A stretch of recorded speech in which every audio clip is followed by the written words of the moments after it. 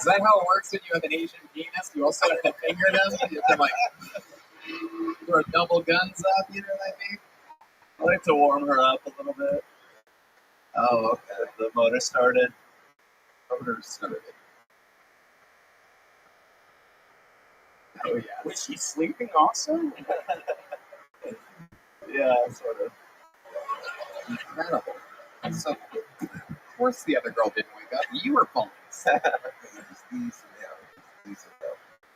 How many guys here have ever thought this, that if I'm knocking one girl down in the room and another girl see it, that she'd go for it too? How many guys have thought that?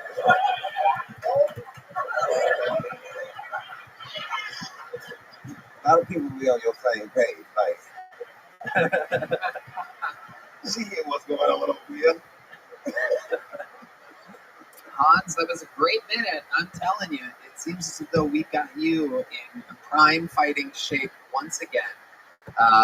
So, I mean, I'm going to send you off to the back, and then we'll bring you back out after the next comedian's set, because you're fighting for regular shape again, everybody. Yeah, heck yeah. For those of you that weren't there on Saturday, you may not know, but we're doing a brand new thing with Hans in order to re-energize his work ethic and his career, where now every single week he has to defend his regularship against one of the highest qualifying candidates. On Saturday night, I got to give him all the credit in the world. He smashed the unbelievably likable, unbelievably talented 5-year golden ticket winner Enrique Chacon with Grady's. This week, I think, is an even bigger challenge. Ladies and gentlemen, if he wins, he becomes a regular on Kiltonian. He's from Toronto, Canada, everybody. He is very, very special in a great many ways. I believe it's called globally challenged. I was using a different word on Saturday during the uncensored stream brought to you by Moment House. Ladies and gentlemen, one of our favorites of all time, fighting to become a regular. This is a brand new minute from the one and only Jared Nathan, everyone. Oh, shit. Here we go. Oh, my God.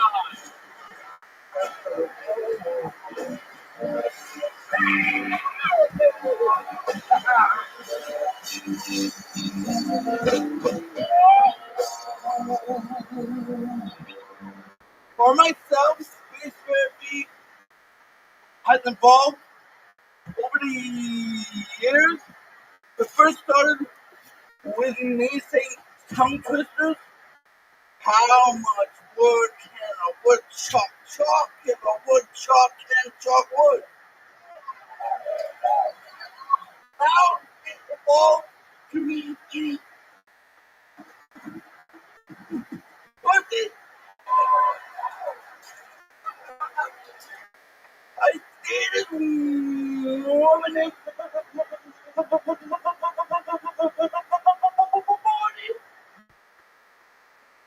and she loved her and went down her and said her name.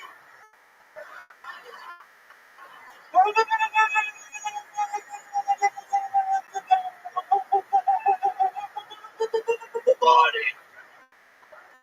It saved them money on the battery. You know what they say? One thing goes stunner and no other. Thank you.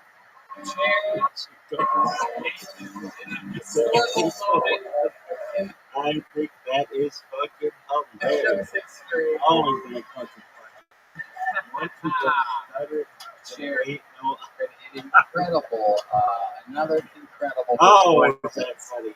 Not quite as many That lives motherfucker prevented as never ours, makes but a couple bigger, big pops at that different is points. fucking Different points. Once you go stutter, Very fun. How do you feel like that went? You went fantastic. Okay. I think I was on it. You what? I think Once you go study, I think it was one like I said here at the mothership. Okay. I think myself. All right, yeah. I disagree with that. Yeah, I think I disagree too. I see what you're trying to do, though. You're trying to get into voters' heads. Trying to pull some Joe Biden trickery right now. Oh, the cost of bananas is down 10% after I raised it 60% 2 months ago. Oh, you guys are Biden fans. Okay, we lost you there. Oh, yeah, there's a lot of people visiting from California today, everybody. Oh, welcome, dear visitors. We don't have any fun when you're not here. Okay, so, once you go Jared, look at the look of seriousness on your face. Oh, my goodness, this is a big deal. I love it. So how do you feel? Is that true that you've been eating pussy? I do it. Wow. Oh my It goodness.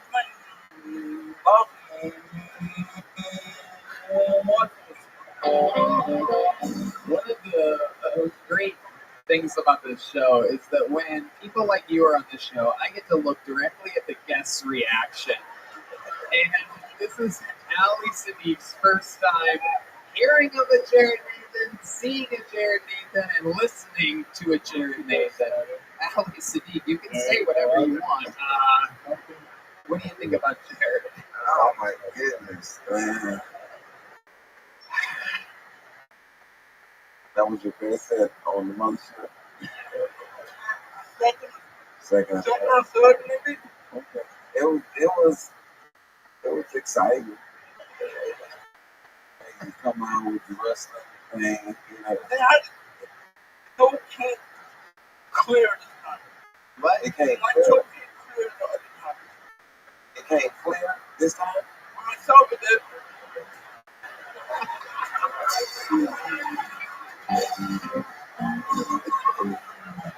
That is incredible. I can't imagine if this was my first time seeing you. Yeah. I was like, oh, that was. Want to see something, Ali? What? Want to see something? Out here. When I whisper, I do not stutter. When he whispers, he does not stutter. Don't worry, it's not airborne. You can't catch it. Like he threw something over it. Yeah.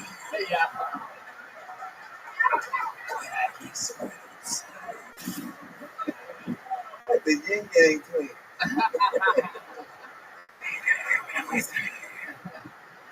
When you see my jokes. All right, let's get Hans Kemp back out here, ladies and gentlemen. Oh my goodness. Wow. I mean, here we go.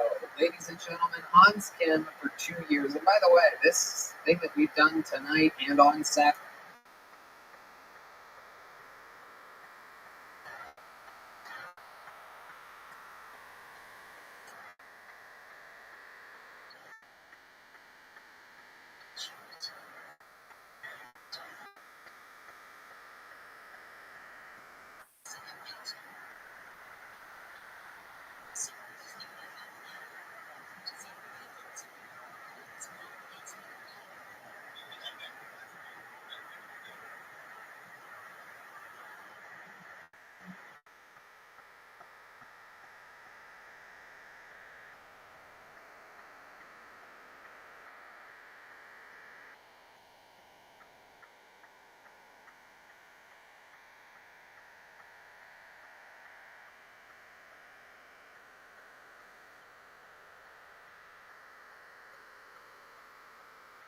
Saturday with Hans is the only time we've ever done anything like this. It is absolutely incredible. I figure it is an absolute win-win situation. It goes to show you exactly what the live audience is feeling, because I let you guys decide. So, ladies and gentlemen, how many of you have Jared Nathan winning tonight's regular ship battle? Make some noise for Jared. All right. You've known him for 2 years. You've seen him over 100 times on the show. How many of you think Hans Kim retains again? Huh? I got a feeling. The boy is in lightweight, stronger than ever. Hans Kim, how do you feel? I feel great. That was perfect. Perfect. This chair is amazing, Jared. Jared's still trying to fuck you up. I'm gonna I tried to hug him. You got any more fat retards for me to beat, Tony?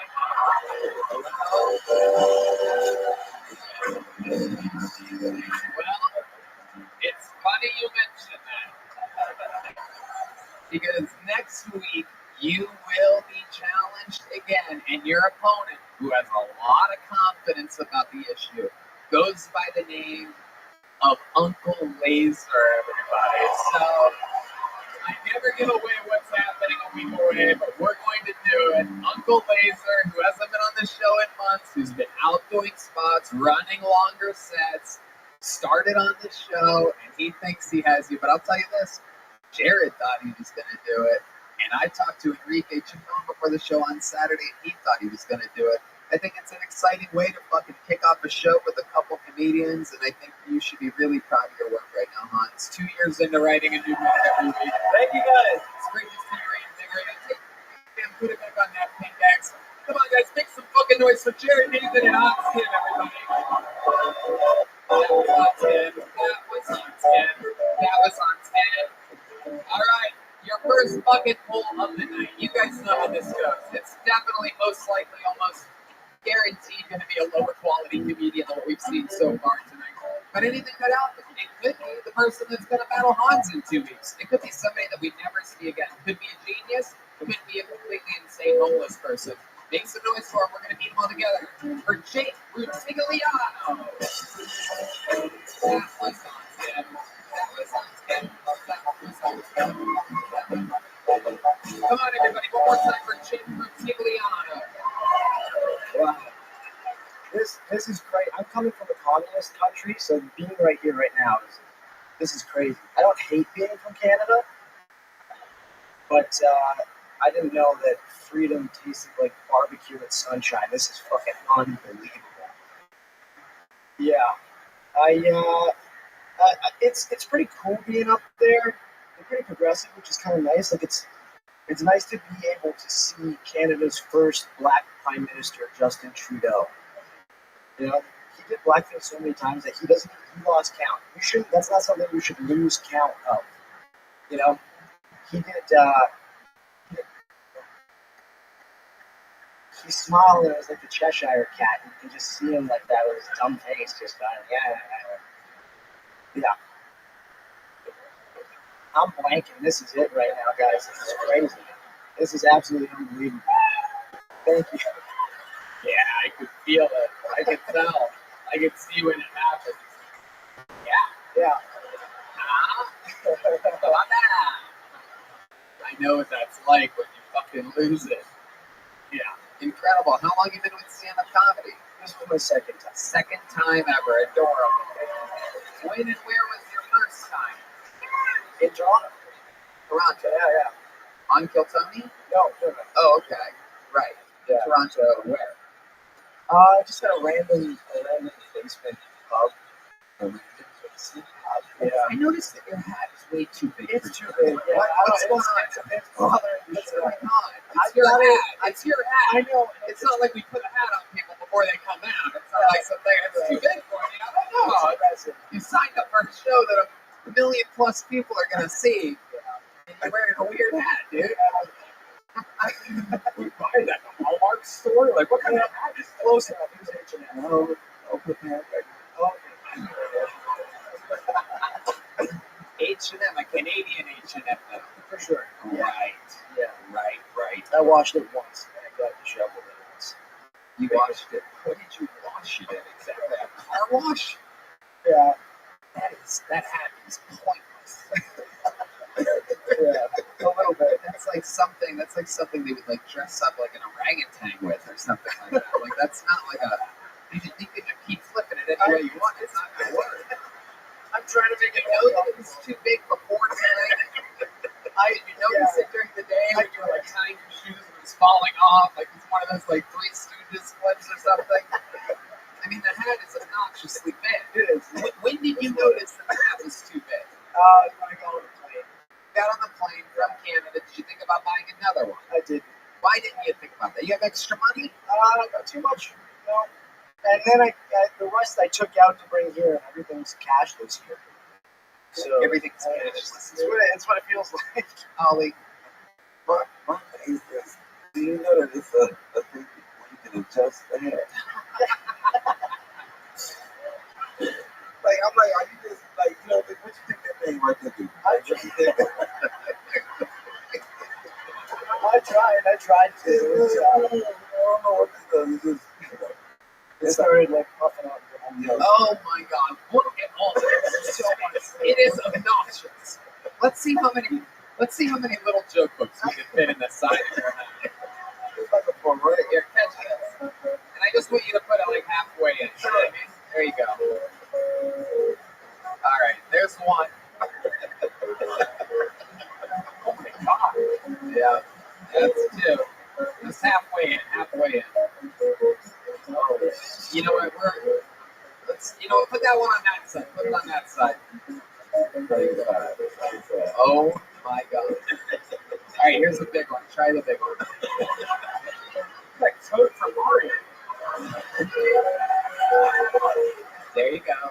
All right, one more. I want you to put this one on the same side as that one. I think it can fit. Right against it. Yep.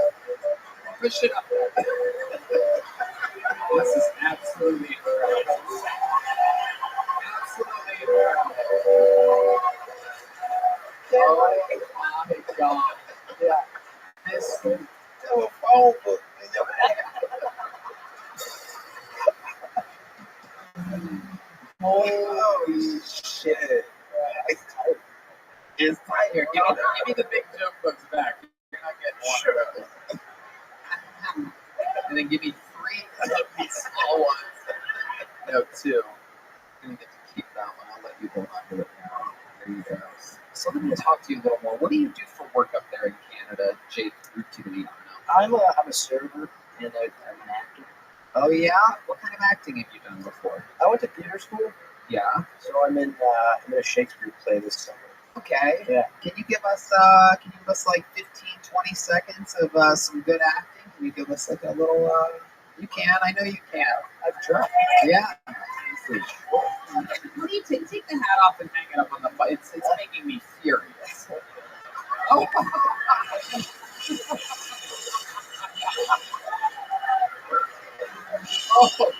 Oh my God. For those of you only listening to the show, you just put the hat on the mic stand and it went through the hat is so big, like a magic trick.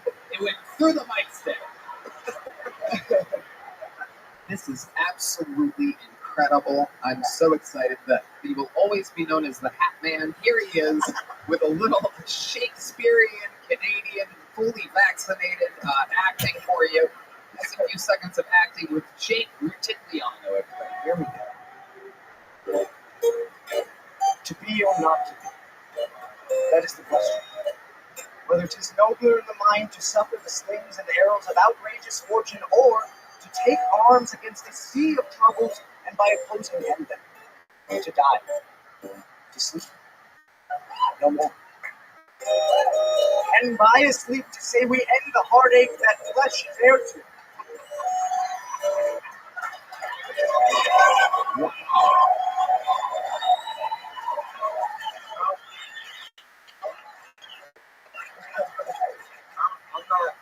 I'm not gonna lie, that's the first time I ever heard somebody do Shakespeare in their real voice. Rev it up. Yeah. Very, very impressive. Hats off to you, Jake. Thank you for signing up. You got your little joke book. Sorry. Okay. I handed you, What? What? the name fell out of the bucket at the 10th anniversary, and I handed you the name. You sit in the front row. If you wouldn't have mentioned that, it would have changed my life forever. There he goes, Jake Rutigliano. Thank you for picking up the name at the start of the 10 years. Very, very interesting piece of information. These Canadians, they are wacky folks. There you go. There's Jake, everybody. Make some noise for Jake.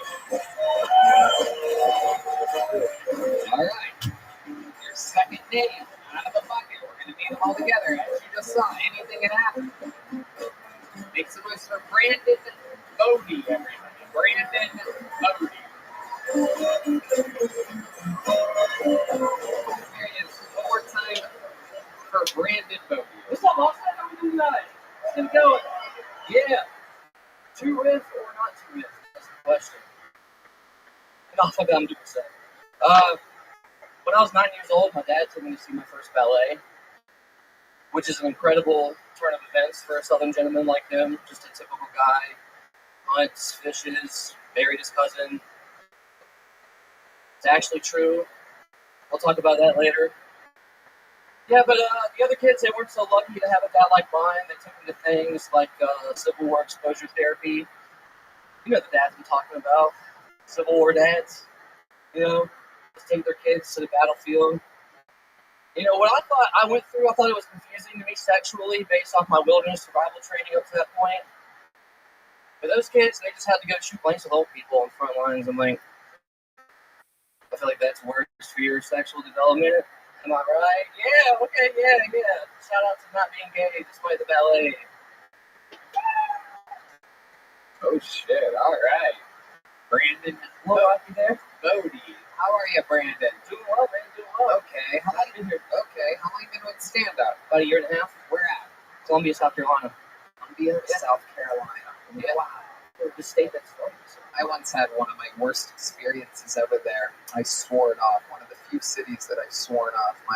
At the time I was with a massive agency called CAA, and they didn't. It was on this was the Monster Energy Outbreak Tour in 2016, my first ever theater tour. And I did a gig in Columbia, South Carolina, and my agent, normally there's a guarantee, and then there's, if you do really good, you get a big percentage of the door. But there's always a guarantee to protect you just in case you almost, like say you fill, if you get 80% or more filled, then you get a big percentage. But there's always a little guarantee to protect you. Everybody's going to make money. Everything's good. It was the only gig where I hit like 78% instead of 80%. Columbia, South Carolina is a bunch of unfunny hillbillies. And it was the only stop on the tour in which my agent at one of the biggest agencies in the world, the third biggest comedy agency on planet Earth, forgot to put a guarantee in. So I literally walked with nothing. The venue said, you get nothing. You get nothing at all. Even though, holy shit is right. The dark side of show business. It's a deep place. I fired CAA after that, so luckily now I'm with the biggest comedy agency in the world, UTA, and my agent's sitting. I'm going to big hand for my agent, everybody. Making us all absolutely rich. It's just fucking unbelievable.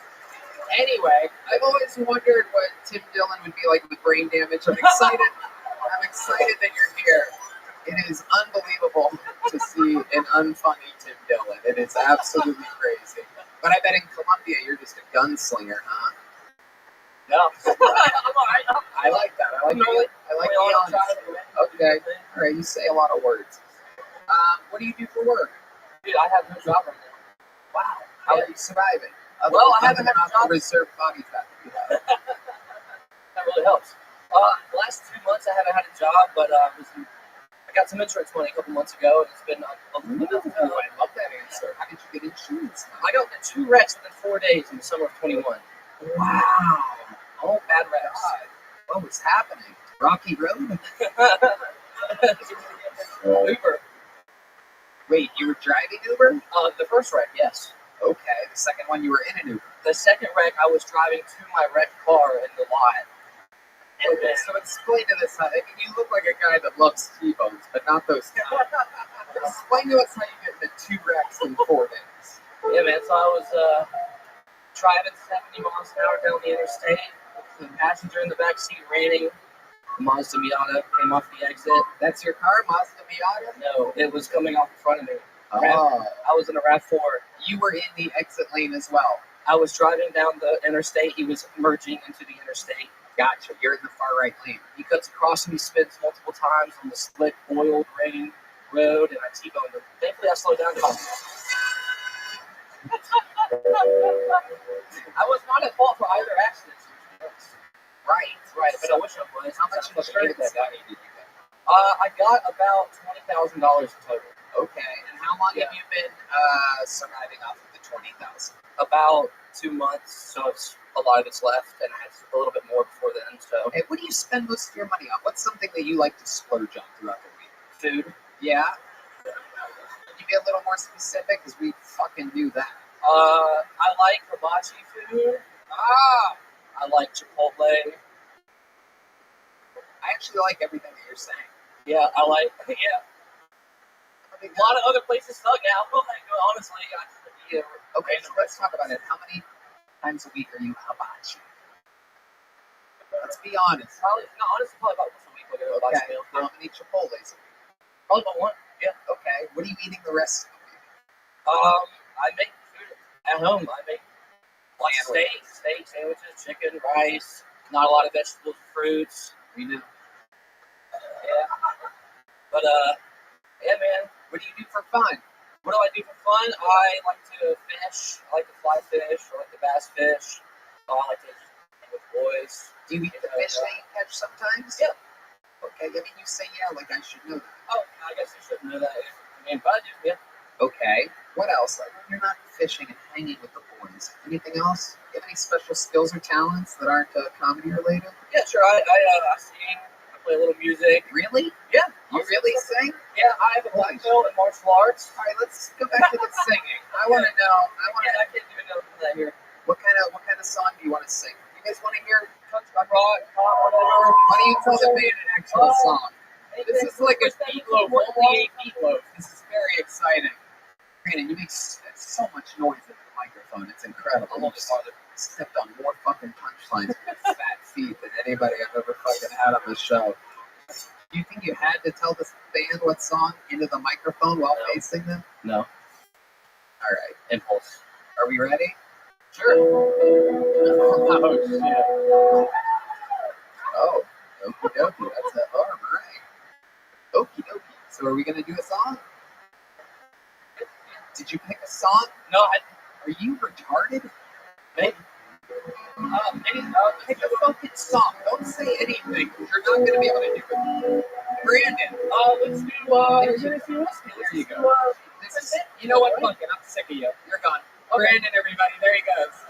It happens. Brandon, take one of these. Take one of those. There he goes. Brandon. Ooh, like Tennessee whiskey.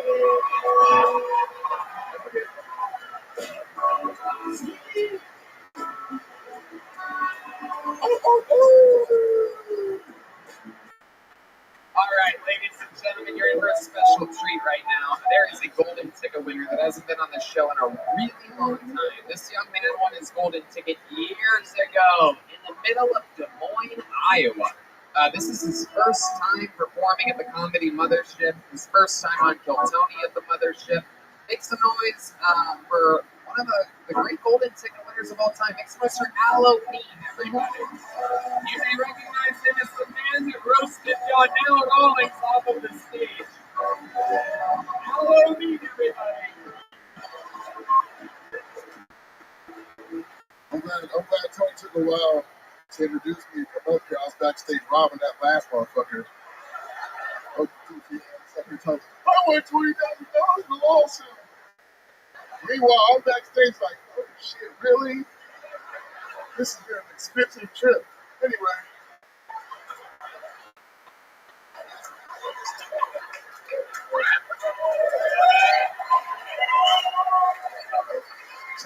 Texas supports niggas robbing white people. I like that. I might have to move down here for real, man. I've been thinking about it. I don't know. I just had to kind of worry. But if I get maybe 2 or 3 more Amber Alerts, I'm going to come down here. My daughter's expensive, bro. And, I'll change her name to fucking Amber. Put her on the corner. No more fucking daycare fees for me. Trafficked. I don't even do the jokes I was making. I'll tell you this. Hi, my name is Al. My pronouns are niggas with attitude. If that's too dangerous, shoot my alternative pronouns are Fall Out Boy or Nirvana. All right, that's my type. Alan B. That's it. That's how golden ticket winner does it. Hey, man. make jokes off of exactly what was happening right before you, being present, listening to what's going on, paying attention, being in the moment, using your timing. How do you feel? I feel great, man. It's good to be here. Dope. It's a dope fucking club, dope place. Yeah, absolutely. We've missed you. It's been a great time. We haven't seen you. So famously, Donnell Rawlings, for some reason, took extreme offense to you. He kept making fun of you. I don't know if you know about this. Donnell was once on the show, and he made fun of Aloe, and Aloe goes, "That's one." Then he made fun of Aloe again later on in the interview, and he goes, "That's two." And Donnell noticed that he was counting, so he got offended. Like, what are you going to do? And then he made fun of him again. And then Aloe literally basically got him an Uber. Just like he left. He left the show. One of the only walk-offs in the history. Like, I'm going to go to the bathroom. And then he was found later at a firehouse or something, like, taking photos of fire trucks. Yeah. We literally found him posting on Instagram. He was walking down the street. Damn, fam. He got mad. You know he wears the Chappelle chain, right? So he had these Jordans that matched it. So I was like, when did you get those Jordans before or after Chappelle gave you that chain? And when I said that shit, he punched the chain. and that's what hurt him, I think. And after that, he pretty much left. After he gave a little speech, he got a little emotional. Black people. I felt bad about that too. I felt real bad about that too because, you know, it's rare that you got to show unity, especially from all these white people. Yeah. Otherwise, they too loved it. I just thought thinking like you ran off your only help. But the nigga, no. What's weird is when you said the first thing about the dude with the $20,000. It's the exact same voice that I would need if I would describe it. Hey, $20,000. Why would you say it out loud? We all know all white people sound alike. But what's crazy? What's the crazy thing is, you think he got it on him? No, He's like $20,000. He's like, oh shit. I'll tell you the plan. I know if I had $20,000, I would have it all in cash on me. You threatened him hard enough. You told me he'll Venmo you. That's all. Damn. That's a paper trail. But It's strong on internet threatening. Send me your Venmo. We look fucking Venmo. Get my Venmo. All right, real quick, give me the last story your phone doesn't take. That's always an awkward part when he starts walking away. You have to put him back up against the wall again. All the last four of your phones. Yeah, All of this is crazy. that is true. Yeah, that's true. I probably would. Yeah, that's probably a bad move. I just watched your special, by the way. It's crazy that you're here right now. Just 2 days ago, I'm starting to watch your special. Just on some random, it's on YouTube. It's a great special. Crushing on YouTube.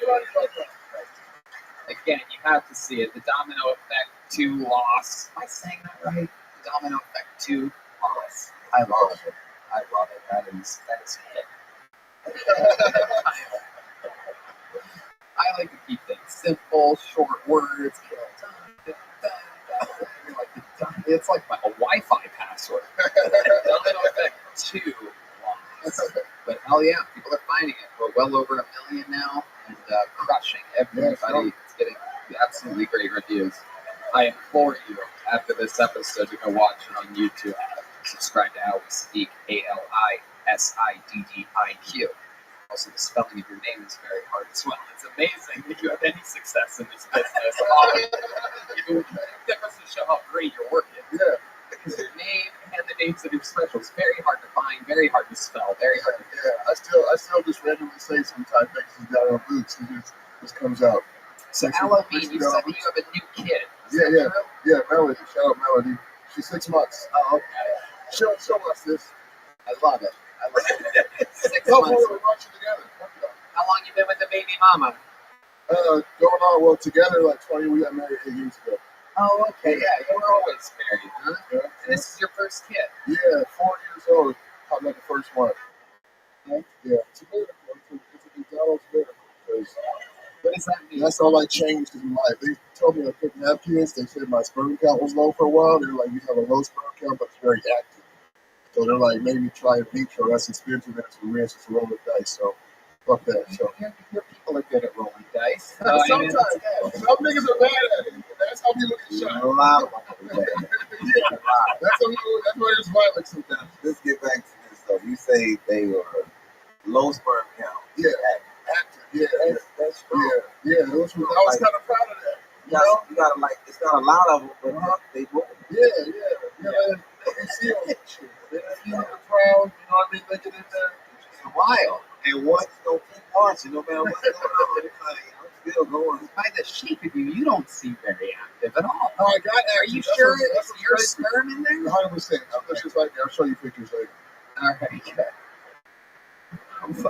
Did she come out with an Oakland A's hat on or something? Okay, what does your wife do for work? She's in sales. She's like an optician. She sells glasses and shit. Okay. And yours is a truck driver. Truck driver, yeah. How's that been going? It's good. It's good. I'm one of America's only, still working heroes, because this is a super healthy country, so we're more important than the military. Let us stop shipping shit, y'all. You fucking going crazy, killing each other. You're welcome. I'm a hero. That's right. I'm good. That's right. Okay, anything else crazy happened since the last time we saw you that we should know about, Halloween? No, man, just, try to not make another kid for now. Okay. They're expensive, All those active sperms. Yeah, chill out. Man. I start eating McDonald's. What is the McDonald's? I've never understand. Only change up my life if I stop eating McDonald's. I'll stop telling people that McDonald's paid me, but for now, that's just the truth. So you were trying to have a kid the whole time. Yeah, we did. And then you stopped eating McDonald's. And then how soon after was it was probably like 6 months. It was probably like 6 months to a year. So that's the only change I made there. I just stopped eating McDonald's. I still do this shit. I came down here, I was fucking a Jack in the Box. That's not those who are on Yes, that is bad. Does that theory? No. Yeah, that shit fucked me up. That is bad. My butthole's been hurt ever since then. Yeah, it's bad. Alright, well. It was 2 o'clock in the morning, though. What are you going to do? It's true. Take risks. Aloe memes, so fun. Great to have you. Great stuff. Thank you so much. How was that? Golden ticket winner, Aloe meme, ladies and gentlemen. Come on. Alright, pull another name out of the bucket. Let's see what happens. Big push for Colin O'Meara, everybody. Colin O'Meara. Here we go. There's Colin O'Meara.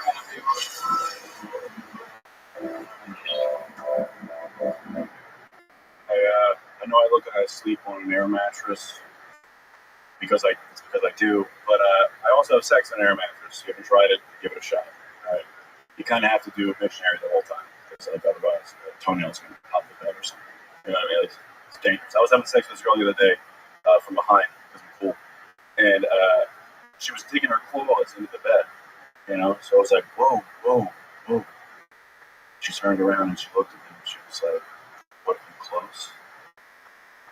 I'm like, "Yeah, close to sleeping on the fucking floor. All right, let's pull it back a bit. It's fun. I like having sex. Because that way I can see women hit rock bottom in real time. You know what I mean? Like, I'm like, yeah, I don't think I was gonna be here either. Like they text their friends and they go home with me and they're like, "Oh, he's the fun guy from the bar. He's a comedian." And then they get bad dick on an air mattress. And they're like, "Oh my god, he's a fucking comedian." All right, this checks out. I like when all right, thank you. There you go. Really deflated the air in the room with your air mattress material there, Colin O'Meara. You look like you were going to do good. You look like a professional. You have a good haircut. You have rings on for some reason. You have an open shirt. You got a chain. You got a little bit of swag to you. And then you just come out and do that. You've been on the show a few times, right? Yeah, like a year and a half ago. And it never really goes that great, does it? I'm pretty decent. I don't think you are. Alright. I don't think you are at all. That's pretty much my call's the one that matters. So, I like that you thought you did good. You pulled a little Jared Nathan. You're trying to. I'm not the bad comedian you just saw. Okay, Colin, let's talk about it. I actually slept on an air mattress when I was coming up in the game in someone's living room, and I paid rent to sleep on an air mattress in somebody's living room. And I once hooked up with a chick way out of my league back then. And I remember this because I actually have a better story than you. I've never told it on stage or anything, but your story, your shitty story, reminds me of my good story. Anyway, so I ended up hooking up with this hot fucking one of those beautiful mixed girls with the fucking little baby hair. I mean, just absolutely stunning. And I remember thinking to myself, why is this girl fucking me? I'm a 23-year-old door guy at the store, and the money and the food. This is crazy. All I have is this fucking air mattress in my job at the comedy store. Anyway, I wake up the next morning. She's gone already. And I notice that there's an earring on the air mattress. And it's right next to my face. And I go, oh, she left an earring. And I grab it. And it goes, and it starts. So this is very early in the morning that this happens. And I'm like, oh, fuck. So I go back to sleep, right? I'm in the middle of an air mattress. Now, what you don't know, people with parents that weren't together and jobs and college diplomas, is that when you sleep on an air mattress and it's actually slowly deflating, it doesn't evenly go down. Now, the middle where you're at goes down, and the rest closes on you like a Venus flytrap of depression. So you end up literally on the hardwood floor, but with a bunch of mattress sticking up like that, and that part doesn't deflate. That doesn't deflate because there's no pressure on it. You understand what I'm saying? So you end up just enclosed in a fucking hot case that now the sun's coming up in Los Angeles, and now it's 130 degrees. Anyway, I like that I'm telling some real career stories here during this episode, really slowing down the comedy part of everything and share with you some of the unbelievable adventures that I've been on until I was wildly rich and successful. So let's talk about it, Colin. Are you really on an air mattress? I actually just got off recently. I can tell. I can see it because you seem well rested. Yeah, a little bit. Yeah. How's the new mattress treating you? I'll be honest, pretty good. You don't realize how bad it is sleeping on the air mattress until you get it off. Completely agree. Yeah. Have you taken a girl back to your new mattress since you're so cool, having sex doggy style? I actually got a Such a girlfriend. cool guy. You know what I mean? I don't even look at the girl. Yeah, I got a girlfriend like the same week I got off the air mattress. So, Funny how that works out. Yeah. What does your girlfriend do? she's a nurse, Oh, what kind of nurse? like an AIDS nurse. An AIDS nurse? Yeah, right. A What? nurse for people with AIDS? She that's not what she calls it, but it's like she works at like a sex place where like people with AIDS come in, like HIV, but Right. they got AIDS there. Like everyone just got Yeah. AIDS. Yeah, They've got AIDS. yeah, That should be the name of the place. yeah, pretty You much. got AIDS. It's apparently it's not even a big deal anymore. It's Right. like they come in, we give them something, and then they just. Absolutely. Yeah. You don't ever worry about it. I did. No, I asked. I was like, "What happens if you like get AIDS up?" And then she was like, "We take a pill, and she literally was like, hypothetically, if I took someone's blood that had HIV, and then I pricked my finger, I take a pill for 2 weeks, and then I don't get HIV." Oh, yeah, they have stuff for that now. Apparently, yeah. Right. Everyone that works there has AIDS too, except for her. But not. Really? Yeah, apparently, yeah. I double checked, but yeah, it's like no big deal. I don't know. They got pills and everything. I don't know. It's like no big deal. I came from an air mattress to AIDS nurse. No big deal. Incredible. Yeah. I had a way better air mattress story than you as well. Yeah, let's go. Let's go.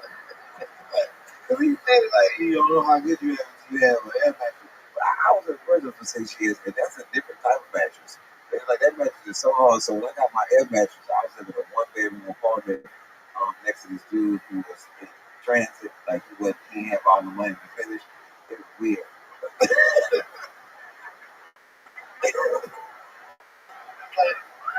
It was like he had one titty one day, then he got the next one. It was some weird shit going on next door. And so I'm saying, I had a really nice one, like the one that you blow up and you can deflate, and like women can stick their nails in it. It was good. Like, and I also had this way above my head chick at the time, because she came to my apartment and did this like, yeah, you stay here, bitch. What you talking about? I stay here on the air mattress. You already here. So we can't judge me. You already saw what it was. You was coming up the steps. It looked like lunch. She was going up the cement steps like, yeah. I'm like, yeah, it's what it is. I might want to She think when she got my apartment, it's gonna be lavish. Like you walk into an air mattress. But it was a nice one. I had sheets and everything. It sounded like you didn't have sheets for your. No, that's the thing. They didn't. Most of the time, they didn't even know it was an air mattress the next day. Like they were like, "Wait a second." But you had a magical air mattress. Dude, it was a box for your air mattress. This is on the floor. Everybody know an air mattress is on the floor. You like, nobody's bed is that low. No, right. Then I had like a mattress topper that was like that big. Shit up. So yeah. Well, he had a box with air mattress on top of like it was a real I big. put sheets on everything. They'd find out because like after like we'd have sex, the bed would be like 2 feet away from the They wall. would have to jump down off the side. Yeah, but they did, and then I fill it back up, and then they did. You know, when you walked out here, I thought you were gonna be good too. Yeah. I know. It's incredible. It really is wild. You look like you'd be good, but you're not. Why do you think that is? How long have you been with stand-up? A couple of years now, like 4. All of it here in Austin, Texas? No, I'm from outside of Philly. I moved here come out on 2 years system. Wow, those people from just outside of Philly are hilarious. This is incredible. You're almost an anomaly. Yeah, jokes, they're just really cheesy. It's almost like cruise ships.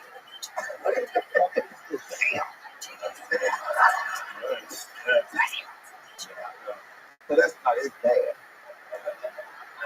it's like you should have been just swaying a little bit and singing the last of the punchline. That's like it was crazy. That look like you can sing though. Not at all. Not at all. No, I'm telling you. Yeah, it's so weird. Shit, like you answer a question, you always do this. Like, what's going on with you? You know, okay? I look like it, but not. You look like you done cocaine, but you haven't. Yeah, I get told that. Yeah, I'm doing it again. Weird tip. Do you do any jokes? Do you do any jokes about your girl working at an AIDS place? No, it's pretty early on. No, I You don't. have more ticks than fucking Jared Nathan. This is incredible. So you don't talk about that. Yeah, no, it's pretty early. What are some other premises? Without doing the jokes, give us some more premises. We got air mattress. What else? Well, I've been on a few times. What is a set list for? Stuff that we haven't talked My about. dad killed himself. I talked about that and honestly a lot. Okay. Yeah. Was that before or after you started stand-up comedy? That was right before. Right before. Oh, he knew. He knew what was coming. Yeah. All right. Colin, you've already got a little joke book, right? No. Okay. Well, congratulations. Oh, you look like you don't want one. You don't want one? Oh, yeah.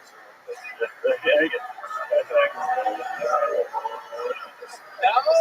The crowd is insisting I don't. No little joke book for Colin over here. These are my people. All right. We're going to keep it moving along. This is wild. You guys are a fucking vicious, dark audience. I got to say, my type of people. Okay, yeah, let's do that. Let's turn the fucking energy in here around right now. Ladies and gentlemen, you're about to witness something magical. Your next comedian is the newest regular on film. He got the job on Saturday. Now smash, full dominance. He's one of the big talks of the club right now. One of the top young rising comedians in the world. This is his first spot as a regular at the mothership. You're here for it. Make some fucking noise for the one and only Cam Patterson, everybody.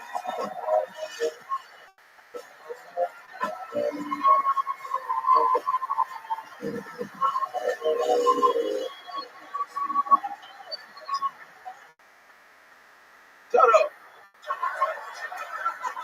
So I just moved to Austin, and I love Austin, because everybody lied to me when I got here. They're like, Cam, you gonna love Austin. It's so diverse. Look at y'all. I'm gonna say 6 other black people since I've been here, and they've all been crackheads. And one of them saw me, got happy, said, "Oh shit, a bunch of them." Like, is that you? Is that you? Okay, that's you. I want to show you something around this corner that's going to follow me. And I didn't want to follow him around the corner because I knew he was going to blow crack dust in my face. And if y'all did not know, that's how you fake crackheads. Did you know that, sir?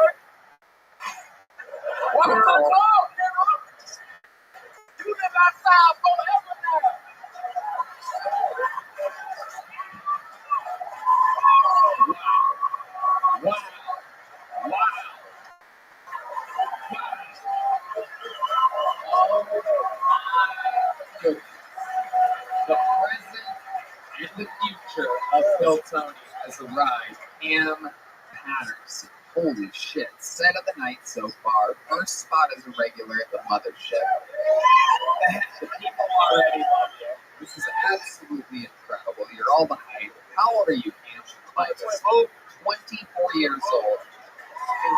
And remind me again, how long have you been doing stand-up? 2 years.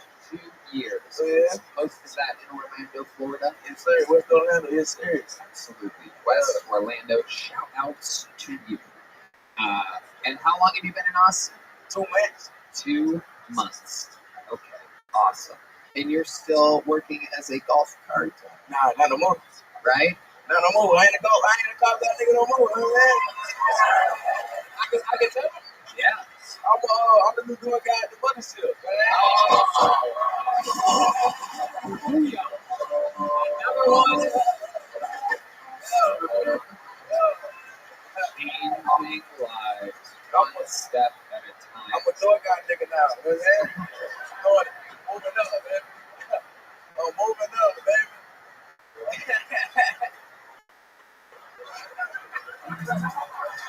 Moving on up, baby. This is great. Absolutely. I'm a big proud. Yeah? You told her about everything that's going on? I cried like a kid, dog. I cried so hard, it was insane. It was insane. Yeah, it was insane. She's so happy for you. Unbelievable. Yeah, you're close with your mom? Very close. My father, he's not cool. My young mom, very close. Right. Your father's because he hasn't been in your life? No. Oh, by the way, and that's a me thing, not a black person thing. I didn't.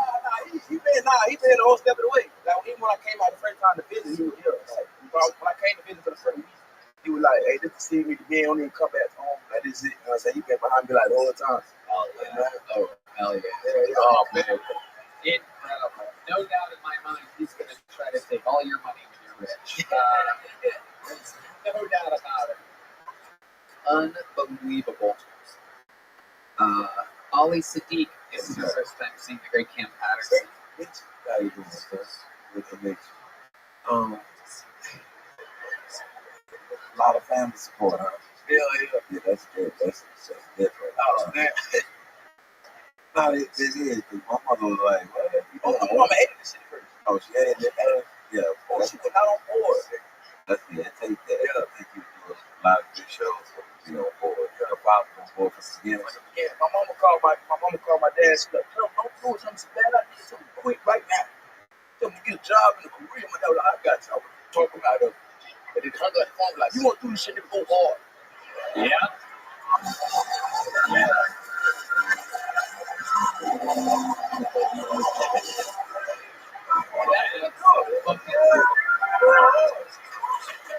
Go hard. Goddamn right. Oh, that's a question. Oh, Tim, You gonna dress like this the whole time? I gotta get some money first, nigga. Yeah, I'm just wondering. Just like, yeah, you gotta get some money for I gotta get some money first. These parents, I'm gonna slide. They ain't got nothing to do with nothing right now. They ain't got nothing. Give a damn about them parents. I'm on side. We talking about the rest of this shit you got going on. Oh, yeah. I know. Let me tell you something. When people start paying to see you, you ain't gonna make it just like this. They go because they gonna want to see where their money going. You ain't gonna. No, but right now, we're going. Yeah. Oh, wait, I seem like you look very comfortable. It is part of like his almost trademark style. You said that you wear the slides and socks every time you perform, right? Every time I come on stage, yes. Yeah. Like you was good at getting speaking. I was horrible. I said I ran straight to the stage, sent that shit immediately. I just do black and white translator.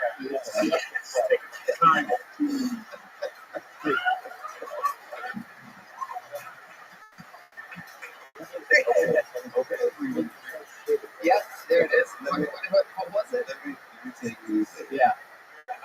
I was good at being a street dude, and he was horrible at that. And because I was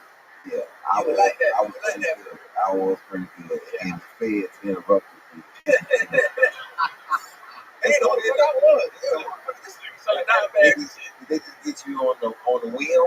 Yeah, now they get me off. Okay, good. I let me get it. That's what you supposed to do. Yeah, I I like see it. Sign like when you start. This is my. Can I talk too much? Absolutely. Okay, I love it. I love it. This is my thought. Okay. So I'm 24, right? Okay. My oldest son 29. My oldest daughter 24. Yeah. Okay. So when did you start hustling? Like 19. I 19. started taking. Yeah, I thought I was better. What you mean you started late? That's 19. Okay. So I'm like a lot of years old. A lot. Like I'm 49. Yeah. What didn't you see? What did we say to make you get in the street to start hustling? Like by 1997, it was a lot of movies out and a lot of things out. The whole state, the drugs and all this. What made you start hustling after you saw all that shit? Because if I would have saw, if it would have been out, because I was hustling way before. I was like in the 80s. The crack first started, so we didn't know. We didn't have no commercials. You know what I'm saying? So if I would have saw like what happens, then I probably would have never did. What did we say? And I always ask this when people start hustling way after I got out of prison. I was like, fuck, they're not gonna get me. So you saw the shit like, okay, you end up, because this was our deal. If you sell dope, you're gonna end up in prison. But then you was like, they not gonna get me. That's what I had. Like I would lose it. They don't get me. It's an incredible amount of confidence. Where do you think this confidence comes from, Camp Patterson? You have it on stage, you had it on the streets. Shit, I don't know. My dad probably. I've always been confident too. You know what I'm saying? I've always been. Yeah, I've been more than anything else I did. So I did confident. Just like that's it, man. I love it, and you have a lot to do, my friend. If you did it every single week from here on out, his first minute of the mothership, wildly successful. Come on, make it loud for the great Camp Patterson, everybody. He has alive. Oh my goodness, how exciting. Brand new muscle. Of course, taking the place of the great David Lucas, who gets to do a spot anytime he wants to promote anything he wants in the future. He's enjoying his first Monday off in a while. So back to the bucket we go. Ladies and gentlemen, we're going to meet this person all together. Make some noise for Dylan Rasucci, everyone. Dylan Rasucci. A lot of Italian names tonight. One more time for Dylan, everybody. These people wait all night for this.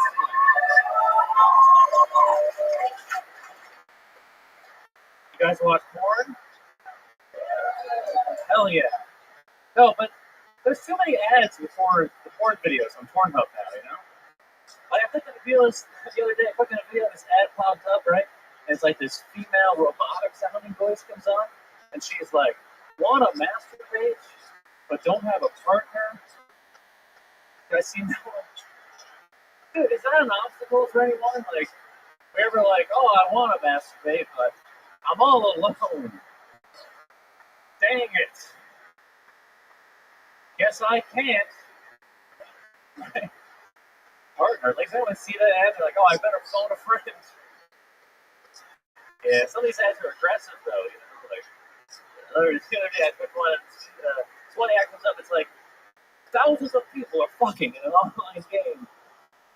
Like, alright, that doesn't really appeal to me, you know? I don't need meta pussy. Alright, whatever. Thank you. Wow, rough night in the bucket hole tonight. My goodness, unbelievable. Dylan Rasucci. How long have you been doing stand-up? Let me guess, 2 years. Basically 2 or 3. Basically 3. But not 3 yet. Well, I started right before the pandemic, like going a lot. But when did you start? But first, I did sporadic for a few years, so I didn't really start until like end of 2019. When did you really start? The answer that you End of 2019. The end of 2019. Yeah. So that would be 4 years. Yeah. Well, I say 3, I guess, because there's like a weird break with the COVID and shit, you know. Right. So you did it for a month or 2. How many times do you think you did it before the pandemic? Before the pandemic, I don't know, probably like 50 or something like that. 50 times. So probably in between December of 2019. The first time I did was 2016, But then I did it very sporadically for a year and a half. Oh, it's getting worse, though. This is incredible. Hey, I started good. You're like all of the bucket holes tonight smushed together to the point to where even your hat's a little too large for your head. It's absolutely incredible. I think we could fit at least 2 big joke books in the side of that thing. Okay, Dylan, what do you do for work? I work in a fish market. Okay, where at? Quality seafood. Awesome. Okay. So what do you do at what do you do at the fish market? I do once I work behind the counter. I cut fish. I've done deliveries once. Kind of have me do a bunch of different shit. Okay. What are these sketchy answers? I'm sorry. You're doing okay. How long have you been at the fish market? So there I've only been there for like a month. But what did you do before that? So I've only lived there like 3 months from upstate New York. I worked at the fish market there for almost 10 years. Okay. Yeah. Okay. What do you do for fun, Dylan? Give us something about your very interesting life. You're not doing kind of stand-up over years and sometimes, and not at all sometimes. I used to play a lot of basketball. Upstate New York basketball. That's what they look like, folks. Fucking, wow. Okay, what else other than basketball? Go to concerts, see the band Fish like 90 times. You love Fish. Yeah. You can't get enough fucking Fish. Yeah. Fish, the worst band ever. Fish market, the worst place to work on planet Earth. Yes, dude. Do you only hang out with girls with smelly pussies? Yes. Makes you feel like you're making money? Yeah. What is your love life like? You seem completely unbearable. Bro? Come on. Are we bros now? No, we're You not. and I just hold the old mouths? It's non-existent right now, okay? I haven't had sex in like 8 months. 8 months. Wow, that's incredible. Incredible. What do you think? Why do you think this is? Well, I went through a breakup and I haven't tried that hard, and I don't know. What was the breakup? How long were you with the girl that you went through the breakup? Like 4.5 years? Okay, how did it end? She cheated on you? No. You just don't know that she cheated on you? No, she wasn't a cheater. It was her idea to break up with you? She just wanted to be friends. Right. Did you notice that? Did you happen to notice that she immediately had a boyfriend? No, that didn't happen. It's a long story. You're saying it like it did happen. No, you said that like it definitely did happen. No, dude. You don't come to terms with it. Did you hear that? Okay, I'm the closest to him. So when he dive over here, I'm gonna stop him because he is. This is like a lot of pressure for him. Like these are some softball questions. You know, just break it. I'm telling you the truth. I don't know what's going on with me. It's a long story. She honestly, We know it's a long story. We know that.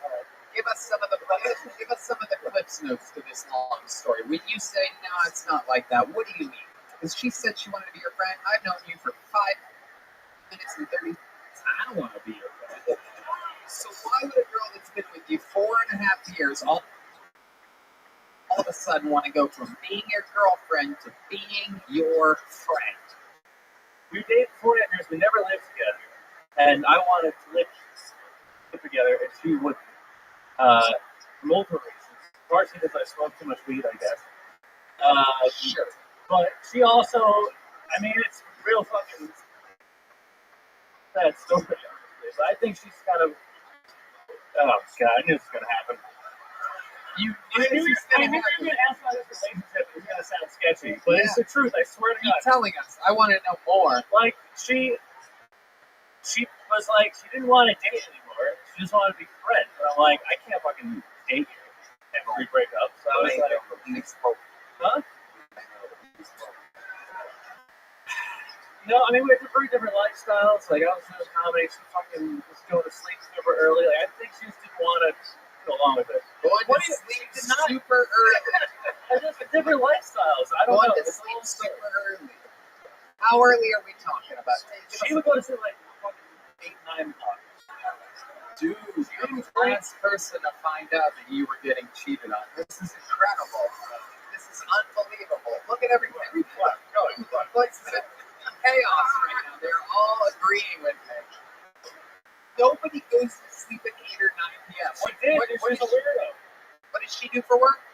Well, I don't know exactly what she did. She was working for.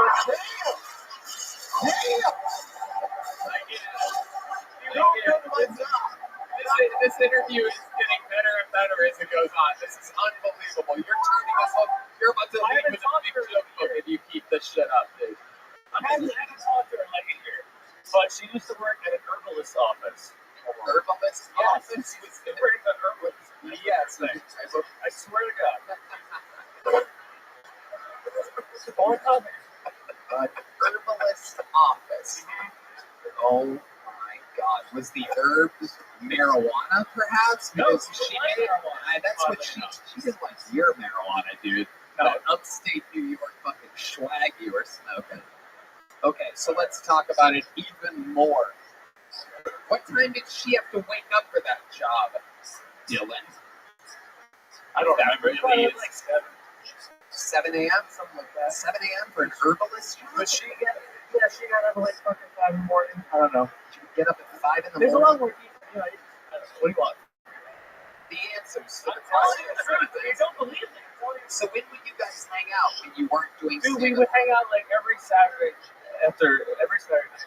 Every Saturday night? Every Give us an Sunday. example of what you guys would do. Saturday night to Sunday afternoon, what would you guys do? Give us an example. Give us the routine. Go ahead. Sure. I would come home from work. A lot of times we like fucking make a meal together, hang out, maybe bang, go to sleep. Or a lot of When times, you say maybe bang, well, sometimes we bang Sunday morning instead of Saturday night. True. And then, So nothing is public. nothing in public. well, we had sex in the woods once. We went hiking a lot. That's what we were talking about. Wait, what? We're talking about going out in public. I believe that. I like said bang in public. Like that was normal. I don't know. How did you end up having sex in the woods? We were hiking. We hiked a lot. Are you sure it was sex and not like a dry hand job or something like that? No, I'm sure it was good. Okay. Can you describe to us the how it all started? So you're on a hike through the woods. What happens? Going down the old happy trail. Pull a backpack off. Go ahead. Yep. Let's hear it. Probably. Yeah, we got to, like, Probably. Are you writing this as you No. go? What? Tell us the story. we get up to like top of the fucking mountain, and then I don't remember. It was a while ago, but Wait a second. Are you pretending like you don't remember the one time that you had sex outside in the woods with a girl that you I mean, fucked on average once a week? yes, I know it's that. You don't remember that. No, we got to the top and then we kind of went down the side a little bit, and then one thing led to another. What led to another? I don't know. We started Describe each moment. kissing. I was probably touching her butt a bunch. Touching her butt? Yeah, I mean, look at it. No, she was That's how it starts. Everybody knows that's how sex starts. You just start fucking touching a butt, and everything else, just the clothes just fly off every direction. So you're touching her butt. I'm gonna make you give every fucking detail of the story. The more you resist, the more I will push. Well, honestly, a lot of times, like, I would just get a boner and I could just, like, show it to her and she would, like, start touching it. I swear to God. And you never decided to hang out with her before your stand-up spots between the hours of like 5 and 7 before she would fall asleep. You would show this bitch your boner and she would just start jumping on top of it. Yeah, But you decided to only do this on Saturday nights, which, by the way, shut the fuck up, which, by the way, is the biggest night to do stand-up comedy in every city in the world. You chose Saturday as date night, but you never went to her other evenings. Dude, it was her. I wanted to see her way more. It was not good. Let me ask you this: you went. You said she was married. Not married. You're fucking married. She was fucking. Damn, you're right. I really think you might be right. She's not married. Oh my God! So, in closing, I am controlling the interview. In closing, you would show her your boner. I swear to God. And she would just jump all over it, right? But now you're also at the same time telling us all of us, that there's no way that she was hooking up with any other guy. Yes. It was just the magic of your boner. Bro. No, she. I know because she had a lot of intimacy problems and shit. Like she had to be very like she would only like hook up with people if she was like really in love with them and shit. And I'll tell you, it's a really. I swear to God, fuck you guys. Oh shit! Oh, it's a full heel turn. We saw this on Saturday. We see it again. Come on, you guys can fucking do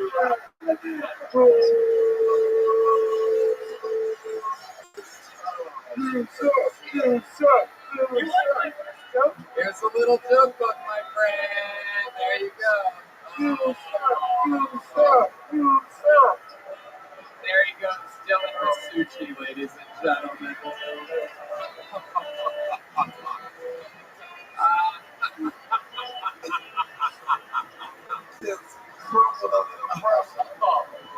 And his ex could see my boner right now.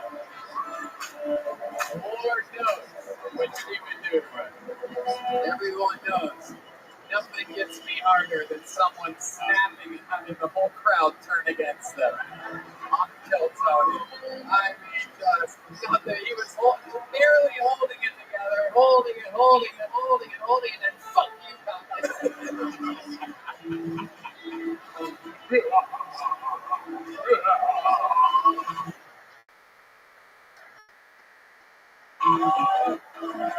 Oh my God. Let's get through another one of these fucking holes, everybody. We're all in it together tonight. You with us? Here we go. We're going to meet them all together. Make some noise for Bobby Johnson, everybody. His baby shuffling down. Come on, one more time for Bobby Johnson, everybody.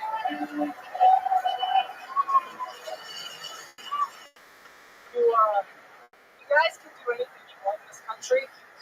People will tell you otherwise. If you don't believe me, I have 4 words for you. Beverly Hills, Chihuahua 3.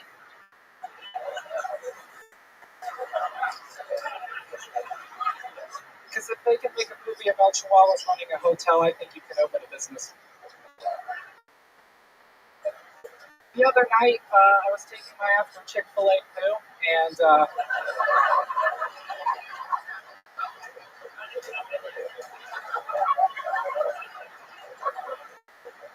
I was thinking about how my wife and I have been arguing over what to name the new baby, and I would like to name it OJ. That way, when she goes into labor, I can scream, "The juice is loose!"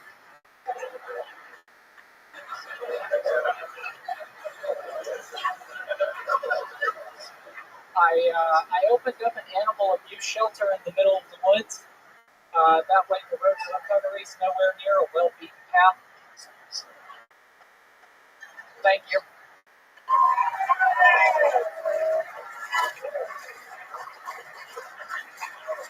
Bobby Johnson, welcome back to the show. I remember you. Yeah. I never forget a face like yours. I love it. Welcome. Absolutely. How long have you been on stand-up comedy? It's been 5 years and 9 months. 5 years and 9 months. How many times do you think you've signed up for this show? This is my 4th time. I want to do one at least on the mothership. Right. Yeah. Your 4th time signing up at the mothership? No. Overall in us.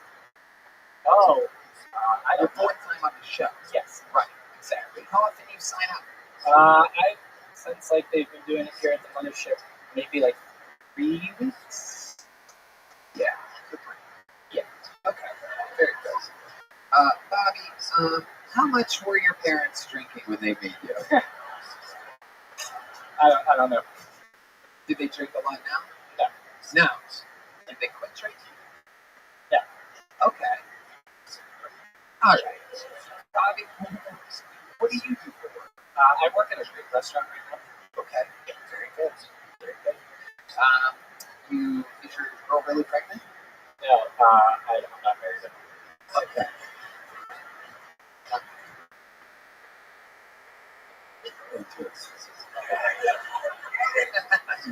We're over here killing flies. Welcome to Texas. So, Bobby, how long have you lived here? In Austin, almost 2 years, but I've lived in Texas since 2009. Okay. Where'd you move in 2009 to come here? Birmingham, Alabama.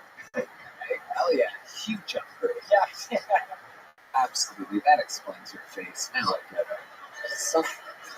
Something in the water.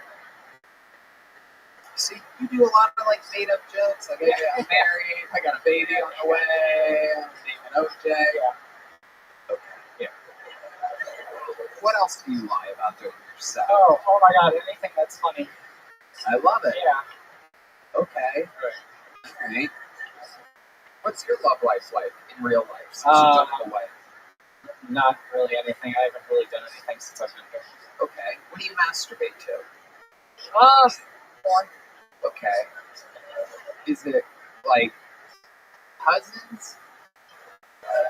Are you into like what people from Birmingham, Alabama are into? You don't even do stepsister porn. You do real sister porn, don't you? And he said he hasn't had sex since he's been here. Are you talking about Austin or are you talking about here? No, since Austin. Right. When the last time you did have sex, what was that like? I disappointed her greatly. Can you explain a little bit better? The last guy did as well. He just doesn't think so. But go ahead, tell us about your disappointment. I know you'll be open and honest. Right. I finished. It was in college. I finished very quickly, and she was just like really disappointed. How quick will we tell? 1 pump, 2 pumps, 10 to 15 seconds.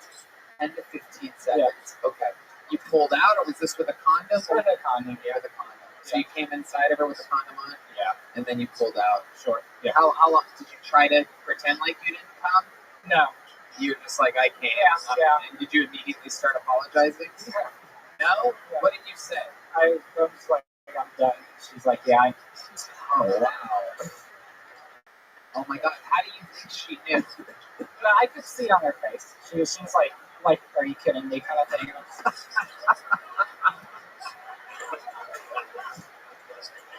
Oh, wow. Okay, this is the thing. Was that your first time having sex? Yeah. Okay, I figured it. So that would be real quick. Yeah. Okay, so next time. Yeah. I'm going to tell you this. If you finish quick, you can start over. Okay. As long as they don't leave, you start over. Okay. Yeah. Like you then you just take a hot towel, bathe yourself real quick, and then come right back. Don't take no time. Okay. Come right back. Right. Absolutely. And next time you're about to come too fast, picture moving back to Birmingham, Alabama. Lasts a lot longer. Yeah. Last time you were on the show, did you get a big joke book? I did. Very good. Well, then we have nothing left to talk about here. Fun set, really good job. I do believe the best bucket pool of the night. It's noise for Bobby Johnson, everybody. Give it moving. Thank you, Bobby. Hey, I'm going to be the secret chef first. Oh, look at that. He's got booked on a real show. Amazing. All right. Wait a second. We didn't get a female up here, did we? No, we did not. We will pull. Yeah, but it's a special treat. Yeah, we gotta go. Oh, there's one right there. All right, pass that along. In the meanwhile, we do have a special treat for you guys. Part of the 10-year anniversary that happened, there was a lot of great comedians that came out. A lot of legends of the history of the show that came out. This young lady is a legend in Kill Tony Coforth. One of the oldest performers that we ever found. She started very late in the game.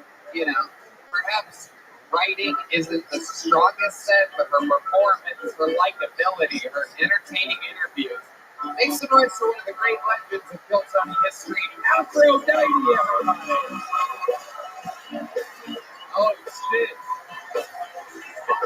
Oh shit. Oh shit.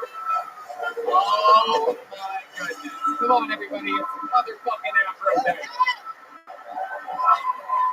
They put the people too close to the stage. It's gonna turn me off. I wasn't ready. Damn, I wasn't ready for that. I just want y'all to check this out. God Almighty is a stand-up comedian. Did y'all realize that? Just look at the person next to you. Just look at their face. You'll understand why God is a stand-up comedian. Making jokes on all our fucking faces on my ass. He took my ass and made a joke out of it. He gave me a little skinny leg like a fucking ostrich. I said, God, I'm supposed to walk with this damn body. And he goes, God's gate. No, I'm sorry. I got a new job, everybody. Yeah. I'm selling caskets for $29.95. And I mostly want to sell it to you young motherfuckers. Because God on the TV. I've been throwing cups of shit at the TV. I think about getting a gun and shoot and have tried to young motherfuckers. You know, old people, we sexy too, you know? Bring your ugly ass kids over for us to babysit. Motherfuckers. Aphrodite with a minute and 7 seconds. An unexpected minute. You didn't even know you were performing until yesterday or late yesterday evening, correct? Because you told me that you were leaving, and I misread the message and said I was expecting another minute, and you said I'm leaving.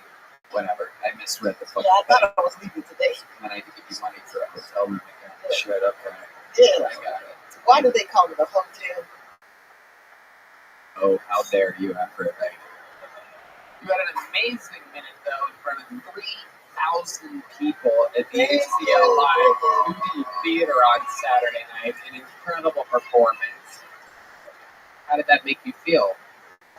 To be almost 70 and to see all you beautiful people, it's just, my heart almost stops. You know, it's just, live your life magically. You know, fuck what people say.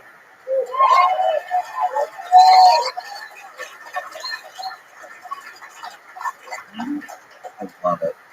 I absolutely love it. This is Aloe Meat's 6-month-old daughter, by the way. I don't know if you guys know that. Oh yeah, I got a new afro for $29.95. You white people get one too. Is that true? Is that not real? Hell no. I got it with some EBT card and shit. You know? I gotta take it back after the show. Oh my goodness. Afro, did you prepare anything else for us? Yeah. Usually sing a little song. You know how to bring the place. We gonna do a little careless Christmas for y'all right quick. Oh shit, really? I'm just gonna do a verse in that bit for now, you know what I'm saying? Because I gotta go backstage and get one of these honeys. You know? Okay. All right, ladies and gentlemen, giving us a little musical performance. Make some noises with the one and only motherfucking Aphrodite.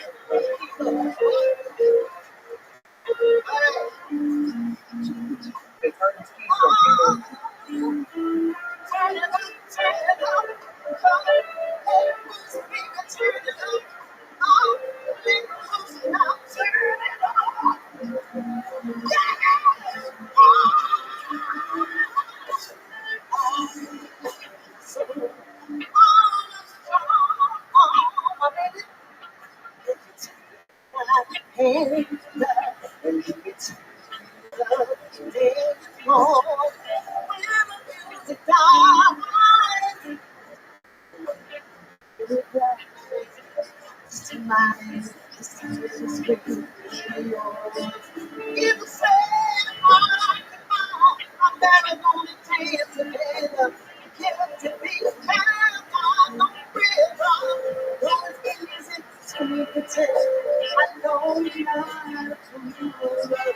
I should have known better than to cheat on my mind. I faced the chance in my mind to give up. I'm never gonna take it again. The way I dance with it.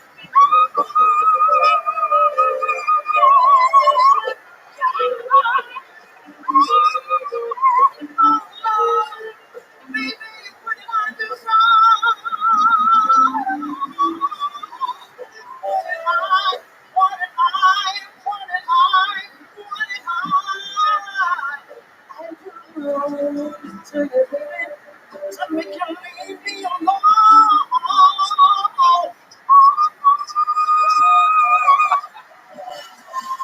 We love her. You should love her too. Thank you. Future Phil Tony Hall of Famer, future in memoriam video participant. Well, I asked for nothing in there. That's the white girls. Aphrodite, did you ever get one of these big joke books to write jokes in?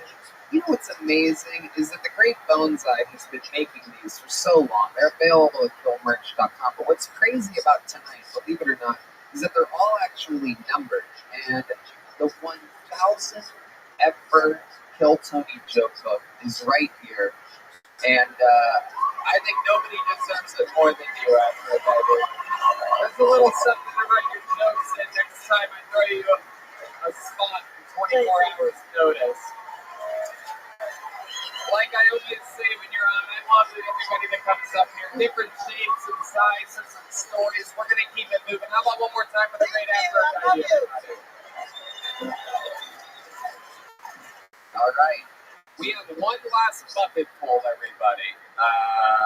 We wanted to get a new woman up here because the scales are so tilted. There's so many fucking, as we've seen tonight, unfunny dudes that sign up for the show. We like to even the tide a little bit. That's how we found Aphrodite fucking 7 or 8 years ago in Los Angeles. Pulling for a woman. We got a new one here. Ladies and gentlemen, this is a brand new minute from Alexis Ramirez, everybody. One last quick set. Let me put a ribbon on this thing. Here she is, Alexis Ramirez, everyone.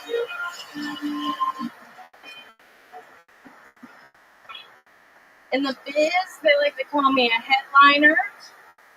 They call me that because every time I blow an open mic comedian, I get a bag of cocaine. I think autistic people have the correct response to eye contact. Personally, I believe eye contact should be reserved for 2 people, your mother and people who have seen your cum face.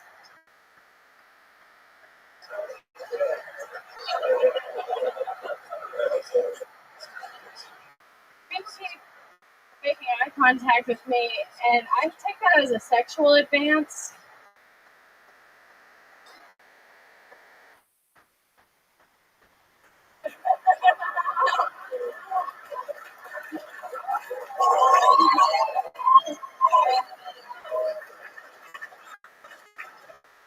Okay, you done? All right, there you go. Just 54 seconds, you just started looking back and forth at me. How you doing? I'm good. How long have you been doing stand-up comedy for? March 7th, 2022. 2022. I'll do the math for you. Thank That's you. That's a year and a couple months. Yes. All right, very good. How's it been going for you? Just doing it. It's not an answer. I keep showing up. They can't stop me. I love it. Goddamn right. Absolutely. What do you do for work? I'm a seamstress at a bridal company that could be in trouble. Maybe it's not in trouble. Maybe everything's fine.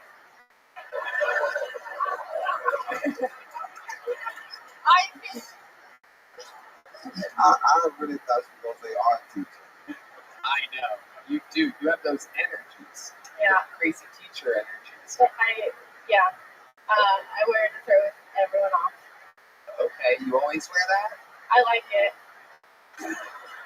Again, you're answering different questions than what I'm asking. So you dyed your hair blonde about 8 or 9 months ago, huh?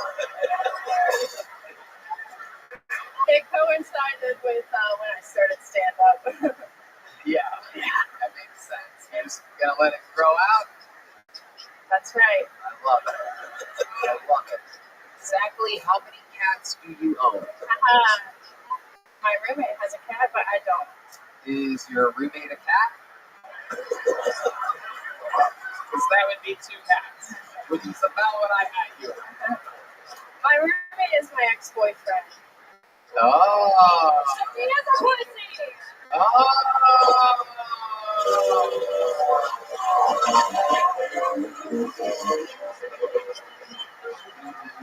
Wow, I love that. Why do you still live with your ex-boyfriend, and how long have you 2 been broken up for? We moved in August, and I broke up in September. Wow. What happened? Why do you think you guys broke up? I bet you both have different reasons, but I'm going to ask what you think. I told him I didn't have time for a boyfriend Wait a second. to love. Wait, Wait a second. I had to love stand-up comedy 5 nights a week. Wow. You had to be a co-signer like 1 month after you just break up with him. He's a great. So hold on a second. You live together for a month, and then you go, I have to break up with you. I'm gonna be in love with stand-up comedy. So you guys don't ever hook up, you don't ever do anything, you're literally just roommates. Just roommates. What does he do? He works at a hotel. Okay, what does he do at a hotel? Check-in. Okay. Hell yeah. And when you checked in, you checked out at the same time. Absolutely incredible. Yes. So, is it ever odd? Do you ever take boys back there in front of him? I did once. Okay. Did he? It was sexy.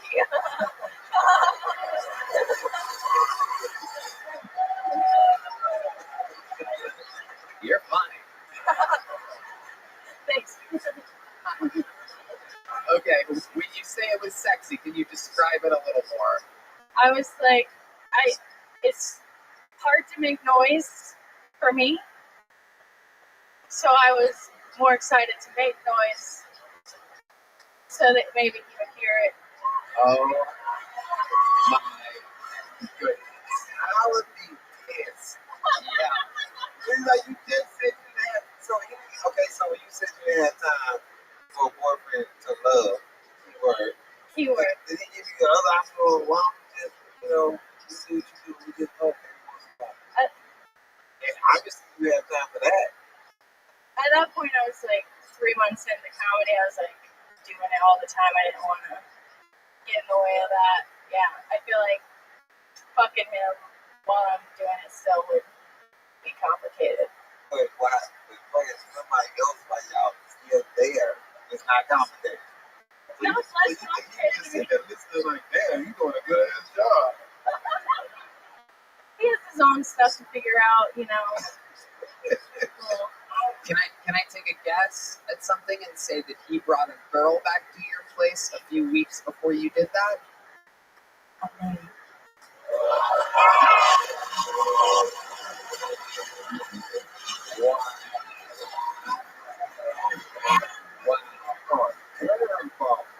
Oh my God. He has the things to figure out himself. You turned him gay. I think I might Oh my God. manly under here. Did you inform the dude that you brought back? Because if you would have told me, I would have been extra noisy. Yeah. The man I brought back was A fan? from an open mic. Oh my God. Yeah. And you were extra loud. Was it comedian Bobby Johnson? Because if you were extra loud, that'd be hilarious. Because he only lasted 10 seconds. So. 10 seconds of screaming. It sounds like a woman getting murdered, and it's over. I knew the other guy, but you didn't like him, so I didn't know him actually going. Wait, what? The guy from South Carolina, the other guy, Oh yeah. I know of him. Oh yeah. The guy that, was that the guy that got booed? Swear to Did he get booed? Everybody kind of stuck tonight, except for you. It's actually incredible. The bucket list. It's been a year and love to have you on the secret show Thursday. Wow. Incredible. I'm not into. What? I leave tomorrow. Oh, she leaves. So where are you going tomorrow? Back to South Carolina.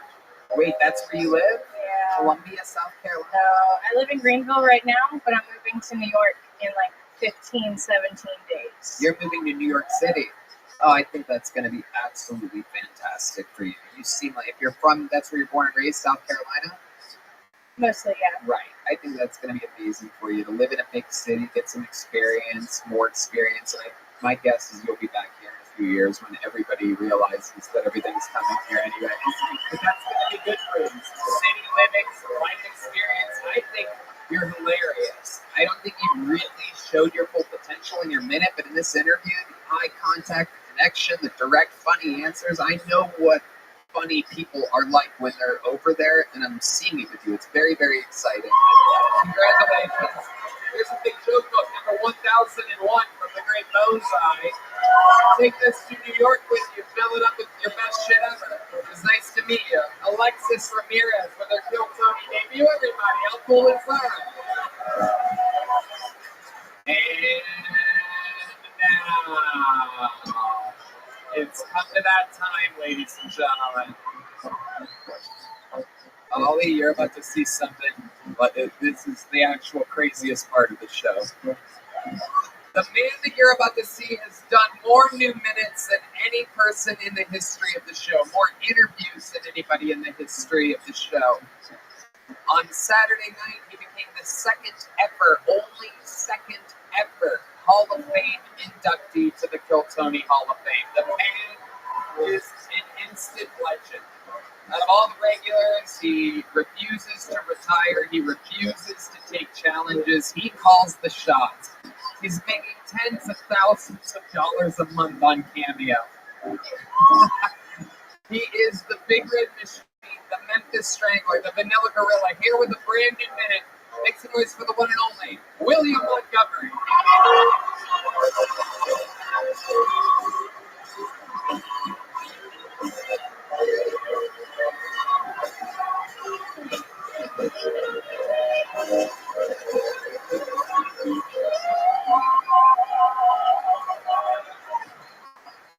Excited about my parents being here tonight. If you see them, you'll be able to tell I have my mother's chin and my father's testicles. By the way, my dad is always saying, "Make Germany great again." Papa, what does that mean? The Saudis have taken over the PGA Tour, and they're already changing some rules. Miss a putt on the back nine, 10 years in jail and 1,000 lashes. Tee your ball in front of the tee markers, you know your hands get chopped off. Accidentally lose your ball out of bounds, 10,000 migrant workers never see their homes in Somalia again. Don't finish the hole with your same ball, you know your wife gets stoned to death. Donald Trump will appear in a federal court next Monday after being accused of illegally hoarding classified documents. When asked about the felony charges, Trump responded, "The only person who should be getting felony charges right now is Aphex Twin for performing live for the first time this past weekend in Denmark and not America." Aphex Twin! Aphex Twin! Aphex Twin! Okay. All right, William Montgomery, everybody. Unbelievable. Again and again and again. No one brings more energy. No one brings more chaos to the show than you. Absolutely amazing. How do you feel? I feel pretty good with Tony tonight. I actually could have found out today, but I missed the phone call. Tomorrow I find out if I actually have skin cancer, so I thought I would kind of lighten the mood up tonight, so I brought a little friend. Y'all are going to have to be really quiet, though. I want to show y'all my sweet little friend I brought tonight. Oh, my God. Ladies and gentlemen. Oh, it really is a sweet little dog. So what get on fucking YouTube and Reddit? Suck my dick! Because this is a sweet little dog! That is a sweet little dog. She's already shit twice on me, so I hope she doesn't. Wow.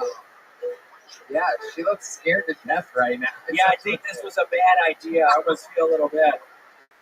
She also doesn't like Hispanic people, so it doesn't help that Pablo Escobar is sitting in the hole.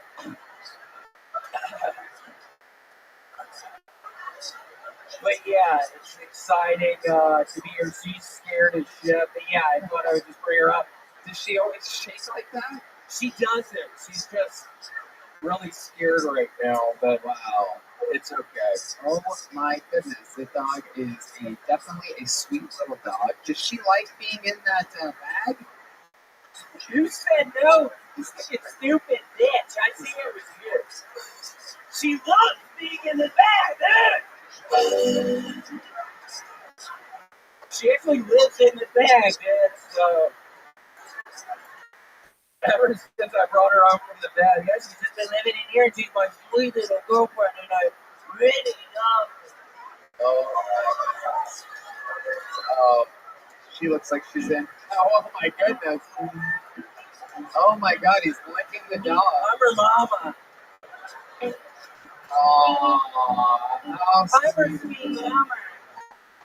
Are you in on that angle, Chris? I mean, this thing is unfucking believable. She loves it when I look around like I'm her Get mom. all the way in there, Christy. These people don't need to see anything. Get on in there. Look at this fucking thing. What kind of dog is this? I don't know. Gerbil? It's a Rottweiler. She's gonna get a lot bigger. Not a goddamn Rottweiler. This is a Rottweiler. Yeah, this is a Rottweiler. I don't get it. What's so funny? The people on Craigslist told me it's a little baby Rottweiler. That's why she costs $10,000. She said it's a really rare kind of Rottweiler. Like a miniature Rottweiler. That's crazy. Honestly, the shaking is increasing to a point that I'm getting kind of concerned. That's unfair. If this dog dies to end the show, But yeah, we'll see. We'll see. The lady gets that cancer, so hopefully it's not too bad. Why is that funny? I'm not kidding. Why is that funny? By the way, I know that he has lied and joked about a great many things on the show, but this one is real. If you look, there's a Band-Aid on the back of his neck. I cut it off. I had to get 3 shots because Red had the people. See that something?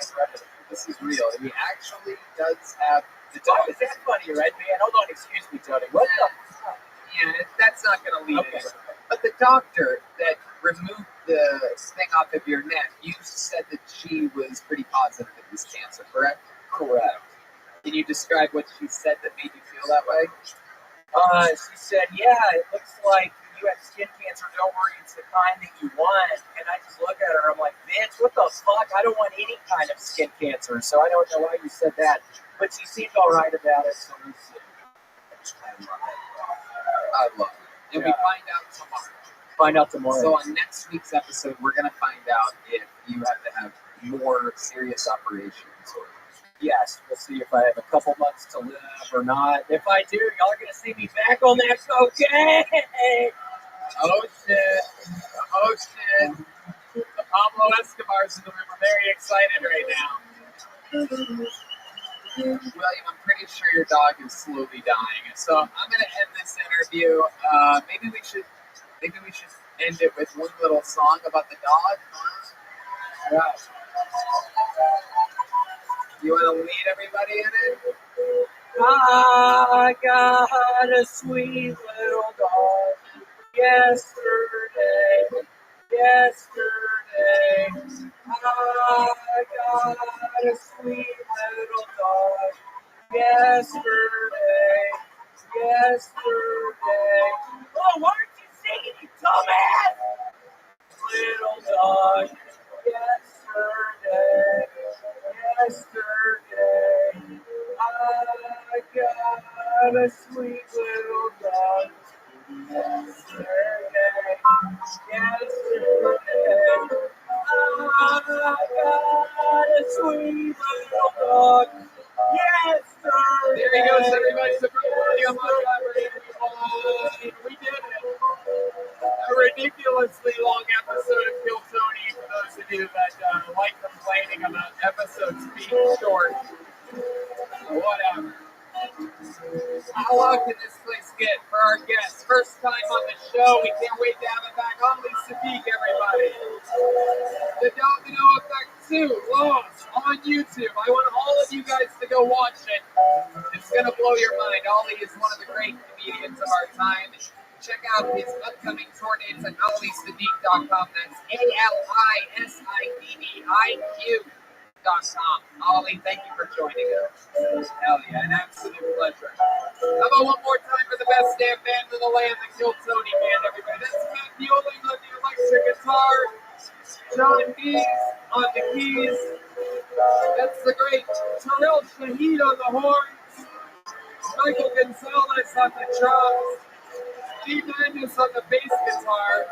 Let's see the drawing from Chris Rogers. Chris Rogers art. Oh! It's the brand new Cam Patterson, everybody. A drawing from Ryan J. Emailed this in. That'll pop up on your screen right now. We did it again. Red Rose, Yellow Rose, Austin Security Guard Service, CM Smokehouse, Gel Blaster, Screwball Peanut Butter Whiskey, KillMerch.com is absolutely thriving right now. And you can also, maybe, if this comes out, I highly doubt it, but maybe you can get tickets to the arena on New Year's Eve. I told everybody on Saturday, you're going to be sick of your family after Christmas time. You might as well celebrate New Year's Eve here in Austin. Plan a trip, spend a little money. This is the most fun city on planet Earth, I promise you. Or else I'd be hanging out in the city that you live in.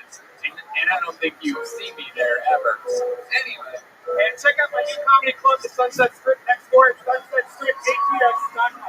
We love you guys. Thank you. Good night, everybody. We love you. Thank you.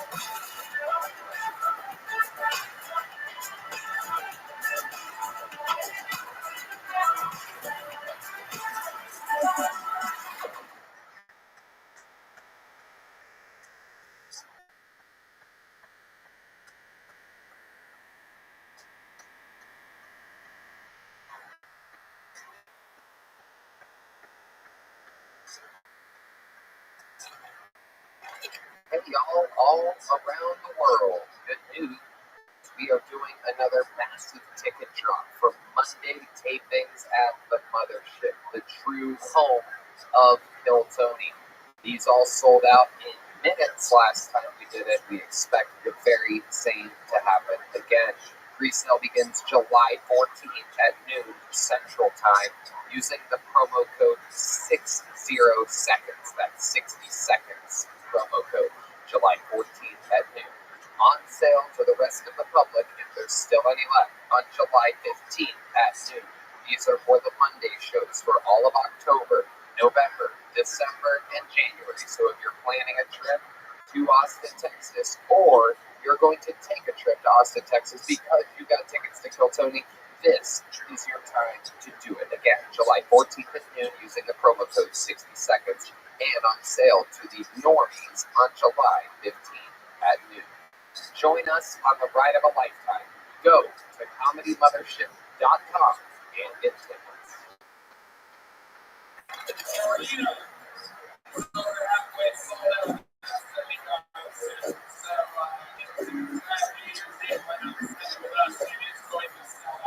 This is your chance to get tickets started.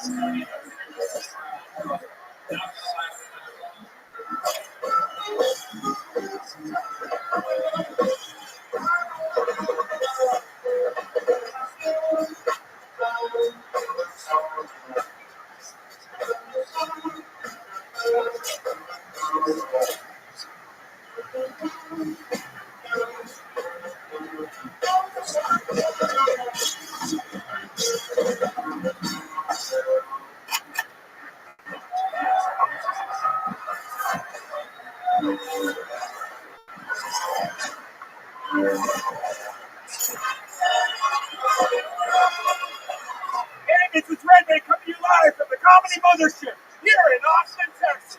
For a brand new episode of Kill Tony, get up for Tony. It's clear. Who's ready for the best fucking night of their lives tonight, huh? Hey, here we go again. Make some noise for Red Band, everybody.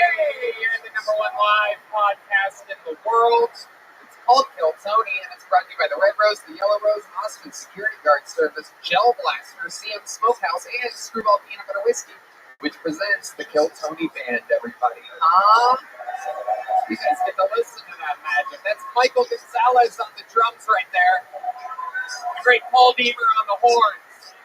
Matt Mueling on the electric guitar. John Bees on the keys. And that right there, the undeniable Sea Madness, ladies and gentlemen. Undeniable. We have an unbelievable show for you. Before we start, here's a little bit more from the amazing sponsors that made tonight's episode available to you here right now. Hey y'all, it's official, it's announced, it's out there. My largest stand-up tour of my entire life. All the biggest theaters in all my favorite cities. Toronto, Canada, Royal Oak, Michigan, San Antonio, Texas, Chicago, Illinois, Charlotte, North Carolina, Atlanta, Georgia, Columbus, Ohio, Kansas City, Missouri, Indianapolis, Indiana, Philadelphia, Pennsylvania, Tysons, Virginia, just outside of TC, Milwaukee, Wisconsin, Minneapolis, Minnesota, Youngstown, Ohio, Cincinnati, Ohio, San Francisco, California, Sacramento, California, San Diego, California, Phoenix, Arizona, New York, Clearwater, Florida, and Jacksonville, Florida. Tickets available at TonyHinchcliffe.com. Come see the crazy Texas fucking stand-up that I've been working on. You're not going to believe it. Let's have some fun.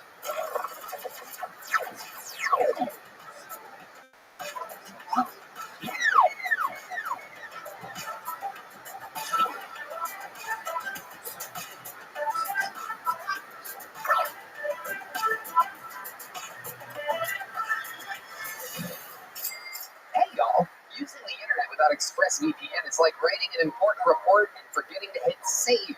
Most of the time you'll probably be fine, but what if one day your computer freezes or crashes and all your hard work is gone? Let me tell you, as a member of the Writers Guild, that would be terrible. Every time you connect to an unencrypted network, cafes, hotels, airports, any hacker on the same network can gain access to your personal data. Passwords, financial details, etc.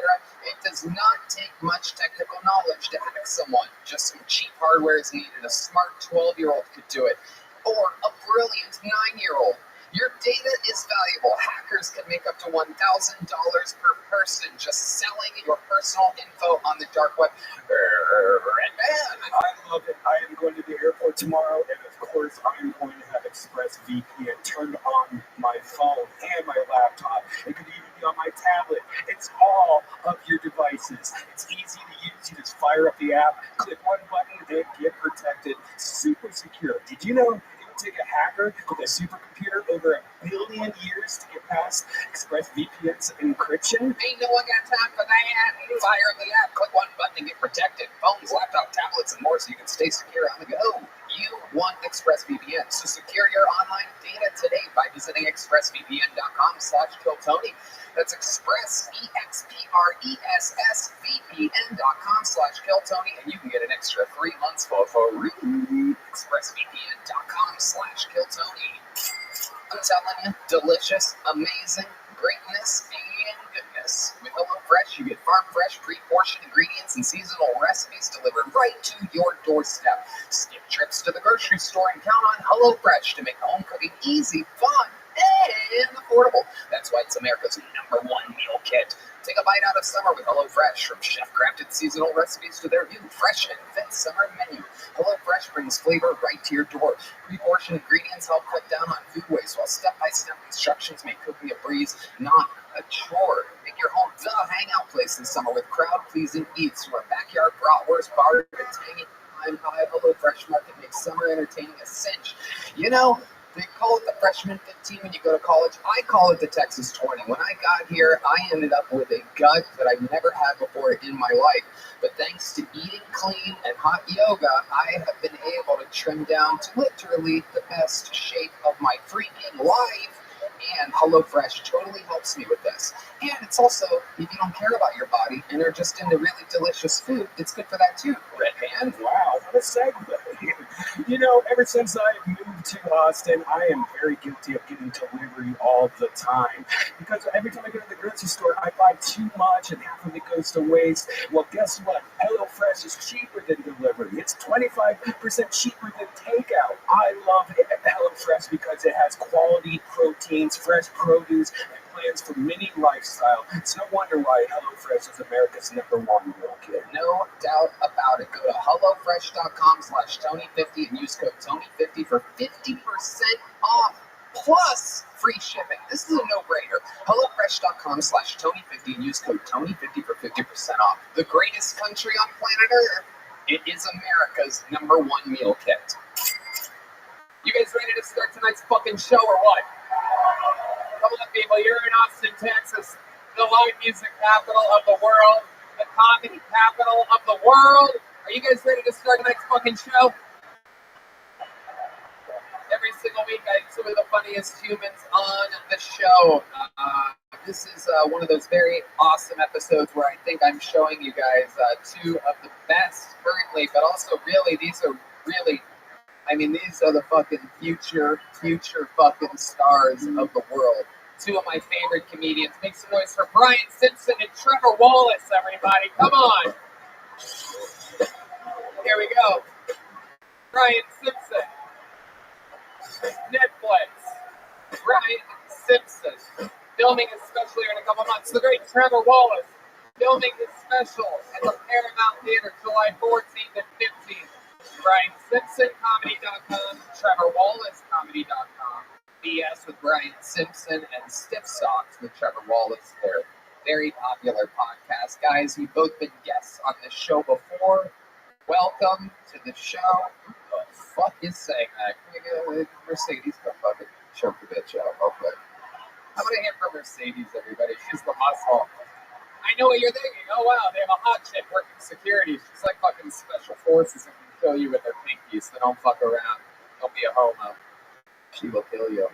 How you guys doing? Welcome back to the show. Grab those microphones, say anything at all real quick, and I'll explain the show. What's up? I'm here from California, fucking idiots. What's up? Yeah. Uh-oh. Look out. This guy's worst enemy. This dumb fuck right here. He's scared to death of people like you. Living a 30-minute radius of him. Brian Simpson, here at your home club. Yeah, dude, I perform on the stage every night, but I've never got to see him with Yeah, it's nice to get to see it. It is. You guys have been guests on the show before, so you know all about it. This bucket is absolutely filled to the gills with over, I believe, 200 names in the Undertaker's land in the bucket. You know, first world problems. One's itching to get out. If I call their name, they get 60 seconds uninterrupted to do stand-up comedy.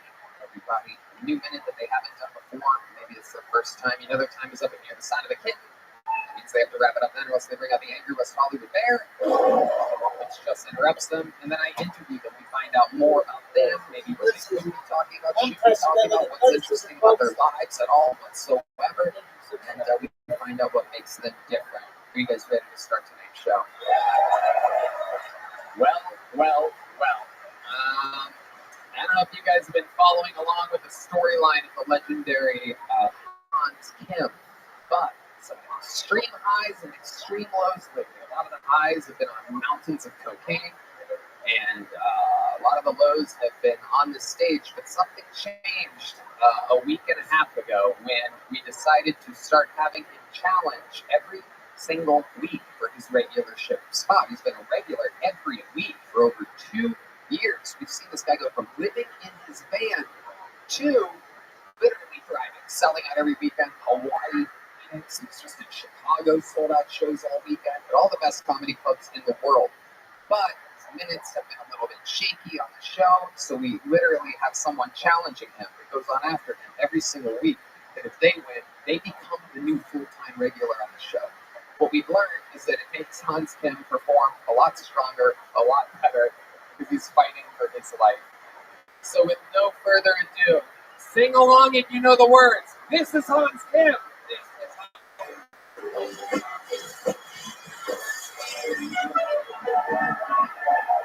Hey, I saw an ad for firefighters on it, and on it had an Asian dude and a woman. If I'm ever at a fire and I see an Asian dude and a woman coming to rescue me, I'm gonna kill myself. Would you send an HR department? When you're in a fire, you don't want to see diversity. You want to see a Nazi.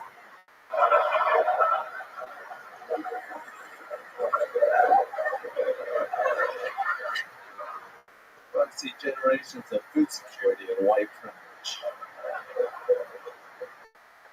Not an Asian dude and a woman. Who's going to drive the fire truck?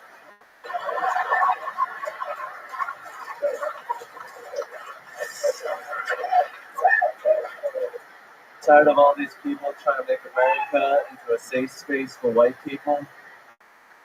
That already exists. It's called Europe. You want to drink tea and kiss dudes on the cheek? Go back to England, faggot. Thank you. Wow, there it was. Man, I was a little nervous at the beginning there. Tripped over the hole. I saw an ad with a firefighter ad. It was an ad with a fireman. Oh, fuck. Oh, yeah. And then you fought. Like only a real experienced autistic Asian boy could do. How do you feel like that went, Hans? I felt like it went amazing. Oh, shit. Okay. Yeah, my right, people. I love it, Hans. That is another new minute. It's hard to write a new minute. That's a sweet bit. What kind of ad? When you say you saw an ad, you say it like you read it in a magazine or something like that. Are you trying to say you saw a commercial or? It was a TV show, but I changed it to ad because it hit better with my demographic. What's your demographic? Drunks and sex perverts. Incredible. Guys, you've seen Hans Kim before. What do you think about that minute? Brian Simpson, Trevor Wallace. Yeah, well, I thought it sounded like at the beginning. I was like, oh, no. Yeah, can you make rent? I don't feel how, you know. That's true. You guys are roommates. I didn't even think about that. You're looking at the real Kill Tony fans out here. Brian, is there anything about being a roommate with Hans that you can tell us? I mean, he's been a very regular character on the show for 2 years. I'm sure there's something people would love to know. You know, I'm not one for my business in the street, but I'll just say it's exactly what you imagine. I love Hans. Oh, yeah, we all do. Trevor, have you ever seen Hans before? Not live, seen him online. Love the outfit. Makes me feel like date and fight or talk about boy. You know, I'll blast some shit up. You know what I mean? Thank you, Trevor. I wore this for you. Did you really? Yeah. You got any jewel pods on you? Hell yeah. We're made in California, so look it up. Hell yeah. I thought it was great. Thank you. A good new minute, Hans. You know how this goes. Put the mic back in the mic stand. Go back behind the curtain. How about one more time for Hans Kim? We're going to see him in just a second. He's not gone. No, that was Hans Kim music yet. Guys, what you're about to see is, again, I mean, this is a whole new era of Kill Tony's. Someone fighting for regularship to start the show is insane. And I can only give credit to one of my favorite mentors and heroes, the great Vince McMahon, who likes starting shows with a bang every once in a while. I think it works out great. Anyway, the guy who you're about to see has the opportunity to change his fucking life. He's had a very controversial run on Kill Tony. He's on or off. I mean, it's either home runs or fucking big miss swings. Also has a huge cocaine addiction. He has great musical abilities, a lot of different things. He's really new to stand-up comedy. I think only about 8 or 9 months in. So here he is, fighting to become a regular every single week on the #1 live comedy podcast in the world. Make some noise for Uncle Laser, everybody.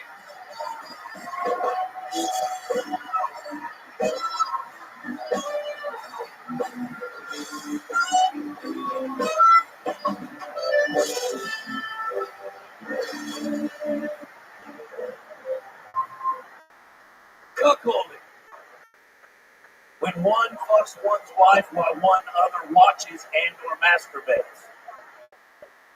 Not as funny as I thought either. It's not as good as it is either. The other day in Vegas, I got involved in a cuckolding situation. All right, I'm playing slot machines, being the degenerate piece of fuck that I am. This snaggletooth old man walks up and says, "Hey man, we're big fans of yours. Me and my wife watch you all the time. It'd be an honor if you would fuck her while I watch." I said, "I'm gonna pass, my guy." He goes, "I'd be willing to pay you some shekels for your time." I said, "All right, well, let me take a look at her." This wildebeest of a woman comes crawling out under the vending machine. She walks up to me. I can hear her breathing from 20 yards away. She looks leathery like she fell asleep in a tanning bed. Like a fucking Buick seat. I said, "Nah, man, I'm gonna have to pass." They said, "I'll give you $4,000. I said, "Man, to be honest with you, Buick's not that bad of a car. I'll take her for a spin." That's it. Well, I mean, if there's more, how much longer is the thing? Another minute? 30 seconds? So you know the format of the show. That's not fair. That's your minute. Okay. All right. Uncle Laser. All right. Okay.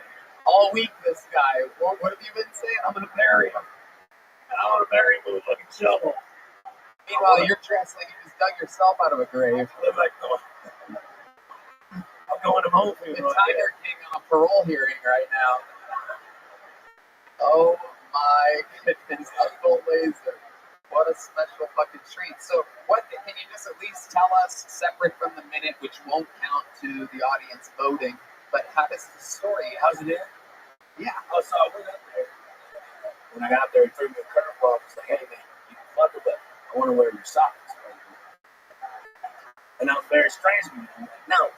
My mama gave me these socks. These are my lucky socks in Vegas." So they gave me $200. I let him wear my boxers on his head. Right? And so I finished. You know what I'm saying? And then I took my $4,000. I went to the roulette. $4,000. Hold on. Did you use a condom with this lady? No. How long did this? I forgot who I was talking to. I'm sorry. Drink out of a water hose, nowhere come. I'm pretty simple. Right. And you never get sick. Never get sick of you. But I finished and I took my $4,000. Hold on, I got another question. How long is the whole sexual intercourse pumping? I mean, 20, 25 minutes. I feel like anything over that's overhand. Right. And anything under is underperforming. So you always look at that 20, 25 minute window. Right, that's the thing. You kept your socks on. Get my socks on, so then I go down to the roulette table and I put all that $4,000 on black. You know what color it came up? What? Green. No way. So then I'm sitting there like, fuck, that went good. So I did, but you piece of shit, degenerate gambler. Everybody here has probably know this all too well. I marched my ass right back up to that hotel room, and I fucked her again for $1,000, and I let him wear my socks. But that does not count to your voting, by the way. You son of a bitch. You gotta learn how to edit. You gotta learn how to edit the fucking shit out, dude. You're up there singing fucking country music lyrics. Yeah, I was just about to say, you like the reason you're gonna lose the house guys is because he's so much more experienced at writing jokes. Because you could have got to that in that minute. You could have got rid of this dictionary. That isn't actually a dictionary. I realized when I was. I mean, you could just go, hey, a dude paid me to fuck his wife, she ugly, and then bam, right to right. I did it for $4,000. You could have got that. But that just feels like you do stand-up comedy like you're reading a child bed. And then a wildebeest came from behind the vending machine. Like, it's just, you gotta get to that shit. Yeah, but it doesn't work like that in stand-up comedy. There's no painting moods. People come to laugh. They don't come to be like, what's your trick? Hans Kim, get back out here. This is gonna be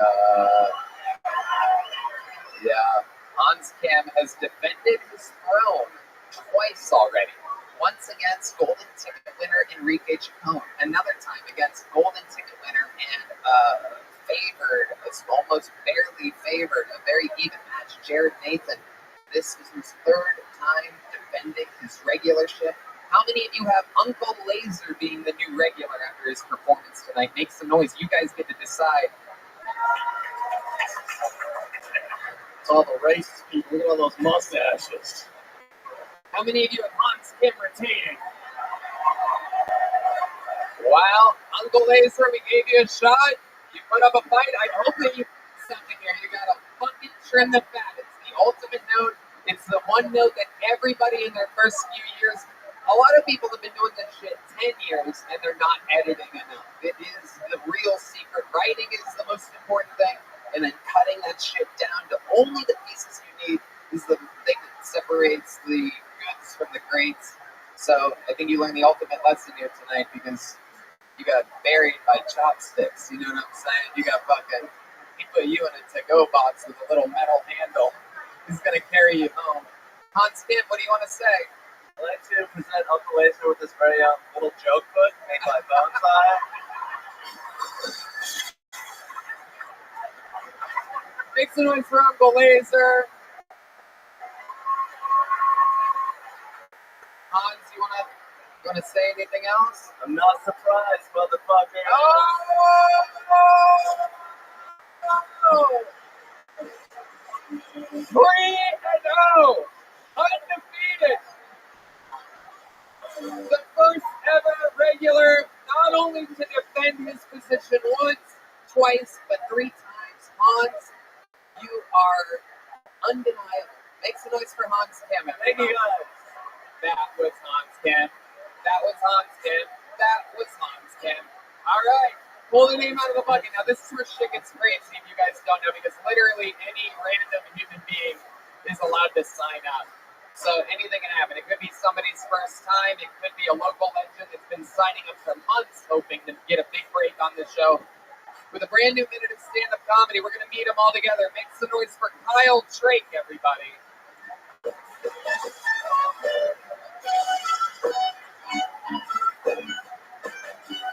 One more time for Kyle Taik, everyone. Come on.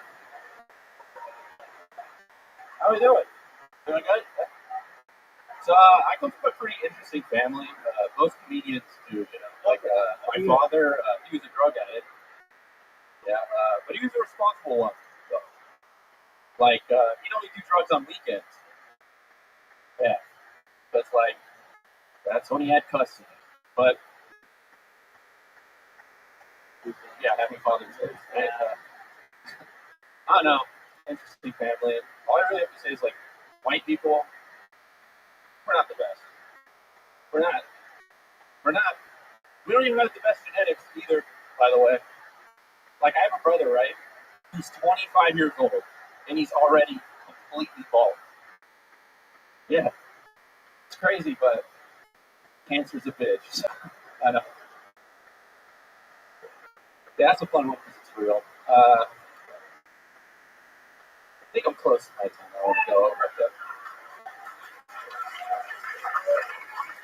Kyle Taik, welcome. This is your first time on the show, correct? Yes. Yes. Absolutely. Okay, how long have you been doing stand-up? 2.5 years. Where at? San Diego. San Diego. What are you doing here? Visiting. Scoping it out. See what the Scoping it next out? move is, yeah. You thinking about moving here? Yeah. Oh, okay. What do you think about people moving from San Diego? Is that okay? Jesus fucking Christ. I love how happening is that I was in California. How do I feel? What do you do for work, Kyle Taik? I work at a research institute, and then I used to work at a comic book. Okay. What are you researching? They do a bunch of stuff. They do like Alzheimer's, dementia, stem cells. Okay.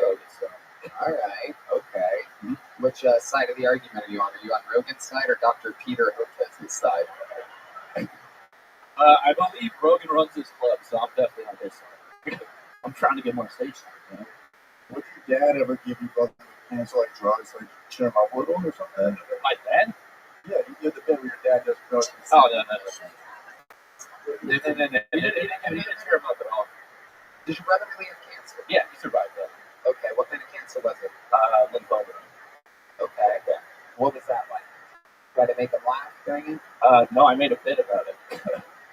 But I tried to, you know, he came with me. He was confident. So He's here? Not right now, no. But he passed away. Yeah. He's here spiritually tonight. He's no longer with us. What drugs would your dad do? What kind of drugs was your father on? Mainly alcohol. But Jesus Christ. Where's the real shit? Give me Ozempic, brother. Give me the real shit. Uncle Laser has more drugs in his nose right now than fucking sounds like your dad ever did. Okay. Kyle, what do you do for fun? What makes you you? Tell us something interesting about you. You seem like a very, very normal white guy from San Diego trying to come into a place that's filled with monsters. So. I'll do that. I'll say anything for more stage shine. I believe Rogan owns the club. I just came to conquer and take over. I think I guess the fun thing I did is I went to TJ and I lost a butt plug in a girl's ass. Wait a second. Yeah, no, you're careful on that. You had to pay for that. No. You went to TJ Tijuana, Mexico, and you met a girl? Yeah. And she had a butt plug, or you had your own butt plug? No, she had. I don't bring them. I mean, okay. Speak for yourself. Okay. I'm glad we got Red Dan's one fart noise out of the way. Jesus Christ. This guy cannot wait. By the way, fun fact about the soundboard is that the fart board is a totally different app. No, don't go back to the fucking fart board. You're allowed to want an episode. So he literally has to bring it up. So thank you, whoever's doing that. That's insane, Deez. Thank you. I literally hate that, so thank you, Deez. Thank you, John. Back to the comedy show. Thank you, Jeremiah. I mean, John. Thank you so much. Here you go. Yeah. Oh. Are you fucking serious? Are you fucking serious? That's how loud this shit gets. Sweet. Okay. All right. Shut up, John. Are you fucking serious? Thank you. Kyle. So, Tell me more about you. Well, I came from the meth capital of California there for a bit, and then I moved to San Diego for school. Where? Stockton? Modesto? That's Riverside. Okay. Yeah. That makes sense. And then I, went to school in San Diego, studied neuroscience, and then I started comedy there. Worked at a club there. And lost a club for there. But there's some fucking we're back to that already. Okay. I'm trying to give you something. How did you lose it up her ass? I was having sex with her and didn't want to thrust in. So I was going through the front and it went in the back. And then I snatched it out with my cute little hands. You got it out? Yeah. And we still had sex afterwards. So I was happy about it. If you got it out, then how did you lose it? I lost it, went in, and then I got it out. But it wasn't like permanently lost. Yeah. It was sucked into the ether for a little bit. Yeah, but butt plugs usually have a stopper, like a wall. I know. Yeah, a wall. Yeah. Lord, yeah, I know. I don't even get it, Kyle. I don't even think this really happened. Did this really happened? I'm trying to give you something. So what was when you were in there, just getting it. I was trying to get it out before she freaked out because it's a fucking muscle, so it'll start clamping on it. So I was like, I'm getting it out.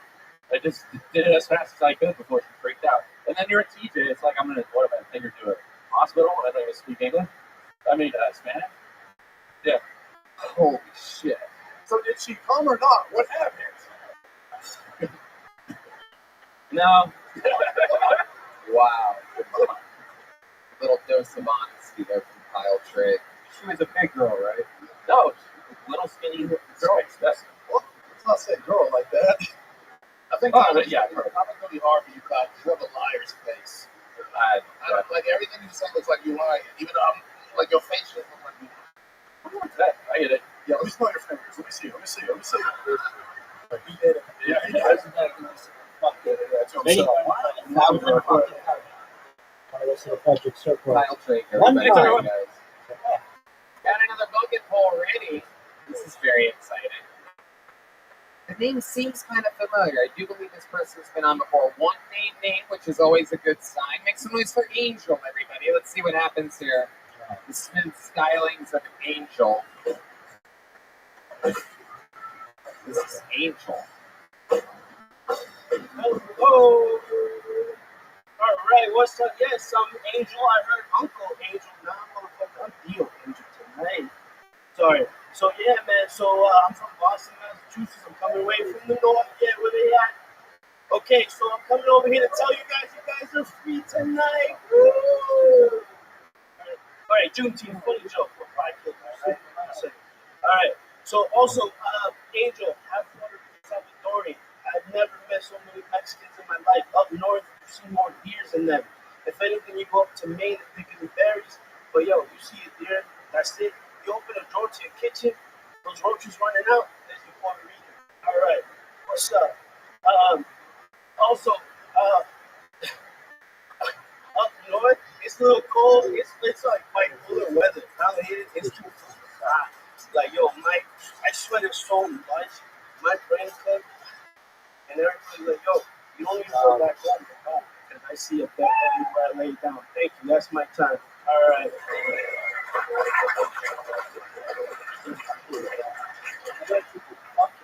Okay. Angel, welcome. Have you been on the show before? No, I have not. Okay. How are you? Good. I'm well. How are y'all? They're good. They're better than you are right now. Have you ever done stand-up comedy before? Yes, I have. Okay. How long have you been doing it? A few years, but then it kind of like took a pause. Yeah. How about since the pandemic? No. So if anything, I'm under 10 fingers. Okay. Thank God for that. Yes. That's good. When you said years, it got scary there. Yeah. Okay. I got a lot of them. So why are you bundling up the cord like that? Okay. There you go. So, you live here? Are you on a safari right now? I don't want to look like a Lego piece anymore. But God wants you to look like a Lego piece, and that's what matters. He is the creator of the universe. So. He already took away my wings and everything, What wings? Thank you. Trying to get them back. What? What wings? What wings did he take? Looks like he gave you breasts and thighs. It's my shirt. It became like that. Because of that name, Jesus took his chicken wings. Ah. You look like you do down there at Reinforced Cafe. You do look like that. It will probably pay better than this. You can highly recommend. Thank you. But that's my favorite restaurant, so it's complimented. Yeah, appreciate it. Sauce by Angel. Okay. Sauce by Angel. Yeah, we're working on like the title for this cafe. Okay, Angel. Okay. What do you do for work? I drive for a living. What do you drive? Like transportations, more medical stuff, so organs for transplant. So, You're in charge of driving the organs? A guy named Angel is in charge of delivering organs to people that need them? Okay. How long have you been doing that for? 2 years. All right. What were you doing before that? Landscaping from outside Home Depot. Ah. Angel. My goodness. Okay. That's why the hat. Honestly, We know. it's true. It's hot out here. We know. It's a very specific hat. Okay. So, what are you doing in Austin, Texas? Where do you live? I got Boston, Massachusetts. I came out here for you and for the show. When did you arrive? Saturday. When do you leave? I just bought my ticket today. When do you leave? Tomorrow. I'll leave tomorrow. Okay. Yeah. And look at you. You got lucky enough to get on. How do you feel? Awesome. Let me ask you something. Because you're up here right now, a lot of people imagine what their appearance on the show would be like. You're looking right at it. You're in the room. You're in the moment. What surprises you about what you see and feel? What is expected? Did you picture it being like this? Did you envision anything whatsoever when you came here? I need a lawyer.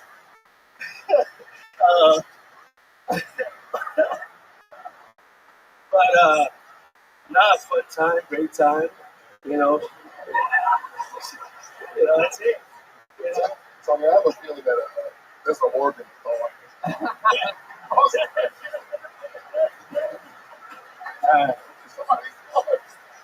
Is your name Angel? Your real name Angel, or did you call yourself Angel because of your job? No, it really is Angel. Your real birth name is Angel. Yeah, so it was God given. I had no choice. So I stay with it. You know. Okay. Do you have any kids? You in a relationship? I got a cat, Harvey Dent. Your cat is Harvey Dent. Why'd you name it Harvey Dent? Because he has scars on his face. And, Oh, Jesus Christ.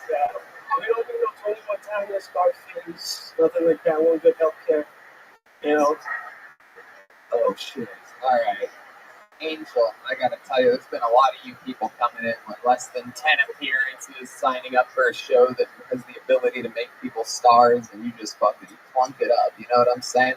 This is a very special little joke book. It says "You suck" on the back, "Kill Tony" on the front. These Bones Eye joke books just keep getting better and better. Can you catch?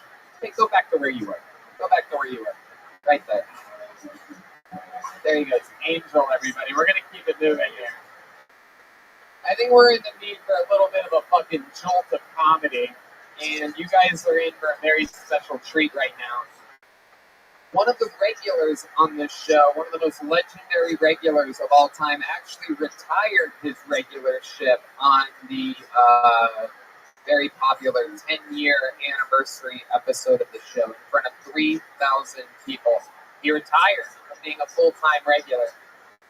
And as a part of his retirement package, he gets the chance to do a brand new minute on this show every single time that he wants to. It's been only 2 weeks, and he's already cashing in. Here to debut a new minute for you. One of the great writers, roasters, and performers in the show's history. Make some noise for David Lucas, everybody.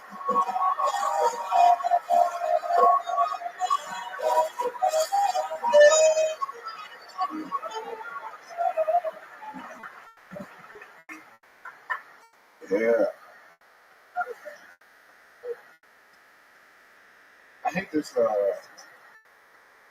I hate this new word women are using. This gaslighting shit. I hate that word. It's like, why are you trying to sound so extra? Like, bitch, I'm not gaslighting you. I am lying to you.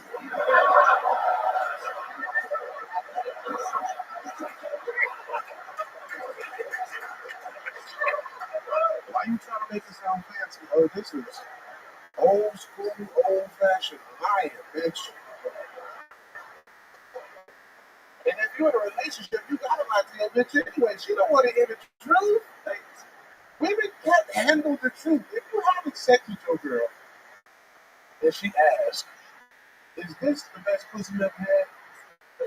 By default, what do you have to say? Yes. You can't tell her no. The best pussy I ever had was actually from an IHOP waitress, bitch. That was. You gotta tell her she had the best pussy. All right, that's it. Perfect. Exactly a minute, David Lucas. At it again. Love that joke. Love that you're already fucking back with us.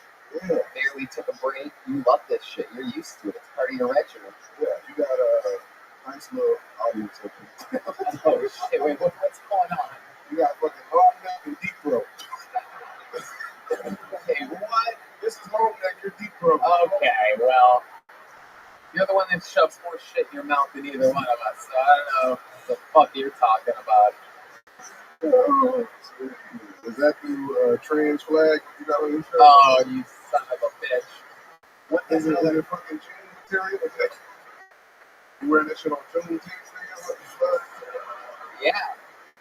Tony was like, I was a slave last night. Does that count?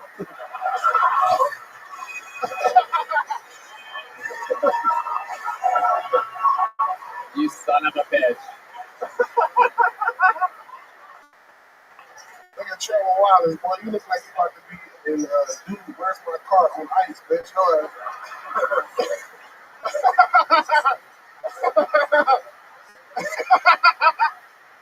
I wanted to hit, but it hit.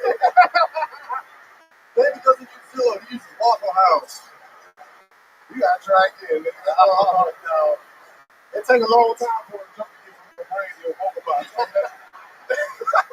By the time it gets to your vocal box, it ain't shit, nigga.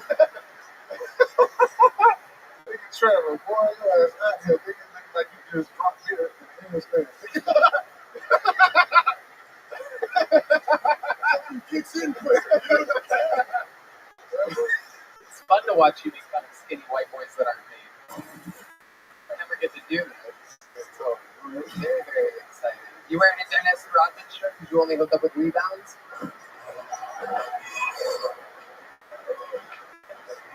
I wear a Dennis Rodman shirt because on this shirt he got his nails polished like he got your toes placed. Okay. You're the one, you're a big ball player. You do the food court press, right?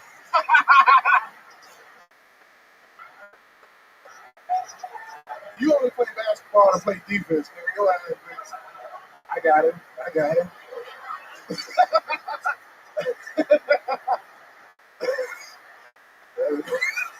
You root for the Denver Nuggets because it's your favorite thing to order at the top.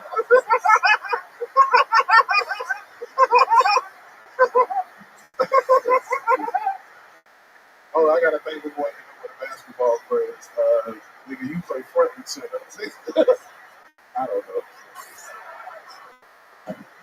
I love it. You play power forward. Okay. Power bottom. Yeah, that was the power bottom. So how's it been going? How's retirement? Here's your father on special Father's Day trip. You got your dad. That nigga look like Brian Simpson, daddy. And they all got the same head. Hey. You out here in the low folks. You look like you invented fried chicken. Nigga, get your roll. But they niggas out here look like Rick Ross for less.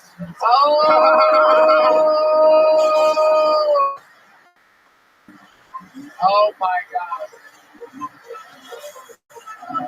He was being so good. He was so quiet. He left the mic on the table, and you had to wake up at the grass. That nigga teach Brian Simpson teach Frederick Douglass studies in high school. And you can tell D-Man is blind because there's no way a regular man to come out with his hair looking like that. Oh, come on. It looks good. The front of D-Man, his hair looked like Florida.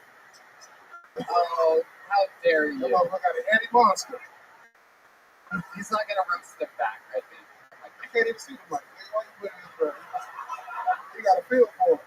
Oh. You got to tap the mic so he can hear the vibration. Oh, no one is that. All right. Blindness is also a side effect of diabetes, so you better watch your mouth, David. You're going to be double D-madness.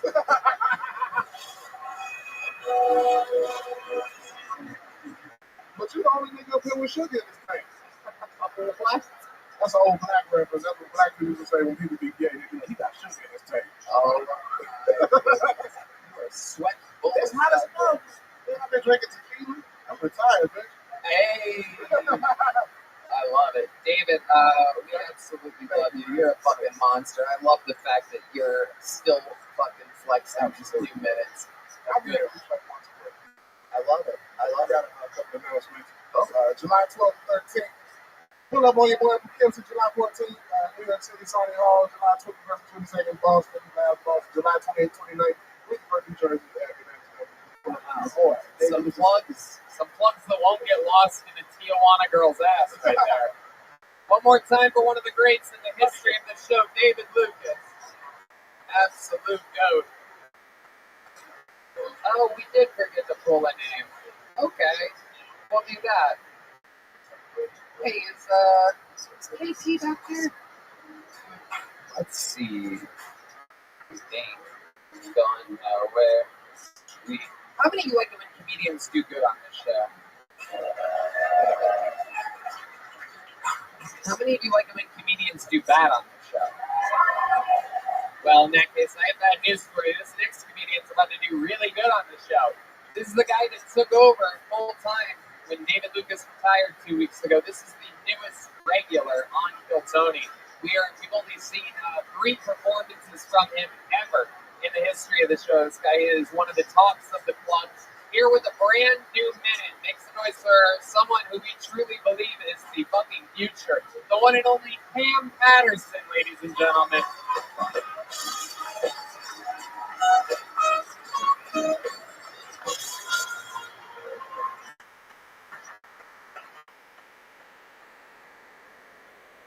I was in high school, I had a basketball coach. He smoked crack for real. And he the only coach that ever believed in me in my life. The only coach that ever believed in me. And he was a real deal crack smoker. Like, I wasn't dead. I remember one day he came up to the last time I ever started, he came up and he said, what happened for all 4 years? You've been All-American. Then he walked away. Then the head coach walked up like, listen, this nigga actually smokes crack. You can't listen to this nigga, dog. He told us still she's gonna be a doctor last week. You can't listen to this nigga. Niggas is crazy.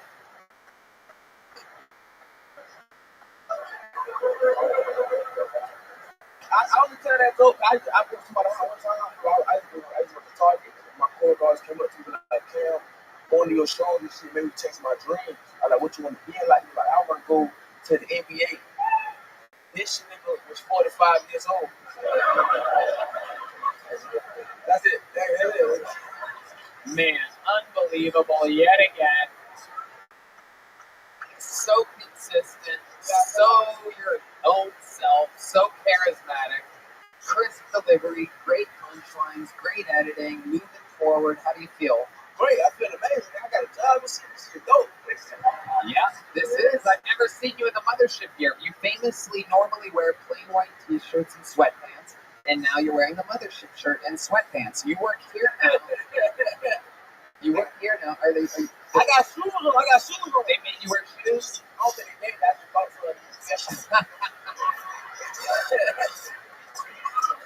Let me put on some shoes. You like my shoes, nigga?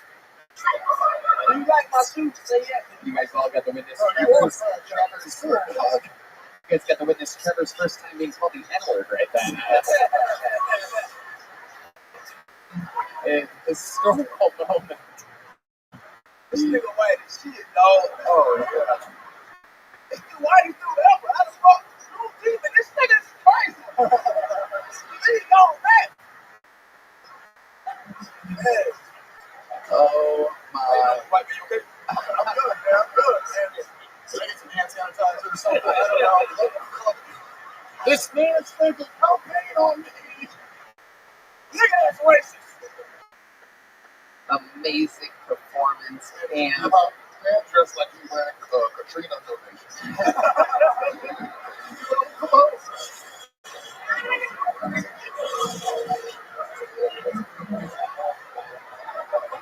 oh my goodness. Looks like you work at Foot Locker and live out of a locker at the same time. No, you always say that. The only thing missing on that outfit is a team that lost the Super Bowl t-shirt. He's amazing. Wearing his Hurricanes wear, Cam Patterson. Cam, how's life been going? You're writing a new minute every week. You're out here. You got the job at the mothership. How does it feel? What are you working tonight? What exactly is your job? Today I'm the stair nigga. I'm the nigga on the stair.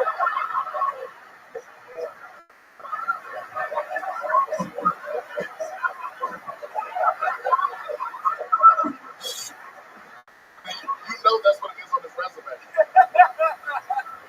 Oh my God. It is incredible. It is Joe Rogan's club. That is what he calls all the positions.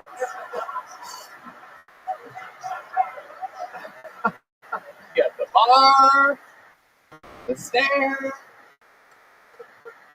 the yonder. Use your imagination if you say the word that I'm saying. Yep. You know. I know this guy knows. He doesn't even want Californians to move here. Imagine how he feels about black people from Florida. My goodness. Oh, Jesus Christ. So this one right here, this guy with no happiness on his face whatsoever. Do I make you nervous? Are you scared of me? Don't shake my head. Don't shake my head. Oh shit, here we go.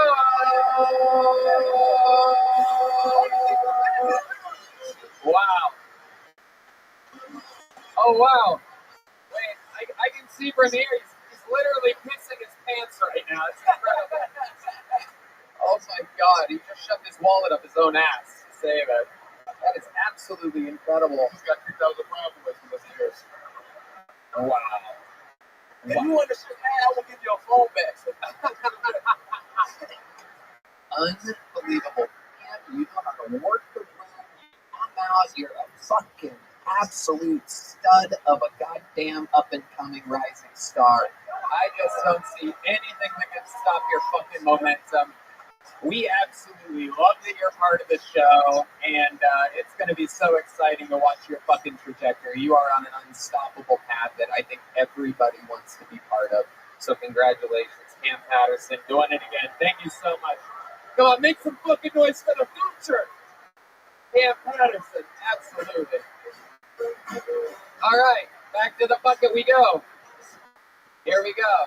That was fun. We had David Lucas and Cam Patterson back to back, and now we are back to meeting people, ladies and gentlemen. But this is how we met everybody. Every single one of these people, from Hans to Laser to Cam to David to everybody, we met them by pulling their name out of the bucket. So anything can happen. Make some noise for Sal Montilla, everybody. Sal Montilla. Perhaps Montilla. What's going on, y'all?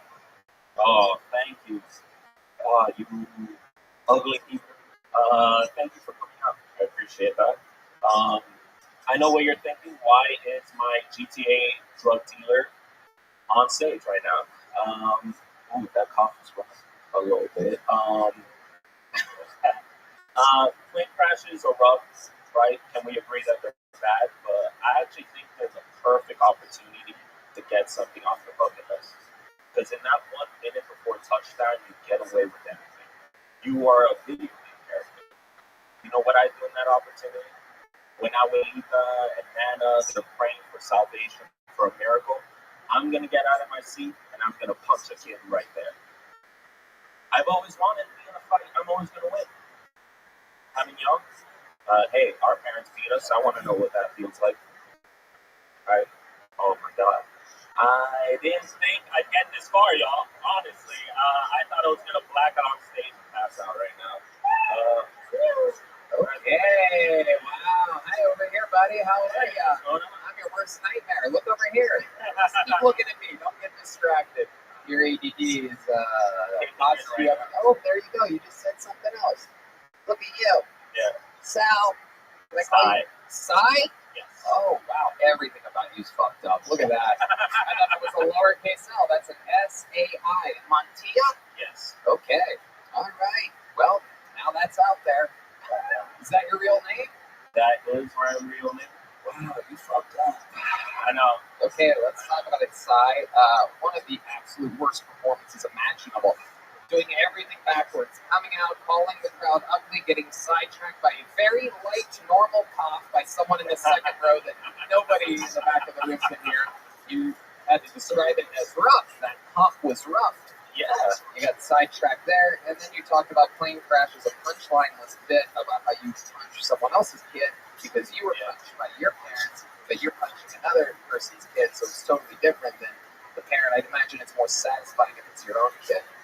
Yeah, the cycle needs to keep going, perpetuating. Well, you just abused 350 people here tonight. Ryan, what were you saying? I said, this one, he also said, I know what you guys are thinking, and then said something nobody was thinking. That's a good point. Why'd you call everyone ugly? Austin, they know that. I don't know. Oh, shit. Daddy Longneck's got some unfinished business over here. Oh, shit. Oh, shit. Oh, man. I don't know why I did that. Probably first time jitters coming out here. First time jitters? So you're saying this is your first time ever doing stand-up? No. It's your first time on the show? Yeah. How long have you been doing stand-up? Like a year and a half. How many spots do you think you've done, if you had to guess? How many times have you gone on stage? How many times has someone said your name and you've gone up there? Like, ballpark. 1 to 300 times, something like that. 1 to 300 times, something like that. I go up a lot. Somewhere between 100 and 300 times. I'm overestimating y'all. It's so that window is so wide open that Cam Patterson just crawled through it. So, Sai, who told you that you're funny? Let's talk about it. Oh, my God. What's the funniest thing you've ever done in your entire life? Actually, nothing, apparently. Being here, he agreed right there. There you go. Guys, he's please, my validation. Please do not sidetrack him. Clearly, he's looking for anything to save him right now. I know. Sai, Right? you signed up for this. Yeah, I did. Okay, so let's talk about it. What's a redeeming quality about you that might get these people back on your side? Anything that you've ever done or accomplished in your life? Doing cocaine in multiple countries. That's not going to do it. That's not going to do it. Degenerates, I see it. I don't know. No, they're not.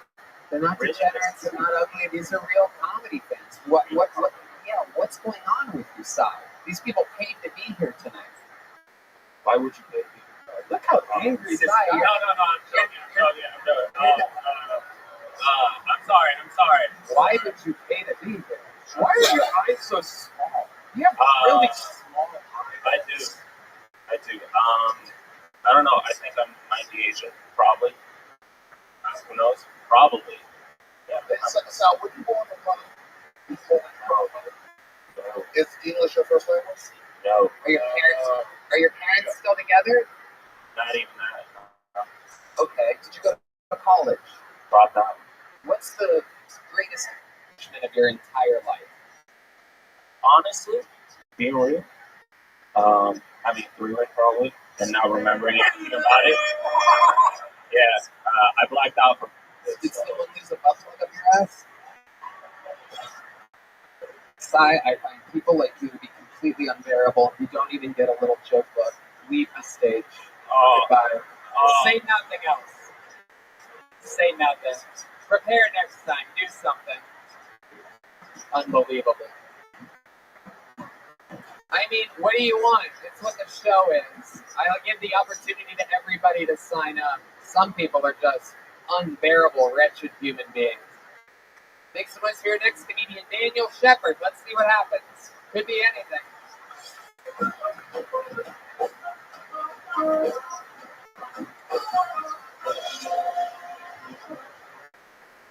How's it going, motherfuckers?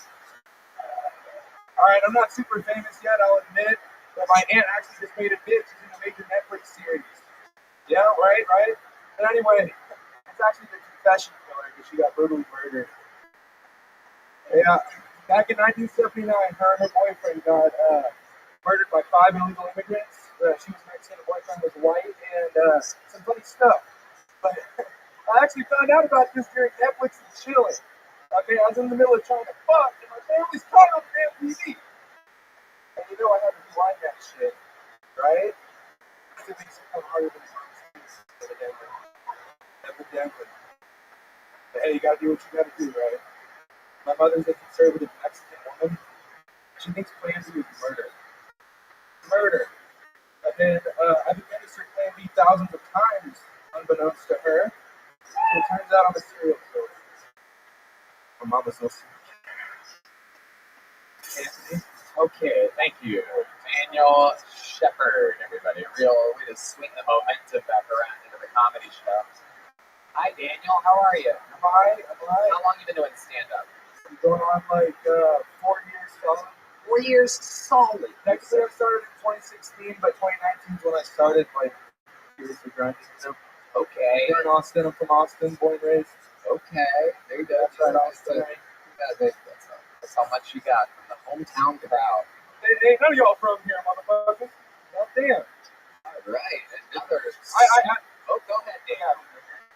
Okay. What father's from New York? Okay. I'm Mexican.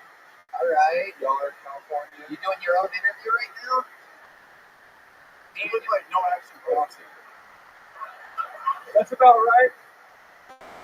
You're the top guy, that's right.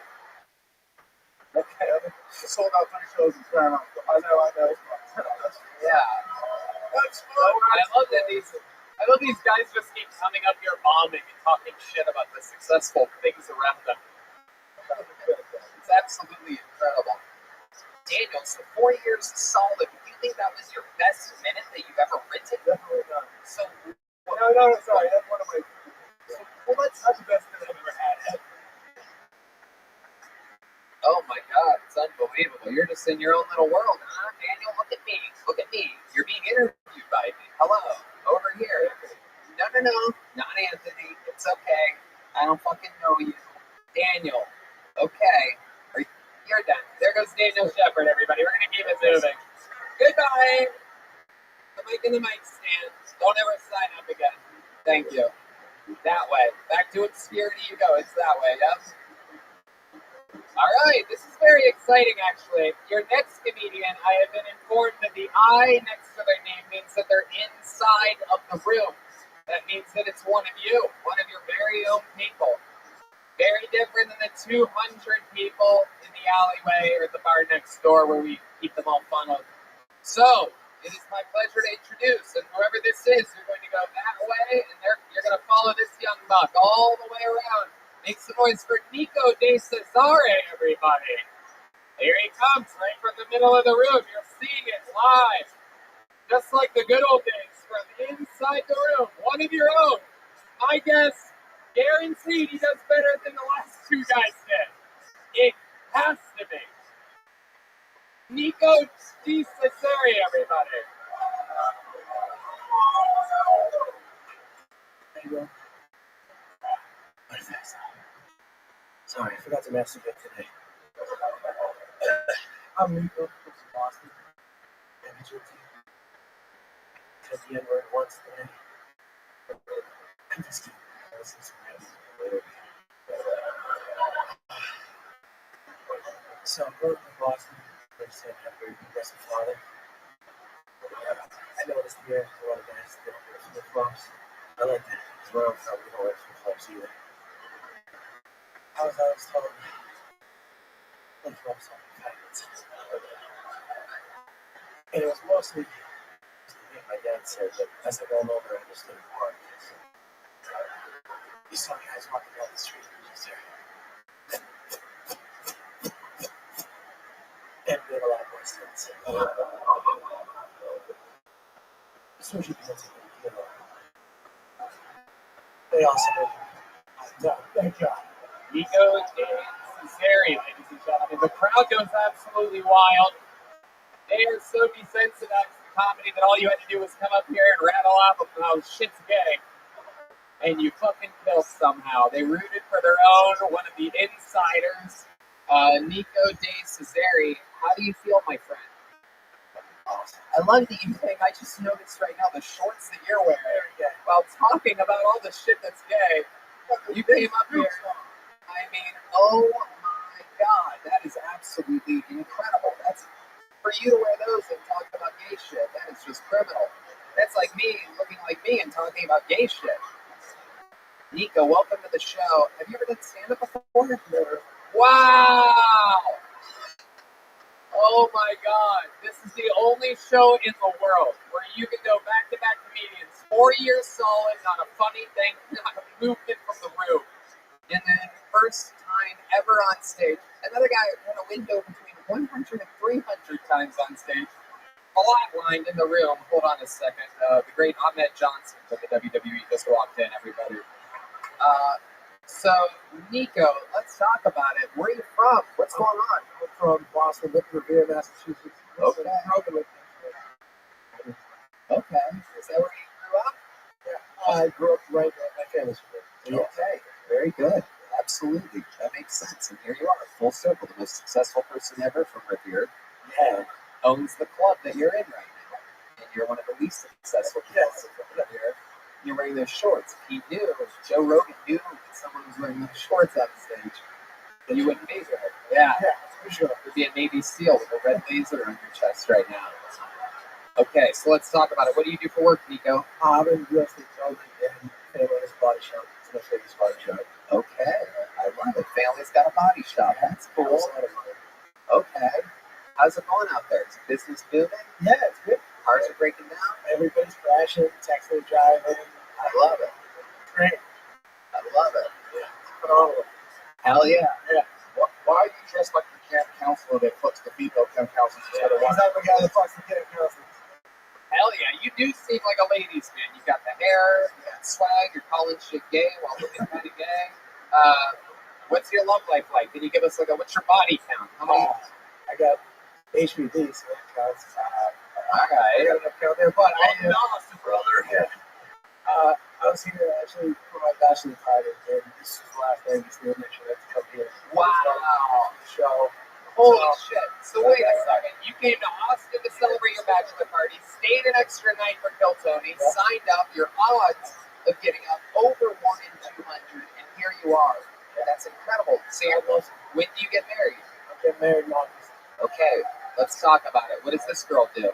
She worked at a hotel and fucked that up. Now she's in digital operations and shit. I don't really know. But she's wonderful. She has a nice job. Use your left hand, grab the middle of that. Yeah, sure, that'll work. Yeah. Pretty good. Now you can stand straight up. I used to hunch it. Yeah. The hunchback of Revere Beach over there. Exactly. Okay. So where'd you meet this girl? I met her in college. And then we started dating a couple years after we graduated. Okay. And you met her in college. Yeah. Okay. So you haven't had much time to be a womanizer at all, huh? No, I started with her. Yeah? Yeah. Okay. All right. You were just plowing through them on the regular. Yeah, very sexually jaded. I was the youngest of 3 boys, so there's a lot of pornographic material in the house. Why were you sexually jaded? A lot of pornographic material in the house. Oh, okay. I guess we have different definitions of the word jaded, but okay. All right. And do you have any special moves in the bedroom? Is there any Revere Beach specials, like this girl that you have? Like, do you have any special moves? Not with my brothers. But how about another girl? What any other girls that you're fucking? Do you have any special moves in the bedroom? Well, I'm a chronic masturbator, so it's mostly when she's cooking. I'm in the closet. Is that true? Yeah. How many times do you masturbate? At least that's Really? yeah. Why the hell? Because he's gay.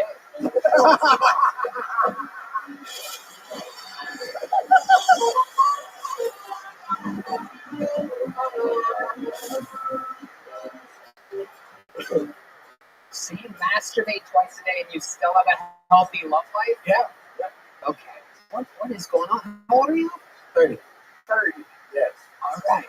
So, wow, that is incredible. How many times do you have sex a day? Or a week? We try at least twice a week. Twice a week. Don't you think you'd have more if you didn't masturbate in the closet twice a day? For sure.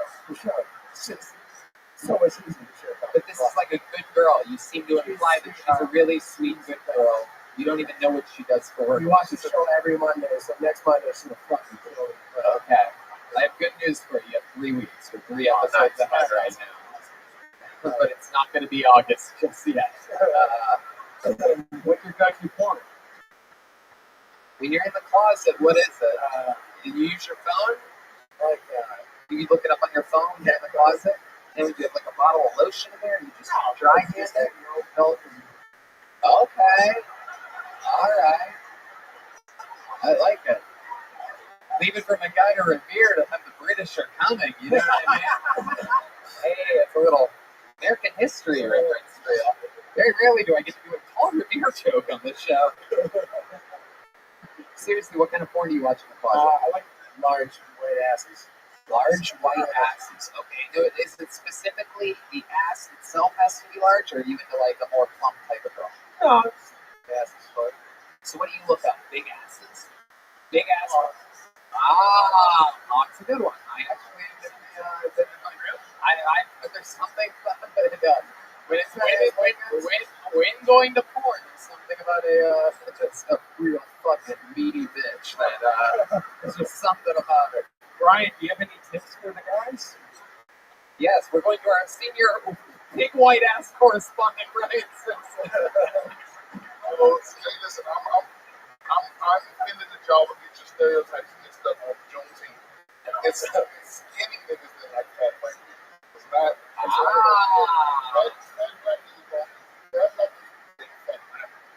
Skinny black people. Right. There's like something like the weight on the shoulders or some shit like that. Right. It's like there's always stereotypes are affected by the weight of the individual. Is your wife on good girl? No, she's skinny. Oh, that's like, well, no, I met her. She was very mad at her. What happened? How did she lose? I think it was just like post-college. She went a year away from no, but she's gorgeous. You already said you're into big big ass. She doesn't have big ass. Porn's different. Porn is different. I'll give you that. That's the way she's gonna see it. That's not. You'll be having another bachelor party in about a year, dog. Yeah. Coming back. I mean, she is gonna see this. You have dug yourself in a little tiny hole, and I would be surprised if you started masturbating in that hole.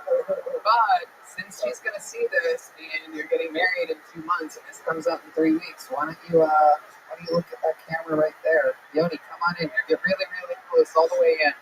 All the way in. Why don't you look directly at that camera and tell her what you think about it? Kelly, I love you. I'm so excited to marry you. Sorry for what I said. You understand it. I love you. Aww.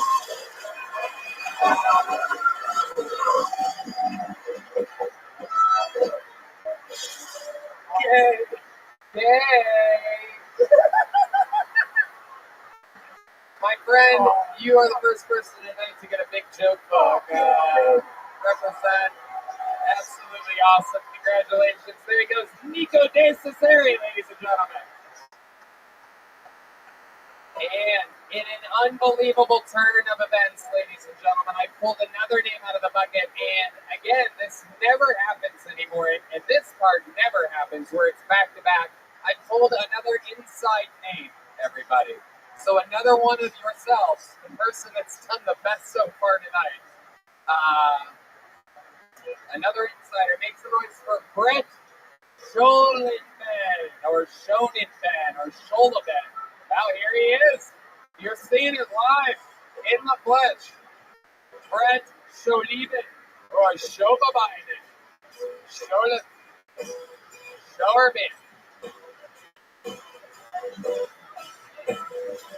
We have to get a girl. Oh my god. So you ever do that thing where you kind of feel like you're very intuitive with your partner and you're with your friend fishing, you drop your phone in the water, and then you call your girl from your phone, and then she picks up and she's like, oh hey babe, I spoke it was gonna be you. But then you realize that you just think it's all sweet and everything, but it's like, I'm calling from my friend's phone, but you know, it's so cool that we're connected like that. Not fun.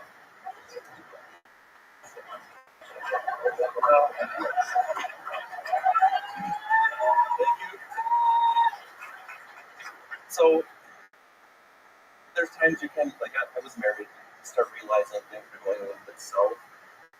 When I met my wife, she was all like, you know, you can make me laugh all the time. I really love that no matter how bad the day. Well, the first time I took the stage, like everybody in the room was laughing a few times, but she was the only one not. And it's probably the bad time to take the stage at her funeral. Adorable. It's funny how like the people from the inside are so much realer than the professional comedians that supposedly wait and are dying to be up here. You seem like you don't even give a fuck, and it's great. It shows. It seems real. Brett, what's your last name? I can't quite read this. Shane Weaven. Oh yes, we can tell. It's Blitzen Blocken. It's German. Yes, we know. Thank you. I love it, Brett. So welcome to the show. How many Jews did you kill in World War II? 2. Okay, very good. You killed none of them here tonight. So let's talk about it, Brett. You've done stand-up before? Oh. Okay. How about a hand? It's his first time, everyone. Let's find out what's real and what's not. Were you really married? I was. Okay. You're not anymore? No. Did she really die? Yeah. Oh my goodness, what happened? Overdose.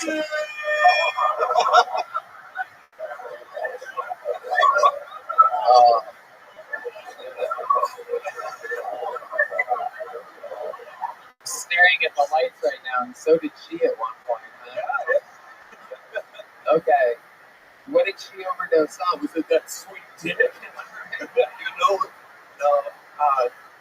Honestly, she was taking ketamine from where she's working, and then she couldn't get it, I guess. And she took something else. Yes, I hope all you Austinites are listening to this fucking ketamine addicts. Or yeah, I got real in here just that. Yeah. People are like, wait, what? You ran out ahead of me. What the fuck? Everybody just thinking what I was thinking. Like, that doesn't sound like an accidental. Like, she was still at you work. It sounds like when you say accidental overdose, I think like it was grab medication. Well, she was on Xanax and stuff too. Damn. How long were you married for? About 15 years. 15 years. When did that happen? March of 2021. March 2021. My God, that had to be fucking hard, huh? Oh, yeah. Wow. So how many times nowadays do you masturbate in your closet? I'm not up to 2 yet. But right, you're working on it. It's years now. Working on it. Yeah. Yeah. You can be happy now. Stop being sad, ladies. Turning it around. This is what's magical about the show. I love it. So, very, very cool. How long have you wanted to try stand-up comedy?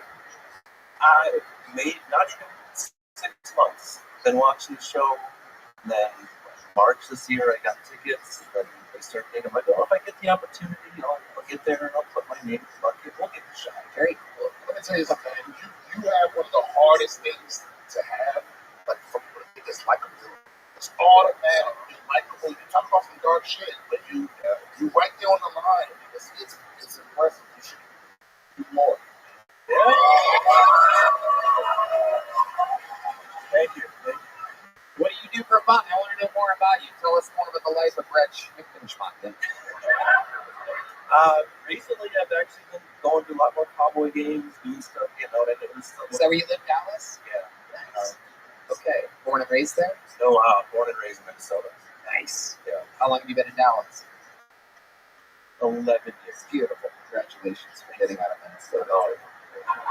Family wants me to go back now.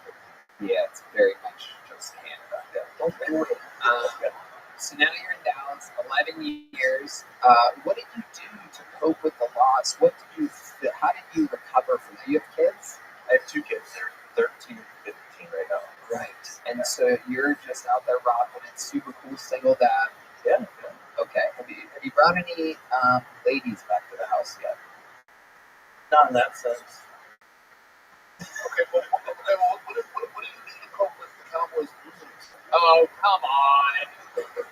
Come on. I'm not talking about a serious thing. Here's why. Hey, I'm thankful this lost my Miller Lite, not my life. You son of a bitch. You son of a bitch. Okay, so what do you mean not in that sense? I would bring someone like through the back door, sneak right. in. Yeah, get a window. You make sure that the kids are asleep or whatever. Yep. And then they come in. Okay. You're a funny guy. I think this guy might have poisoned his wife, no? Yeah. Benadryl helps. Right. I gotta go to my shift at Topgolf, kids. Make sure you double check the measurements. You don't want to over Benadryl them and put all in the mother's foot. So is that hard to do? Is it hard to sneak a woman in with a 13 and a 15-year-old? Have they busted you yet? No, but that's I mean, like in Austin, I got no kids. You're not afraid that they think they dad can get no pussy? Oh, my kids, it's creepy. They tell me often that their friends think it look like Johnny Sins. So, yeah. Your 13 and your 15-year-old know about a porn star? Yeah, no, when my daughter was 10, her friends were telling me that my friends think I look like Johnny Sins. He's brought up Johnny Sins, and you do indeed look like Johnny Sins. It's just in, you look like Johnny Sins. That is incredible. How do your kids know about this? That's a great question. By their friends knew, and I was at church yesterday with my daughter. Oh, yes. Johnny confessing his sins. And one of my daughter's friends saw me, he called to me and her, oh, Johnny Sins. So, the parents are right there. I'm like, oh, your kids, Johnny Sins is. And what makes you think they're not going to find this episode of Kill Tony, in which you're talking about sneaking hose into their house? 100% they will, but it's all for us. I love it. Amazing. Yeah, it's just jokes. It's just jokes. What else about you? What else do you do for fun? Not a whole lot. I mean, do the sporting goods, sporting stuff. My kids in basketball, so a lot of taking them to drum practices and getting out more. And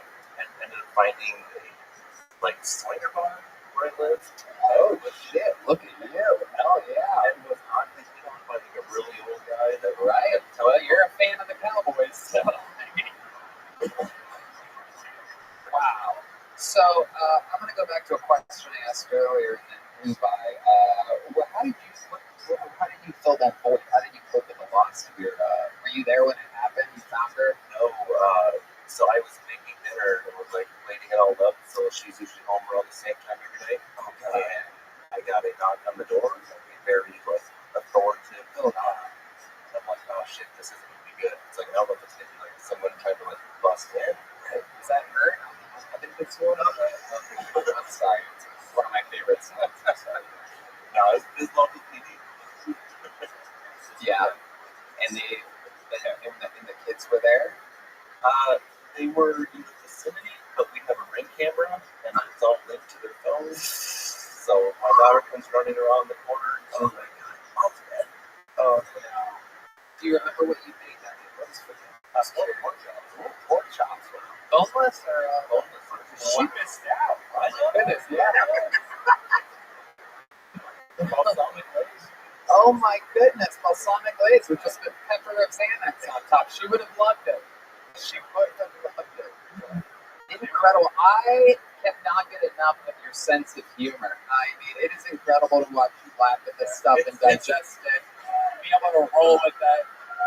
I mean, my mind is completely blown that we have fans of the show that are this fucking cool. You coped with something, you dealt with something, you come up here, you have a magical night like this. I love it. I'm gonna give you the second big joke book of the night and the great Mozart. Hell yeah! Make some noise for Brett Hefeweizen, everybody. Brett Scholemeizen. All right. Getting deeper in the show, we have not had a female comedian tonight, so I pulled in the bucket until I found one. Ladies and gentlemen, make some noise for Anastasia Lawless. Everybody, here we go.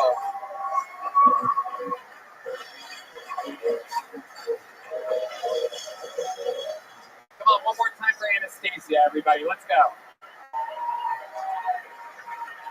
What is up, motherfuckers? I love whores, sluts, and porn stars because they are willing to do the jobs that would gladly be worked outsourced. All right, you know what I'm saying? Do I want a train run on me? Not particularly, no. I had a gentleman ask me recently, though, how do you know you don't want a train run on you? Since I'm such a genuine lady, I really feel it's not, It's not the multiple dicks I have issue with. It's the multiple ego stroking afterwards. Ladies, you know what I'm talking about. Did you like it? Did you come? Motherfucker, you know how I know you came? Because as you were coming out, okay. Yeah, if I didn't do that, it's a good bet that I didn't fucking come. Yeah, good fucking bet. Yeah, no, I'm gonna leave that word to the ladies of the night with the heart of fucking gold, alright? They're fucking amazing. They're fucking great at it, bro. Yeah, Daddy, right there. You're the best I ever had. A lot easier to lie when you get paid for it. You know what I'm saying? Okay, Anastasia Lawless. Very interesting set, talking about how silent you stay. What's more silent, you during sex or the audience during your sets? I'm actually very vocal, but you have to make me come. Like I'll tell you, I'm coming. Just like you guys do. Is that your real voice? Yes. Okay. All right. Is that your real voice? Yes, it is. It is. It's been working for me for 16 years. This is your first time on the show? No. Okay. When was your last time on the show? It's been about a year. How did that go? Well, have you washed your hair since then? Yes. It's very hot outside though. It is so indeed. I don't lack sweatpants. Okay, absolutely. All right, Anastasia. What do you do for work? I'm a postpartum doula, newborn care specialist. What does that mean? I take care of babies and I help parents and families in the beginning stages of their journey to the family land. What qualifications do you have to do that?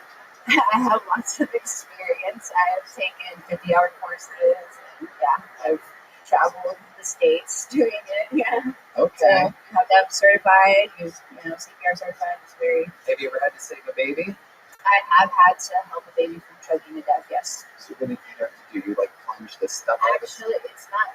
And I have to be current on my courses, so I have to say this is you should not do this anymore. But it used to be that you could hook. That's what I did. Is that you getting a butt plug out of an ass? No. You could get the food out of their mouth. Oh, so it was choking. Yeah. Were you feeding it? No. It So was someone else was feeding it. She was feeding herself. She was a toddler. Okay. Okay. Weirdest thing that's ever happened when you're working with these babies? Anything ever stand out to you? All of your tons of experience. Weirdest thing that ever happened to me was a baby with pyloric stenosis. Ooh, what's that? Sounds like a future kill to me regular to me. It is a genetic condition where they do not fully digest their food. So even after like 30 minutes, they're projectiling their whole bottle. And yeah. So this baby was doing that for, I want to say, 3 weeks before I got there. That's love. Yeah, that was incredible. That is true. It is amazing. How long have you been with stand-up anesthesia? June will be 2 years. June will be 2 years. All of it here in Austin, Texas? Yes. I do believe there is a universal Amber going on right now. That is incredible. Baby vomiting all over everything, everywhere. Missing its postpartum bibbidi bob.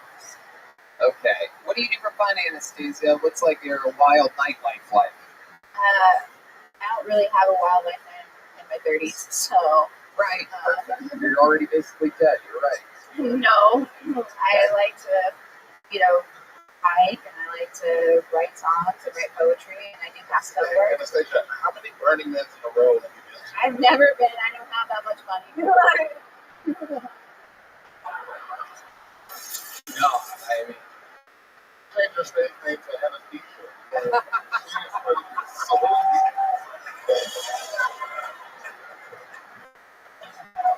Oh my goodness. Speaking of anesthesia, how about one more time for the last guy's wife, everybody? He's laughing. I see him. He's laughing. For those of you groaning, he's laughing. Oh, look who's not laughing over here. Jesus Christ. Anastasia. Wow.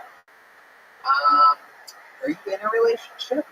No. When's the last time you were in a relationship? I was actually in a 10-year relationship. Okay. When did that end? It ended around. Huh? No, like I said, I'm not into drinks. What? What just happened? He set the train, and I said, I'm not into trains, so that's not what ended our relationship. COVID ended your relationship? Yeah. Okay. What happened? We had to spend all our time together, and we're like, oh, we fucking hate each other. Right, and then after everything you say, you go, he's like, Jesus fucking Christ, I can't fucking deal with it. Somebody give me some fucking... Yeah, there it is. Incredible. What did you do for a living? 10 years in a relationship, that's a long time. We both are just hustlers. We do what we need to do to make money. Okay, great. Say that you can train babies or whatever. Train babies? I don't train them. I just help parents. You make me bum. Oh, yeah. I want to be with somebody for 10 years if you didn't make me money now. It seems like he didn't want to be with somebody for 10 years either. How did it end? Was it his idea? No, it was mutual. Okay. All right. Did you guys live together? Yeah. And you don't live together? We were together? engaged. Wow. Look at that. Incredible. What Cracker Barrel do you propose at? He did not propose at Cracker Barrel. So he did propose to a barrel that is a cracker. I'm actually mixed. Oh, really? What are you mixed with? I'm Japanese and white, yeah. Oh, wow. I don't really see the Japanese at all. And I don't see the intelligence of the Japanese running through you. But incredible. What is the most Japanese thing about you? A bad driver? No. What do you think is the most Japanese thing about you? Ever do anything and you're like, oh, that's my Japanese side. Like me, I talk with my hands, I'm Italian. You're Japanese. What's your thing? Well, the laughing, the giggling, the Asian giggle. Oh, I do see. About the suicide bomb. I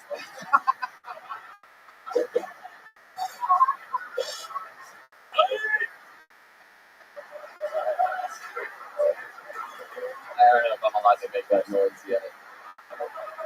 been 2 years. It's not May anymore. Right. Okay. Anastasia, congratulations. You got on the show again. You already have a little joke book, I'm guessing, from your last time. You have a big joke book? You should use it.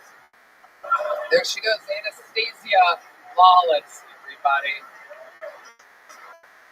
And now, everybody, we've been through it here today. A lot of highs, a lot of lows. Hans can retain the re-entry of David Lucas into the Kiltony universe, the shining performance of the future Cam Patterson, and two unbelievably compelling inside the building bucket pulls. A lot of hard bombings, a lot of people, you know. I mean, the thing about Austin becoming the comedy capital of the world is that a lot of the best comedians in the world are moving here, which also means that a lot of the worst comedians in the world are moving here. We got to see some of those tonight. And now that all comes to an end. Now I would bet everything I own that the next few minutes are going to be fun as hell. Because I know, because this guy has the record for most appearances all time on this show, the most interviews, the most new minutes.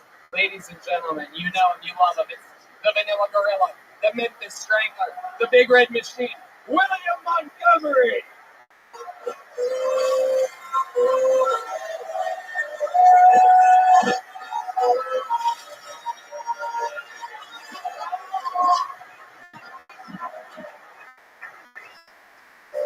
Shout out to all my boys in Jamaica for the happy Juneteenth.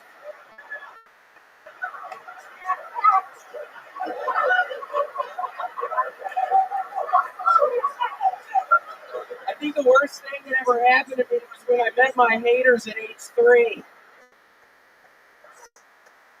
A submarine that takes tourists deep into the ocean to look at the Titanic wreckage is missing. The last time 5 tourists got lost in something that deep, Redman's mom was screaming, "One at a time, one at a time."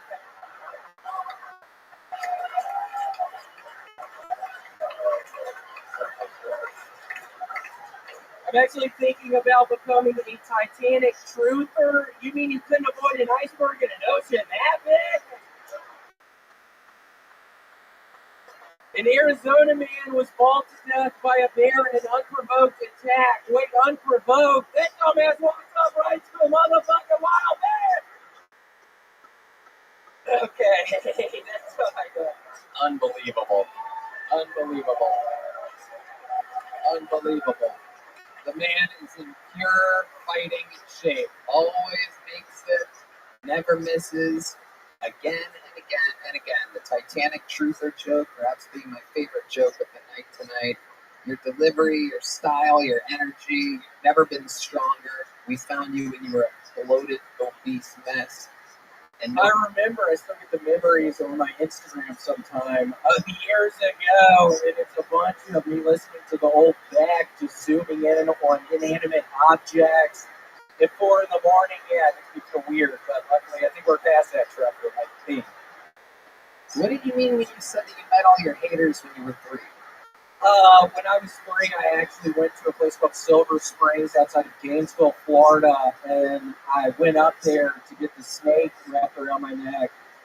And the guy was like, "Where are you from?" And I kept on saying America, and then everybody was laughing, and I didn't understand why. They kept on asking me where I was from, and I kept on saying America, and there were a couple of fucking haters out in the crowd, and I remember looking at them just thinking, I am from America, I don't get it.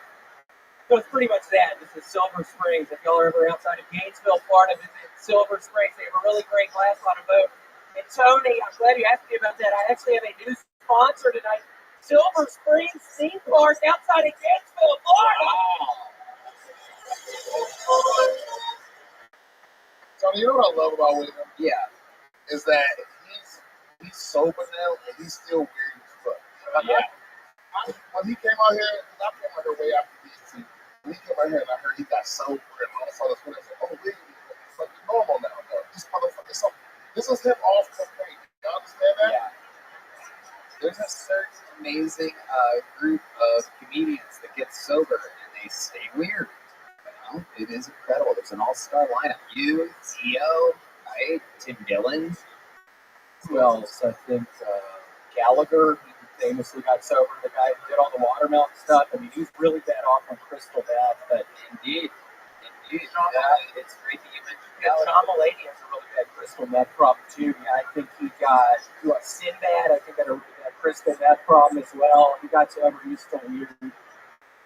Shout out to Gallagher, who smashed more watermelons than anybody on Juneteenth ever has.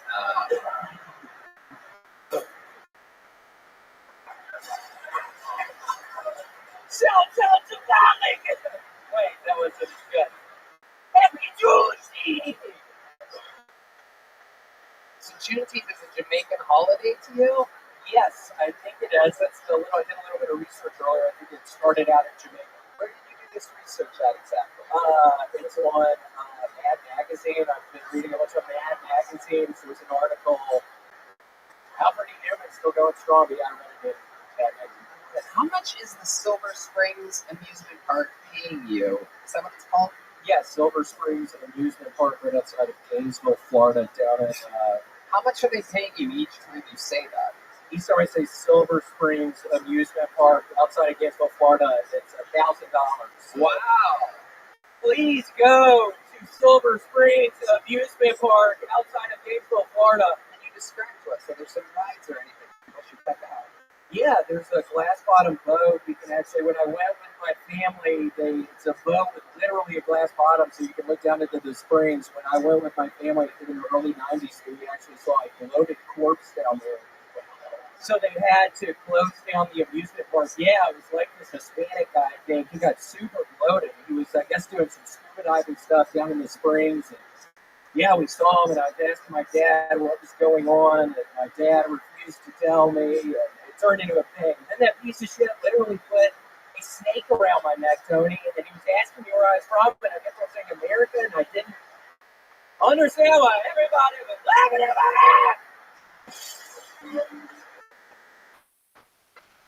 me. That thing that you do sometimes where you get really loud and it sounds kind of like urban, unlike the way that you normally speak. It sounds kind of, what would the word be? Like it, me! What do you think? He speaks like James Brown. Yeah. You do. Where do you think that comes from? Where did that start? We had a really sweet lady that used to help out my parents, an African-American lady growing up, and her name was Imogene, and she kind of got me talking like that from an early age. Okay. What was Imogene? What kind of help was she providing exactly? When you say she was helping? Folding towels, doing the bedding, doing the dog walking, making the meals. I'm trying to figure out what my parents were actually doing back then. Imogene was doing everything.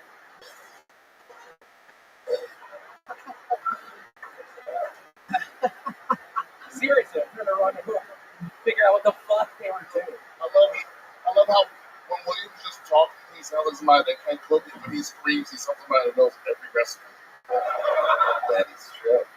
How long was Imogene in your life? Is she still with your parents? She's not. She sadly got there's actually a lot of quicksand outside of Memphis, and she went out for a swim one day, and the quicksand got her. A lot of people these days are like, oh, quicksand, I've never been around quicksand. It's really not that deadly. Well, I can tell you firsthand, quicksand is deadly as shit. If you ever are around it, don't get in it, because it'll suck you under. That's what happened to Imogene. Wow. That is unbelievable. William, is there anything else we need to know about? Another unbelievable performance? It's, in fact, a basal cell carcinoma that I have on my fucking neck. I have to get it lasered off this Wednesday. So this Wednesday, you're going under the laser. Yes, going you under know the it's not laser. an uncle laser, which we're not going to see him for a while. Remember that earlier? Oh, that. Yeah, I gotta go into the laser. Hopefully it'll be alright. Also, for anybody who watched last week's episode, I was thinking maybe that was dog abuse, bringing Gator out here. Shaggy wrote that.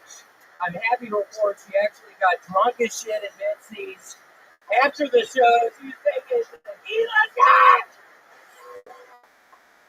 She was thinking, Megatron! She was doing Megatron!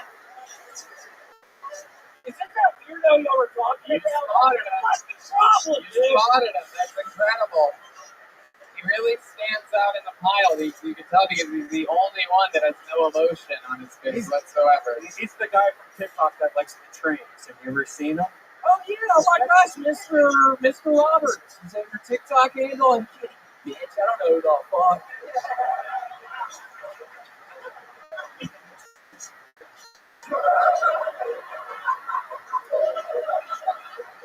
So you were saying that the dog that was in question of animal cruelty last week was shaking profusely, the sweet little dog. That all is well because it was doing shots of liquor afterwards. Yeah, she's 8 weeks old, 9 weeks old now. So I'm thinking I can't drink, but my loved ones are sure shit gonna be drinking. So I got her drinking pretty early on. I'm just a little worried. She's such a small little dog. I'm worried about the size of her liquor. I'm worried about the size of her kidneys. I don't know if it's a sustainable thing, but she's having fun. I'm having fun. We all having fun. William Montgomery, we absolutely love you. Another unbelievable performance. Get him on Cameo. He's traveling the world with me on my stand-up tour, the Fully Grown tour, adding shows as we go. It's a massive stand-up theater tour. If I'm coming near your city, I highly implore you to come along, join in on the fun. Shout out to the Red Rose, the Yellow Rose, Austin Security Guard Service, Joel Blaster, Sam Smokehouse, and Screwball Peanut Butter Whiskey. How about one more time for the band, everybody? Matt Mueling, Don Dees, D. Magnus, Paul Deemer, Michael Gonzalez, the drawing from Ryan J. Email is in, that pops up on your screen right now. The drawing from Chris Rogers, local artist, is in. I do believe that's the great Paul Deemer right there on the horns, absolutely. How loud can this place get for my guest, the great Brian Simpson, everyone? BrianSimpsonComedy.com. He's coming soon to Denver and New York. Listen to BS with Brian Simpson. How about one more time for the great Trevor Wallace, everyone? TrevorWallaceComedy.com. Building a special here in Austin, the Paramount, the 14th and 15th of July. You believe it's sold out already. Listen to Stiff Socks with Trevor Wallace. We did it again. Check out my new comedy club, the Sunset Script, ATX.com. I love you. Thank you guys. Good night, everybody.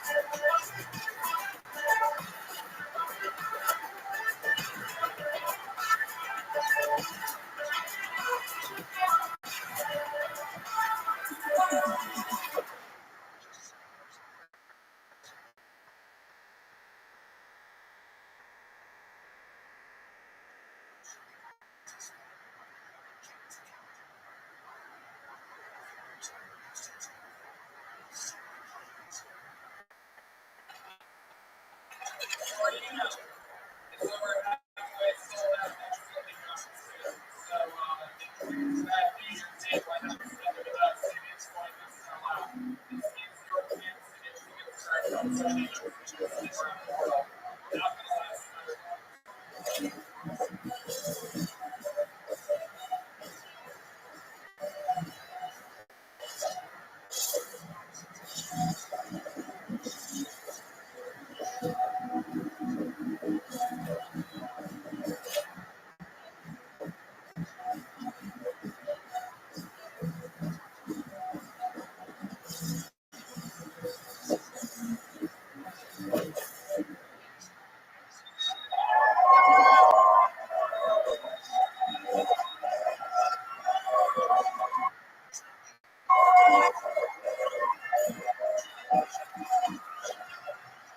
this is Sunday, coming to you live from the Comedy Mothership here in Austin, Texas, for a brand new episode of Kill Tony.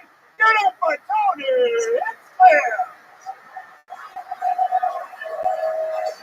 Who's ready to fuck some shit up tonight, huh?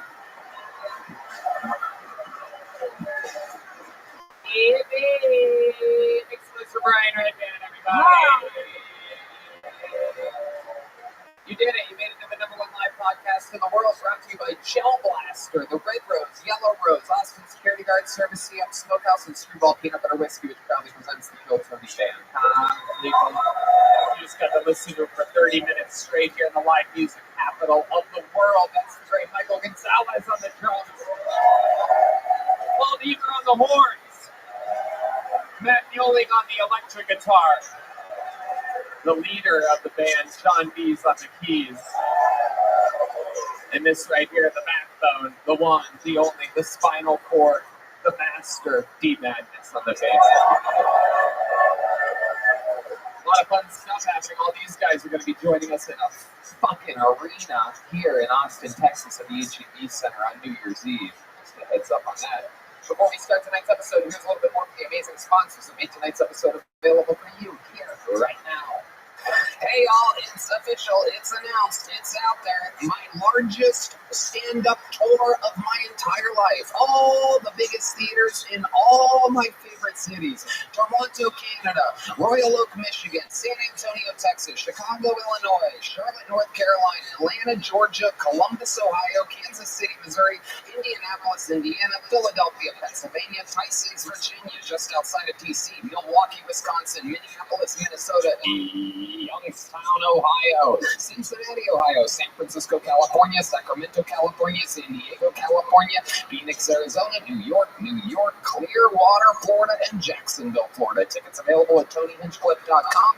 Come see the crazy Texas fucking stand-up that I've been working on. You're not going to believe it. Let's have some fun.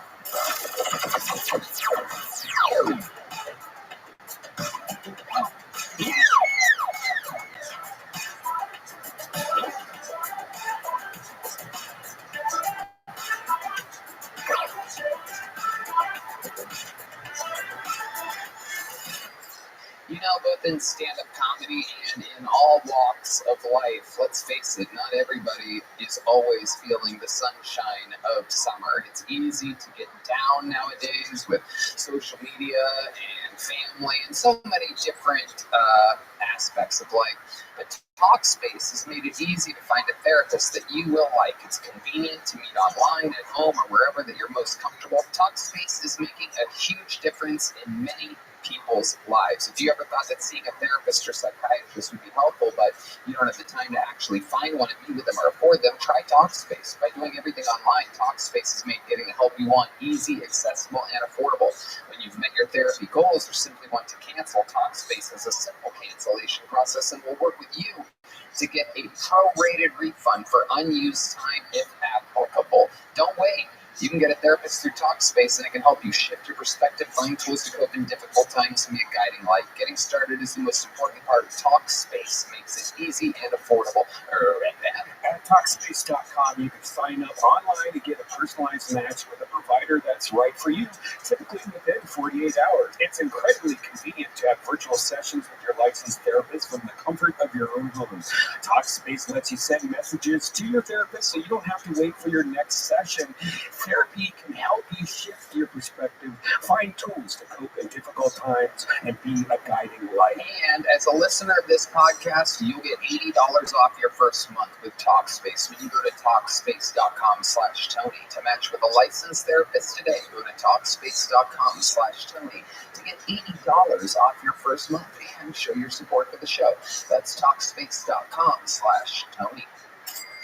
Hey y'all, of all the packages that get dropped off at my door, and trust me, that's a lot of packages if you know what I'm talking about, hands down the best box I open every month is my Box of Awesome from Bespoke Post. My Box of Awesome is filled with carefully chosen gear from the best small brands around the world. I'll tell you what I got this month. It's called The Forge. It is an absolutely incredible, it's a Damascus steel knife made by Buck and Bear Knives located in Pennsylvania, which is right next door to Ohio, which is where Red Dad and I are both from. We absolutely love it. No matter what you have going on this summer, Box of Awesome has you covered. From camping gear, essentials, cookout must-haves, and drink game upgrades, Box of Awesome has collections for every part of your life. To get started, take the quiz at boxofawesome.com. Your answers will help them pick the right Box of Awesome for you. What Box of Awesome did you get, Red Dad? Well, I got the cask. Barrel is handcrafted with American white oak, which has been charred to create a smokier cocktail. And I'm upgrading my liquor. They release new boxes every month across a ton of different categories. Each box is valued at around $70, but you only pay a fraction of that price. Plus, with each Box of Awesome, you're supporting small businesses. 90% of everything that comes in your Box of Awesome is from a small up-and-coming brand. It's free to sign up, and you can skip a month or cancel anytime. Small business is the backbone of America. Don't forget it, the greatest country in the world. Get 20% off your first monthly box when you sign up at boxofawesome.com and enter the code KILLTONY at checkout. That's boxofawesome.com. Code KILLTONY for 20% off your first box. boxofawesome.com. Code KILLTONY. Hey y'all, now that we're in the thick of summer, you might be looking for wholesome, convenient meals to support sunny, active days. Factor, America's #1 ready-to-eat meal kit, can help you fuel up fast with flavorful and nutritious ready-to-eat meals delivered straight to your door. You'll save time, eat well, and stay on track reaching your goals. I've been so busy lately. I have a huge tour coming up. We just did the 10-year anniversary, which was exhausting to plan and execute and produce. And with all this stuff going on, I'm too busy to cook, and I'm even too busy, to be honest with you, I've gotten too busy to order delivery. Like, it's crazy. By the time I do it, I'm already too hungry. It takes too long for it to get there, no matter what type of delivery option I go with. So I have fallen in love, deeply in love with Factor. I skip the extra trip to the grocery store, the chopping, prepping, and cleaning, and the ordering, and I get all the flavor and nutritional quality that I need. It's fresh, never frozen meals are ready in just 2 minutes. So all I have to do is eat and enjoy, then get back outside and soak up the warm summer weather or work.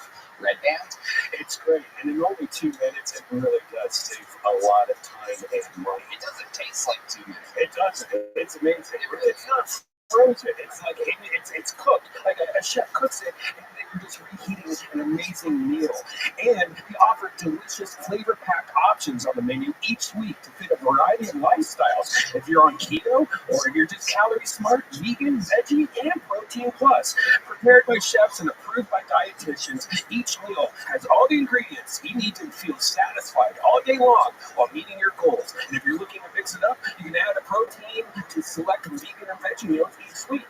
This July, get Factor and enjoy eating well without the hassle. Simply choose your meals and enjoy fresh, flavor-packed meals delivered to your door, ready in just 2 minutes, no prep, no mess. No doubt. Head to factormeals.com/KillTony50 and use code KillTony50 to get 50% off. That's KillTony50 at factormeals.com/KillTony50 to get 50% off. And now, the show. You guys ready to start tonight's show or what? It's a sweet 73.0 degrees on stage right now. Every single week I have one of the funniest comedians in the world on the show.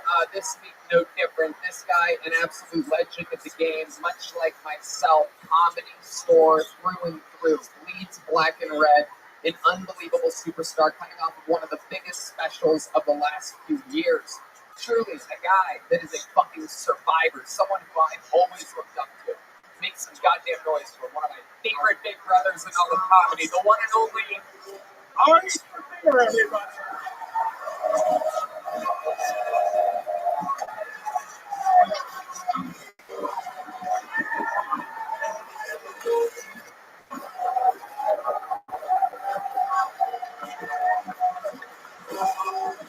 Come on, people, let's do it. Make some noise.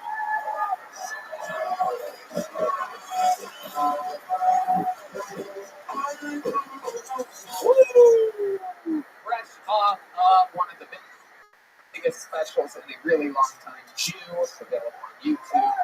Millions and millions and millions of views. Nothing but great reviews.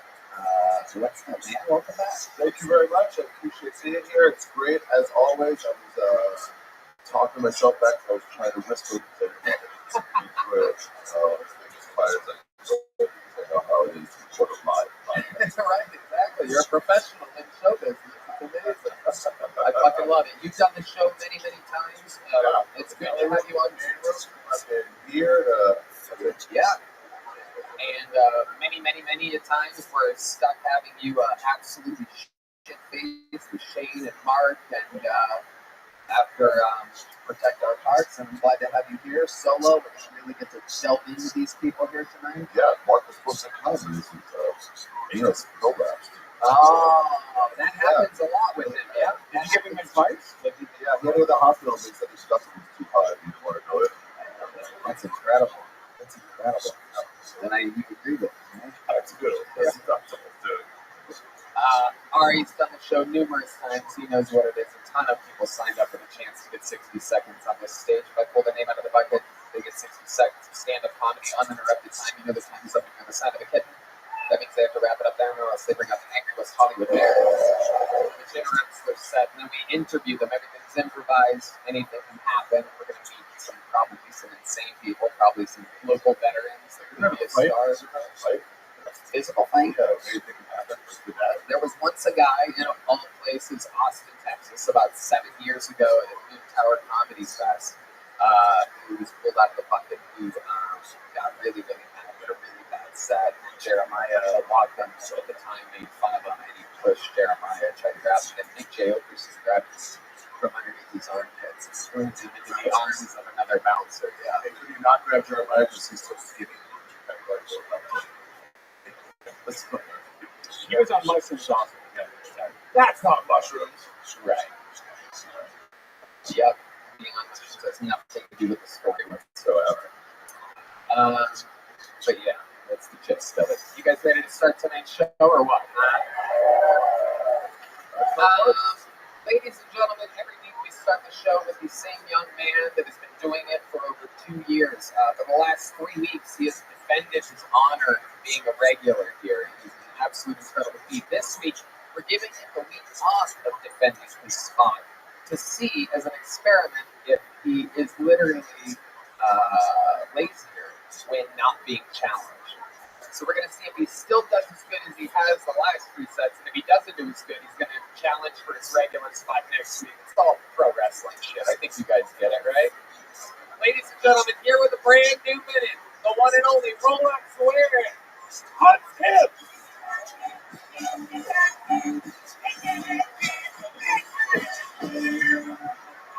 Thank you. I hope the orcas accept these 5 human sacrifices.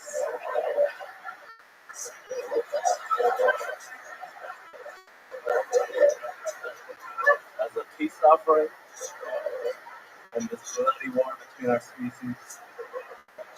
I'm actually going to start my own submersible tour of the wreckage of the submersible tour of wreckage of the Titanic. I like how Ocean View was like, hey, you know how they're all making subs good? How about we make ours shitty? I don't disrupt the space. These fucking billionaires took an Uber to the Titanic.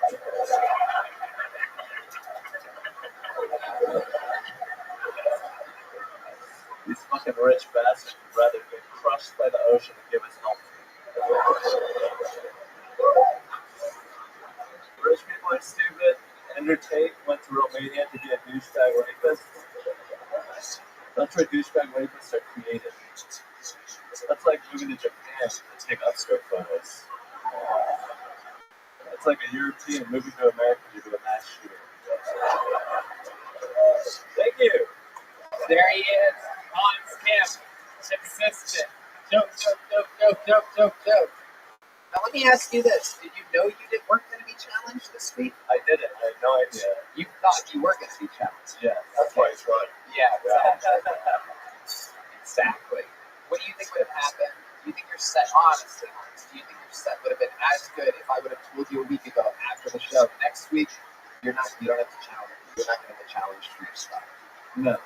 Right. It wouldn't have been as good. He's so honest. It's incredible. I can't lie. He has a lot of problems, but he's super honest. Yeah, I really hate the competition. I bet you do. It's kind of inhumane. I feel like I'm being exploited.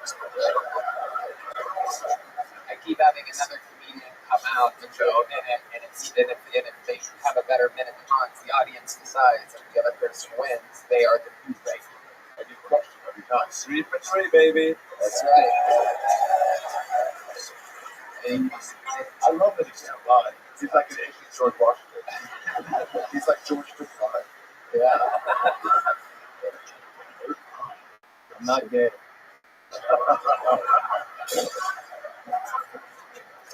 I love it, Hans. What's been going on this week with you in your personal life? Tell us all about it. I found out my girlfriend has Tourette's. How'd you find out? Because you said I love you. You said my statement thing. She told me, and then I realized like whenever we get into a fight, and afterwards she starts like spazzing out. It's kind of cute. What do you mean exactly? Give us an example of exactly what happens. She'll be on her. Why did you always come back too late? Comedian's girlfriend. She's like, what? Hold on. What? What is that? She's just on her computer. Okay, that's not a sound that has anything to do with this. Jesus fucking Christ. What do you say? Just makes that noise? Yeah. And you think that's Tourette's? Yeah. Did you talk with her about it? No. Did you see what she's looking at when she's making that noise on the computer? Or Could be. Yeah. She was coming. Yeah. and you've never heard that sound before.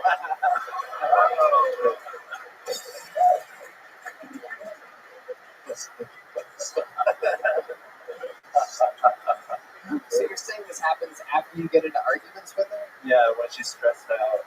She makes that noise? Yeah, it's kind of hot. No, that sounds weird. I've never heard of anything like this. Anger-activated Tourette's? Is that a thing? Yeah. Is that a thing with people with Tourette's? I guess so. I don't know. Anyone with Tourette's out there? Really? You really have Tourette's? Okay. You get angry just enough. Yeah, it does. Story check. Really? I want to see it. I'm gonna move. You like your front row seat? I'm gonna move you to the back of the room right now. You piece of shit. Oh shit! There it is. Oh my god.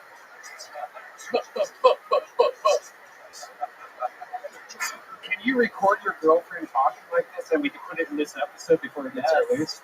I'll do that. Yeah. Yeah. Start a good argument with her for no reason, and then record it.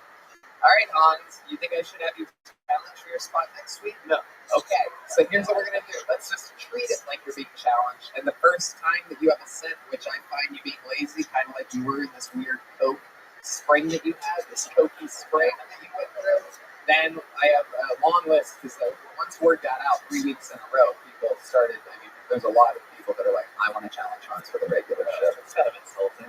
Well, your body and all of them so far, so congratulations, Hans. What happens to those guys who challenge from the fail? They should be punished. Yeah, they are. Trust me, Uncle Laser is going to.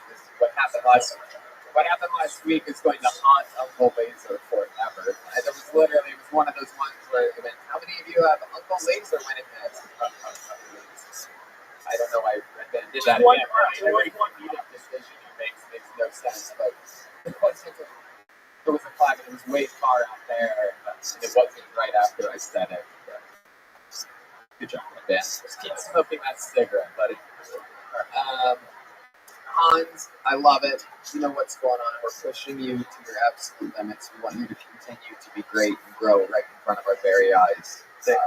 Thank you so much. Hans Cammy. This show started. All right. Your first bucket full of the night, ladies and gentlemen. A one-word name. Anything can happen here. I'm not sure if this person's ever been on before. Make some noise. We're going to meet them all together. Solomon, everybody. Here we go. Solomon.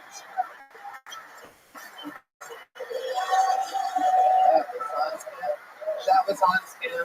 That was on. One more time for Solomon, everybody. Here we go. All right. So I worked with a very angry old Mexican dishwasher. He called himself Speedy Gonzalez. So I told him I can't say that.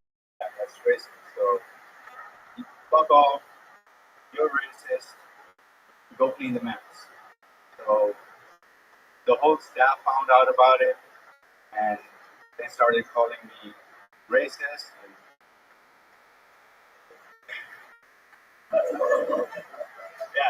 I had to leave the job. I think I'm not taking on the spot.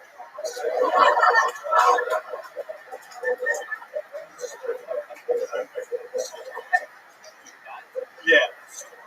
Holy shit, 41 seconds of Solomon. Yeah. That's the full minute we did 7:41. Yeah. Oh my goodness, little Speedy Gonzalez over here. No, I missed it. Yeah, we know. We don't think that was what you would plan. Let's talk about it, Solomon. What part of the temple of doom do you work in exactly? I'm trying to figure it out. That was Olam Shibad. Very inside. You really have to see the movie. Yeah, we're very, like the last 2 weeks, you have to see the movie. Okay. Ari, first of all, what are your conditions? Shocked to find out you were not Mexican. That was everybody's surprise. There was a moment of like, wait, why is he speaking weird? Wait, no, it's different than I thought. What are you again, Solomon? Pakistan. The Mexicans of India. Yeah, absolutely. Actually, Mexicans for Saudi Arabians and Dubai. They built Dubai. Very good. That's my Wi-Fi password. What do your pubes look like, Solomon? What type of bush should we deal with? Michael. No, I'm not going to have the show, Michael. Michael Gonzalez is always very excited to do some landscaping.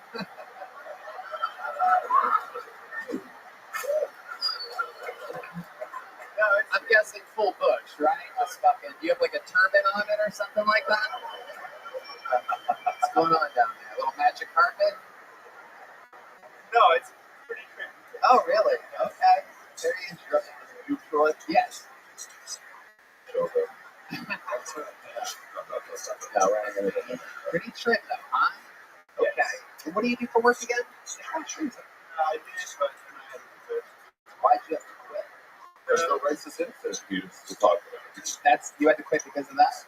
Not just that, it's there was this girl that went on where do we think this is gonna go? I think you got a little flirtatious with the girl, perhaps a hostess, am I right? No, A waitress.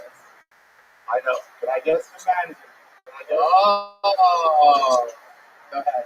Ari Shafir. He's all an elephant arm and 8 arms and an elephant head. Do you worship her the whole time? No. Okay, so what do you do? The female manager. Yeah, I thought there was like some chemistry, but she turned out to be a lesbian. Okay, so let's go step by step here. That's correct. So, first of all, let's start here. What was the moment where you thought there might be chemistry? Was it like that way she looked at you when you're washing dishes? Yeah, some of the same sports things you do. What was the moment, first moment where you're like, hey, there might be something here? It was the eyes. Every time she would look, she, it was like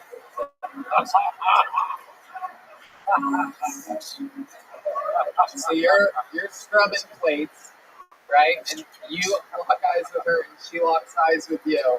She's white. Yes. And there's a moment where you're like, maybe just how old do you think she is? 25, 30? And you're what? 39. Okay. Yeah. So you're 39, Pakistani as fuck. You're scrubbing a plate. A 25-year-old manager, your boss, looks at you and you think to yourself, this could be mine. I could do this. This might just be my chance. She maybe is looking for a Pakistani dishwasher to come in and fucking do her dishes. You know what I mean? Just fucking tag her, may tag. You know what I mean? Just fucking. Okay, so the eye contact happens. What's your first move? Do you say something? Is it that nice? Do you wait a little bit? Play it cool? No, I found out she was lesbian. But how did you find out she was a lesbian? She was married to another girl. It's a big club. It's a big club. You can't do her dishes if she only eats out.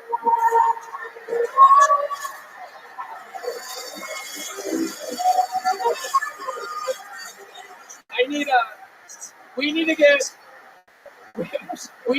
the thing that lifts me up in the air. Can we work on that? Can you tell Joe Rogan that I want one of them?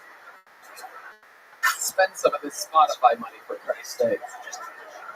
I want to fly, Joe. It's worth it.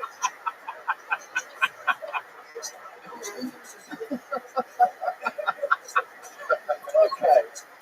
All right. Hold on. So why did you quit, though? I kind of want to go one more step here. How did you find out she was like? Who told you?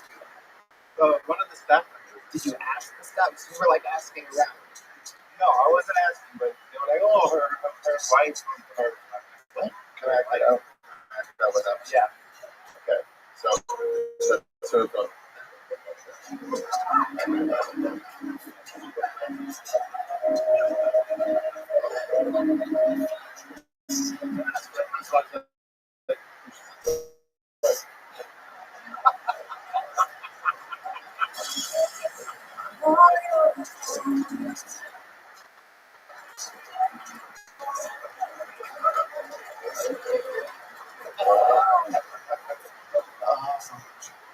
So, how long was it that you went thinking that you had chemistry before you found out she was a lesbian? Was it a week? Was it a month? Like a couple of days. A couple days then. Yeah. So you spend a couple days here thinking about this girl. Let's say a song comes on the radio, a love song. You're thinking about her, right? Yeah. Okay. Then you find out she's a lesbian. Now, do you think you showed any signs of emotion when you found out that she was a lesbian? No, I was like, I can't compete with a vibrator, so. Well, you can. Yeah. People like you can just fly an airplane right into a pussy.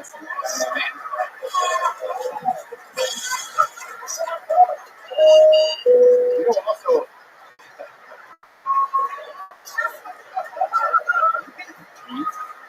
Also, just so you know, heterosexual women also use vibrators. Yeah, that's the problem. Yeah, we can't compete with those things. Do you have any special maneuvers that you do in the bedroom? Anything wild? That you must have some special skills or talents. Try to lure them up to the bus for getting ready. Oh, that's it. Sometimes we get our brownies confused. You know what I'm saying? If you were to compete with a vibrator, how would you do it?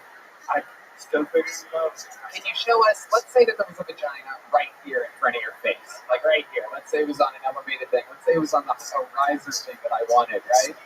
Let's say that it was right in front of you. What would you do to that vagina? Show us. There's a vagina foot in front of your face right now. No, you can't do that. You can't do that. Or basically, everyone's a lesbian if you do that. You don't have a chance. Let's see how fast you can move your fingers like that. Let's play a game called Compete with a Vibrator for the first time in the show's history. This is Solomon. So wipe your hand. It's not a real vagina, by the way. I'll make it dry. He's right. Just love dry. Yeah. You can keep it lubed up, Solomon. You don't have to wipe it off. Here we go. Oh, wow. Hey. Wait, I think I hear it right now. Solomon. How long have you been doing stand-up? Last time I was here 4 months ago. Okay, that's when you started? You started on Kill Tony? Yes. That was 4 months ago. How many spots have you done at open mics so not in between them? Why are you just doing Kill Tony? They don't call my name. I don't know. The other open mic, they don't call your name? There's open mics you can take $5 and you get a good spot. You're just not looking hard. You went from one. Wow, I guess Red Band's Comedy Club charges $5 for spots. Oh my God. Sunset Strip, ATX. Oh my God. Wow. What a promotion. Unbelievable. You're going to charge a dishwasher. Oh, it's a street. It's $5. It's probably. Oh, you know what? I was actually just reminded of the last time. So when you say that you had to quit, what happened? That's right. I almost fucking fucked this whole interview up. What happened was that she was getting bossier. To you, the dishwasher? The manager? Telling you what to do? Viciousness under all their sites. No, it was bossing around. What did she say? Do the fucking dishes? What did she possibly say? Wait, what does this have to do with the water? It's separate now. What do you mean this was a bossy lesbian? I've never heard of such a thing. That's over so with a final moment, is it you quitting? You take your apron and throw it off, or what is it? Yeah, no, I went home, wrote a letter. I gave it to this hostess and like, Did you put a little anthrax in it? All right, Solomon, if you want to come back, you have to do a bunch of open mics. You did 41 seconds. You're a hell of an interview. If you want to do this, you got to be in the game, man. Last time you got a little joke book? yes. I bet you did. You enjoy it. Fill it up with jokes. There you go, Solomon, everybody. Thank you. Good interview. Great hat. Dressed up, heck yeah. There he goes. Solomon.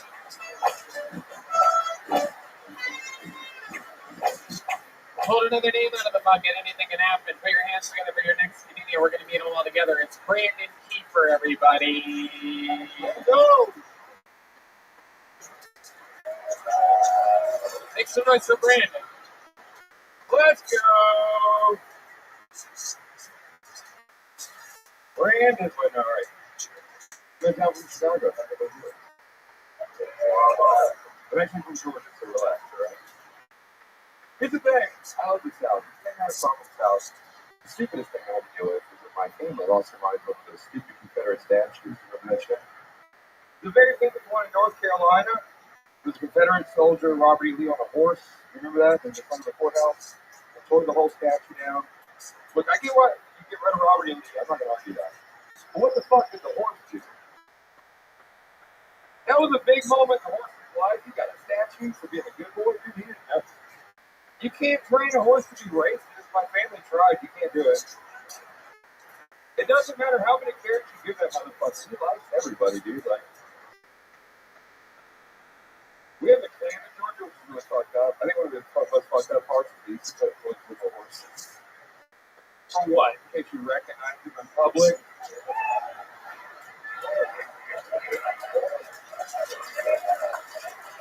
I really like you. That's really good. Really good premises, really good angles. Brandon Kiefer. How long have you been on stand-up in Chicago? 9 years in Chicago, 2 years in New York. I can tell it. Yeah, I was good. I was on Roast Battles. Oh, I love it. Okay. Where's your home spot in Chicago? Where do you go? I live in Lincoln Lodge. We've been around there in Spain. Yeah, Lincoln Lodge is small, but it's like the community basement. You know what I mean? Very cool. Yeah. Very cool. And you live in Chicago still? Yeah. Very nice. What makes you stay in Chicago? Why did you choose there? The city rules. The comedy scene needs work, you know what I mean? But the city rules. What do you love about the city? I'm always in and out of there, and I'm like traumatized because they always booked me when I was coming up throughout the winter, and I'd always have these bad long winters, and I would do like 4 or 5 days, multiple shows a night. I think it's a little clearer than New York and a little bit more personality than LA. I thought Chicago, I think the chubby chicks with attitude. Yeah. We're full of it. We're lousy with it. Interesting stuff. So you've spent 9 years there. What else are you into, Brandon? So I am a locksmith. I play locksmith welder. I play by new. I'm not doing this shit. I mean, just flexibility and shit like that. You ever lock yourself out of your own place? Yeah, you feel like a goddamn idiot. Yeah, as a locksmith. But it's like, who do I call? Yeah, I call it to work. I'm like, I'm going to come into that. Incredible. Absolutely incredible. What else? What do you do for fun? You're a drinker. I'm a drinker. Those people that What game am I? Am I sweating? Hot body? No, people that stay in Chicago tend to you have to heavily medicate. I'm too drunk to get 2 grand together. The tattoo of booze on Not a tattoo, my cutoff. This is my life right now. Yeah. They flew you in for a roast battle, or how does that work? Yeah, they flew me in. They gave me $100 for me by plane. How did was it Moses that found you? Yeah, so I've been doing a lot of the roast battle stuff in Chicago for a while, and then I kind of got into that, and they started bringing me out. Go up against us. I got anything from I think just the store stuff. Never Warner. Okay. What was your favorite joke about it? If you could just give us what we would need to know why the joke would work. I said it was the first thing to be conceived from a trans woman. I bet if we saw him. That's a fun one. Yeah. I bet, Oh yeah. Okay. I'll put a dress on. Yeah. It was fun though. This room ruled. I had a great time. It's a great fun. What's your love life like, Brandon? I'm getting divorced. It's pretty good. How long?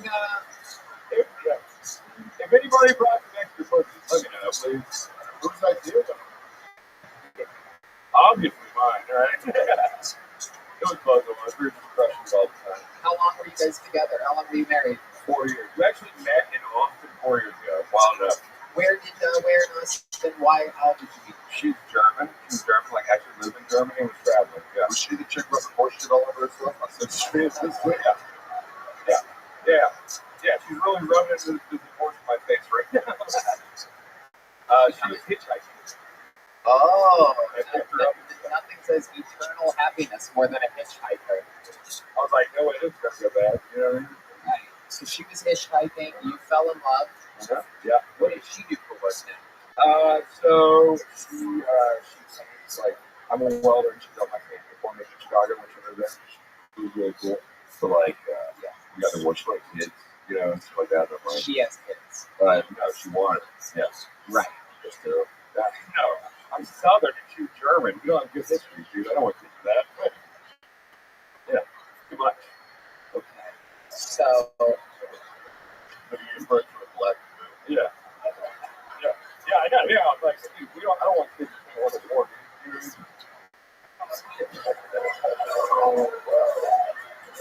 We got enough losers in the world. I like your style, Brandon.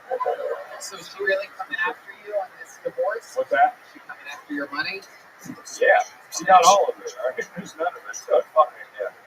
Really? Yeah. How does that work in Chicago? What's the law there? No, we're cool. We're cool. It's not like we don't have. I mean, we don't have kids. We don't. You know what I mean? It's like you know. Neither one of us. Have you been banging other chicks much? Hopefully. So it didn't come out for a while, right? 3 weeks. That's a no. Have you been with anyone? Have you been with anyone since? I have. Yeah. I have. How do you get over it? What was it? What's it? The $100 I got for doing roast battle last night. Hell yeah. Okay. Hell yeah. Any special skills or talents that you have other than being a very in the moment present stand-up comedian? Musician for years and shit like that. What kind of music did you do? Like drums. You play drums? No way. No way. It's been a while, ladies and gentlemen.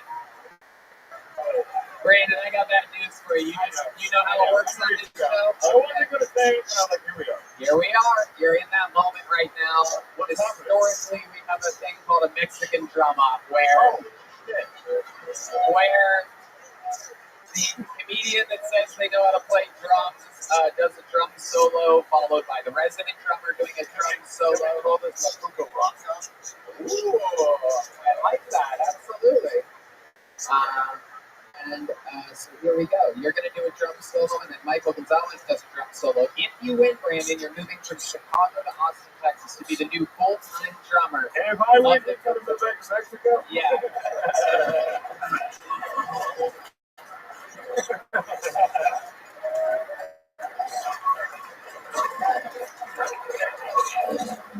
That's a good one. No one's ever done that.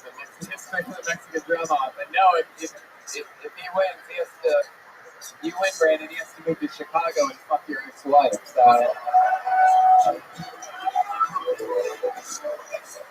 All time in the show's history, never before has a comedian beat the resident drummer. You, the audience, live, get to decide. Ladies and gentlemen, starting off the Mexican drum off, this is Brandon Kiefer, everybody.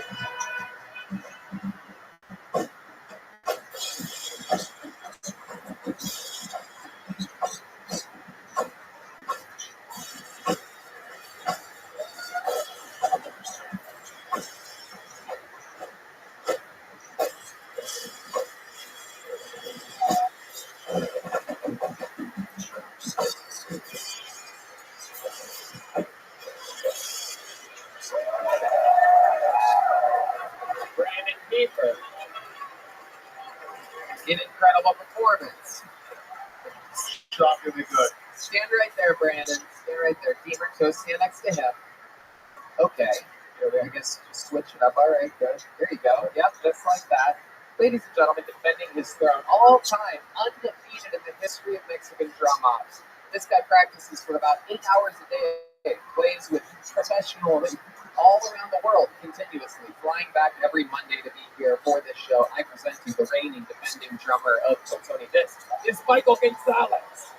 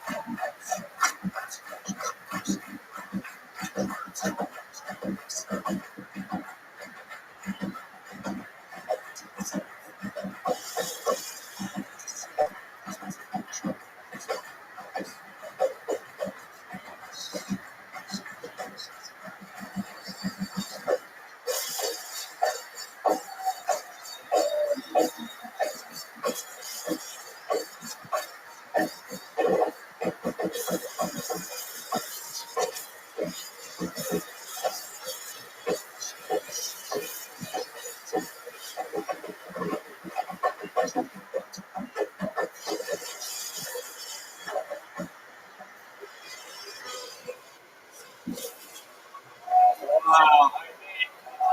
Jesus Christ. All right.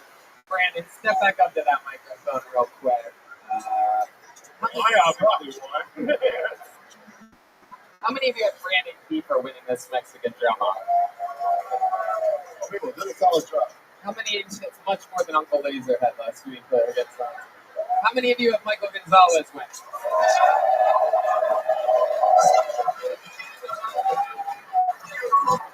Brandon, remind me one more time, how many years have you done stand-up comedy? 11 years. And how long have you lived in Chicago? 9 years. Where's the biggest place you've ever performed in Chicago? Chicago? I'm in the club. Right. If there was any place in Chicago that you could dream of ever performing in, where would it be? New York. a pretty good answer. How about in Chicago? Like a big theater or something like that, or like Maybe a bigger theater? Like, How about the Chicago Theater? Yeah. Would you like to do a guest spot on my show, the Chicago Theater?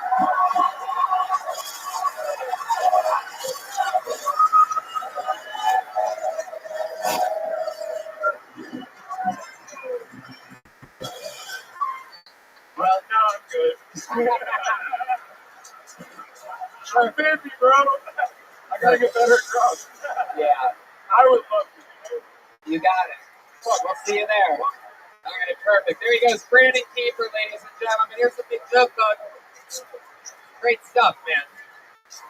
That's what happens when people with a lot of experience and a lot of skills sign up for the show. I mean, you know, it's amazing back to back. We had Solomon, who's done it twice only on the show, 1 minute and 40 seconds combined, and you got to see him walk away with nothing.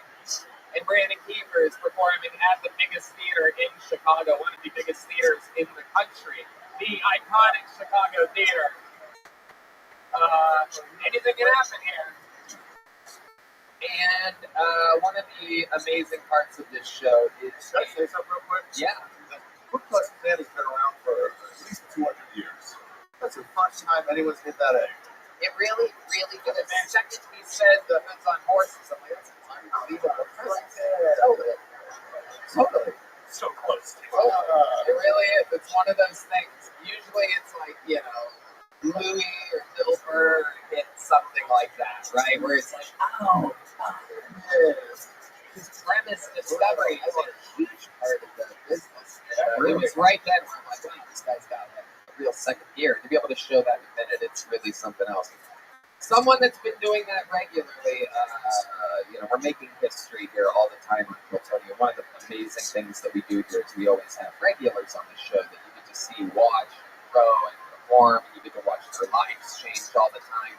We have a new regular on the show that became a regular on the show after only one appearance, after only 1 minute. The next set on this show, he was in front of 3,000 people at the ACL Live Theater, showing us all why he's the newest regular.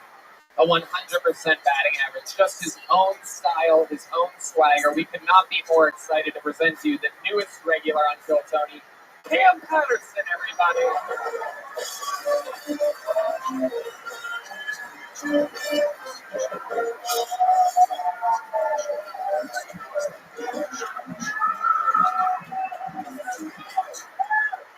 Go from the Ku Klux Klan to a nigga. What a transition. I used to play sports in high school, and when I think I played like basketball and football, you were racist. Because I played water polo and lacrosse. I bet y'all wish you would get that shit, white man. I'm glad you did. I'm lying. I played basketball in high school, but I realized my feelings on my teammates when I said he was gay. Now I have no problem with people at all. You know, you know what I'm saying? But I had to ask him. I said, hey man, you step on my ass during the game. That was a gay thing? Well, that was like a basketball thing. I said, no man, that was strictly a basketball thing. I said, well, I understand, but I play.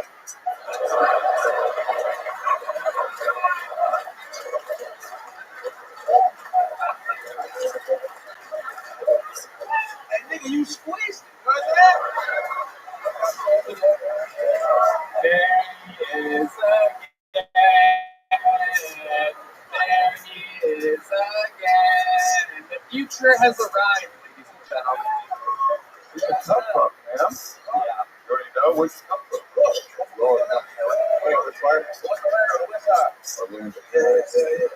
The boy is a fucking monster. I love this shit. That shit beautiful. We love having him. We need someone like you, and you need a format like this, and it's just absolutely perfect. Cam Patterson, the talk of the really the club, the newest door guy of the club, the newest regular on the club. White people know their thing. And most importantly, white people like you. Really.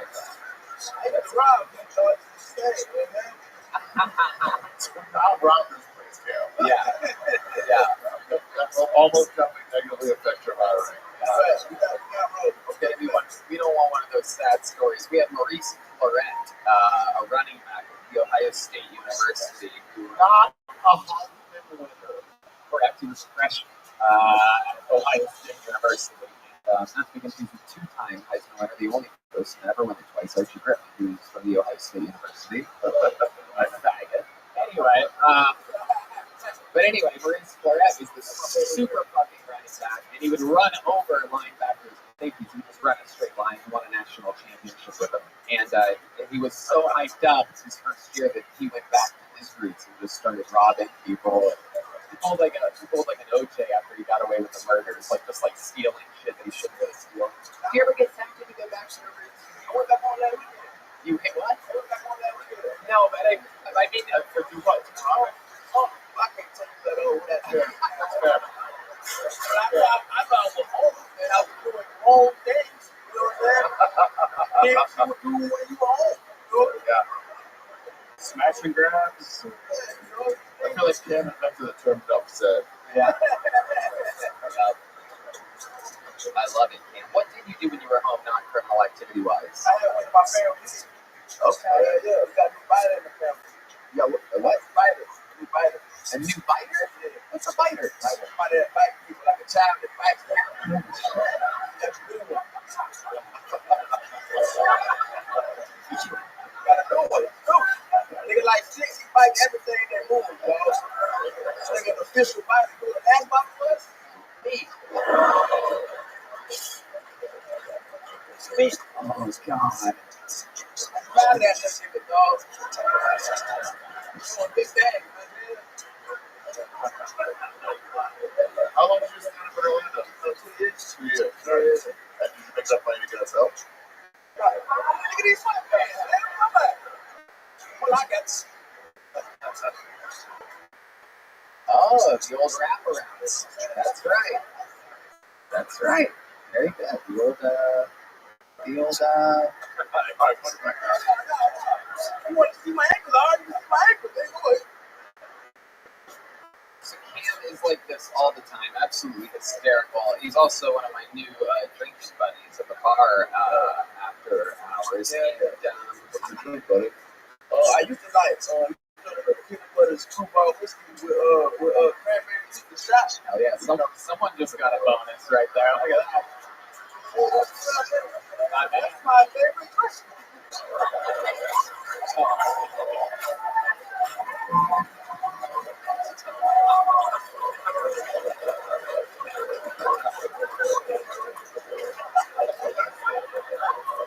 Holy shit. Oh my god. That's great. Oh shit, man. So this week, and ever since we first met, you were telling me about your uncle that convinced you to explain to these people. He told us. I started a comedy. I never related to nobody in the comedy scene, and I met a dude she got real close to me, like street dude I ever met, comedy in my scene. And I called my uncle, he told me about comedy. He tried to tell my auntie all the time. He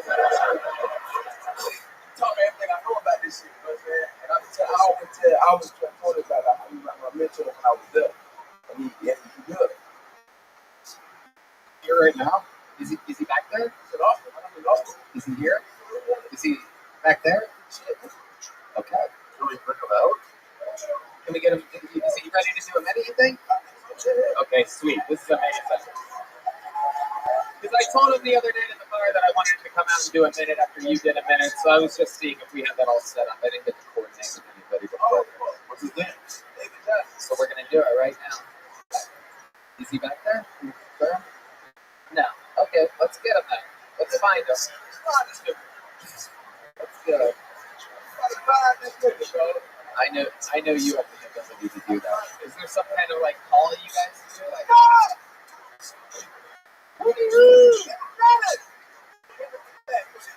Anybody have a 9mm I could shoot a couple times in the air? Got some crack dust? Some crack dust. Throw it up like LeBron James. Yeah, come, bro. That nigga just go crack in the head. So, yeah. So anyway, Cam and his uncle were at the bar here the other night, and it was. I spent, 2 or 3 hours absolutely cracking up. My hand was fucking red from slamming the bar. YouTube. Everybody was watching me like, look at Tony trying to bond with the blacks. You know what I mean? But I was really, I was just enthralled and completely entertained. He is a hysterical monster. You guys. What was it? You can call him THC. Ah, that's right. THC, I love you, nigga. That is his uncle. He's my cousin, nigga. Yeah. We got home that night. He was like, boy, that shit called nigga that we taught his life. That is true. Really told us we called him a nigga. I ain't my nigga. That is true. I was hard as a rock all night. It was incredible. You think he's in the building? You have your phone on you? Yeah. Call him real quick. You think his phone's what's it? You think his phone's on? No. Check the safe. If I had to guess, since you got up here, I got to change his number. But you hilarious. You got him? Yeah, he's right. What's he doing? Oh, it's probably with Hans King's girlfriend. Oh, shit.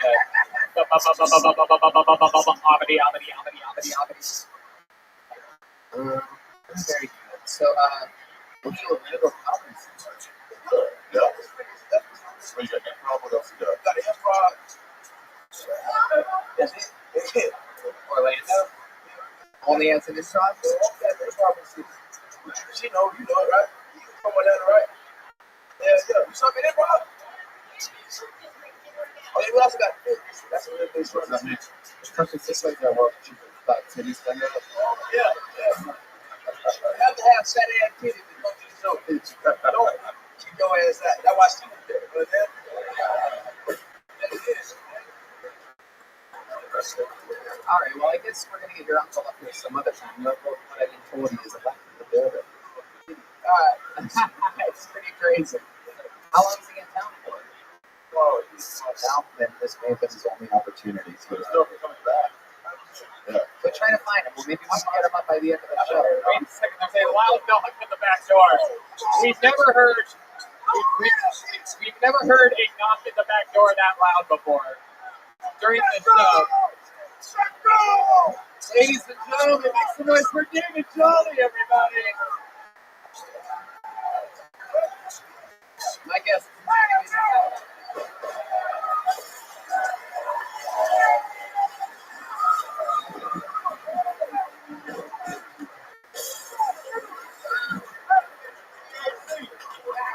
Hey, y'all shut the fuck up. I got a minute.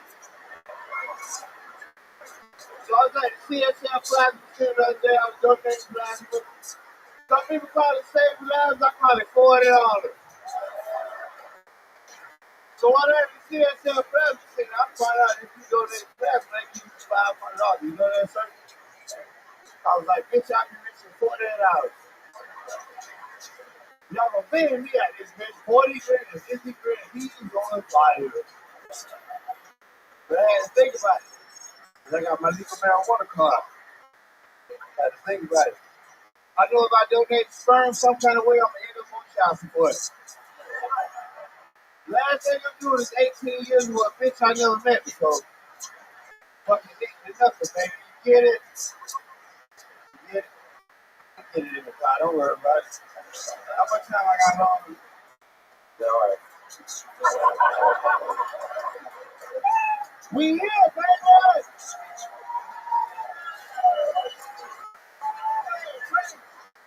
Stop saying, baby. Oh, we got all in this bitch, boy. I ain't know you were here, stupid. I'm remembering why my hand was all red after hanging out with him. Hey, real man. Oh, yeah. Stop saying crazy. oh shit. We got THC in this bitch. My man. Hey, Oh stop shit. playing stupid. Oh You shit. hear me? These got THC. guys got wallets in this thing right now. I ain't stole them things never had my THC. You I already got it though. Oh, You hear that? Stupid ass boy, you got me. Right? Stop fucking nephew. This is like being in the Tell long. me he go crazy. Did he go crazy? He went crazy? Yeah, we here now. Awesome. We here now. Stupid. All right, so let's talk about it, David. Welcome to the show. Actually, I'm so sorry. you're doing great. You're good. You're doing great. You don't have to apologize. I'm not the police. Relax. You know you my nigga. I know. You know the guy.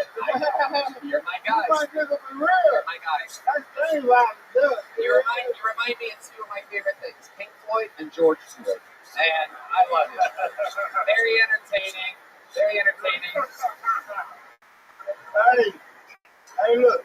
First of all, give my dog Tony a shout out to y'all being here. No, it's all good. It's all good.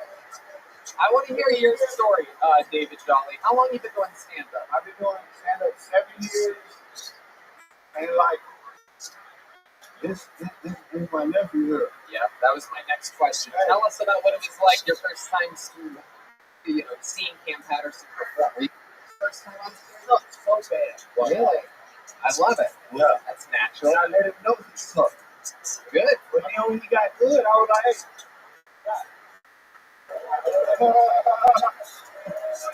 That's my youngin' there. That's the reason why I'm in fucking Austin, Texas right now. ROTHSCHILD, you hear me? I'm in here because of him. Hey, am I lying? I called him on the film. I FaceTime. I said, what? I'm going to see you on a flight. He said, look at you. Come back here. I said, well, I'm on a flight. I got out here. That's when the dog Allen. Yeah. You know I'm a regular, but I pay regular. Okay. Yeah. All right, that's all industry talk. But let's talk about what airline did you fly? JetBlue? You know what I flew? Yeah. Game violence! Game violence! Seriously. Stop playing crazy. You're setting a record for sideways high fives on the show right now. You want my record? Oh shit, what is that? Oh shit. Okay, tell us more about your life. How do you make a living? What do you like? How do you crack ourselves? You sell crack and you what? I sell a dick sometimes for some old ass white bitch. Oh shit. Oh, what is it crazy? Good God, hey, wait a minute, what happened? Let me get hey, my nigga, game violence. You know the vibe. Yeah. Okay, so describe to us some of these white women that you be selling dick to. We're all very interested to know what that's like. White women? Yeah. They can talk up. How much? 1 or 2. 1 or 2. Nice. 1 or 2. How many? Give her 200. How many a week? You want to suck that dick from the bite? You ever had that dick sucked from the bite? I just suck her. Yeah. $200. You can suck that dick either way you want to suck that dick. She pays you to suck your dick From the back. Wait, from the back? $200. Wait. $200. Hold on a second. Hold on. Bambi style.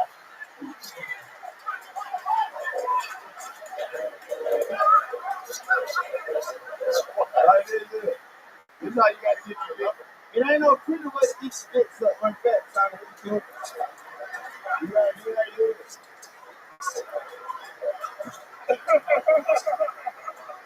God, I love you so good. Oh, no pretty way to get your sick dick sucked from the back. Oh, that's gonna be on your tombstone one day. There's no pretty way to get your dick sucked from the back. No, She pays you $200. Oh. Okay. I'll give you $170. I need your consent. Okay. I know I have to that, but man, what? Man, you gang about it. You gang about it. Yeah, look, I might give you one. You got money. You can give you one. Thank you. I'll let you try it. I'll let you on. You know what? Just let me suck your dick from the back. Sure. And we're all good. That's all I want. Sucking dick from the front, too easy. You know what I mean? I want a real challenge.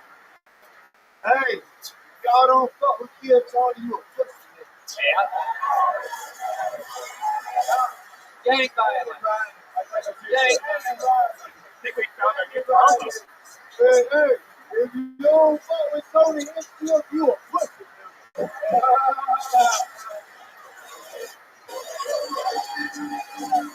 Stop playing crazy, nigga. We here now.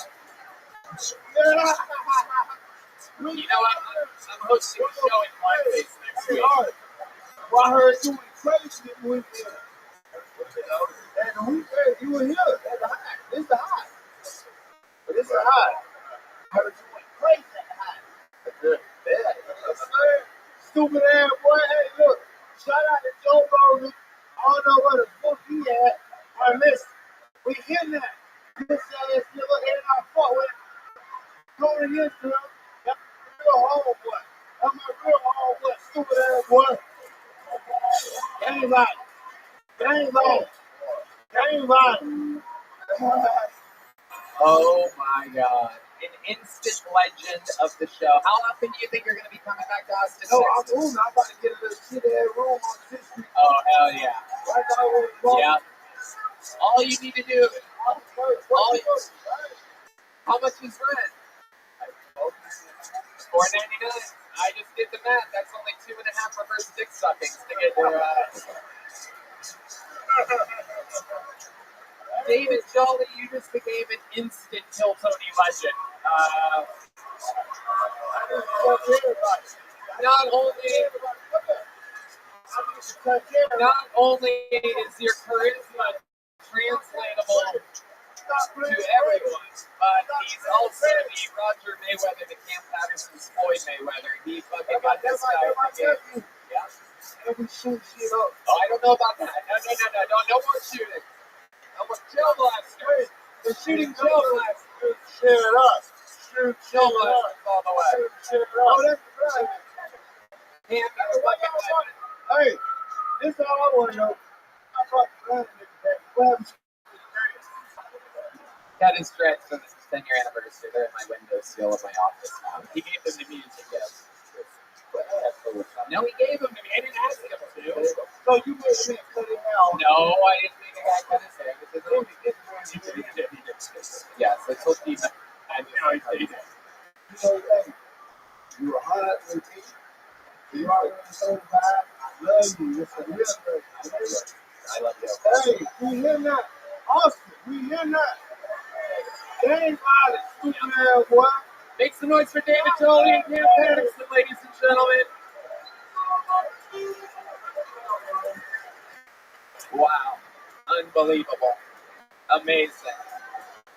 I mean, there's some poor innocent soul of it that have to follow this. That's incredible. I love you. Are you ticklish?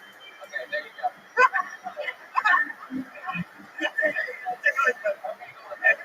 Fuck out of here. Wait a second.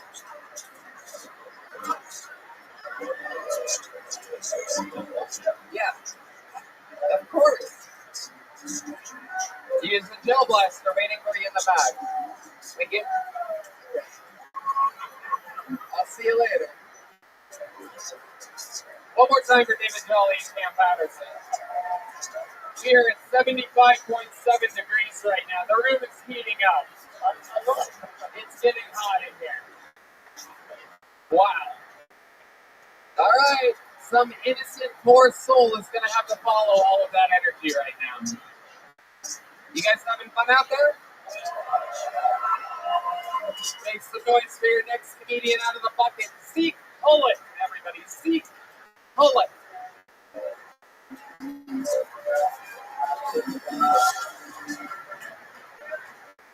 All right. What's going? I just got a question for this dude. I was wondering if any of you remember the first time you saw a girl touch a mirror? Not like sippy cup. I'm talking lick the shack, tornado, has it down faster than you could say damn big tits. This guy gets what I mean right here. Don't even know. You think that girls get the same feeling whenever guys roll blunts? Right? Like whenever you walk into a party with your girlfriend, does their knees start shaking? She stops and like, babe, what's wrong? It's me in the corner.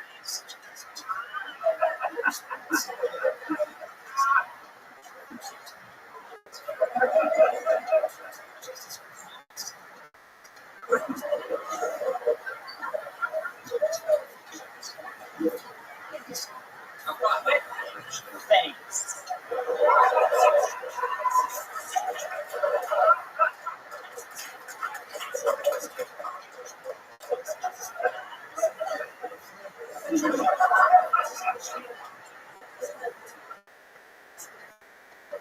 this shit's gonna hit, babe. Thank you. Okay, Steve Pollock, welcome to the show.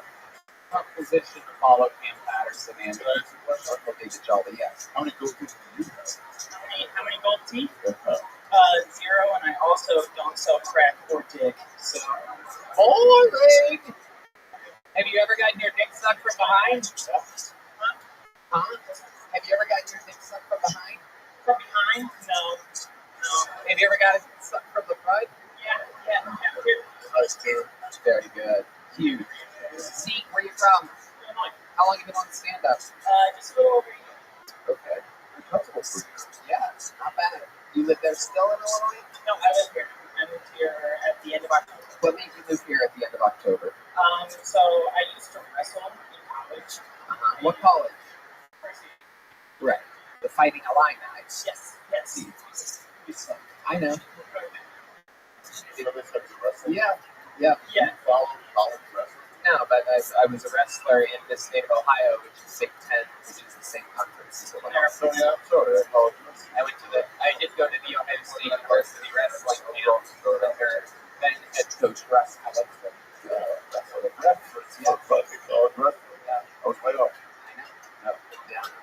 Sorry. What weight class were you a wrestler? 135? 2 pounds off. I'm a circus freak, no big deal. So what happened there? So you went there and then what happened? So once COVID hit and everything's kind of started getting stressful, I started off the year with like a couple bad grades, fixed them right away, and then I missed a practice. Afterwards, I missed a COVID test the day after I got the vaccine, which I was required to get, and they kicked me off. Wow. That shit infuriates me. But it's incredible.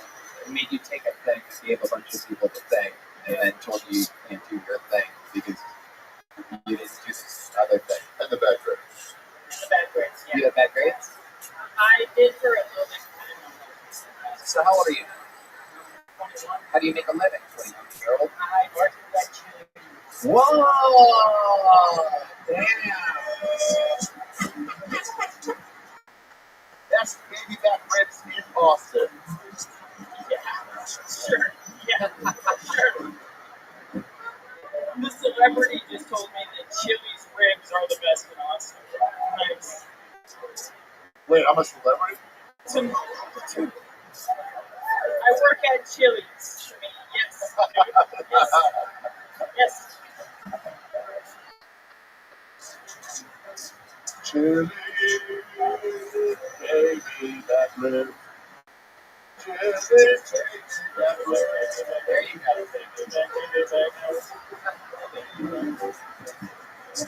We've all seen The Office. Come on now. All right.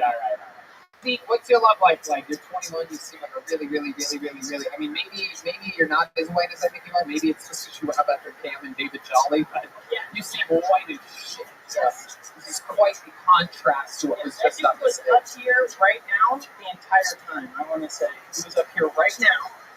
The whole set. I know what you're saying. Right. Yeah. How bad do you want to put your knee on his neck? Oh, shut up. Shut the fuck up. Wait. All right, John Dees isn't laughing. Maybe I messed up. D-Madness is laughing, but I didn't get John. Can you quiet in the audience? I grew up in like a country ass town. So yeah, like Central Illinois, corn boys. Right. So what do your parents do for work? They're both nursing professors. Okay. Yeah. Nothing really exciting. My dad used to downhill mountain bike professionally. What's the craziest thing that's ever happened to you in your entire life? Honestly, a couple days ago, a week ago, after leaving this, there was a homeless dude walking in the parking lot. He was like, "Hey, can I park here?" Oh, my God. Yeah. I was like, "Hey, can I park here?" And I was like, "Yeah, I mean, my car's right there." Which immediately. Wait. Hold on. A homeless guy was like, "Can I park here?" Yeah. So I didn't know he was homeless. He was dressed like me right now. Yeah. Was he in a car? No. was walking. He was walking and he's like, "Can I park here?" He came from like I don't know. What do you mean you don't know? He just appeared. I'm asking you what you saw right now. So he's walking up to you and he goes, "Hey, can I park here?" And you look as homeless as I do, so I'm going to ask you. Yes, so I was like, I mean, yeah. So he parked there. You didn't notice that he wasn't in a car? That's a weird thing for someone not in a car to say.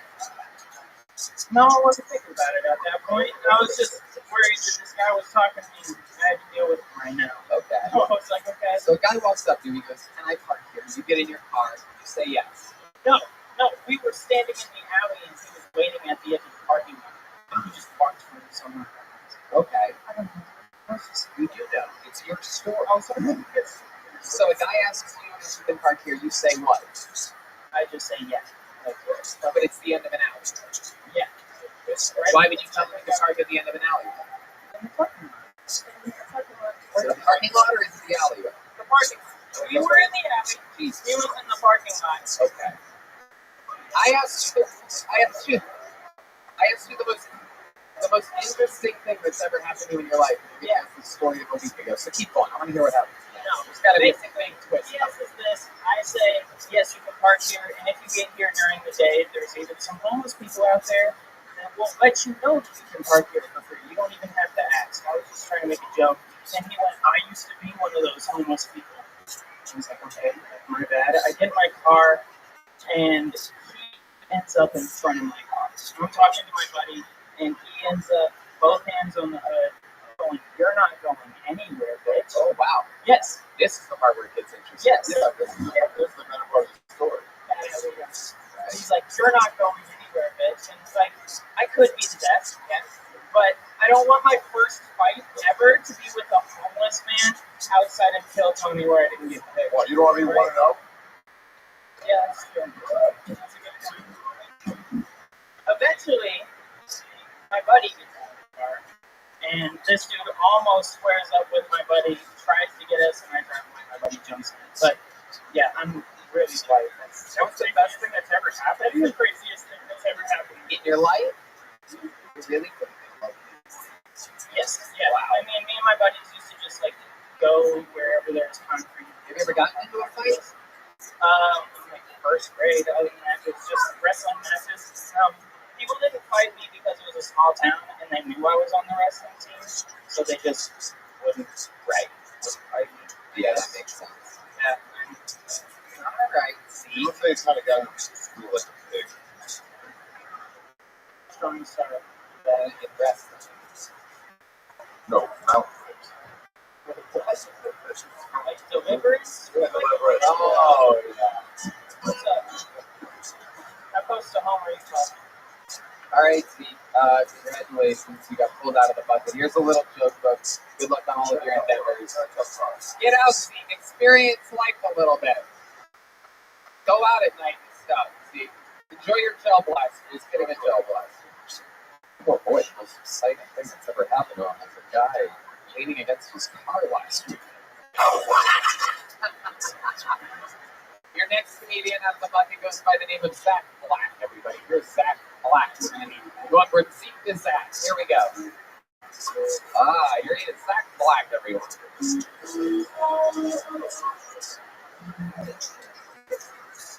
I just went to my first jiu-jitsu class yesterday. I'm never going back. Right off the bat, this guy grabbed a hold of me, wrapped his legs around my head, his balls were in my face. I'm like, this does not feel right. First of all, we were still in the locker room. I didn't even have my pants on yet. This guy had me in a butt-naked choke. I'm tapping out. This thumbs up my ass. Should have known to avoid the guy with the black belt and brown finger. You want to know the worst part? That was not how I thought my first time meeting Joe Rogan would go. I think I got the full experience. I'll be your hero. I feel like one of those jokes from Bill Cosby. For one thing, got a whole nother. If you guys don't like Bill Cosby jokes, just step down and drink. I'll be done before you. And that was the Bill Cosby quote. Thank you. All right, Zach Black, welcome to the show. You've been on before, correct? Yes. What did we talk about last time you were on? What do we know about you? Well, I talked about my dog being in my car, and you said that after the show, a girl was going to blow me while my dog watched. And that did happen. Whoa! Yes. Look at that. It's incredible. And she had a dog too, and while she was blowing me, her dog was blowing my dog. No, it's not true. Oh, it's not? No, my dog watched. Zach, how long have you been doing stand-up comedy? 5 years. Where at?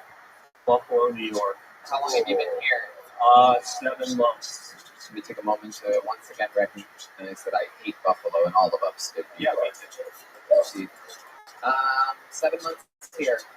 Buffalo's really known as a cold place, right? How does it feel to be 75.9 degree weather right now? It feels much better. A lot of people complaining about the heat, but it's much better than 3 feet of snow. Right. Right. Absolutely. Okay. Zach, what do you do for a living? I'm a door guy. Outlaw comedy? No, that's my production company. You call it outlaw because you're an outlaw? Yeah, a bit of a rule breaker. No, it's, to fit the Texas vibe. Like, get a belt buckle, or that way out. Who the fuck just comes here and gets a belt buckle and a cowboy hat? Come on, put it together, dude. Come on, you cornball. Okay. So, what's interesting about you, Zach? Give us something. So you relate to that? Yes, sir. I don't believe you. Let me see your ID. You don't have it on?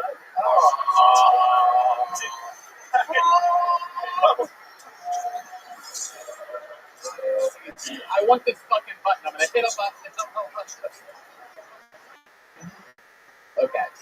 If you did have your ID, what would it say? Zachary Blackery. All right. Well, Zach, most interesting thing about you? Well, I work out a lot. I have a girlfriend that. No, that was being sarcastic. Okay. I got a girlfriend that's like 40 years old. Wow. And I love her. Oh my goodness. Yes. How long have you been with her? 5 months. The Roseanne. Yeah. How old are you? 30. And she's 50? She's 49. Wow. Incredible. Yeah. No, she's great. Where'd you meet her at? I DM'd her. She only had like 800 followers, so I was like, I think I have a chance. Wow. Where'd you meet her on? Trooping for young.com.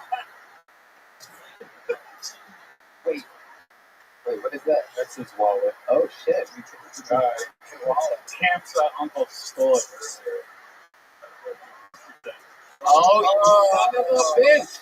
Doctories, John. Oh my god.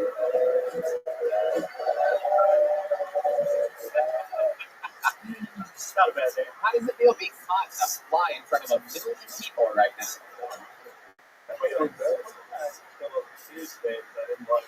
But when I asked you if it was your real name and you said yes, that would be a what? Yeah, you were. Yeah. What? Wait, repeat the full sentence. It's a joke? You explain it to me, sir, what you mean right now. Are you defending him? So why would you say that? That's our response. I mean, Yeah, don't do that. Yeah, don't do that. this is what happens when YouTube commenters go to live shows. It was a joke. I don't understand why Tony is such an attitude problem. He's acting like a real bitch. Ever since he moved to Austin, he's really bitter. Can I point out how well this guy's doing? Can I point it out real quick? Yeah.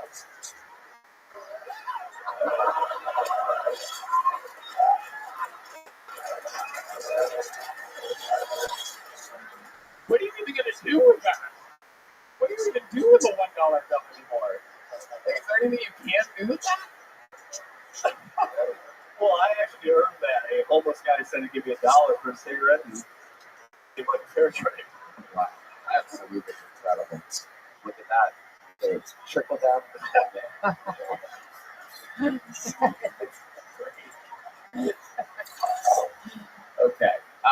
Zach, very, very fun to have you on. You walked, I'm guessing, with a little joke book last time you were here. Oh, yeah, truth or yeah. What? No joke book. How about that twice?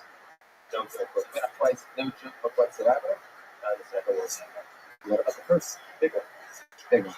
Okay. But I actually recommend that you would fill that up with jokes. Ladies and gentlemen, there you go. Zach Black. Okay.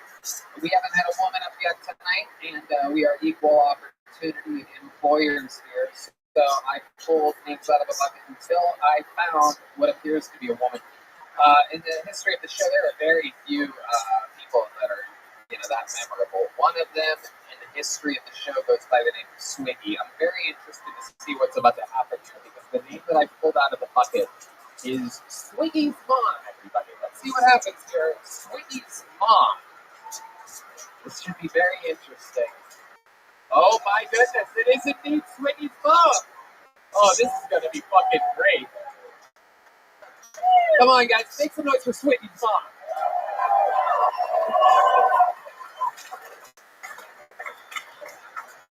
Ready? Love to and let me sing on the stars. Let me see. It's like all you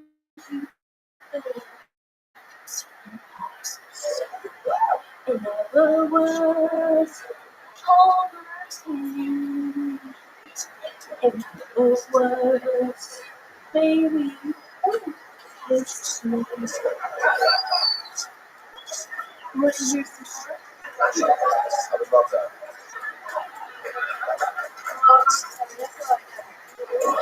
Wait, you signed up for the show and sang 30 seconds of Fly Me to the Moon?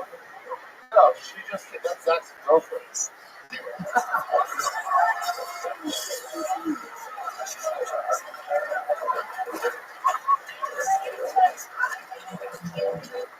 this the lady, Steve? Are you the one that pays David Jolly to suck it from behind? Oh my goodness. I've always wondered what Stephen Hawking's sister looks like. This is incredible. You are absolutely stunning. I must say, I am going to think about you in the future. Anytime I'm with a beautiful woman and I'm about to come too fast, I'm going to think of you. This is absolutely incredible. You've been arguing with Rogan and Elon Musk defending your vaccine stance for the last 2 weeks, right? You're not Dr. Peter Hotez? Okay, let's talk about it. Even though that was absolutely horrendous and against everything that the show stands for, I still have a feeling that I can interview you and get some goodness out of you. Are you really Swiggy's mom? Yes, I am. Amazing. What's the first library you ever worked at? What? You used to answer the phone for the Ghostbusters, correct? No. Okay, so what have you been doing your whole life? You want to stick your finger in sauces? You're the one that built the DeLorean for Michael J. Fox, right? Not at all. That'd be real cool, wouldn't it? Yes. So what have you been doing your whole life? Oh, well, let's see. I'm married to Swiggy's dad. Right. Yes. And and he's been so much fun. He really is. He's so fun. Your husband? No, my son. Swiggy, right? We know how funny Swiggy is. I'm talking about you, but now's not the time to just promote Swiggy. I want to know about your life. Did Swiggy make you sign up for this? So did you want to do this? I just think you were going to entertain and shoot like that for dates.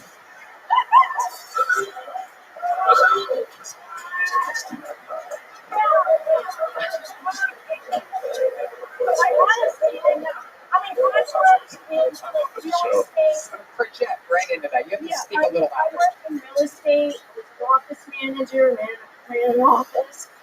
And so I was also a substitute teacher. Okay. Science? What were you teaching? What? What were you teaching? Whatever the teacher got going. Incredible. Incredible. And you played both of the guys on Mythbusters, right? No. Yeah, that was the, okay. All right. What's the craziest thing you've ever done in the bedroom?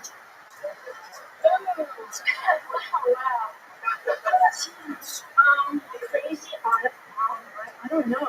This is going to go out to the massive, right? Yeah. But it's okay.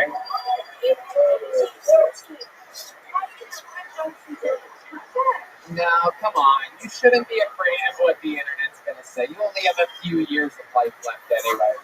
Come on. Now's the time to... Okay. Have you seen the show before? You watched the show. You know the type of hard-hitting questions that I ask in these interviews. What's with that said, since you know the show, what do you think something that you can give us? A confession of some kind, something interesting about you. I had a lady here literally 3 weeks ago, if you believe, who talked about how she stormed the Capitol on January 6th. Now's your chance. What's your version of that most interesting thing about your life? I said, wow, big bisexual, not bifocus.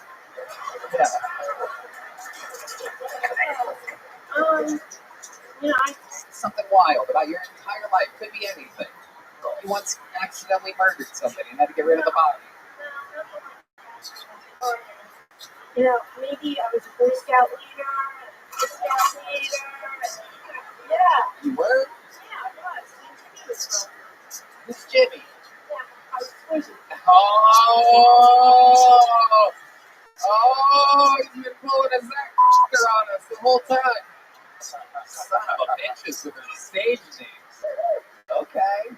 All right. I know.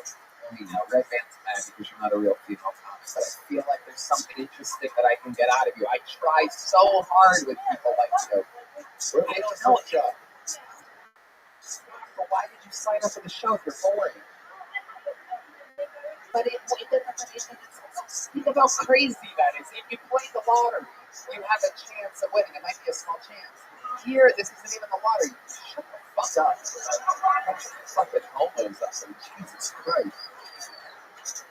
So here you are. You fucked up then. Yeah. Okay. Yes. I had sex in a Corvette. There you go. In the back seat. Oh, Tony's driving this Corvette. Yeah. Mine does not have a back seat.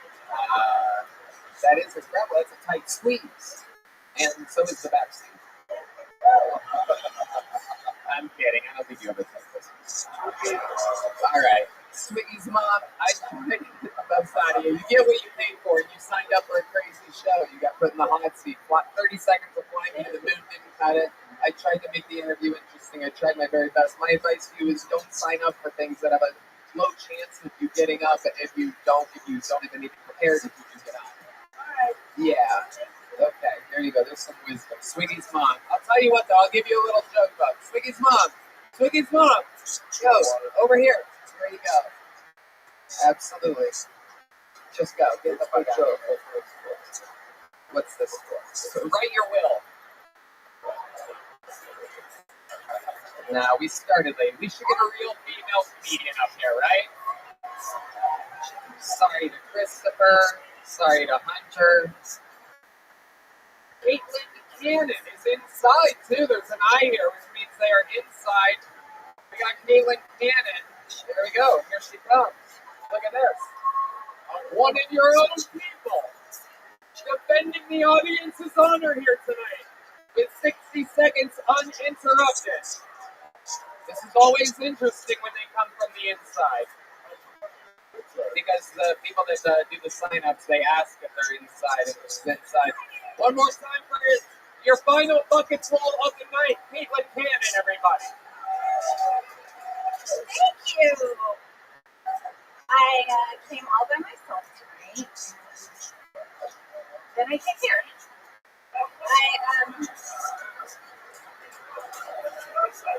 I tried to pick up a guy guy in line. I said, "Excuse me, sir. Are you a gynecologist? Because not to see it sick." So I'm alone, but there are some advantages. For instance, there was no one to tell me I couldn't get a sexy stripper tattoo of my grandmother. And before I had them suck out all my fat and put it into my boobs, I was like really depressed and suicidal. And I didn't know why. And now I know that it's because I was really a skinny girl with big boobs. Fat girl little bit. And that's a hard life. The last guy I was with, he wanted to cut on my tits, but they're like brand new, you know?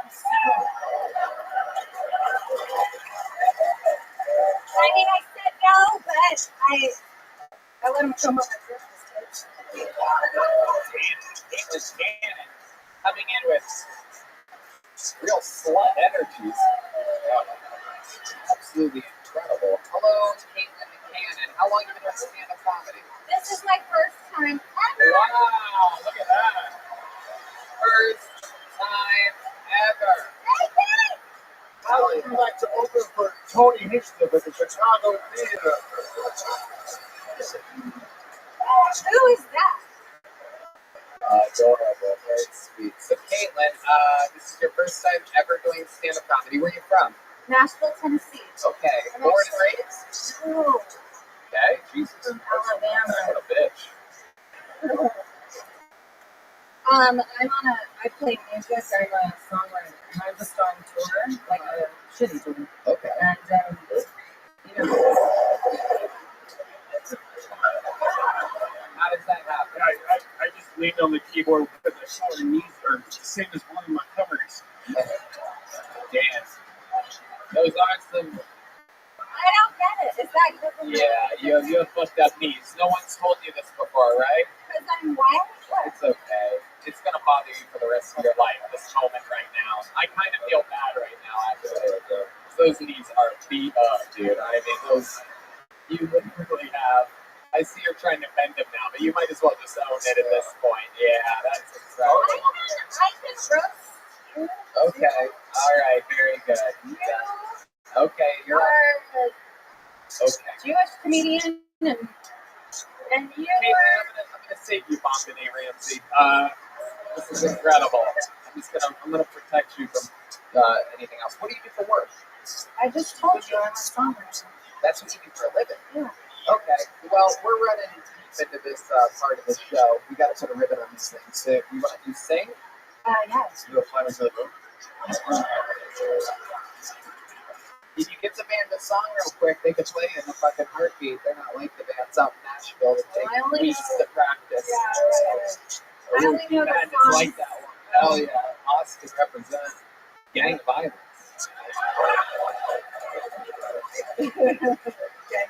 Just one of the new terms I've picked up recently from one of my friends that calls me the N-word a lot.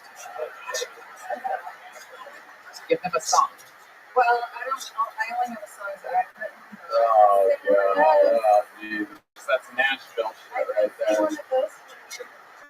Alright, I'll do it. What are the chords? E flat. Uh-huh. And then?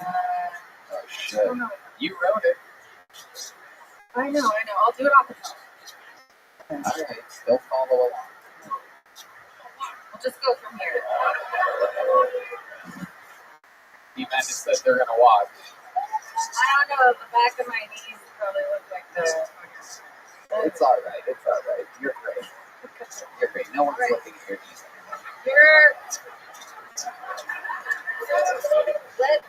Let the black dudes do the really thing.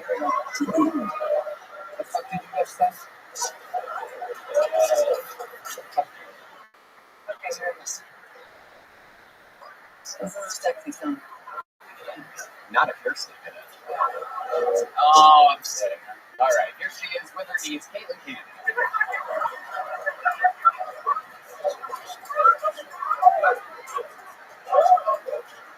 You're a gay Mexican and that guy... Yes, I'm a Mexican. Thank you, yes. That is the greatest joke I've ever heard of.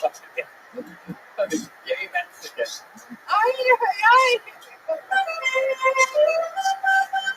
Oh, A gay Mexican. I am being made fun of my whole life. I've never been called a gay Mexican. That's incredible. I like it. Well, I know. It is absolutely. I'm trying to get better.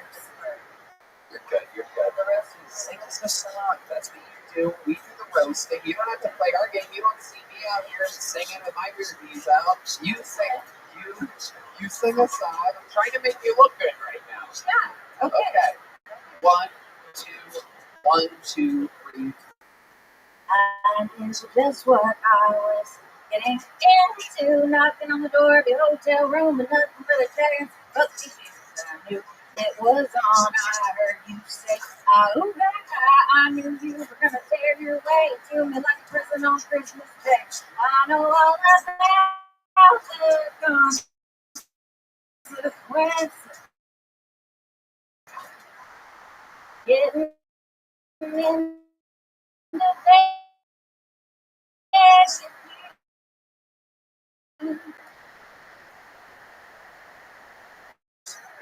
Hard to say it, I don't need that shit. All of my body is saying I do. Babe, I think that you might think that they were in Tennessee. I have love and it's so but one night you're over 40. I know you're lying when you say that stuff. I just got excited to get it up. Now, mention the trays to the furniture. And I'm picking at 1,000 calories. And you're probably an ain't or a murderer. But I say, oh, I said, I'll be tuned in one day. Wow. That's actually pretty cool. Excellent. That was pretty cool. That's pretty cool. How long have you been doing that for? I've been songwriting since about 2012. Okay, this is 2012. Yeah, I've been in Nashville for 3 years. Did you get your like heartbroken or something before you started writing songs? Yeah, I have like a perpetual broken heart. Always. How about now? You have a mother now?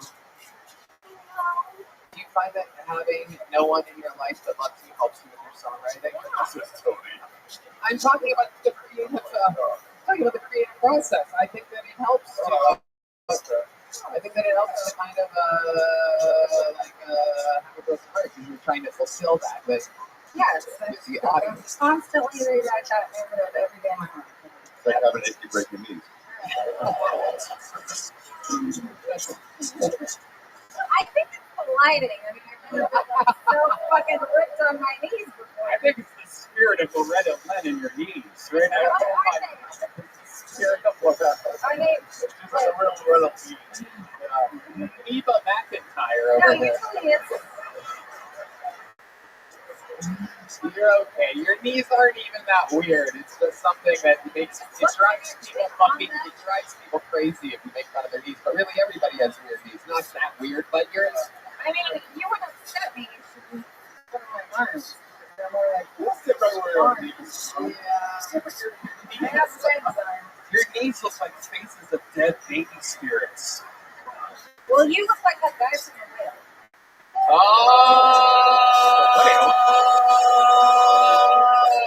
Free What the fuck? No, it's the Brendan Fraser. Oh, thank you. That's a compliment. The very rich man. Not a compliment. If you wanted to really make fun of me, you should have said he looks like your knees. Yeah, I do look like one of your knees. You were very much fun, Caitlin. It takes a lot of fucking courage to sign up for this show. You came up here guns a-blazing. You did it for your very first time. For a first-time set, I found it completely entertaining. You handled the roast jokes really, really well. Here's the big joke, folks. Enjoy. You're going to get a shell blaster as well. There she goes, Caitlin Cannon, ladies and gentlemen. All right, this is it, everybody. You made it to the finish line. There's only one person that could possibly put a ribbon on a show like this. Barack Obama. That's correct. Former president of the United States. Anyway, he's the Memphis Strangler, the Vanilla Gorilla, the Big Red Machine, the Bees, if you will. together for the great, the powerful William Montgomery, everybody.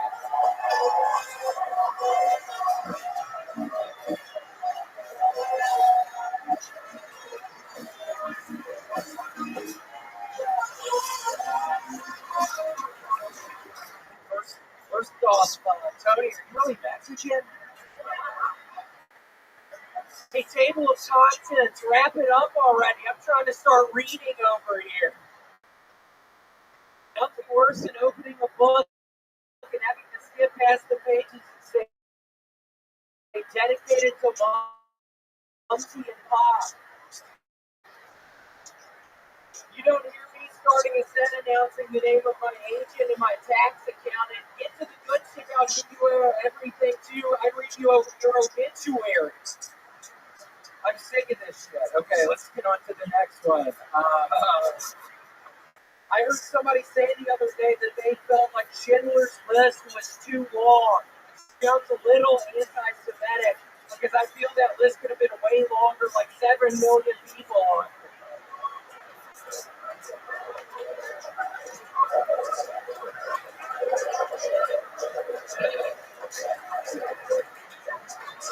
I was literally sitting in front of a rock climbing gym earlier, and a one-armed girl walked out, and I couldn't help but wonder, Red Man, what's your excuse?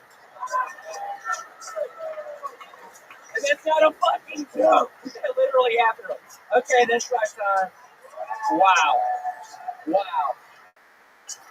The more sets than anyone ever in the history of the show. And meanwhile, while writing a new minute every single week, somehow to me, that 7 million people Schindler's List joke is the joke of the night, without a doubt. Coming in and showing what a veteran of stand-up comedy is like, that is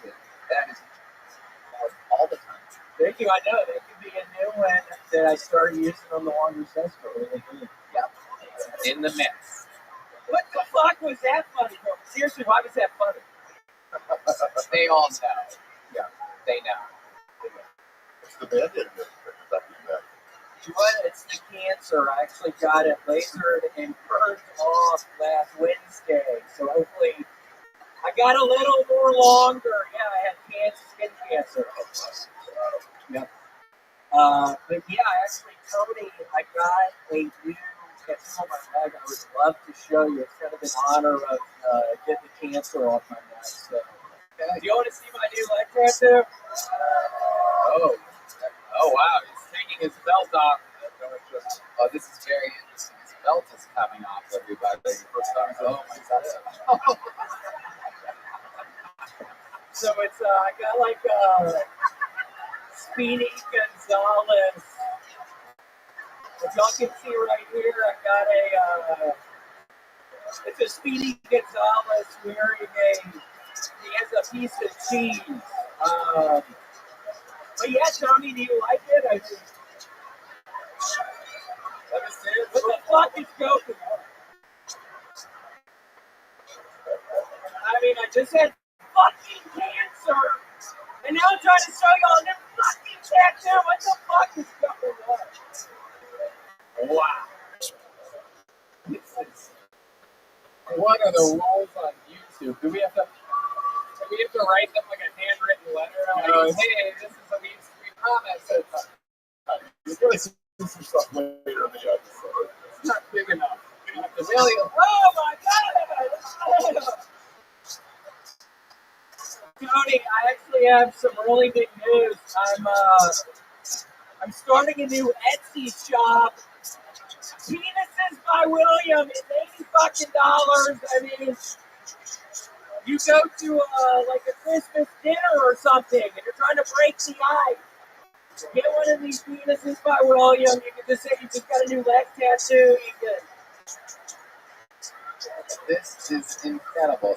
Using the extra pocket of his Ross, you like shoot thunder with us. Really holds in this thing good. Yeah, you can walk in like Uncle Lance here. It's so nice to be here. I have this actually really weird itch on my upper thigh. Let me show y'all real quick. Steve Madness is blind and somehow he notices. Oh my god, no. Oh. Hey, hold on, let's do it from behind!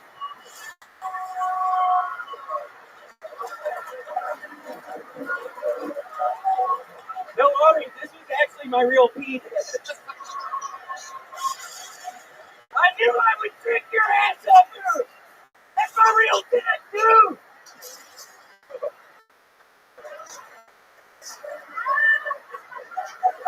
No, but we make them really good. I have a new Etsy shop. It's really called Penises by William for $75.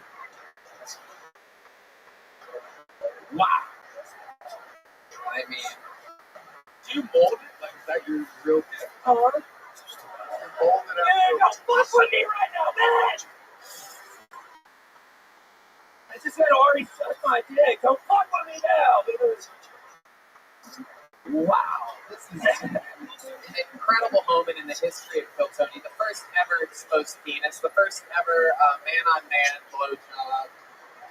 That was exciting. That was very sweet of you, Ari. Thank you. And what a Actually, Tony, I don't know if you remember, Ari was actually the first person to expose his penis on Phil Tony live on YouTube. I remember that. yeah. What? Yeah, that was one of the flags we got. That thing is absolutely incredible. I can't stop staring at it, William. I must be honest. The fact that it's I know, it looks a little bit like, well, I'll be honest, but it's a little smaller than this. But it looks kind of similar. The coloring is pretty similar. But I can make them for you like this. I mean, I have to test a bunch of different dyes, a bunch of different colors. I mean, you just send me a picture of your actual penis, and I'm going to be able to mold one that looks pretty much just like it.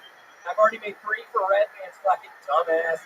What do you make these penises out of exactly? Can you describe the process? Yeah, it's like a silicone base. I use a decent amount of lycra. It's like it's a mix of probably 60% silicone, 30% lycra, and then I just have molds. I make molds. This is actually after my cousin.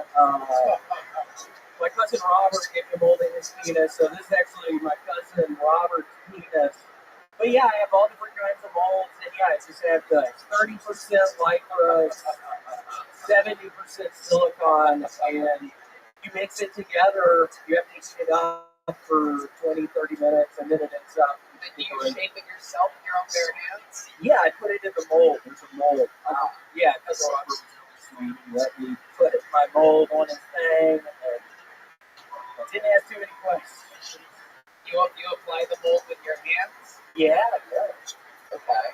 Directly on your cousin Robert's penis? Yeah. There's balls. There's also balls attached. Yes. There's just balls too? Yeah. Can you mix balls with different pieces too? Yeah, for sure. Like Red Band has really small balls. This is sweet. I'm kidding. They do. I have really tiny balls, but Aria has probably the biggest balls in the whole entire world.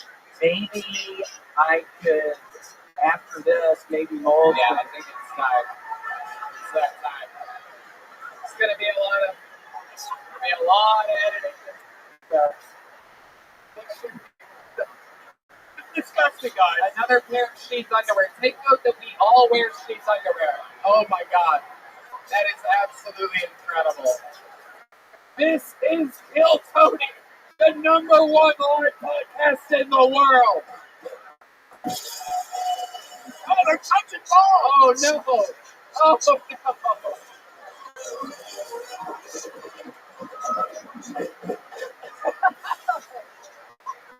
Make some fucking noise for William Montgomery, ladies and gentlemen.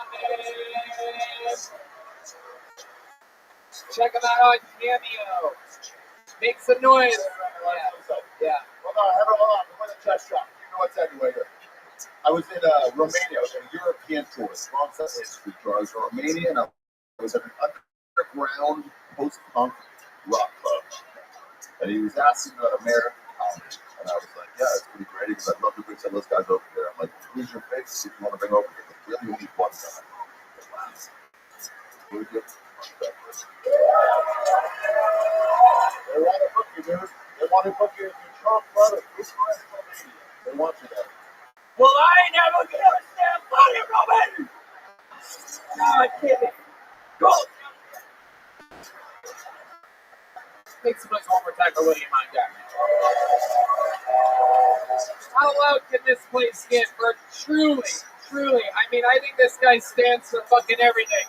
Uncancelable, unstoppable, at the top of his career right now. My big brother, Ari Shafir, everybody. Go watch two on YouTube.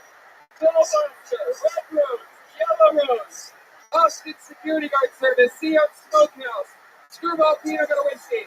One more time for the band, huh? Michael Gonzalez, Carl Beaver, Matthew Oling, John Dees, D. Magnus. Here's the drawing from local artist Chris Rogers. The drawing from Ryan J. Email is in. You can see that right there. Oh, it's a William Montgomery. Exclusive Little Tony merch available only tonight on your way out. If you want a little souvenir for your way home. If you have $5, come to the Sunset Strip Comedy Club. Sunset Strip ATX. And the arena is over halfway sold out. That's going to be gone soon. So get your tickets for that New Year's Eve. Why not spend it with us? It is going to sell out. This is your chance to get tickets for Kill Tony, those of you listening around the world. Not going to last much longer. And go to killmerch.com for all the official Kill Tony merch you could possibly want. We love you guys. Thank you so much. Good night, everybody.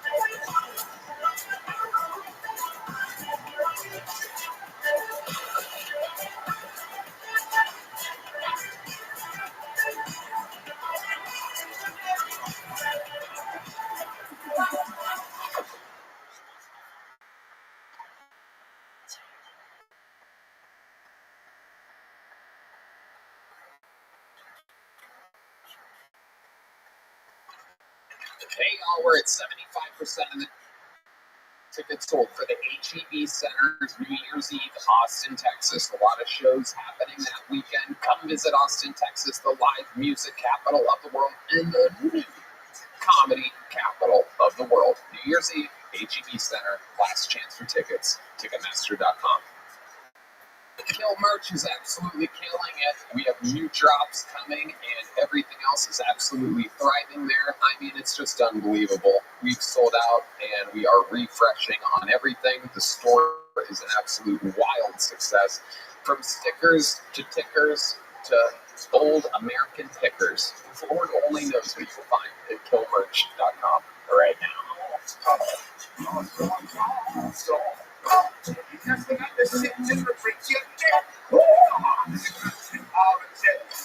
What is the fucking chance of no disrespect?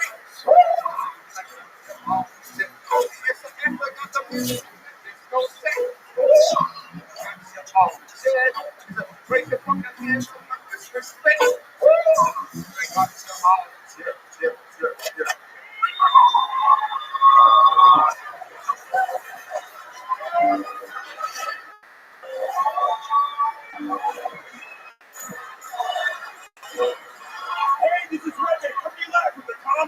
shit here in Austin, Texas. For a brand new episode of Kill Tony. Get up for Tony and Exclaim! Who's ready to fuck some shit up tonight, huh?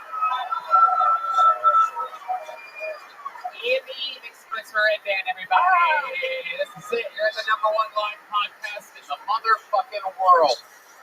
Brought to you by Gel Blaster, the Red Rose, Yellow Rose, Austin Security Guard Service, Screwball Peanut Butter Whiskey, and unbelievable new sponsor, IV Trips. You can go to, if you're coming here to visit, use the promo code KILL10 at the one and only CMHUS.com. Connect Mobile Health, an amazing local company here in Austin, Texas. How about one more time for the Screwball Peanut Butter Whiskey band, everybody? Holy shit! It's the great Michael Gonzalez on the drums, Paul Deaver on the horn, Dave Shear joining us tonight on the electric guitar. And this right here is the great and powerful D Madness, ladies and gentlemen. Live in the flesh, here yet again. Lots of good times ahead. Before we start tonight's episode, here's a little bit more from the amazing sponsors that made it all possible for you here right now. Hey y'all, it's official, it's announced, it's out there. My largest stand-up tour of my entire life. All the biggest theaters in all my favorite cities. Toronto, Canada, Royal Oak, Michigan, San Antonio, Texas, Chicago, Illinois, Charlotte, North Carolina, Atlanta, Georgia, Columbus, Ohio, Kansas City, Missouri, Indianapolis, Indiana, Philadelphia, Pennsylvania, Tysons, Virginia, just outside of DC, Milwaukee, Wisconsin, Minneapolis, Minnesota, Youngstown, Ohio, Cincinnati, Ohio, San Francisco, California, Sacramento, California, San Diego, California, Phoenix, Arizona, New York, Clearwater, Florida, and Jacksonville, Florida. Tickets available at TonyHinchcliffe.com. Come see the crazy Texas fucking stand-up that I've been working on. You're not going to believe it. Let's have some fun. The Sunset Strip Comedy Club, owned by Brian Redband, is in downtown Austin, Texas. Check out The Secret Show every Thursday. All shows can be found at SunsetStripATX.com.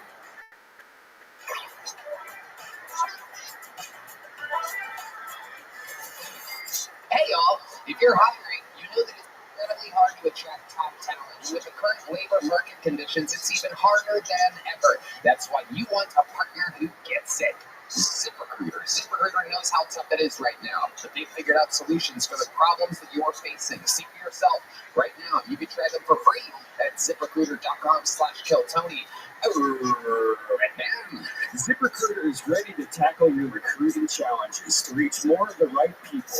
ZipRecruiter plugs your job to 100+ job sites. Need to hire ASAP? ZipRecruiter's smart technology finds great matches for your job sooner. Want dibs on talent? ZipRecruiter lets you invite the most qualified people to apply for your job. ZipRecruiter's pricing is straightforward, no surprises or costs. That's right. No doubt about it. Team up with a hiring partner who understands what you need. ZipRecruiter. 4 out of 5 employers who post on ZipRecruiter get a quality candidate within the first day. So just go to this exclusive web address to try ZipRecruiter for free. ZipRecruiter.com/KillTony. Again, that's ZipRecruiter.com/KILLTONY. Because ZipRecruiter, the smartest way to hire. Hey everybody, this summer HelloFresh can help you eat well and eat well with recipes like delicious balsamic rosemary chicken, which I recently enjoyed. Get 50% off plus free shipping with code TONY50 at HelloFresh.com/TONY50. Gentlemen, have you ever wished that you were a little bit taller? Maybe you matched on Tinder, but her profile says must be over 6 foot. Maybe your date wants to wear high heels, but you can't because that'll make her taller than you. Well, we got the short kings covered with today's sponsor, Kanzuri. Kanzuri makes shoes that will make you look up to 2.8 inches taller without anyone knowing. Look, girls get heels, makeup, and push-up bras. Why can't men get a boost in confidence too? We're all the same height lying down anyway, if you know what I mean. For a limited time, only our listeners can get an extra 15% off your order with the code KILLTONY at Kanzuri.com. The site is already 30% off, but with our code, you can get an extra 15%. That's 45% off your entire order. Support the show and check them out at CONZURI.com and use the code KILLTONY. You know, Tony, one time I went on a date and I had no idea, like I'm 5'8". I'm pretty average height, I didn't know the girl was 6'5". It was so uncomfortable and embarrassing. Damn. But luckily, it didn't work out. Because that would never have worked out unless I had these shoes. Conzuri.com. Use the code GOTONY now. Did you know that there is one phase of sleep that almost everyone fails to get enough of? And this one phase of sleep is responsible for most of your body's daily rejuvenation, repair, controlling hunger, weight loss, hormones, boosting energy, and much more. I'm talking about deep sleep. And if you don't get enough, you'll probably always struggle with cravings, slow metabolism, premature aging, or even worse conditions. Why don't most people get enough of this number one most important phase of sleep? A big reason is magnesium deficiency, because over 80% of the population is deficient in magnesium. Right, Dan, you know all about this. Yeah, because magnesium increases GABA, G-A-B-A, which encourages relaxation on a cellular level, which is critical for sleep. Magnesium also plays a key role in regulating your body's stress response system. Those with magnesium deficiencies will usually have higher anxiety and stress levels, which negatively impacts sleep as well. Now, before you go out and buy magnesium supplements, it's important to understand that most products out there only have 1 or 2 forms of magnesium. The reality is your body needs all 7 forms of essential sleep mineral. That's why we recommend Magnesium Breakthrough. Magnesium Breakthrough contains all 7 of those magnesiums, designed to help calm your mind and body and help you fall asleep, stay asleep, and wake up refreshed. The deep sleep benefits are really noticeable. Visit magbreakthrough.com/KillTony in order now. Use the promo code Tony because there's always amazing gifts with purchase. That's why I always love shopping at Bio Optimizers. Now go to magbreakthrough.com/KillTony to get your Magnesium Breakthrough and to find out this month's gift with purchase. Thank you.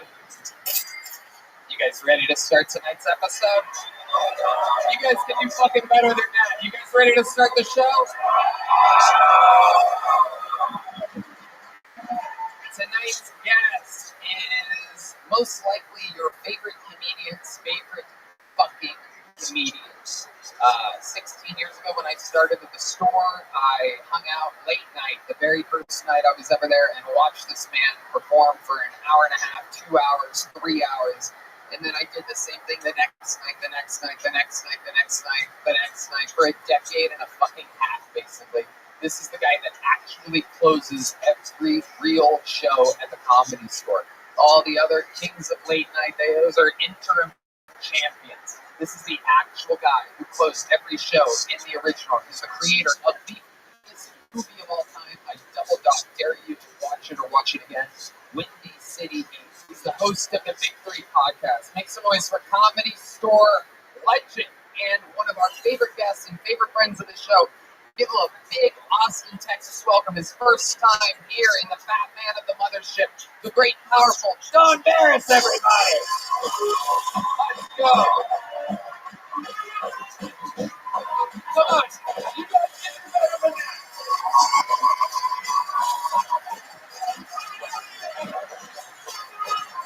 Yeah.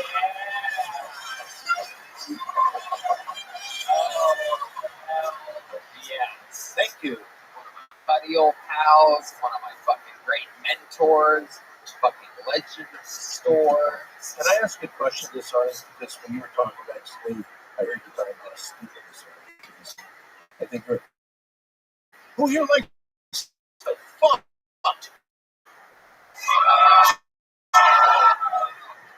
Yeah, thank goodness for that.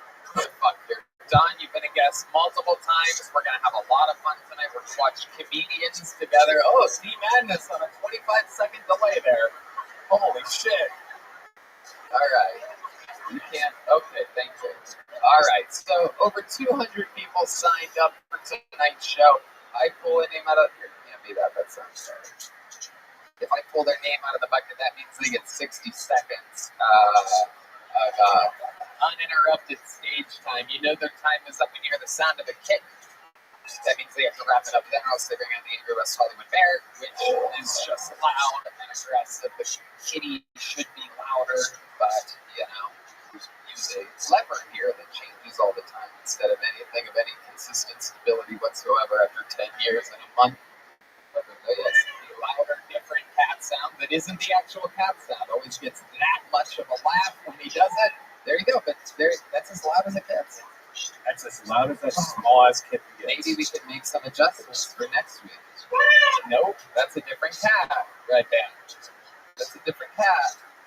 Okay, I guess we'll just keep everything mediocre as possible. I love it. Great stuff. This is my business partner for over 10 years, everyone. Ha ha ha. Yippee!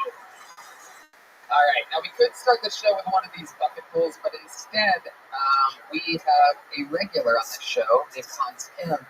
But in an unbelievable turn of events, Hans Kim texted me yesterday saying, Tony, I'm not going to be able to make it tomorrow. One day before the show? Yes. The airlines are shut down. I'm stuck in New Jersey. I can't make it to the show. I'm like, wait, what airport? Newark Airport? He's like, yes. He's like, all flights are canceled because of weather.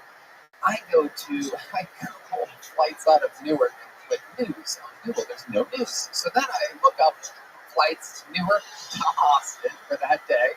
Everything's on time. Everything's running fine. So I take a screen grab of that. I send it to him. He's like, no, that's not actually how it is. Because he's that crazy or hopped up on drugs that he literally thinks that I don't know how flights work. Because he's been flying for a year or two. He must be the master of how flying works. That perhaps the internet has not caught up yet to what's going on in Newark. So I argued with him back and forth saying, if you don't make it, you're going to get challenged next week again because I stopped having him challenged for his regular ship position. I don't know how many are caught up on the storyline here, but there's a lot of shit going on. To push Hans to the absolute limit, we've been having him fight for his life. Nathan had to have a better minute than somebody else, so the other person becomes the new regular on the show, which means they get to do the minute review, which means they create their own fan base. They sell out tickets on the road, but Hans has been defending his throne. But turns out he indeed did not make it here tonight. So next week he will be challenging for his regular ship, and in his place, ladies and gentlemen, golden ticket winner, young buck from Houston, Texas. Make some noise. This is a brand new minute from Enrique Chico.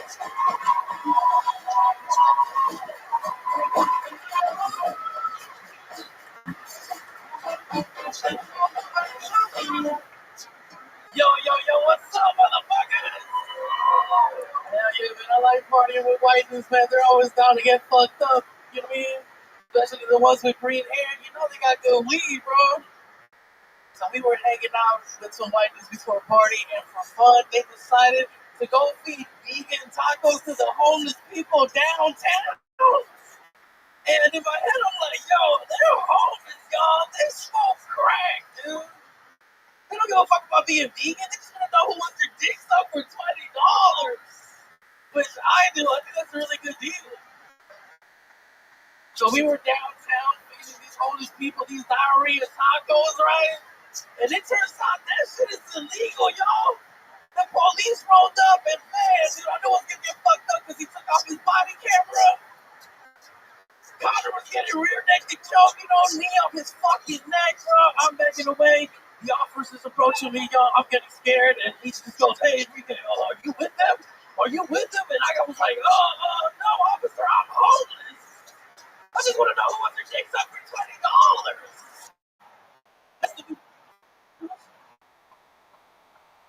All right, there you go. Minute 15 seconds from Enrique Chacon.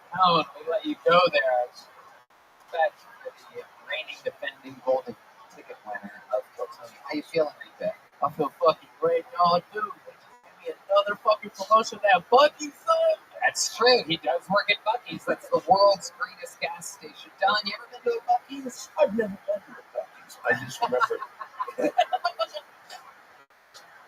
before the show, we're up there and they're throwing shit around and crazy making noise. Yeah, he was causing a little bit of a stir up in the green room. That is true, Enrique. Tell the people what you did. I was looking at some alien shit, bro. This looks so fucking dope, dude. Like I said, I used to be an art teacher, bro, so I'm looking at this shit like, damn, bro, this is way better than all those fucking children pieces, dude. And then I'm like, that shit over, dog. Fuck. Did you just squeeze in a bit there after his time was up? That's why I was interested, because he's an art figure. I used to be an artist before comedy, So, Enrique, what's been going on since the last time you were on this show? Fuck, man, my chihuahua got bit by a fucking rattlesnake, y'all. And we paid for that bitch, bro. We paid her to stay alive, right? But then my pit bull got bit by a rattlesnake yesterday, man. And I'm not gonna lie, I was like, man, fuck this motherfucker, dog. These people aggressive. I can take him on vacation, you know what I mean? How much did you have to pay to keep the dog alive? Man, me and my girl had to pay like $1,800. $1,800. That's the fucking answer. You know how many homeless blowjobs you can get for $1,800? Get your chihuahua bit by a real rattlesnake.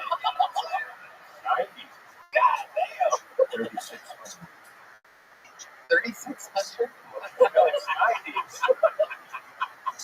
Holy fuck, man. I think you multiplied instead of divided, dog. Yeah, I'll fight anybody in here. Fuck you. I'll meet you in the back. You figure the meal. Bash a brick in your fucking head.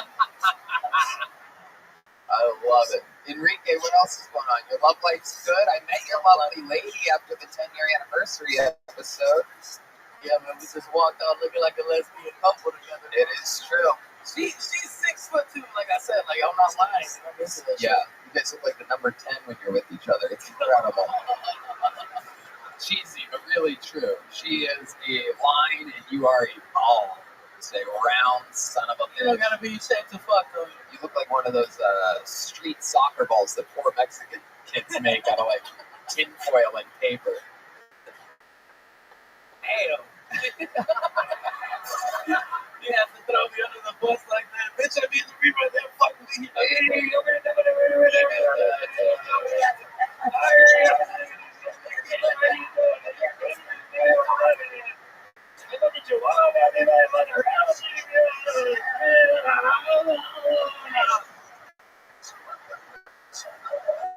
Shoot like Cabra Goldthwait over here.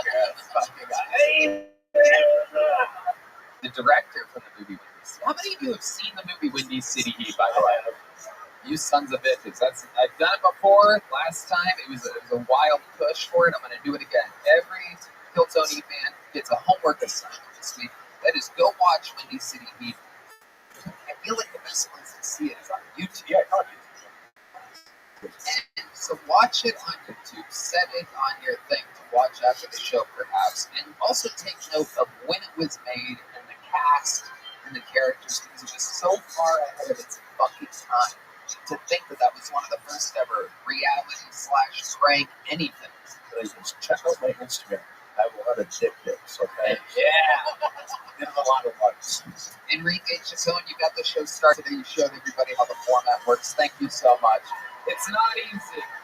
A new minute all the time. One of the newest residents in Austin, Texas. Okay, now here's a little fun fact for you. You remember I pulled the name out of the, or accidentally dropped the name out of the bucket earlier? And then I put it back in, and I stirred the bucket around a fucking ton of times, but I looked at it before I put it back in. And the name that I pulled out is that exact name. So this person, whatever's about to happen, is supposed to be on this stage tonight. The odds of that, I think, are 1 in like 400. If there's 200, or maybe even say 6,000. But fuck you! Fuck you! Yes. Make some noise for your first bucket full of the night. We're gonna meet them all together. Seabass Matar, everybody. Seabass Matar, and I re-pull the next name. What up, what up, what up? My name is Seabass, y'all. That's a nickname. It's not a real name, okay? It's philosophy. It's an acronym. It's a way of life, okay? Seabass is spelled C-B-A-S. It stands for can't buy anything expensive. I know who's on Latino because you guys are like, what? It's expensive. You didn't say it right. Bitch, I know. I can't afford the vowel. Is what I'm trying to tell you. The last dude you want to see on Wheel of Fortune. And I get a vowel. No, okay. Expensive. Expensive it is.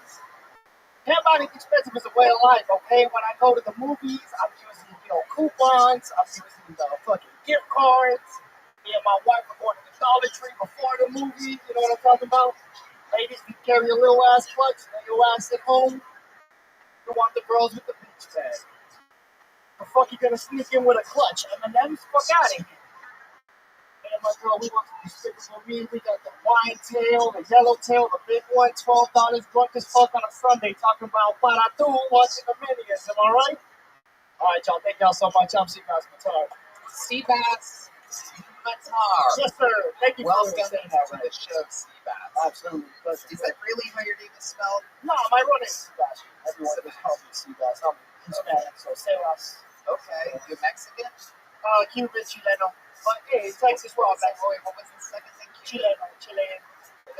Michael, what does that mean? Oh, he's from Chile. Oh, no. Get this man a map.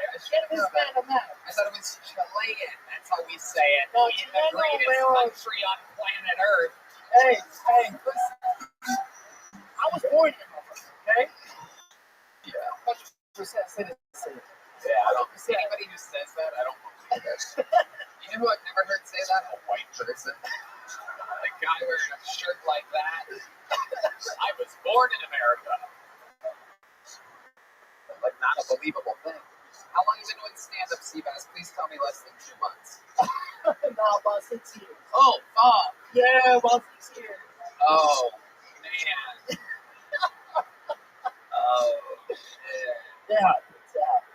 Wow. Incredible. Where have you been doing this for 6 years exactly? So I started off in Miami, and then I've been out here for about a year and a half, give or take. Wow.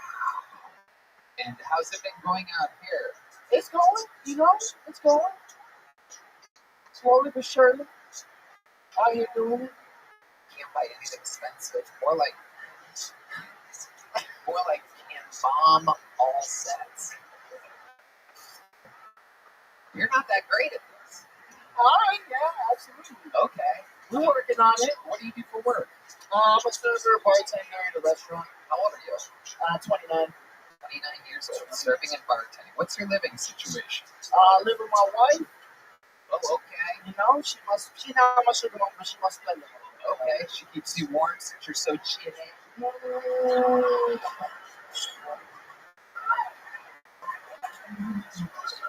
What does she do? She's a wedding planner at a event planner. Okay, Hispanics love weddings. She's Hispanic too? 100% Cuban. 100% Cuban? 100% baby. Oh, shit. Always. She put mustard on your dick and then suck it off? No. Cubans like mustard? No, you don't. Yeah, they do. Have you ever had a Cuban sandwich? Motherfucker, have you had a Cuban sandwich? Fuck out of here. Yeah. D-Madness is in the conversation. And taste is like a big deal to him.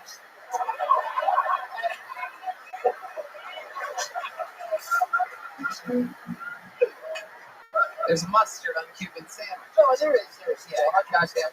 Not on my dick, though. 100%. My wife would not put mustard on my dick. All right. What is the most exciting thing she's ever done to you in the bedroom? Oh, no, I'm a gentleman. I ain't about to say that out loud. No. The fuck are you talking? What show do you think you signed I'm fucking married. I'm married. No, I'm good. I'm not gonna The ring doesn't even fit you. Why is it so loose? Whose fucking ring is that over there? Okay, whose ring is that? All right. Fucking Cubano Schmiegel over here. Why are you so mad about love? Why are you so mad about love? Mad about love? Yeah. What the fuck are you talking about? Tell me about the Your ring. ring doesn't fit. Okay. And if it doesn't fit, you know. Okay, tell us, do you have any special skills or talents? We saw you stand-up comedy. Come on, there must be something. You ever win a competition? You ever have a news article written about you in the local newspapers? Nah, never. Nothing like that, no. Anything? You good at anything? Cooking. I like cooking. Okay. That was my first interest, but, yeah. Okay. Cooking? Cooking's fun. You've been doing stand-up 6 years. Yeah, going on 6 years. Why do you think your minute was so ineffective tonight if you've been doing it 6 years? If we can look at, if we can get your report on why you think it didn't go good. I don't know. I think I did well. I'm not gonna front. Like, I feel like I did okay. Well, I'm not gonna sit here and say I trust you. Breaking news. Definitely not. Definitely not question. Hold on. Breaking news. CNN, the Cuban News Network. 6 out of 10. 6 out of 10. Baby. On the scene, our field reporter thinks Good, everybody. Yeah. What do you think your best short joke is? What do you think it is? Did you do it? Was it in that minute? No, it definitely was. I want to know what you think. 6 years is a game. I want to see what your best. I'm going to let you do one more quick joke. It's got to be less than 20 seconds. You got one of those, right? Let's fucking hope. Quick joke. Gotta stay in the pocket here. Why did Cubans talk so loud? Why? Because they still got salt water in their ears. Oh, shit. All right, my friend. You're leaving here with a little joke book and a joke lesson. Congratulations. Make some nice Steve Guitar, everybody. These people trying their best. They moved to Austin. Everybody's trying to fucking make it. Everybody's trying to get a shortcut. And they're not even willing to tell us the craziest thing their wife does to them. He said, I can't do that. I'm married. That's when you can do it. That's for life. If it was a girlfriend 2 weeks in, I'd say you might be right. Maybe you shouldn't tell us. Son of a bitch. Make some noise for your next bucket pool. We're going to meet them all together. Anything can happen. You guys having fun? All right. Make some noise for Chris Beasley, everybody. Here we go. Chris Beasley.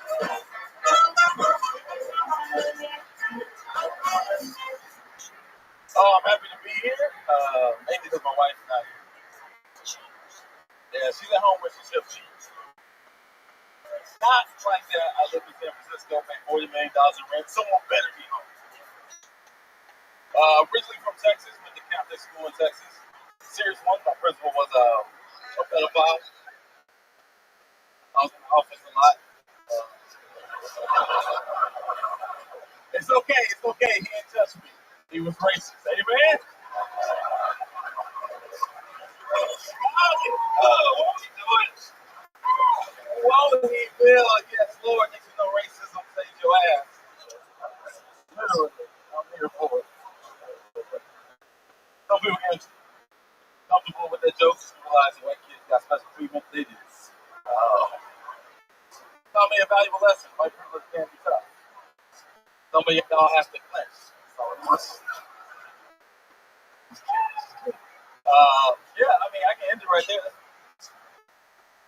We had a good time. That was great. Chris Beasley. Absolutely. I like your fucking style. Came in, guns a-blazing, said his wife's at home where she belongs, not afraid to make the wife at home mad. I love it. Fearless.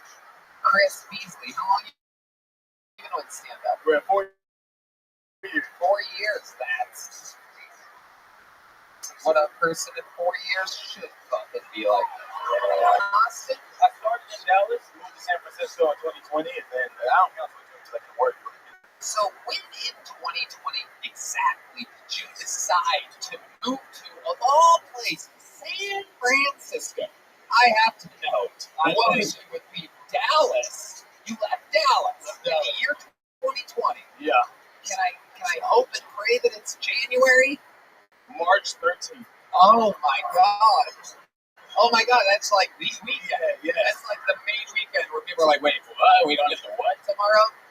We don't have to go to work? Wait, what? The flights were already booked. I didn't know that. That is unbelievable. So let's go through it beat by beat, because this is fucking amazing, man. March 13th, I remember it. I was like, I was the last performer at the La Jolla Comedy Store before the pandemic, and I think it was the 12th and the 13th, or the 13th and the 14th, and then that week just everything shut down. I remember it very clearly. So, why did you plan on moving this area? Right, that's the better question. There's no pandemic yet. There's just talk about it. People are like, there's something coming out of China, and everybody's like, no, there's not. And then cut to this. No, I wish it was awesome. Well, I mean, it's an awesome reason. First off, my wife's super liberal. Oh shit. So, it's not. I mean it this way. My wife is white, her husband black. She's super liberal. That's what I mean. And she works for Apple. And she got a promotion. And we got moved to headquarters. That's why we did that. Yeah. Damn. You go. All of a sudden you moved there. And Lost then my what job. happened? So I quit. I was a teacher. Quit, moved there. I told her we shouldn't move because she's not going to make nearly as much because the taxes. You know, And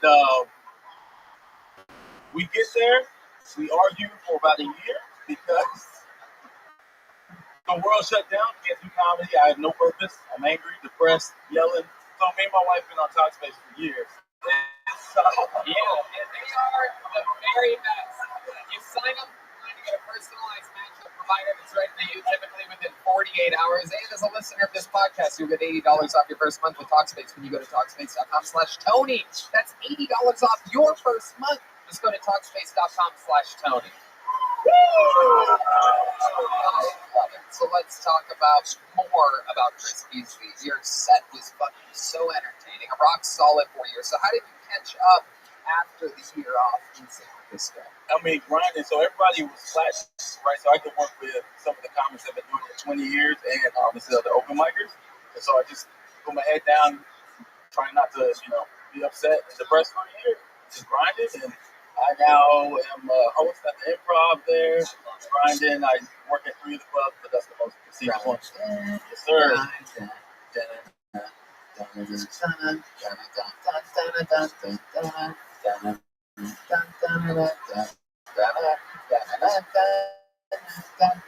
guys don't know it's the clips.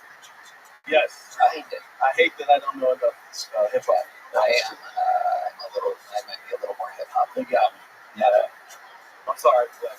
If you hear.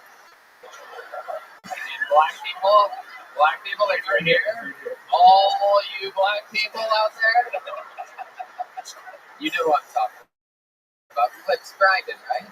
You know the song that I'm talking about? Thank you. No? Thank you, brother. Elliot. You don't know. Yes, you do. How does it go? You don't know. It sounds like that. Like, you know that song? You know what I'm talking? There you go. There you go. Who gives a fuck? We're way off track here. Chris, what do you think's the most interesting thing about you? The pedophile joke's real. Oh wow. Yeah. I had 2 encounters. I mean, other kids did. I just was at school. Yeah. But one of them, we actually were dating the same girl when it happened. Don, you ever had any experiences with any pedophiles? I know that you, What are you getting? I know, it's hard to be pedophile when you're the pedophile. Oh, Tony makes a joke. Everybody laugh. Fuck you, man. I've never touched a kid in my life, you pricks. I've already got 2 guys that will beat the fuck out of them. The show's over, so. I love it. Well, Chris, amazing stuff. Do you have any special skills or talents other than stand-up comedian? Dating. I'm good at that. I mean, I'm married. I succeed. I think I'm done. But, can you give us one of your tricks or tips to being a great dater? Oh, bet. Okay, first off, figure out what each of you provides. So let's do some Myers-Briggs and astrology. That's just bullshit. Wait, provides what? Myers-Briggs? You know what Myers-Briggs is? No. You don't know what Myers-Briggs is? No, man, you didn't even know what Clips Grinding was. It's one of the great hip-hop songs out of the okay. 2000s. Okay, so year 3 was a bad idea, but for our anniversary, I gave my wife her Myers-Briggs course. Don't do that. She was upset. Like, we were struggling, like in relationships, and so we were struggling. We were getting mad at each other. I was like, look, I think I can solve this shit. Let me just look at us. I checked Myers-Briggs. I saw exactly how we lined up differently. Coached her up on it. Okay. 7 years later, we still rock. I promise. You ever cheated on your wife? Huh? You ever cheated on your wife? Have I cheated? No. What the fuck? Did you not listen to the last comment? No. Chris Beasley, I love your stuff. How long have you been in Austin for? I'm doing all of 35 visiting families, so I'm up and down this whole week. San Antonio to Dallas, back and forth. So I'm around. What? Does that make sense? You just named a freeway and then a bunch of cities. That's what How long are you in Austin for? Well, tonight, right now, I know you're here right now. I'm seeing me. I can move. I can go wherever. I'm just chilling in Dallas and till Sunday, so I can up and down 35. Does that make sense? Yeah, it does. It's right up there, 35. That is indeed the freeway. Very, Don? No, you said that. You were talking about the freeway.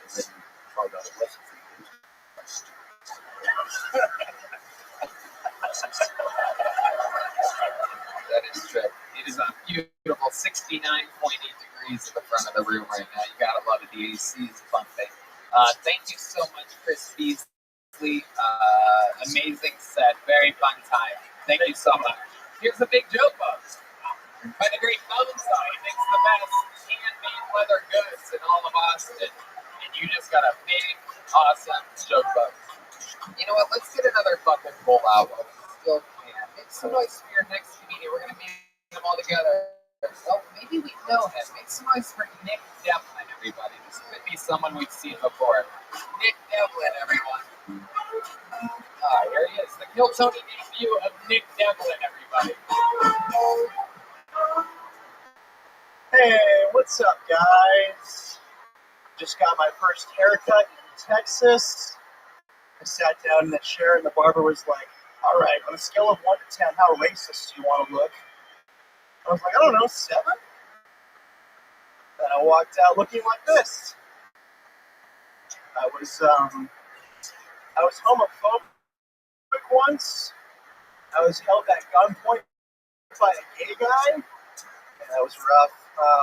Unfortunately, when I was a child, I was part of a school shooting. Yeah, I was also homeschooled, so just my mom threw my dad. You know, your girl got relieved after. I was like, what? I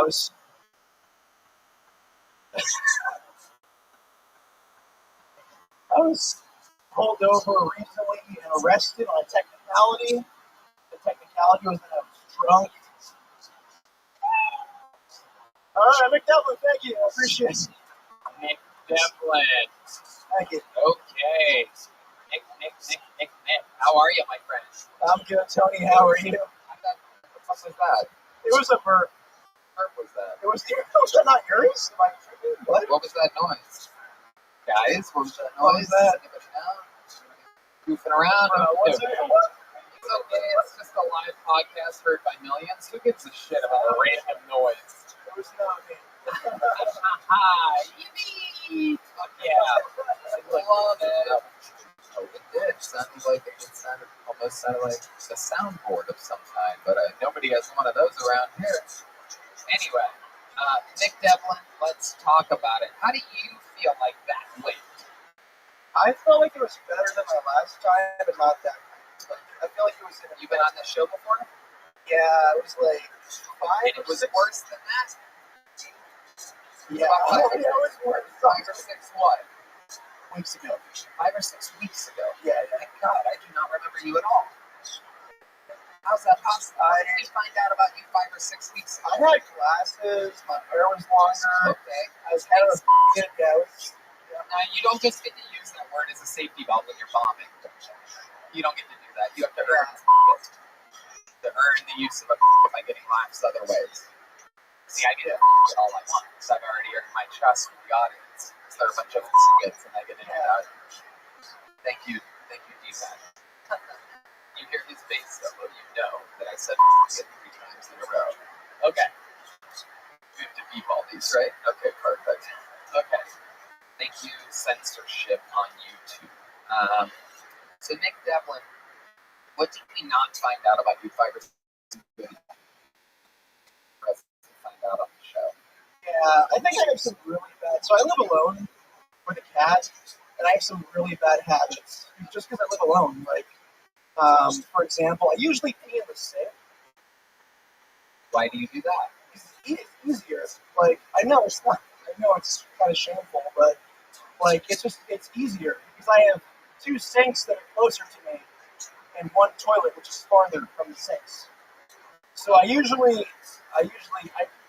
just being honest, I usually pee in the sink. My friends don't like it. When you say your friends, are you talking about friends that visit? Like, what do you mean? You just say you live alone with your cat. Are you calling your cat your friend? Who's the friend that doesn't like it? Yeah, I don't think my cat cares, but my friends, when I come over, I'm like, because usually, like, I think it's funny. Okay, hold on. Yes, dude, who the friends were? Okay, so you think it's funny, so you show them that you pee in the sink? No. So how do they know that you pee in the sink? I tell them. Okay. Christ. What do you do for work? How do you blend in with society? What do you do? So I work remotely for a biotech company. Okay. I'm gonna get laid off though, by the way. I am not surprised. Yeah. Are you pissing in the urine samples that you're supposed to provide? Oh, that's your laugh. I hate you. Oh my God. Take a little joke. Goodbye. There you go. There you go. So you don't have to high five these people, Don. Please don't do that. I don't want them to feel like they accomplished. I put the mic where you found it over there. Will you on the X over there? There you go. Yeah. Yeah. There he goes, everybody. All right. Let's have some fun, shall we? We have a new regular on this show that's on an absolute warpath. I don't want to hype him up too much, but this might be one of the great stars of the future of Tony. Ladies and gentlemen, make some goddamn noise for the man, the myth, the one and only Cam Patterson, everybody. There he is. Oh, shit. The real deal.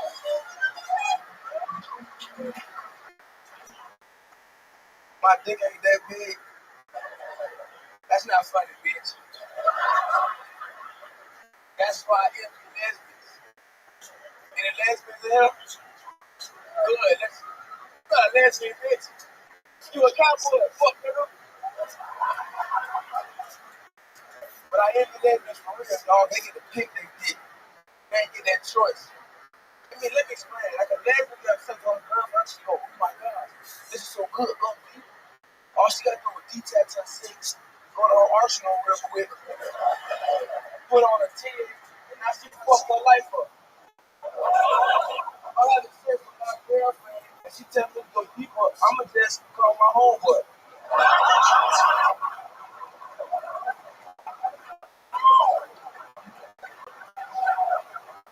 I know Daquan is way bigger than mine, dog.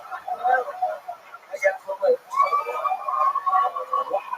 Exactly 1 minute.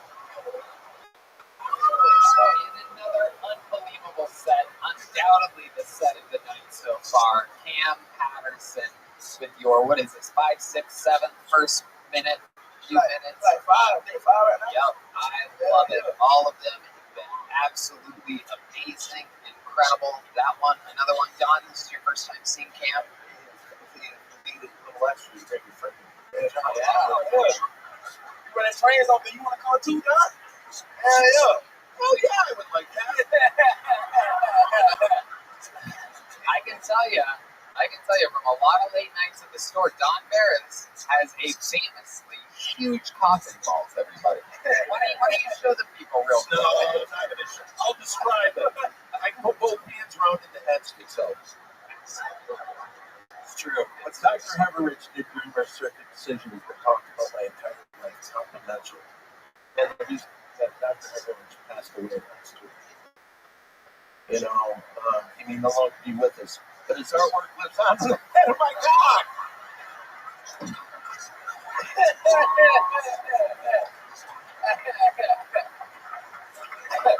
It's true. Not a lot of people know this, but the Pringles can was actually modeled off of Don's penis. So You shut your goddamn mouth.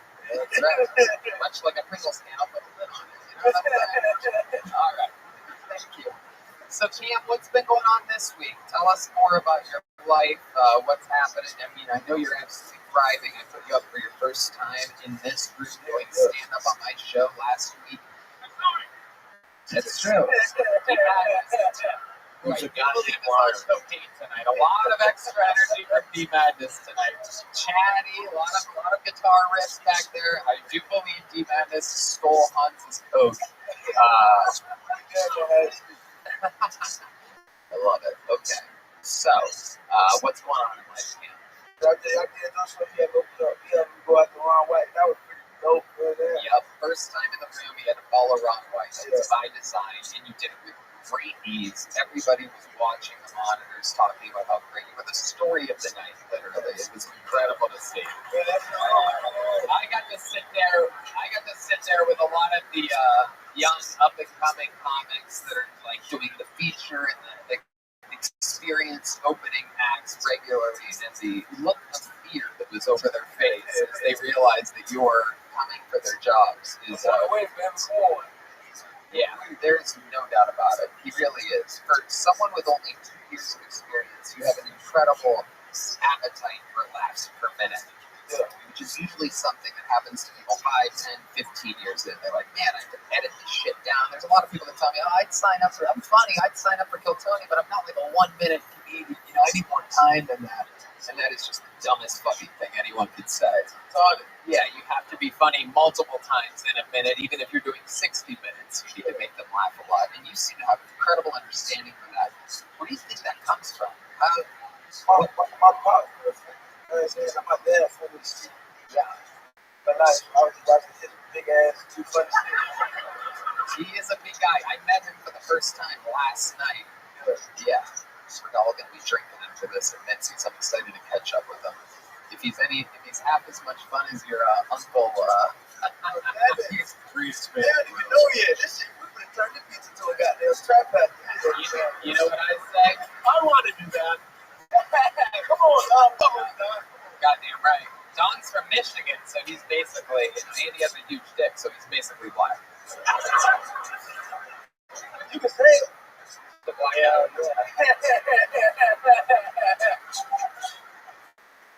I love it. What else, Cam? Anything else before I let you go? For the first time, and I don't like that shit. Y'all can keep that shit to yourselves. I think that shit is just lazy cooking. You know what I'm saying? Oh, I don't want to cook this fish. I'm a bitch, dog. I hate you. I've been shitting for 3 weeks, man. That shit is so upsetting. My ass is spit water right now. From Funk Sushi. That's my take on sushi.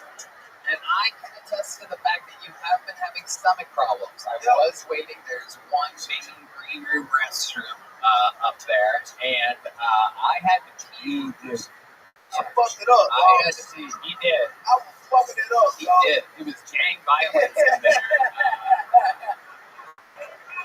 I saw some bloods and some drips. That was absolutely incredible. Tony, can I ask a question? Yeah. There's a gentleman who just left, and that was from the past. Okay, when he comes back in, I got you kind of like a fucking you hard. He comes in and he says, what's going on here, for goodness sakes? And you passing the beat, huh? No, he said we just get around this back on. It's just a little prank. It'll be fine, yeah. We'll blur it on YouTube. It'll be great. Yeah. It's a good idea. I like this idea. Yeah, it's like working with you, man. You think the same. I love it, Cam. You are an absolute fucking star. You are one of the things when it's Sunday or Monday morning and I'm thinking about this show, you're one of the things that keeps me excited and keeps me inspired because this is what it's all about. Look at people coming up the ranks. This is the only show ever in comedy history where you can literally see the future like a crystal ball, and this guy's part of it. Make some noise one more time for the great Cam Patterson.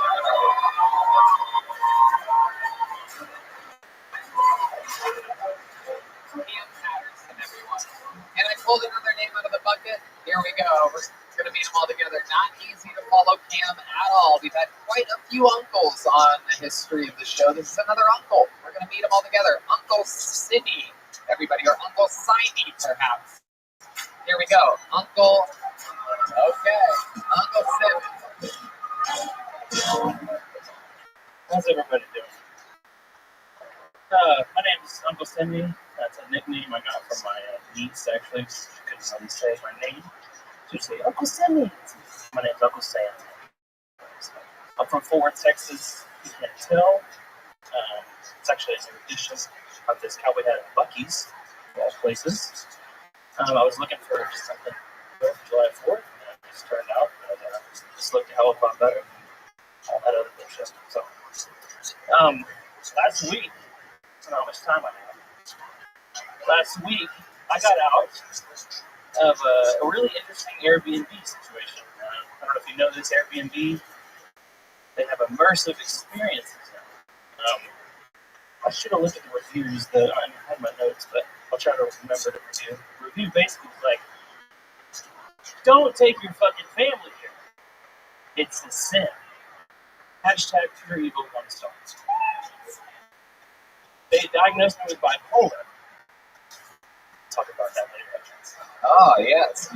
You will be talking about it later with your many personalities that you have, I do believe. Wow. Okay. What should I call you? You can call me Sam. Okay, Sam. So, you gave us a lot of information. You're from Fort Worth. You're from Texas. You got the hat at Buc-ee's. Then you questioned how much time you had left. At that point, I don't know what 33 seconds in with no jokes done, you questioned how much time was left. And then you told us a story about an Airbnb, but turns out you forgot your notes, which I guess had the punchlines on them. Nothing memorized whatsoever. Don Barris. Have you ever taught math classes? Math classes or myth classes? Math. I was pretty good at math. So no, but in high school I think. I was glad I brought that up. Sorry, I don't know where you're. There was a lot of answer there, Uncle Sam. So, okay, how bipolar do you think you are, buddy? It's debatable. Yeah, I know. Yeah. It probably looks pretty bipolar right now. Yeah, pretty bipolar right now. I'm on my meds. Off the meds? On the meds. Okay, here we go. This guy just came back. You wouldn't believe what she wanted to do. Maybe you got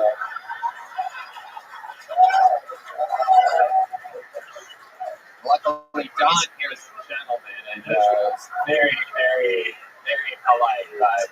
This one, you gotta keep an eye on this. You gotta put her on your bag or something. Okay, so Sam, you said you're on meds? 100%. Okay, how long have you been on meds? At least 2 weeks. 2 weeks? Well, I technically got out of the hospital 2 weeks ago. What were you in the hospital for? Let's talk about it, Sam. As direct with the answer as you can be.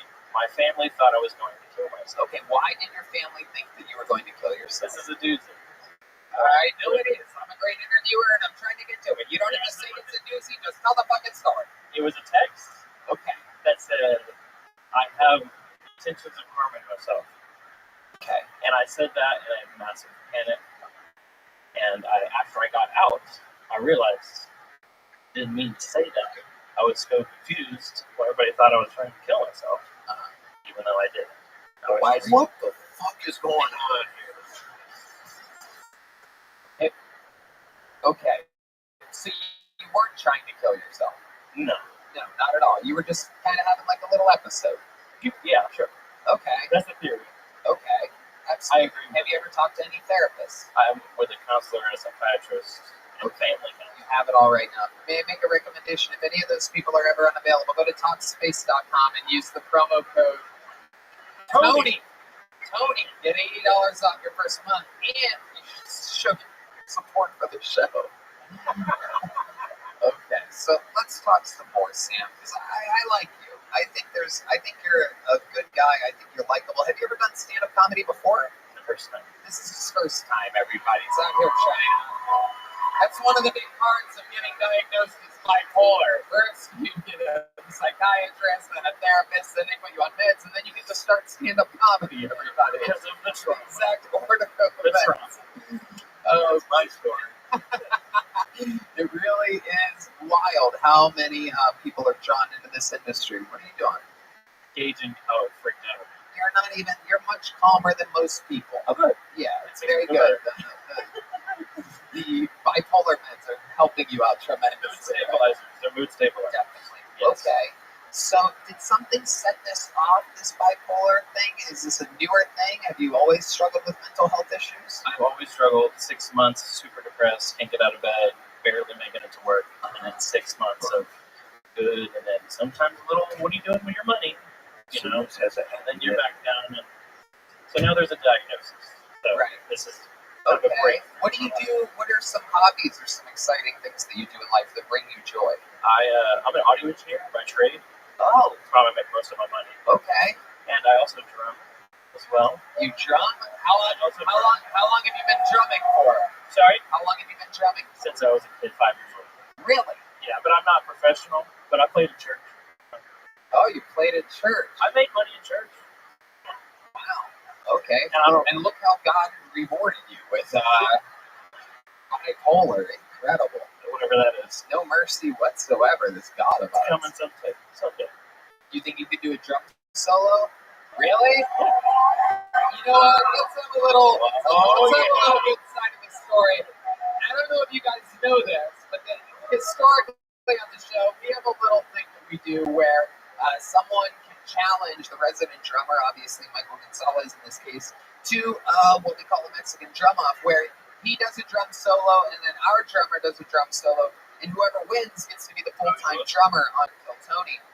And if Michael loses, they have to switch roles. So he has to be an audio engineer in Fort Worth with bipolar, and in which case Uncle Sam would be the new Uncle Sam, or Sam or Simmy or whichever one of you I'm talking to right now.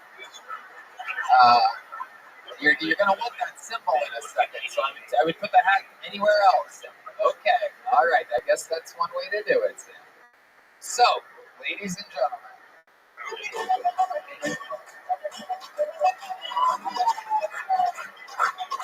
and now, ladies and gentlemen, drumming for perhaps a life-changing experience. This is a solo by the one and only Uncle Sam, everybody.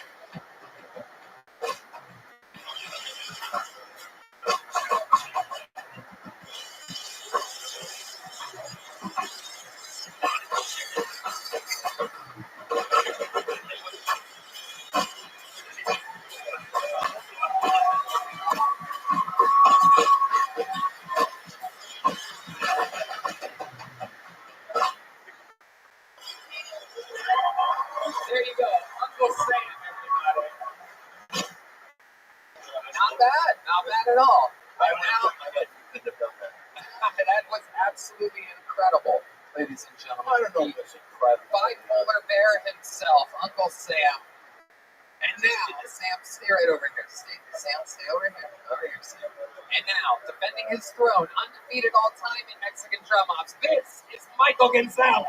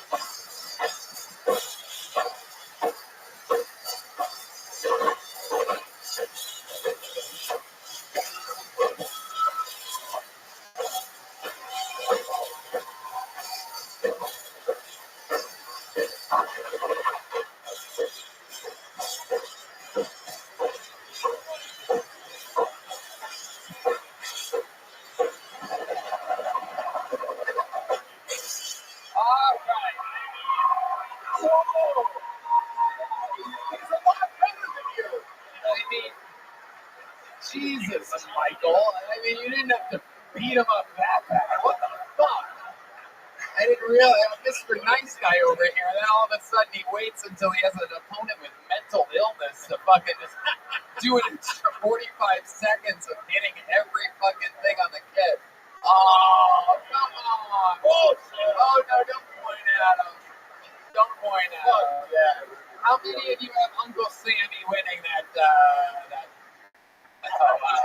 No, don't even break it. By that kind of response, you would have thought it was Uncle Laser, not Uncle Sammy. My God. Oh, shit. How many of you have Michael Gonzalez? Amazing. Uncle Sammy, I'm going to tell you what I'm going to do. For the first time ever in the show's history, because you are bipolar. I'm going to give you both a big joke book and a little joke book. Depending on what kind of day you're having, you can fucking enjoy either one of those. It's all good. Don is apologizing to me because he keeps high-fiving people as they go. No, he was fucking god-awful, man. We love all different shapes and sizes and state of minds on this show. We get a lot of this. A lot of different characters. So let's keep it going. You want another bucket full, huh? Make some noise. Let's go with Nick Thomas, everybody. Here we go. Nick Thomas. What's up, everybody? How y'all doing tonight? All right. So I learned this the other week. I learned that the biggest consumer of BDSM sex toys in America is white people, which is a little wild to me. That means we have to role play slavery to come. Do you guys think that's cultural appropriation? What if I sing spirituals while my wife's pegging me?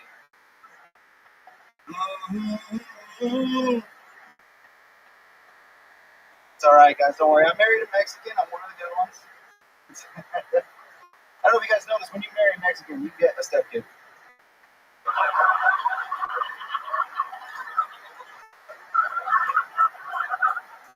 It's funny, too. She didn't have a kid when we were dating. I don't know where this thing came from. I got down on one knee. I was like, baby, you make me the happiest man in the world. This kid just materialized out of nowhere. 15 years old, 2 jobs. Immediately, Thank you. That's my time. Thank you, guys. Nick Thomas. A good set. Hell yeah. Thank you, guys. You killed it. Hey! Stupid. Okay, Nick, let's talk about how long you been with stand-up.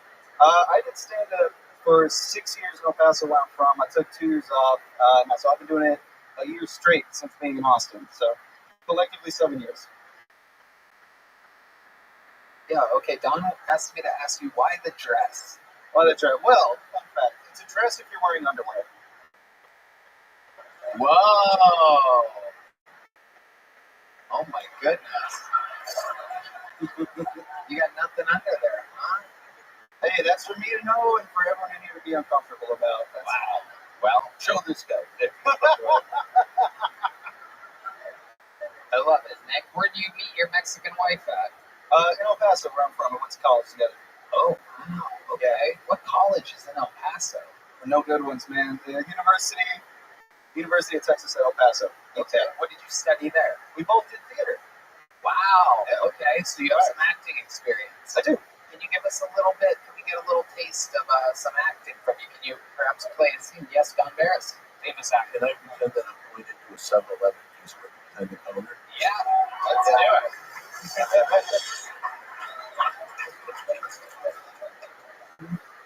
Hey, what's a dude with the dress on for?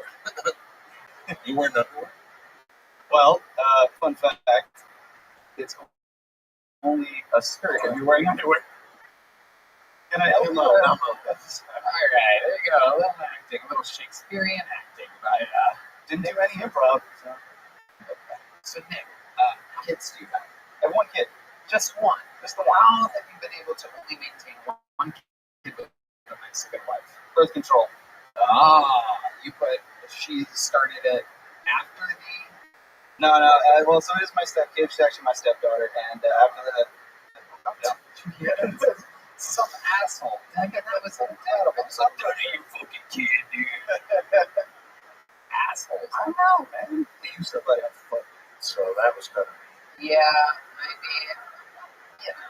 I mean, you do have a pretty fucking wild side, Don. I mean, remember what happened when you ran on that? I remember. Yeah. You want to tell the people what happened? I've seen another one. I think you should tell these people because it'll give them a better understanding of who you are. When you were driving in Michigan a few weeks ago, you remember what happened? Yeah. No. I should say this right off the bat. This is a joke, and the only reason I say this, I want people to know I've never eaten a vagina of a squirrel. Okay, you still want me to tell the story? Okay. I'm driving driving in northern Michigan, I did something with my car. Has anyone ever been in an accident before? Yeah. All that adrenaline goes through it. It's like crazy. When I was thinking the adrenaline was going through, I kept thinking, what did I just fucking hit? So when the car came to a stop, I'm on the ground, I'm looking everywhere, and I feel it's not doing very well. For 45 minutes, I watched this, and at the end, we lost a squirrel.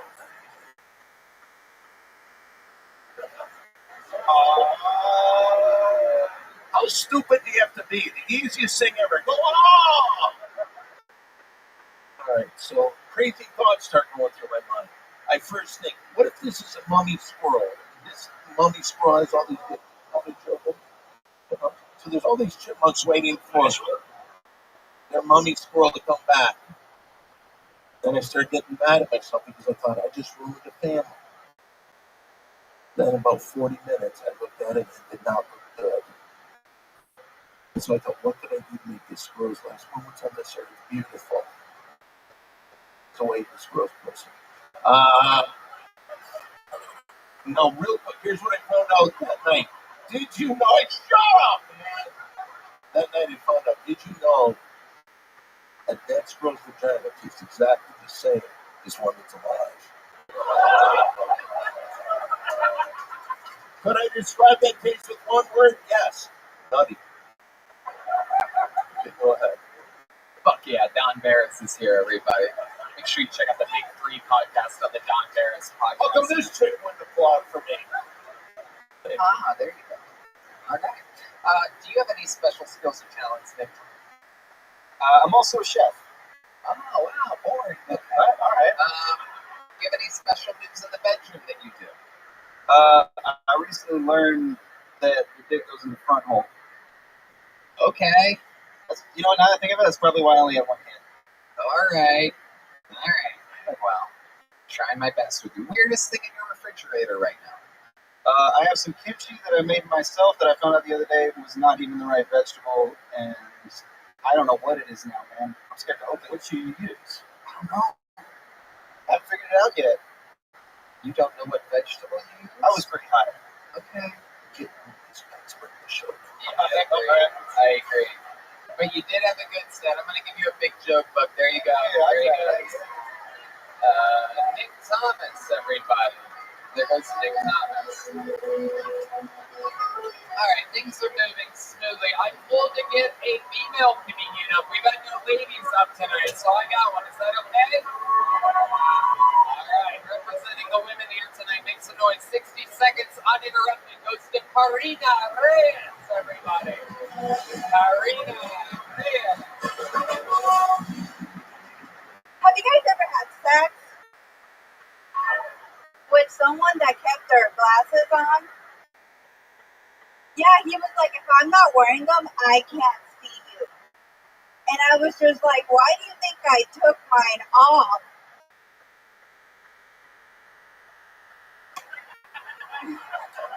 Yeah, I went on a date with a doctor thinking this will be good. But then he told me he was into BDSM. If you don't know what that is, just ask Tony. But just imagine choking, pain, being told what to do. It's like having immigrant parents. Like, does it look like I'm into that? Well, yes, I am. He called me master because I have a master's degree. Yeah, I have a master's degree in environmental engineering. Like, I can read code, but I can't read red flags. Fuck yeah. I like it. Karina Reyes. You're like a nerd with balls. You're a courageous little dork, aren't you? I like your style. Thank you. How long have you been doing stand-up? Almost 5 years. 5 years. It seems that way. Very, very good. Where at? LA. In LA. Okay. Wow, you're a little bit edgy for someone that started in LA 5 years ago. What brings you to Austin? Your show. Perfect. How long are you in town for? I leave tomorrow. Amazing. You're on a flight back to LA. Yep, 7 a.m. tomorrow. Okay, very good.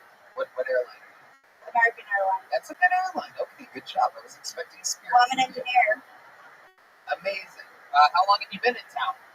Since last week. Okay. What did you get to do in Austin this week? I did the mothership, and then I did like 11 shows. Did you open mic here at the mothership? Yes. How did that go? It went really good, but they didn't ask me back, so. Well, it's really, I mean, yeah, you have to do a few too. Yeah, you have to really. It's not like a one-time thing. Just to let you know. It's not like America's Got Talent or anything like that. You have to keep coming. I mean, I was on America's Got Talent in Mexico. Oh, is it called America's Got Talent in Mexico?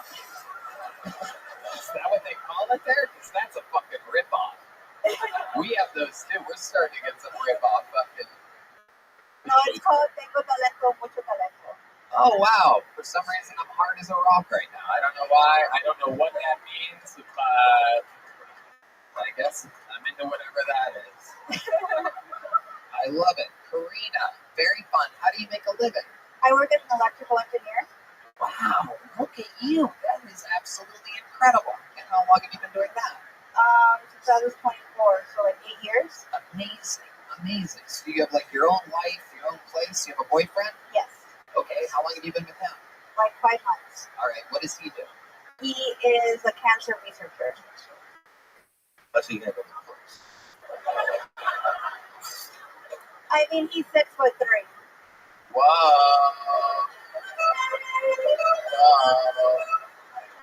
Oh, good. You can't say stay niente with that guy, right? Okay. Where did you meet this 6'3"? Is he Mexican as well? No, he's from Lithuania. Wow, he's a pale, tall, white guy. Oh my goodness. You. Yeah, he doesn't have a green card, so I was like, he's only dating me for that, but at least I met the only guy in LA that wants to get married. Okay, yeah. Why have a green card when you can have a brown bitch? You know what I'm saying?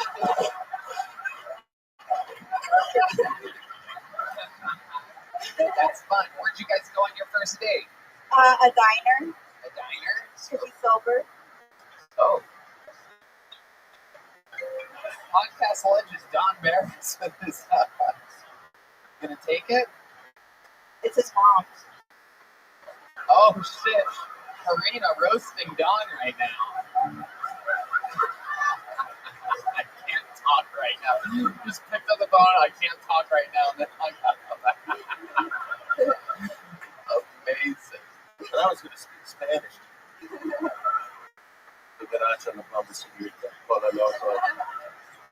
So you guys went to a diner. What was it, like Mel's Diner? Or? I forgot. It was like a 90s diner. Okay, maybe Norm's? Probably. Okay, probably. All right, so you guys go to a diner, and then what happens? And then he was like, do you want to watch The Last of Us? And he really sold me on it, and I was like, let's go to my place. Oh, shit. Oh, shit. The Last of Us. This is just the beginning. My goodness. So you take him back to your place, this lanky Lithuanian fucking B-level basketball player, and then what happens? And then we watched 3 hours of The Last of Us. 3 hours? That's how long it took for him to live through Urania? What? I don't know. Well, what I would do is, like, I would get, like, really close to his face and talk to him. And then I would, like, move my head. And he'd be like, is this girl crazy? Like, is she just getting me here for games? And then I kept doing it until he finally made the move. Damn, look at you. You just take what you want. I love it. Did you think she was going to kiss me? I was really hoping she was going to spit in your mouth. Not a lot of people know this, but Don Barris famously used to have people at the Comedy Store, females specifically, They'll have to pay me for that. spit in his mouth. And all that it would take for that to happen is the audience would have to chant, spit in his mouth. Spit in his mouth. Spit in his mouth. Come on, Don, for old time's sake. It would be fun. Hold on.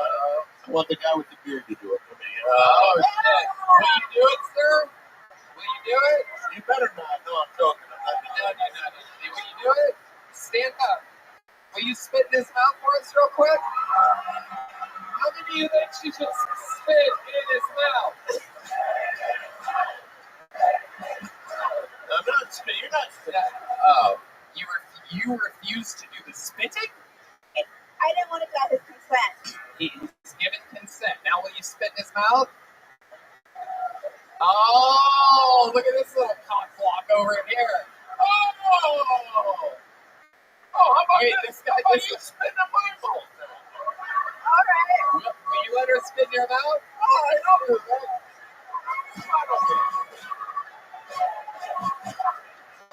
Hold on, wait a second. Hold on. I just heard her go. Oh my goodness. Here we go. What is your name? I'd like to know people. Before their saliva touches my mouth, I need their name. Samantha. My birthday's on Wednesday. Okay. No one cares when your birthday is. What's her name? Make some noise for Samantha, everybody. And one more time.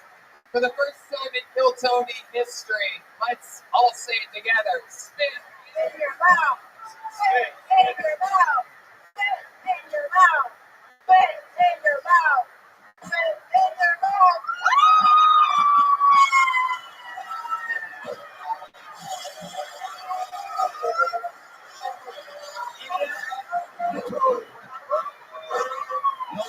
You'll never believe this. I can taste cum.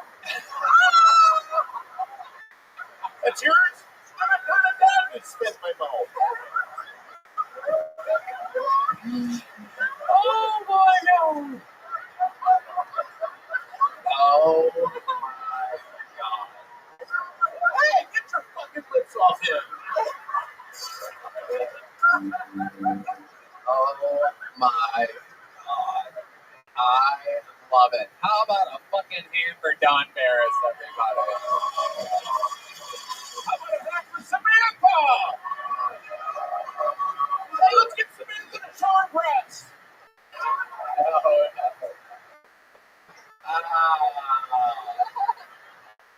I love it. This is the type of chaos that I absolutely love. Karina, I find you to be so interesting. Can you give us another fun fact about your life or something like that? I was supposed to be born a twin. But I'm also a magician, so when my mom was pregnant, I made the other one disappear. Oh my goodness, I think you're also a murderer. Wow, that is incredible. So is there like pieces of the twin inside of you somewhere? Like the glasses. Alright. Can I have her jerky off? No.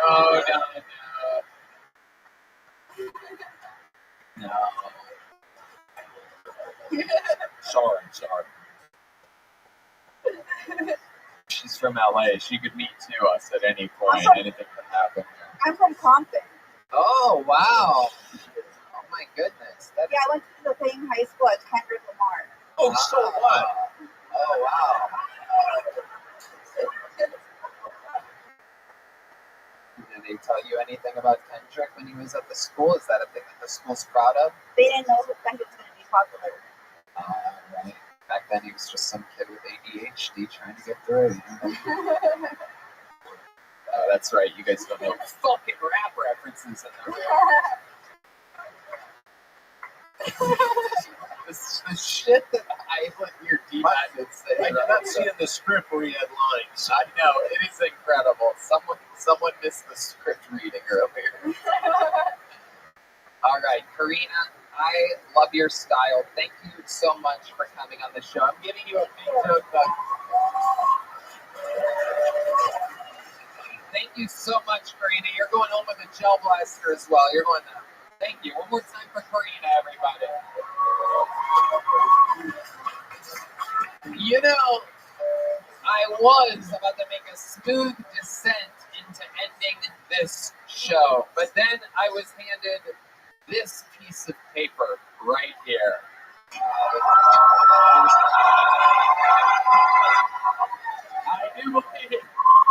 I do believe Hans Kim is racing here right now so that he doesn't have to challenge somebody.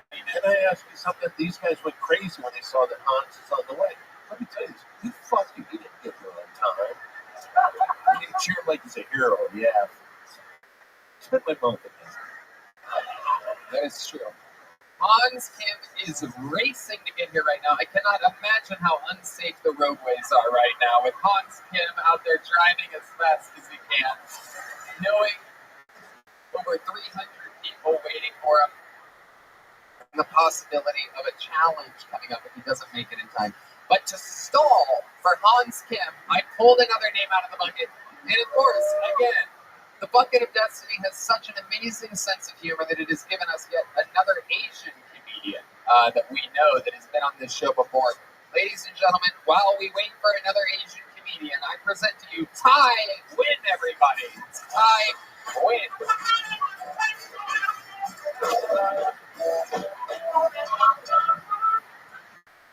Hey, what's up, y'all? So I smoking off pot. It helped keep me Asian.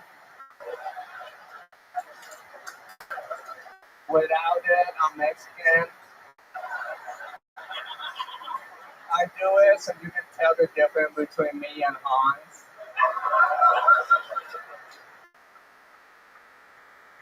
This year, I'm working on being more vulnerable. I found that it's hard for me, being an Asian male, and being vulnerable because I was raised by the bit calm. So now when I'm on a date with a lady, I try and be vulnerable and let her know, hey, I text and drive. And if she's okay with that, then I'll be a little bit more vulnerable. I let her know, hey, sometimes I have a drink or two and then drive. And if she's okay with that, then I'll just be 100% honest. Hey, I committed manslaughter in the Volkswagen.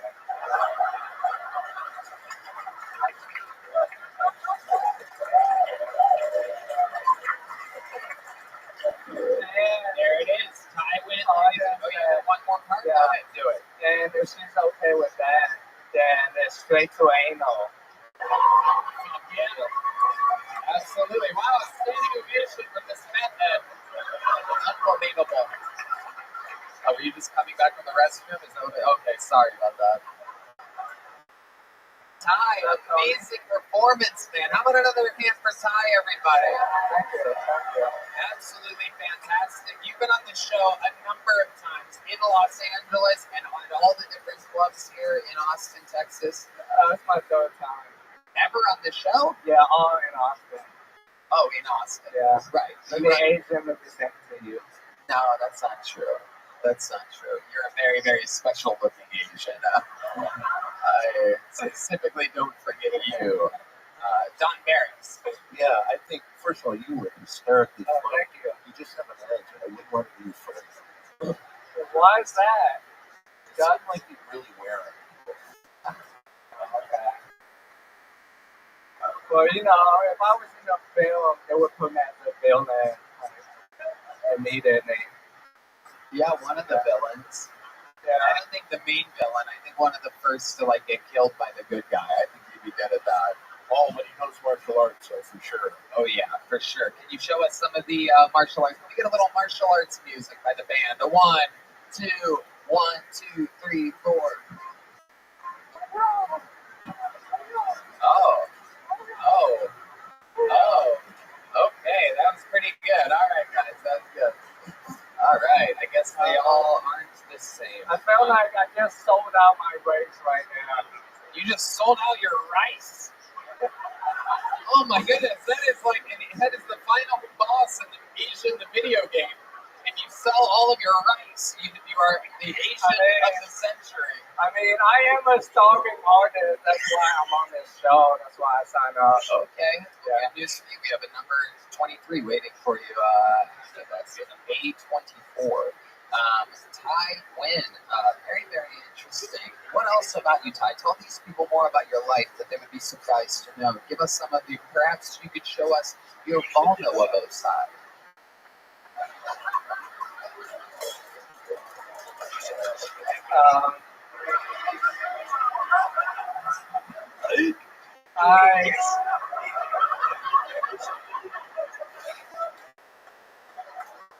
I live in Pflugerville. He's actually Pflugerville famous. He has a hit song all about Pflugerville that became really popular. What? Yeah. What does it sound like? You want the band to play behind you? Will you sing it? Yeah, I sing it. Okay. Talk to Michael. Tell Michael what it is. So, 130 tempo. 130 BPM. That's the tempo. How about this? I'll just sing a cappella in your honor. Get the guy with the disability back. Alright. Here he is singing a song. I'm from a city with a name that's hard to spell. After people living here got a job at Dell. Blue shirt, gray khaki, that's my cubicle fit. Got my Honda Accord with a beautiful kit. Me and the boys hang out in the cul-de-sac. We drink red wine, eat trail mix snack. The homie got drunk and he tried to rap. I received complaints on the next app. Got the ring alarm for them Lady Burger. Stole my brother's catalytic converter. When I see them sucker, I'll make them pay. Like the brass ain't cut and I'm the HOA.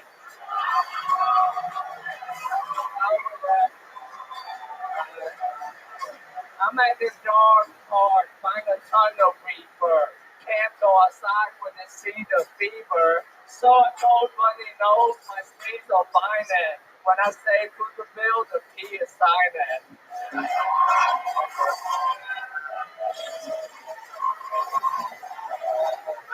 Right there.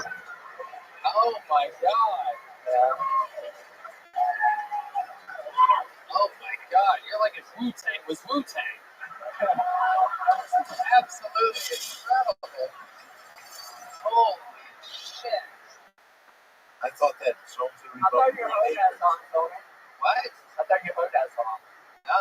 Really? Red Band never showed you? No, I don't let Red Band show me anything. We are strictly business partners, an hour, 55 minutes each week, and then 2 other directions. It's incredible. Wow. My goodness. Wow. That was amazing. You're like if Eminem was on MSG. That is unbelievable. What a talent. I mean, you know, I owe it all to the soy sauce. Yeah. Absolutely. You are the soy sauce boss. Ty also has his own comedy club, and it's inside of his house every week. Yeah, Explain to the people what you just said. I cannot even imagine. So I built a comedy club inside my living room, so it's a legit comedy club. So that way I don't have to go out and network with people and stuff, because I don't like networking. How were the crowds? A lot of neighbors. No, it's actually a lot of couples that go there. So it's kind of weird because the neighbors don't know what I'm doing, so they think I have a swinger party every Saturday night. Right. Yeah. It's like your house is like your head. It's a business in the front, party in the back.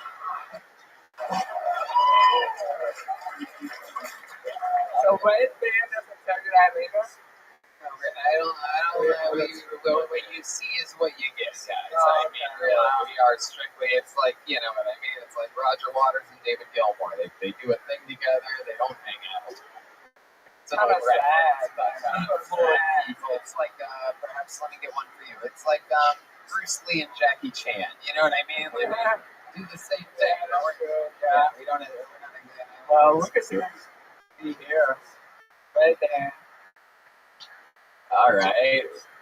That's my man. Someone's trying to get booked up. Hey, I'm looking to have you on the Secret Show Thursday at the Sunset Strip. Yeah. But unfortunately for you, you chose the wrong Bruce Lee. Because I have 2 Tony and Friends show, one on Tuesday, one on Wednesday. But since he's Bruce Lee, I'm not booking you on him. So I'm going to book legends like Don Barris. You win a little, you lose a little. Yeah. It's part of the game. That's it. Yeah. That's it. That's just how the fortune cookie crumbles. All right, there he goes. Hollywood, everybody. Here's a big jump up. You have one of these yet? Have you ever gotten one of those? Okay, absolutely. Is Hans here yet?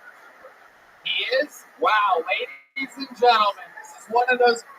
You're going down there. What's happening? Why? That's the first time ever people have started to try. It just happened twice in a row. Okay. Ladies and gentlemen, this has never happened before where Hans has missed his spot. It's It's never happened before where Hans has threatened to not show up the next day. It's never happened where he faked flights being canceled out of Newark. I think he felt the pressure. I think he knew I had something up my sleeve. So here, with a brand new minute, this is Hans.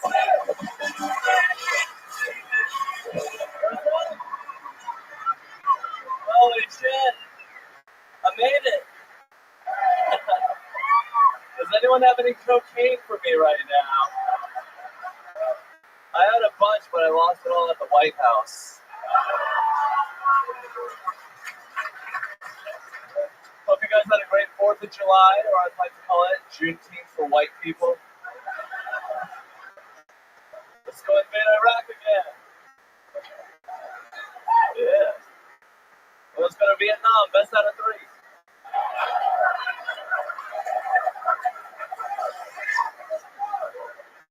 I used to think I was trans, but I'm not that into women's sports or drag for children, so.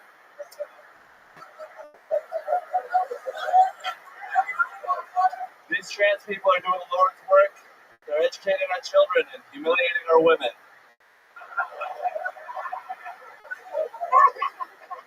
Because sometimes these bitches have to be reminded. You're not that good at pickleball. Don't make me put on a dress and prove it to you. Thank you!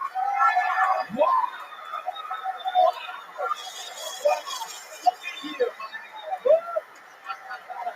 Look at you, buddy. Here I was ready to have you go against one of your hardest challenges next week. And then you come in, you speed in. Obviously, you called Yoni ahead of time. You wanted to make it. You warned him. This is absolutely incredible. And you come in, without a doubt, you and Cam Patterson being 2 resident regulars with the sets of the night, showing how it's done. And it should be much harder for you 2 guys than everybody else, since you have to do this every single week. Everybody else should be doing their best minute. You should be crushing the whole way through. You come in and you show exactly how it's done. Topical stuff, real jokes. How do you feel right now? I feel great, Tony. I was just in seat 12B. Tell us about it. Tell us about the delays and the travels. I tried to update the audience. I said that you were lying to me. At one point, I forgot to tell you guys this. At one point, he sent me a picture from the customer service line. He goes, "This is how long customer service is right now at the airport." It was like a kind of long line. I go, "That's not even that long of a line." And then I remembered. I'm not kidding you, by the way. Then I remembered. I have Hans Kim's location on my phone. And something in my gut was telling me, he gave it to me a long time ago, so that I could yell at him when he does bad open mics. And sometimes I'll see him at a bad open mic and go, "What the fuck?" Anyway, so I checked his location. He's at the fucking Hilton. And then I go, "Did you just Google a picture of an airport line and send it to me?" I swear to God, this is our dialogue. I could have been dealing with anything on a nice Sunday off, and there I am going, "Hans, make it to the fucking show." Tell us more. Tell us about these fake delays. The very real delays. Bullshit. It's all over the news. It's on WallStreetJournal.com.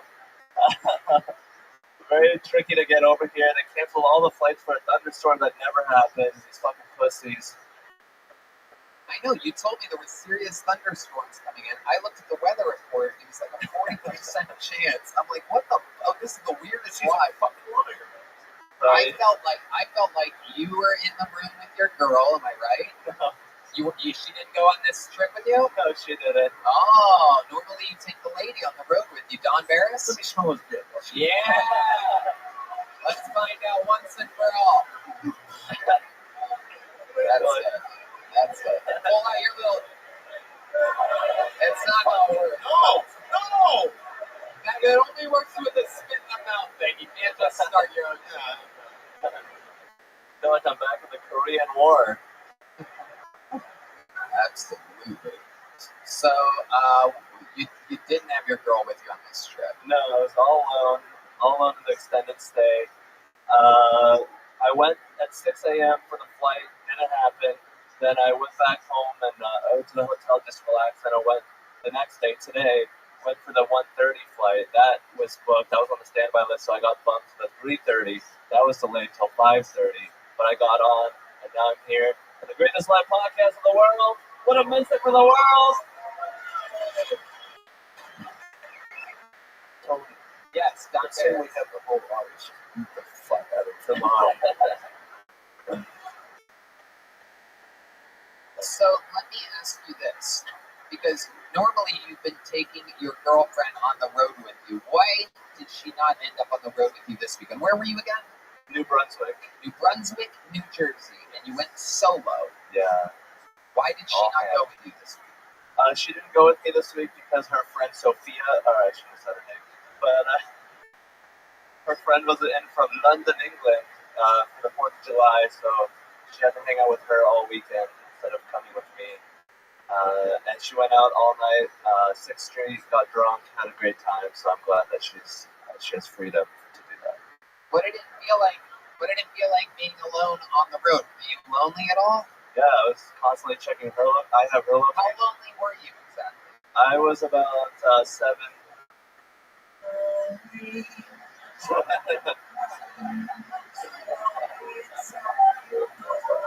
It's from Team America World Police. That is the leader of North Korea. Okay, that's it. That's pretty Were you sober on? That's pretty wrong. So what did you do to pass the time? I had the Kleenex next to my bed. Yeah. That's all it takes. Hotels they put it in the bathroom. I move into the bed all the time. Yeah. They don't put lotions out at hotel rooms. No. Did you know use this? conditioner. Fucking sucks. It's unbelievable. The old spitting conditioner. Why don't you just use the sheets? I was on an extended stay, so And plus, Asians don't fuck with their laundry like that. They're known for cleaning the sheets, not dirtying. Soil. The soil. All right. Okay. Hans Kim, tell us something interesting about this week or weekend. I recently realized that I might be peeing on my girlfriend a little bit. Tell us about that immediately. Because after we have sex, we're just completely naked, and then I go to the bathroom, and then there's a little dribble, and then I go cuddle her, and then I feel like she can tell that my dick is wet. And she's right. She gets a little bit of that P.F. Chang on her. So stupid. This is the dumbest show ever. I don't know why anybody watches this or is loyal to us whatsoever. It's incredible.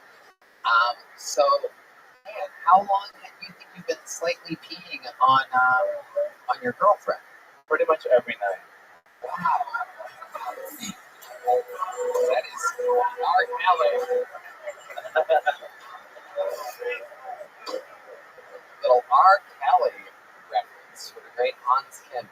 Very interesting. Hans, I was ready, if you weren't going to make it, to have you challenge your spot next week. And like I've said, that will always be on the table. If you have a rough set, you are going to be challenged for your spot. I find it to be very, very entertaining. And I find it, most importantly, to be an incredible way to bring out the best in you. I truly think some of the best sets that we've seen from you in the past year have been in the past month or two since I've really lit a fire under your walk. You know what I mean? And I'm going to keep it that way. And I was so ready to have you challenge next week, but god damn it, you fucking rushed to be here, and then you came up guns a-blazing with one of the best sets of the night.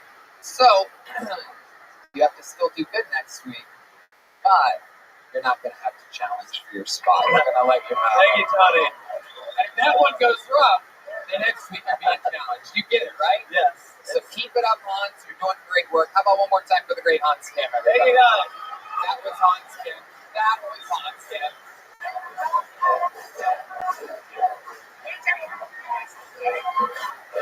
Well, now, ladies and gentlemen, and it's come to that time of the night where there's only one way to put a ribbon on a show like this, everybody. There's one guy that never misses his flight. There's one guy that never is running late. This guy has the most sets in the history of the show, the most interviews in the history of the show. The only living Kill Tony Hall of Fame member. He's the Vanilla Gorilla, the Memphis Strangler, the Cigarette Machine.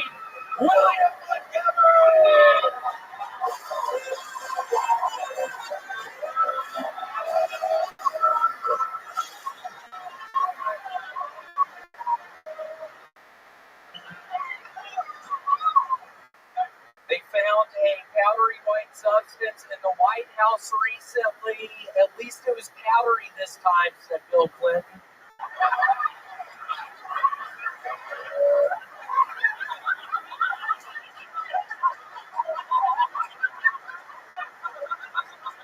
Pete Davidson is going back to rehab stemming from PTSD and depression. I mean, imagine if you had dated Ariana Grande, Kate Beckinsale, Kim Kardashian, Larry David's daughter, Cindy Crawford's daughter, Christina Applegate, Caitlyn Jenner, Chelsea Clinton, Larry David's other daughter, Redman's mom, Michelle Pfeiffer is Catwoman. You'd be depressed, dude. The more I think about it, the more I have questions about the moon landing. In fact, I'm starting to have my doubts about Knots landing.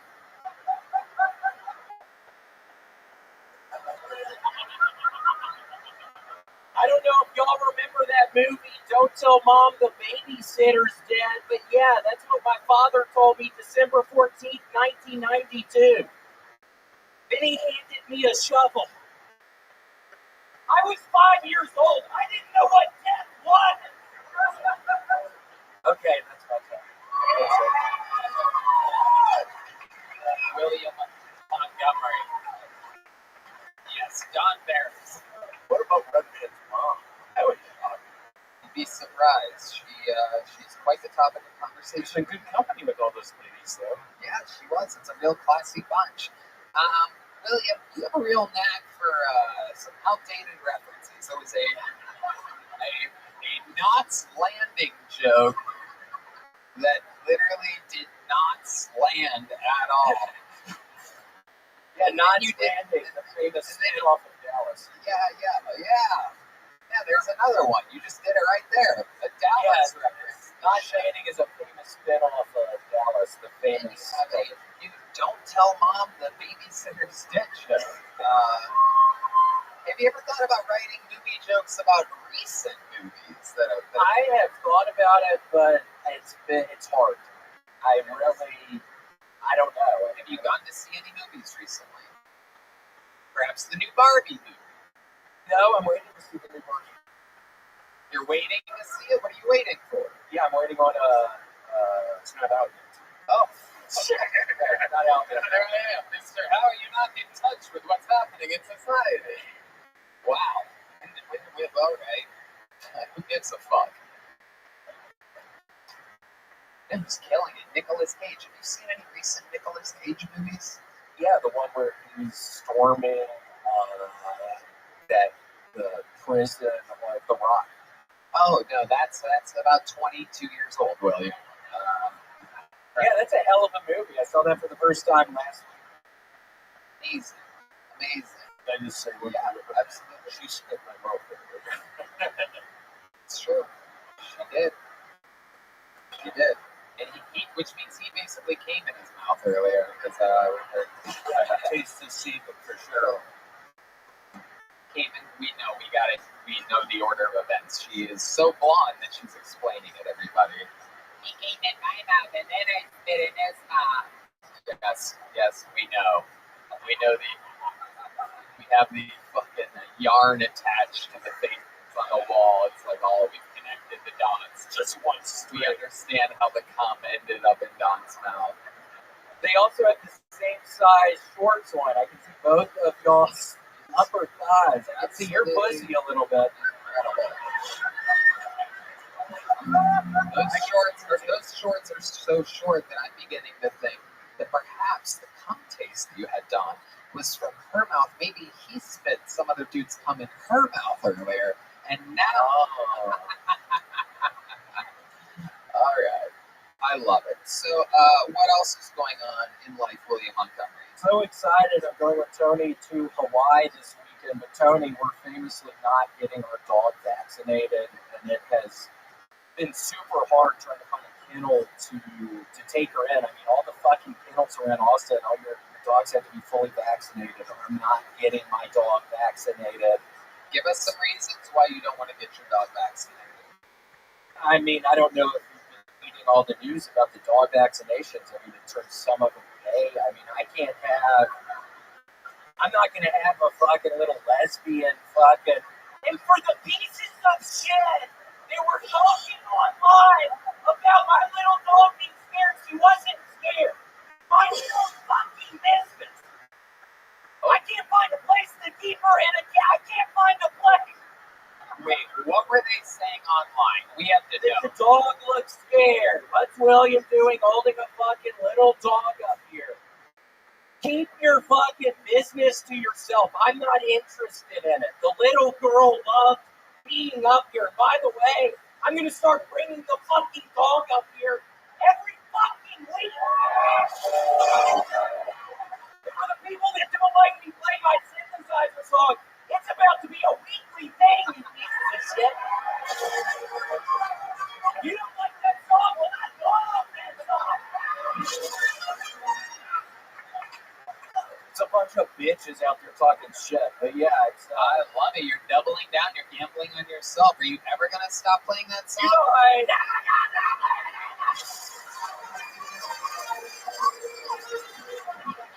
But if anybody can look after Gator, let me know after the show. We literally have to find somebody to take her in. Redman, you would. Oh wow! Look at that. I can't hear you talk real good. Oh shit! Whoa! What does that mean? You put your fucking dick by her mouth, you pervert? Wow. William, I haven't seen you in a while. Yeah, nice to see you too. Yeah, Don and William, you guys know each other very well. Don, last time you saw William, he was a completely bloated alcoholic. But Don, wasn't it fun? I swear to God, every single Monday night on Kill Tony at the Comedy Store, I was always off Tuesday, Wednesday for my self-storage unit job. So I would be at the fucking Comedy Store till 3 in the morning, and Don would famously close the OR. You remember all of our conversations in there? It was, I'd be talking to you for 2 hours in there. I don't know if other people didn't like it, but I was coked the fuck up. And the answer is nobody else liked it except me and you. Yeah, they really did not. I remember a lot of Comedy Store employees being like, William was annoying last night. He did this, he did that. But I loved it. So. Yeah, it was fun. It's Don loves the chaos. Absolutely incredible. William, what else before we let you go? I don't know. I mean, I'm super pumped about that. And also, y'all have to know, Tony told me on a Saturday, or maybe I shouldn't even say this, but he said it was my best set I've ever had. It's very sweet. That is coming for Tony, and it was. It felt, other than one time, I thought I was having a heart attack. My chest started hurting for about 2 seconds. During that, my best set I've ever had, I felt as well. My heart literally started hurting, so I thought I was about to die on stage. Well, so that was weird. That might be good for you because that was the best set you've ever had. I mean, 25 minutes of absolute crush, fucking fire kill. Everything was wild. William is indeed going with me on this massive theater tour for the rest of the year, August all the way through December. Giant, massive theaters. So we're getting in shape for that. He's going to be on the Tony and Friends shows tomorrow. The next day, we're going to Hawaii. Then we have 3 weeks off, and then 26 cities, massive theaters. Exciting stuff. Exciting stuff indeed. You're gonna not retire, right? You're gonna keep doing comedy. Yeah, I mean, I'm pretty sure. Hold on, what? Are you ever gonna stop doing comedy? I ain't never gonna stop. Unless I have a heart attack on stage. Well, that's not really a kind of a momentum killer. Really brought the energy to a halt there. The old if I have a heart attack. But I ain't never gonna have a heart attack. That's right. That is right. I'm never gonna have a heart attack. So. That is true. You are never going to have a heart attack. William, everybody loves you. We love you. Why is that funny, bitch? Yeah. I wanted to slap that chick all night. I know what you mean. She has a little bit of an attitude problem. It's because she is waiting for that guy to die. Is that true? Yeah, it's a family. Don't let the son start to answer. I don't. I just want to tell the daughter, you look good. I didn't real good. All right. Well, thank you to the piece of shit that just after me at the dude. You're not allowed to do that. I'm gonna kill you right after the show. Someone throw a car at you? What is that? The Hot Wheels car. Why would someone throw a Hot Wheel at Hey, you? what the fuck were you thinking, dumbass? Why'd you throw the Hot Wheel? What did they say about life up here right now? Oh, Jesus. All right. Ladies and gentlemen, one more time for the great, powerful William Montgomery, everybody. The drawing from Ryan J. Evelt is in. That's available at RyanJEvelt.com. He draws every single episode. While this episode was happening, he drew that amazing picture of Don Barris that you're seeing on your screen right now. Don Barris, literally the creator of my favorite and a lot of your favorite comedians' favorite comedian, is the creator of your favorite comedy movie, Windy City Heat, the Big Three podcast, and Simply Don the podcast network, the Ding Dong Show, the longest running show in the Comedy Store. Literally, if it wasn't for this guy at the Comedy Store having his own show, Kill Tony never even would have been created. He was the only person that ever did a show different than a normal stand-up show at the Comedy Store, which completely inspired this show. How about one more time, as loud as you can get, an ATX welcome for the great Don Barris.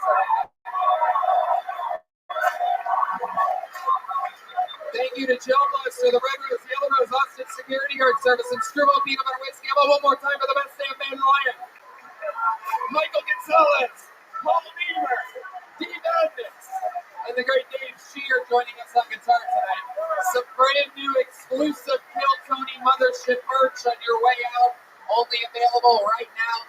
And let's check out the artwork from local artist Chris Rogers. Oh, little Aaron Belial, who's got another AGC appearance coming up. Rock and fucking roll, Red Band. Check out my new club, Sunset Strip, ATX.com. Right, I love it. Come see me do stand-up tomorrow night and the next night. Secret show on Thursday. Go see the band the other night.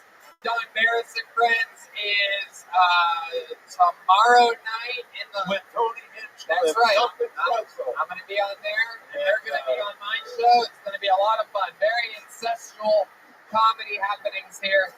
To you, the best comedy fans on planet Earth, we love you. Thank you. Good night, everybody.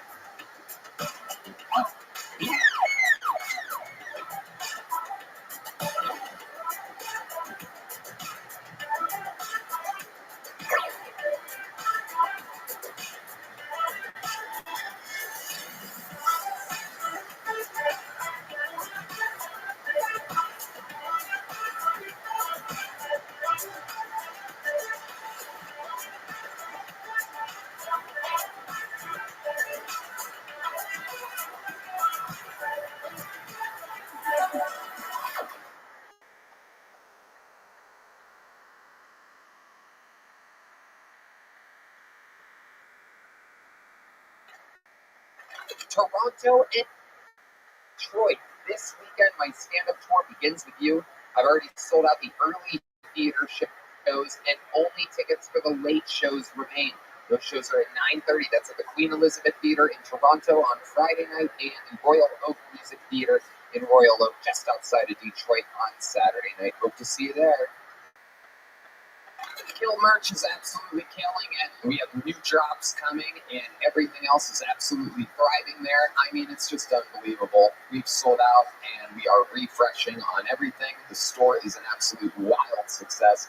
From stickers to tickers to old American pickers. Lord only knows what you will find at killmerch.com right now.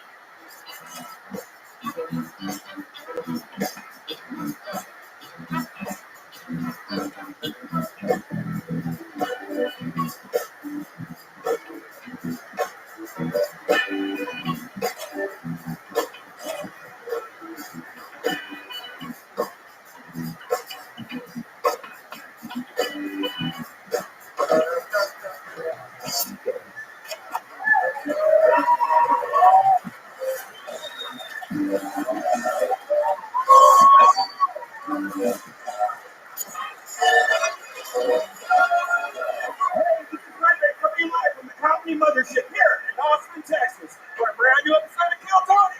Give up for Tony and Explain. You guys ready for the best fucking night of your lives tonight, or what? Yippee! How about a hand for Red Man, everybody? Oh, yes. This is Kill Tony, the #1 podcast in the motherfucking world. You guys excited to be here?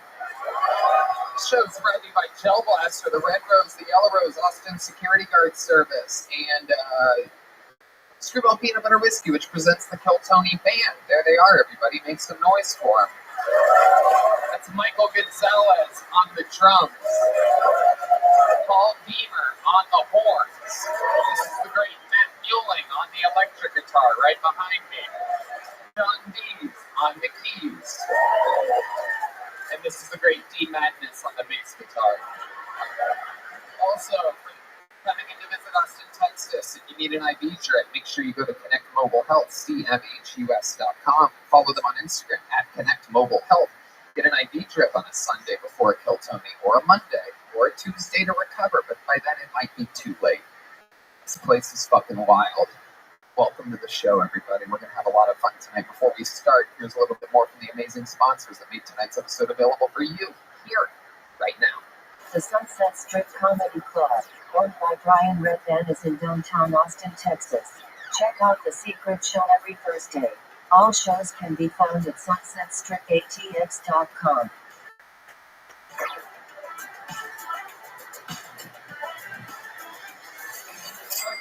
Hi, everybody, and a true howdy from the dead center of Texas, where this summer has been a doozy. Every single day, it's hot and lovely, and it's worth sweating. And in order to recharge those electrolytes, Liquid IV keeps us in tip-top shape. No doubt about it, from hot yoga to the hot days of golf to the hot nights of Texas, Liquid IV is the #1 powdered hydration brand in America, and it's now available in sugar-free. Years in the making, Hydration Multiplier Sugar-Free uses a proprietary zero-sugar hydration solution with no artificial sweeteners. With 3 times the electrolytes of the leading sports drink, plus 8 vitamins and nutrients for everyday wellness, Liquid IV hydrates 2 times faster than water alone. Keep your daily routine exciting with 3 new flavors: white peach, green grape, and lemon lime. Red Band. Man, those new flavors are amazing, especially that green grape. I love it. It's great. You can throw it in your pocket. You can put it in your book bag. So later, you just put it in 1 bottle of water, and now you have an amazing drink. 16 ounces of water hydrates you 2 times faster and more efficiently than water alone. The result of an extensive R&D process to perfect the flavor and efficiency. Liquid IV is non-GMO and free from gluten, dairy, and soy. Liquid IV believes that access to clean and abundant water is the foundation of a healthier world. They partner with leading organizations to fund and foster innovative solutions that help communities protect both their water and their futures. To date, Liquid IV has donated over 39 million servings in 50-plus countries around the world. No doubt about it. Real people, real flavor, real hydrating. Now, sugar-free, Grab your Liquid IV Hydration Multiplier Sugar-Free in bulk nationwide at Costco, or get 20% off when you go to liquidiv.com and use the code TONY at checkout. That's 20% off anything you order when you use promo code TONY at liquidiv.com. Hey y'all, profiling, surveillance, data harvesting, there are lots of things not to like about tech giants. But what can you actually do about it? When you rely on so many of their products, well, the good news is it doesn't take much for you to take a stand. For less than $7 per month, you can join us in our fight back against big tech by using ExpressVPN. How do you think big tech companies make all their money anyways? Well, by tracking your searches, video history, and everything you click on, and then selling your personal data. ExpressVPN helps you anonymize much of your online presence by hiding your IP address, a unique identifier that every device has that allows big tech to match your activity back to you. That's why I use ExpressVPN. One click, one press of a button, you are protected. No doubt about it. So if you don't like big tech tracking you and selling your personal data for profit, it's time to fight back. Visit expressvpn.com/killtony right now to protect your online freedom and privacy. That's expressvpn.com/killtony. expressvpn.com/killtony. With the busy fall season just around the corner, you might be looking for wholesome, convenient meals for jam-packed days. Factor, America's #1 ready-to-eat meal kit, can help you fuel up fast with chef-prepared, dietitian-approved, ready-to-eat meals delivered straight to your door. You'll save time, eat well, and stay on track with your healthy lifestyle. If there's anyone that I know that loves a healthy lifestyle, it's a Red Man. That's right. I level up with Gourmet Plus options, prepared to perfection by chefs and ready to eat in record time. Treat yourself to upscale meals with premium ingredients like broccoli, leeks, truffle butter, and asparagus. Refresh your healthy habits without missing a beat. Choose from 34 plus weekly flavor-packed dietitian-approved meals, and they're ready to eat in 2 minutes. Need an extra boost to support your wellness goals and feel your best for the rest of the summer? Try Protein Plus meals with 30 grams of protein or more per serving. This August, get Factor and enjoy eating well without the hassle. Simply choose your meals and enjoy fresh flavor-packed meals delivered to your door, ready in 2 minutes. No prep, no mess. Head to factormeals.com/killtony50 and use code killtony50 to get 50% off. That's code killtony50 at factormeals.com/killtony50 to get 50% off. Hey everybody, I know everybody out there is trying to have fun and enjoy yourselves. Look, it's not easy to get tickets to things. We just sold out all the Kill Tonys from all the way up until February in less than a minute. We broke the website. It's just how life is nowadays. Buying tickets to your favorite events shouldn't be stressful. Game Time is the fast and easy way to buy tickets. No doubt about it. Sports, music, comedy, theater, whatever it is. With killer deals on last-minute tickets and their best price guarantee, you can stop stressing over the tickets and start getting hyped for the fun you'll have. Red Band. I mean, locally, we got The Offspring. Oh my God, Boy George is coming. Snoop Dogg. They have flash deals and last-minute tickets. It's easy to find and buy tickets for every kind of event in your area. You get images of the seats before you even sit there. You get lowest price guarantee, event cancellation protection, job loss protection, etc. It's the place for last-minute ticket deals. It's the fastest-growing ticketing app in the country for a reason. Snag the tickets without the stress with Game Time. Download the Game Time app, create an account, and use code KILLTONY for $20 off your first purchase. Terms apply. Again, create an account and redeem code KILLTONY for $20 off. Download Game Time today. Last-minute tickets, lowest price guaranteed.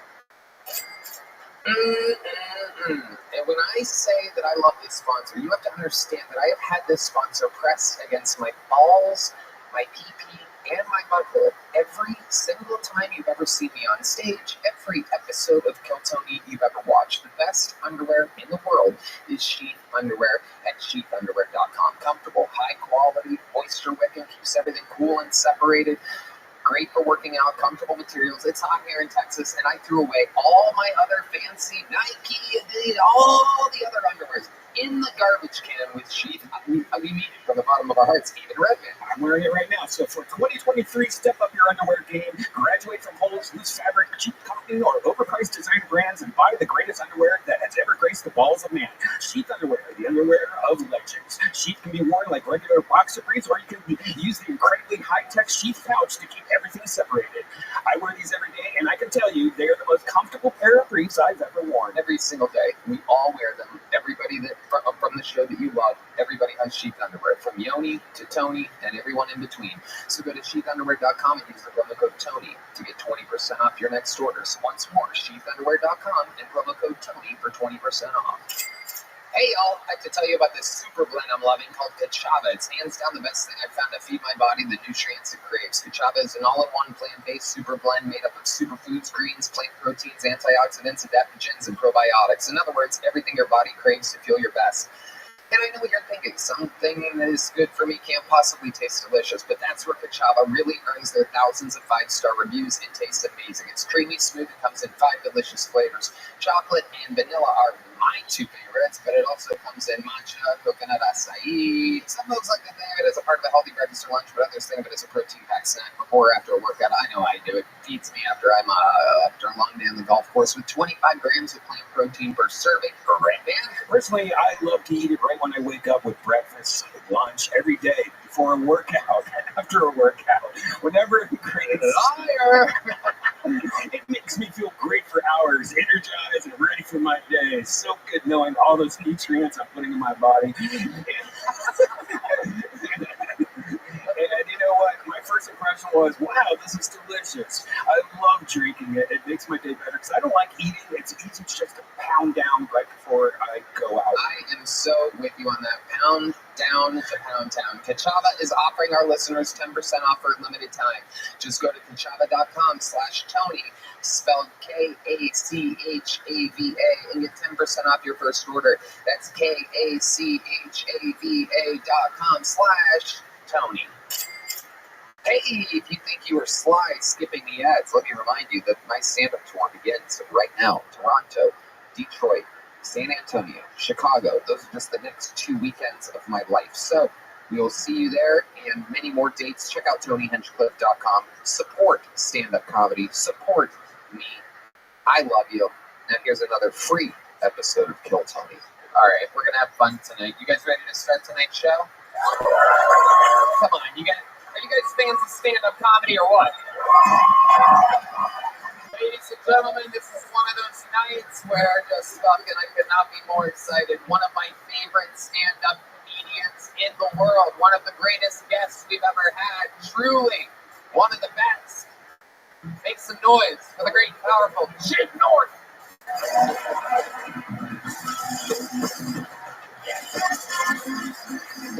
Fuck yeah. Here we go. The great Jim North, fresh off of an amazing weekend here at the Mothership on tour at JimNorth.com. Welcome back, Jim. Thank you. It's nice to be here. I appreciate that bit of a lackluster response from the audience. We're going to have a lot of fun here tonight. You know how it works.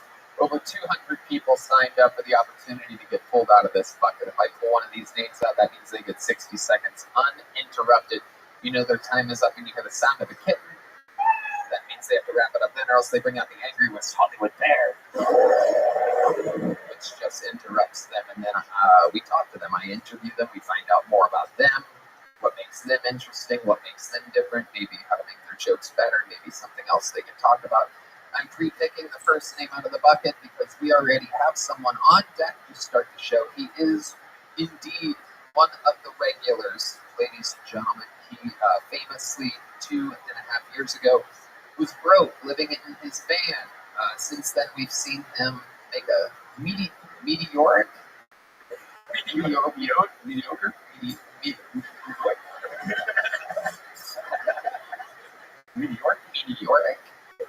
Am I saying that right? Yoni, why is the camera so close to my face while I'm saying a word? Meteoric? Yeah, thank you. Thank you, fellow musicians.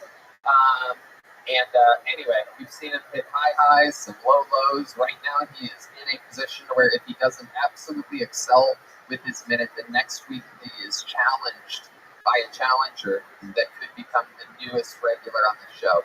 We found out that this method keeps him in tip-top shape and trying his hardest every week, just threaten his job every single week. Starting off tonight's show with a brand new 60 seconds and an interview. Make some noise. Sing along if you know the words. This is Hans Tips.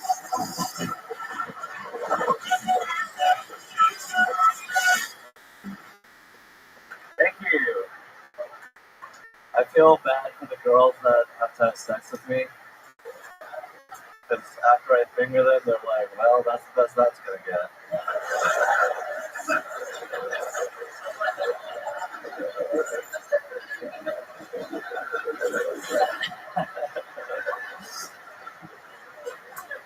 I'm glad affirmative action is now illegal, because I'm sick of all these minorities in my colleges. Call me old-fashioned, but I don't think a college classroom should look like a Dollar General. I think it should look like the screening of Sound of Freedom. All white people. I love how white people are so bored, they're now rescuing other people's children. Minorities, we don't even care about our own children that much. If I got molested, my dad would be like, good. Maybe this will make you better at violin. Thank you.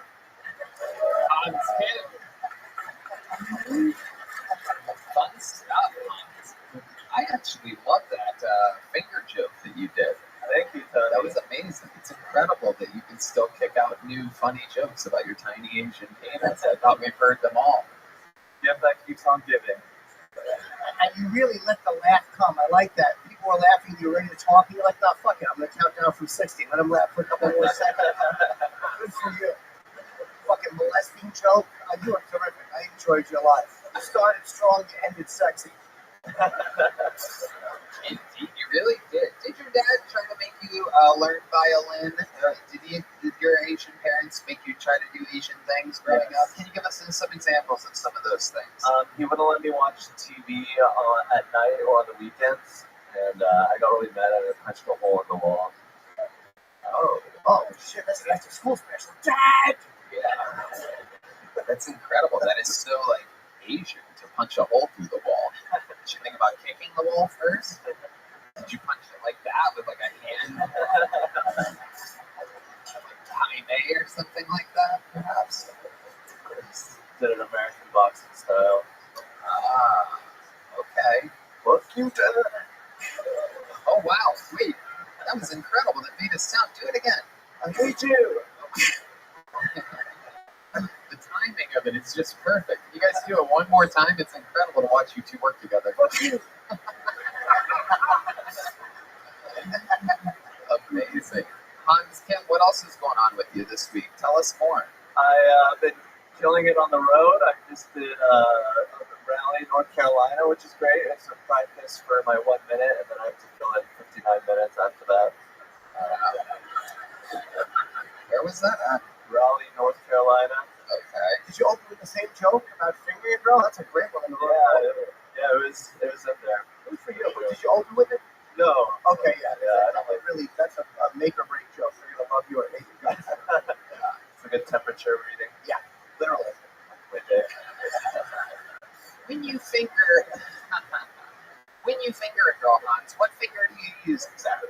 I use the middle finger. Whoa, he's going for distance.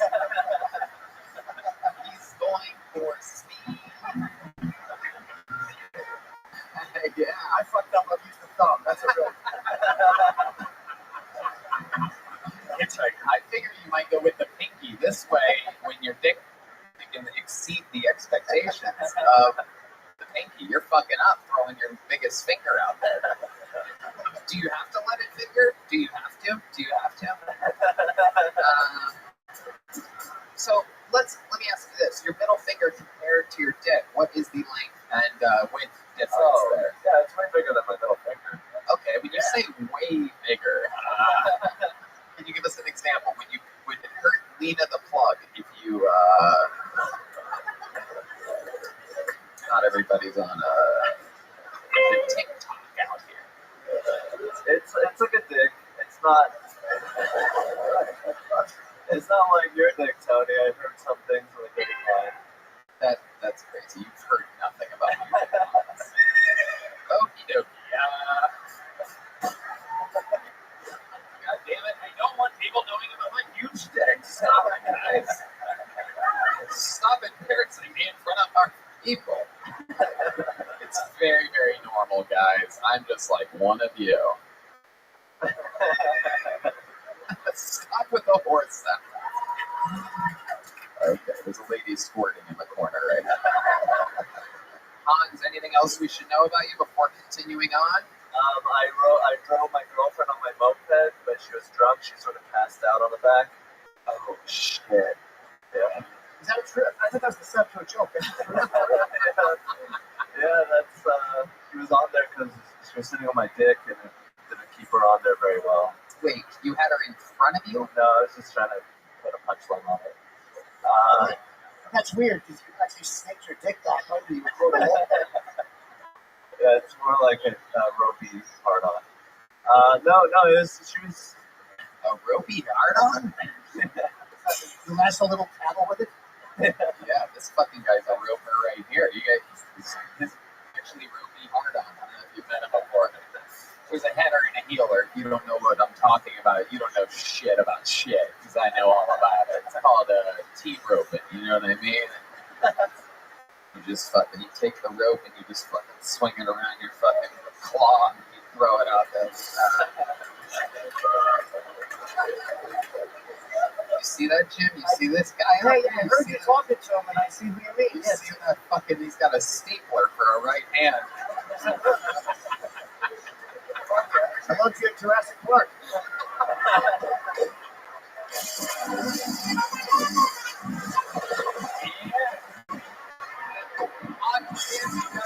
Started tonight. I love it. You do it every single week. You will not have to challenge for your spot next week. I love what you're doing. I think you're hitting peak Hans Kim career style. A lot of great new stuff lately. I love it. Make some noise for Hans Kim, everybody. That was Hans Kim. That was Hans Kim. That was Hans Kim. That was Hans Kim. I pre-pulled the second name, and now for the first name out of the bucket tonight, we're going to meet them all together. Historically, one-word names on the show end up being very interesting characters. I feel like this is going to be interesting. Make some noise for the Kill Tony debut of Kojak, everybody. Here we go. 60 seconds of stand-up comedy, and then an interview. This is Kojak. Hey, what's up? My name is Kojak, and if you haven't seen by my pearls and my finesse, I am black and gay. Let's go, baby. I'm black and gay. That means I get in trouble when my white boyfriend brings macaroni's out to the cookout. I'm black and I'm gay. I sag my pants. I don't want to show off my shit underwear. Hey, I'm black and I'm gay. Cam knows about that. Cam pulls his pants up when he's around me. I'm black and I'm gay. I can say figure nigga. And not get in trouble, bitch. I'm black and I'm gay. After I shoot my boyfriend's mouth, I yell, Kobe! Then I helicopter my dick. I'm black and I'm gay. I get my reparations from swallowing unborn white children. Woo, white privilege tastes so good. I get tastes of trust funds. I'm black and I'm gay. All right, there it is. He's got a catchphrase, folks. Welcome to the show, Kojak. This is your first time here. I've remembered, I've seen you before. I'm here for the horseback. I heard a horseback. No. It's very, very, very tiny. Very tiny. Oh, I'm here for it. Very tiny. Nice to meet you, Kojak. I'm Tony, and believe it or not, I'm white and I'm straight. I believe you. I love it. Are you really black and gay? I am black and I'm gay, baby. Holy shit. That's like you might be a redneck, but instead you just say, I'm black and I'm gay. Do you know that everybody knows that you're black and you're gay? That with the necklace and the skin color, it is a dead giveaway. You are a blatantly black and gay guy. Thank you. How long have you been doing stand-up, Kojak? About a year off month. About a solid year. Solid year. Rock solid, hard as a rock. Hard as a rock. I'm from Philly. Okay. Anybody from Philly? You don't ask your own questions here. And how long have you been Phillying guys up with town?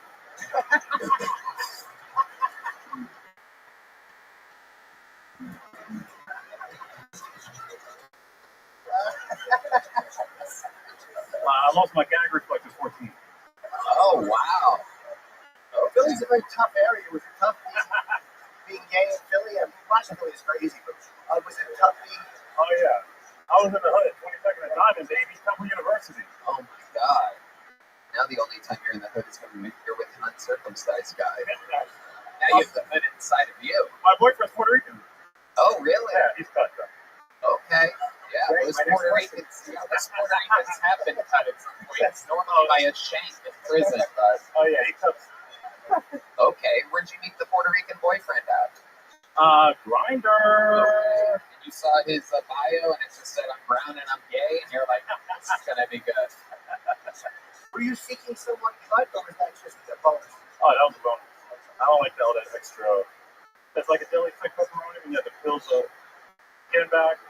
Well, I'll never be able to eat one of those again. Yes. Not a Slim Jim. Yeah. I don't put no thin pipe in my windpipe. Wow, you have a lot of gay catchphrases. My goodness. All right. Run HIV. I like your style. It's incredible. I'm black and I'm gay. That's a lot of hate. I've been tempted inside of my whole life, baby. Okay. All right. You're wearing a tank top, but you seem like a tank bottom. Am I correct about this? I do it all. Okay. You do everything. I do it all, baby. Puerto Rican boyfriend's fine with that. Yeah, he's like a small one, small Puerto Rican. You did like a pocket. You just had him taller than you, and you called him small. Yeah, I like him small. Like, I like it. You know when like a small dog melts a big dog, and it's kind of funny. Yeah. Oh, I love it. He's a spinner. Yeah. It's like a Chihuahua, a Great Dane. Okay, I got you. You don't need to name any more Yeah, dogs. no, you- I got it. It's a little guy getting fucked by a big guy. I got it. Only on a horse. Like a wiener dog and a mastiff. I'm like a terrier. And We got it. What do you do for work, Kojak? I'm a waiter. You're a waiter. Full time, baby. Okay. Selling steaks. What? Selling steaks. Okay. At a steakhouse. Yes, sir. All right. Very good. How long you? Yeah. I was going to ask why the name Carl. Is that a nickname or is that your actual name? It's a high school nickname. Why they play that?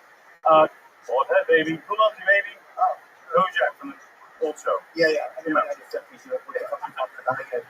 We're old. I look young, but we're the same age, probably. Really? How old are you? Yeah. 44. You look older. Hey! I love it. Kojak, you live here now? What? Yeah, you live here now? Yeah, here. Okay. How long have you lived here? About a year and a half.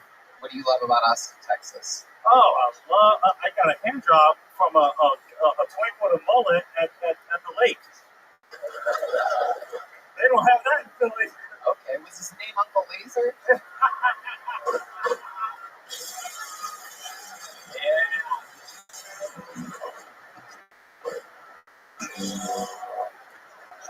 Hand job at the lake. Were you in the lake when it happened? I was on the boat, baby. Wow. Black people on the boat. Holla. Okay. Yes, they usually are hollering for help. Black people on a boat. You gotta love How it. did you get the hand job? How'd you pull that off, so to speak?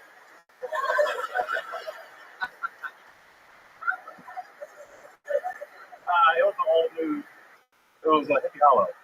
But everybody was naked, so Wow. So just a bunch hand of jobs everywhere. gay guys on a boat just come everywhere. God, I'd rather take a submarine down to the Titanic. Exhausting. That's like a lot of dick to give her. Okay. All right. To get here, you just signed. You could have signed up on a piece of paper. The guy behind the curtain wouldn't open it. You gotta sign my name. You're not going out there. Incredible. Kojak, being gay, it seems like you guys get to do whatever you want. Was your Puerto Rican boyfriend on the boat with you? Oh, that's funny to you? I was asking a serious question. Yeah. Oh. Okay. We're semi-open. Okay. Yeah. Don't get in there. No. I'm not. Don't worry. But have you ever had any like close calls? Have you ever thought maybe you got AIDS or something like that? HIV, whatever. I know you guys get like all serious. Yeah, we got a plan B for that. Oh, you do? Yeah, they cured HIV and AIDS. Okay. Nobody has that anymore. D Madness does not seem to agree with you at all. He famously homophobic D Madness. Old school black man just will not go with the flow on it whatsoever. He cannot believe he is literally angry that there is a pill that cures AIDS.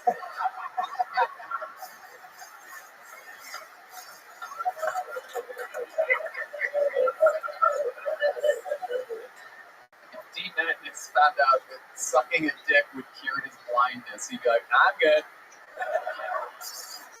My fault, man. My fault. I don't like sucking dick, man.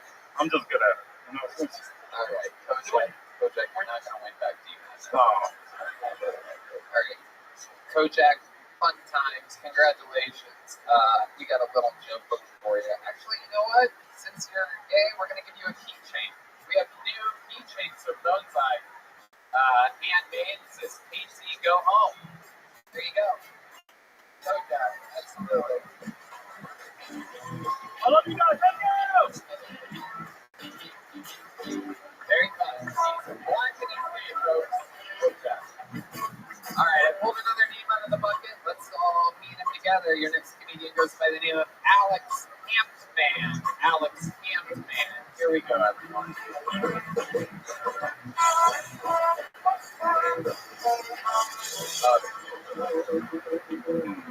Oh, what the fuck is up, comedy mothership?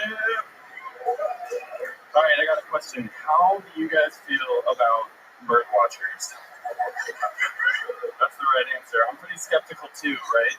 I mean, who else do we know that likes to hang out in bushes with a pair of binoculars with hopes that they're going to catch a sweet, sweet glimpse of a fine specimen?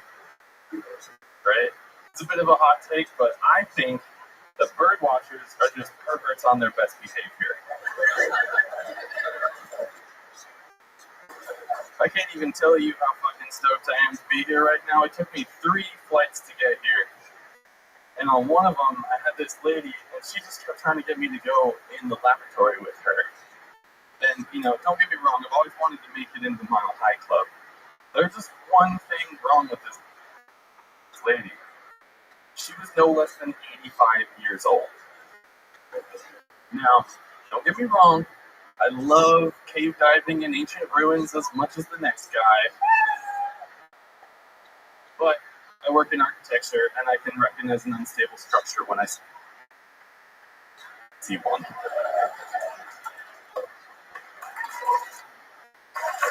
Alex Hampman, you think you like cave diving? You should have seen the last comedian out there. So let's talk about it, Alex. You called it a laboratory? Laboratory. Laboratory? Laboratory. Why do you call it that? That's what you're saying. What? Because that's what you're saying. What? The laboratory. Okay. Yeah. You can call it whatever you want. I've learned it a lot of different ways. You can call it a laboratory. If you want to enunciate it, a laboratory. Or however you want to. I actually just pull up my mouth.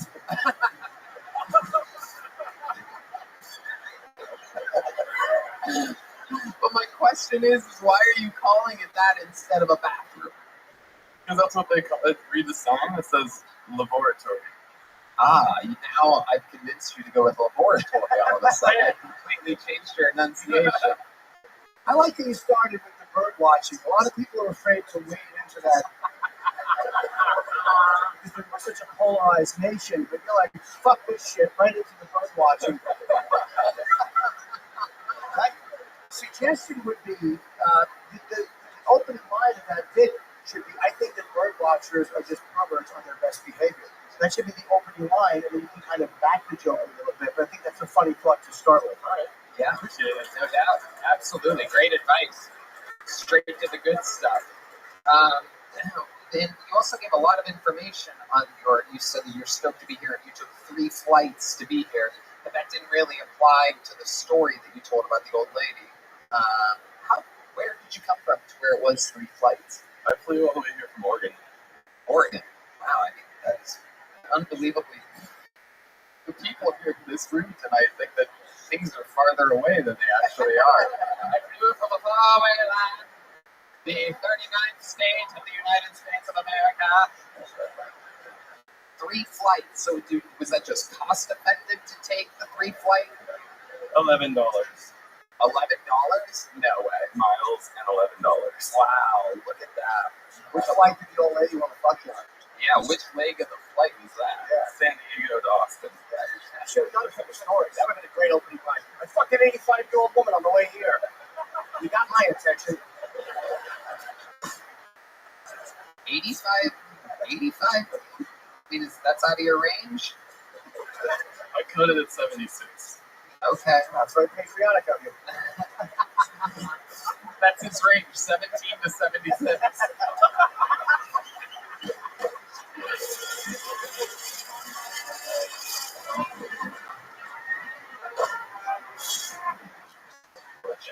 But an 85-year-old doesn't have a chance with you, huh? Gotta be real hot. Wow. Or just take your dentures out. Okay. Man, look at you, dirty fuck. Alex, what do you do for work? I'm an architect. Ooh. Yeah, sounds like I am Long Island. They just arrested that serial killer. Oh, I didn't hear about that. The architect? Architect, yeah. Shit. That was about it. Yes. And how long you been doing stand-up, Alex? About a year. Where at? In Oregon. Where in Oregon? I find it strange only by the state. Central Oregon and Bend. Okay, like Eugene? No, Bend, Oregon. Oh, got ya. Yeah. How far from Portland? 2.5 hours. Ah. Yeah. I don't know anything about Oregon except you know, chime in. What do you do for fun out there in the middle of fucking nowhere? You're 2.5 hours away from a dumpster fire called Portland. Mostly mountain bike and snowboard. Okay. What is your love life like? I just broke up with my girlfriend. How long were you with her for? 4 years. 4 years, and you just broke up with her. Why? 2 months ago. What made you break up with her? She was 72 when he met her.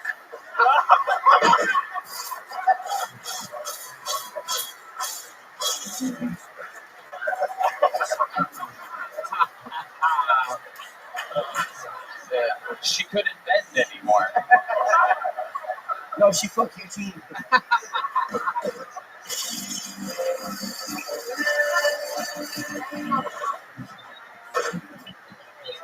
Oh my goodness. So what made you break up with her 2 months ago? 4 years together. We moved to Oregon from California, and she wanted to move back to California. Where in California? LA. Okay. What made you move from LA to the middle of Oregon? Because I went from a studio apartment to a 3-bed house with a garage for the same price. Right, a 3-bed house with a garage in the middle of fucking nowhere. Don't knock it till you try it. You know, I'm gonna knock it, and I'm never gonna try it. I like a thing called civilization. I think socializing is good for the mind. Who do you hang out with out there? Is it like a little Beetlejuice town? There's just a guy sitting outside of a shop. You just ring everything in yourself and walk out like, see you later, Pete. Just talking to himself. No, I hang out with all the homeless people that live in the desert out there. You have homeless people in the desert? Oh, yeah. Wow. She went during the pandemic? Just at the end of, yeah. Oh, okay. Like property values were a little low, so you decided to go there. Locked it down. And the world opened up again. You're like, what the fuck am I doing? Why am I here? I find it hard to believe that there's homeless people there. I don't know about the incredible property value rates that are happening there in the middle of nowhere. I don't know if they're really in a position to take advantage of that. How much would a studio apartment be there? $18. $100. That seems way high for being 2 hours outside of work. Yeah, it does. It seems really high. It is. You were with your girl for how long? 4 years, and you broke up because she was in Portland or Oregon for a little while, and she was just like, fuck this. We moved there together, and then she wanted to leave, and I didn't want to come back to California. Oh, okay. So did she go back to California? Yeah. Right, absolutely. How did you break up with her? Did you sit her down face to face? Were you at dinner? Was it in the morning? Were you in bed? Were you in the shower? And she was on the toilet? Like, what's the setup here? Paint a picture for us. What did she break up with him? You might have been looking through heroes in Los Angeles and see look her in. Oh no, she's going home. I should just shut up. I was a gentleman, and I drove her down to California, and then we got all the stuff unpacked from the car, and I was like, well, see ya, and threw it back up. Wait a second. She didn't know that you were breaking up with her? There was some rumblings of it. It was official. Well, did she not wonder why you were loading her possessions into a U-Haul? Did she just go everywhere with all her shit? Most interesting thing about you before we let you go, Alex? I grew up in a meditation cult in Iowa. Meditation cult. Tell us more about this meditation cult. I'm pretty sure the last comedian was probably raised in a meditation cult as well.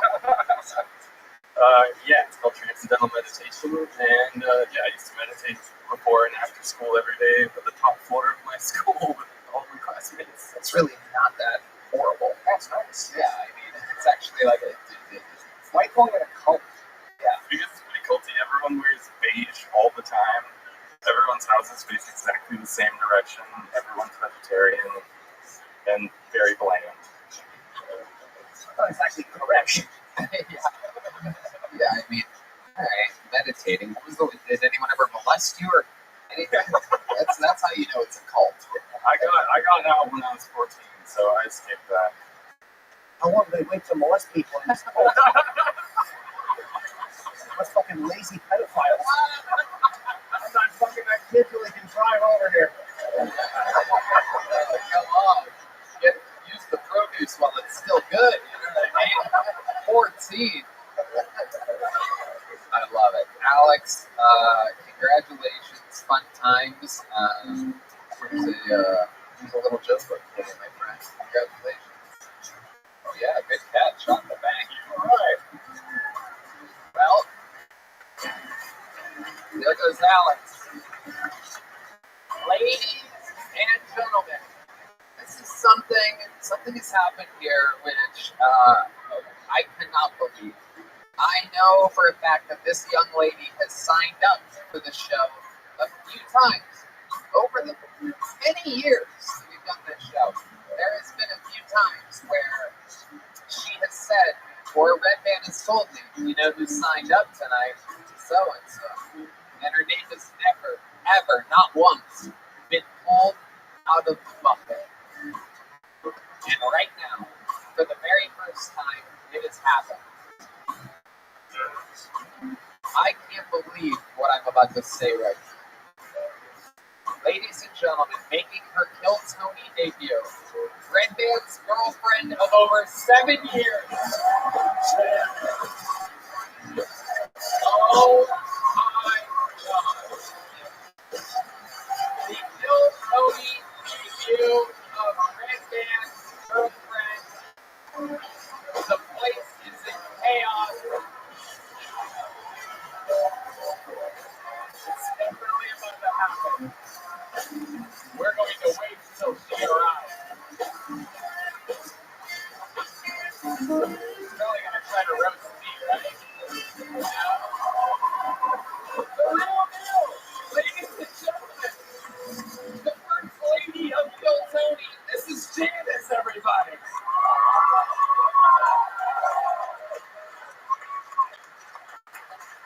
Hi.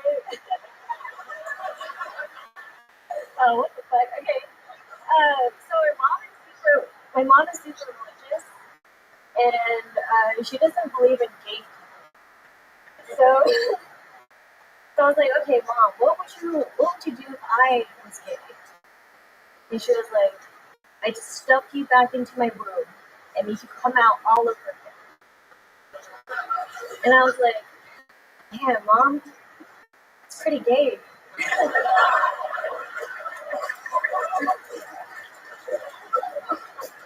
So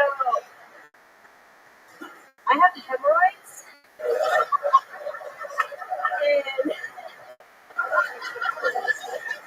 sorry, I was like, so if you have hemorrhoids, it really sucks going to the bathroom, like poop in the public restrooms, because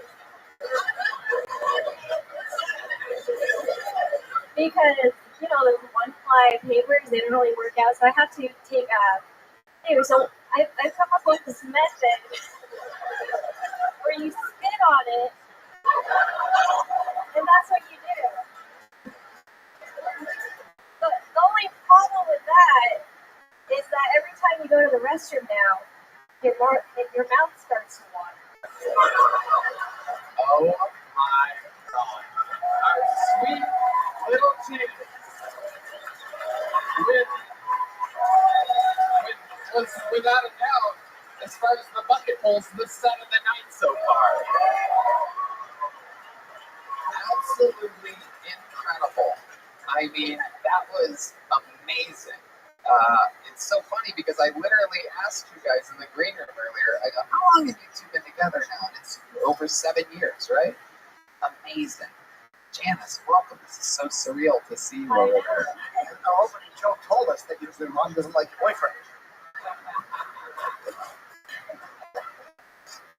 So let's get right into it, Janice. How long, what made you want to sign up for this show? How long have you wanted to do this for? Well, I've been watching the show for like over seven years now. Yeah, you knew about the show before you met Red Band. You like slid into his DMs, right? Yeah. Look at that. Look at Red Band. Look what he gets in his DMs, this fucking guy. It was Snapchat DM. What the fuck? Oh my goodness. What was your opening line to Red Band? Hey, I think you're cute, but forget about anal. Anal was involved. Wow. Janice, you're good at this. I've been watching for a long time. Adorable. I love it. The gay joke was hysterical. That's pretty gay. The hemorrhoids thing. I mean, I didn't know hemorrhoids, but you could catch that from your boyfriend. That's incredible. I didn't realize that's an STD. You rip tears and the asshole lining that starts to happen. Okay, thank you, Red Band. Dr. Red Band explaining how hemorrhoids work. So, Janice, what else is going on in life? Tell these people about yourself.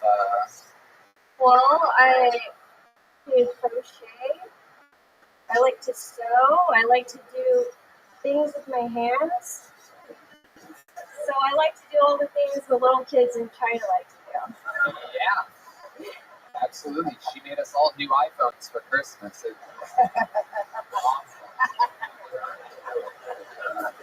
And you're Chinese. Korean. Oh, okay. I should have known that.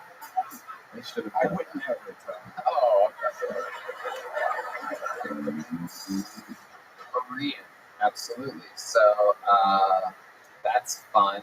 And you were born and raised where? Here. Right, in America, the greatest country on planet Earth. Okay, how do you like Austin? I mean, it's great.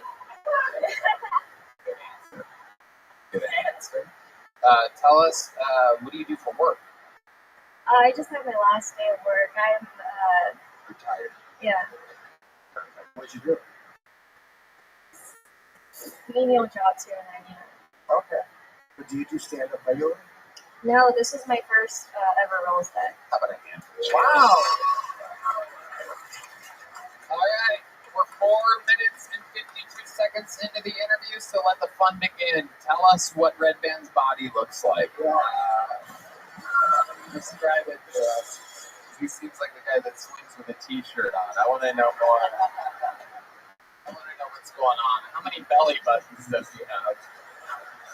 He has one just like you. Oh, yes, we're all completely equal here. How's sex with Red Band? I have to ask, or else the people will say that I pussied out. So, can you describe, does Red Band have any special moves in the bedroom? Does he move at all in the bedroom, I guess is a better question. He's actually, like, I'm impressed every time. Wow. Who's my little baked potato? My sweet little baked potato.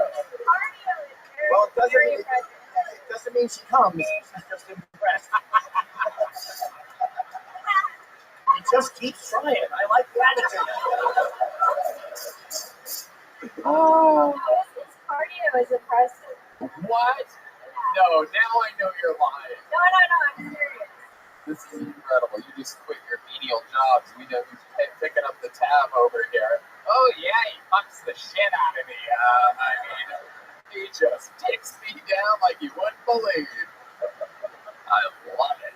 Is he a giving lover? Like, does he care about your needs more than his own? Yeah, to the point where sometimes I'm like, just chill out. Yeah. Yeah. Oh, yeah. Get out of there. We know no one loves eating out more than Red Band.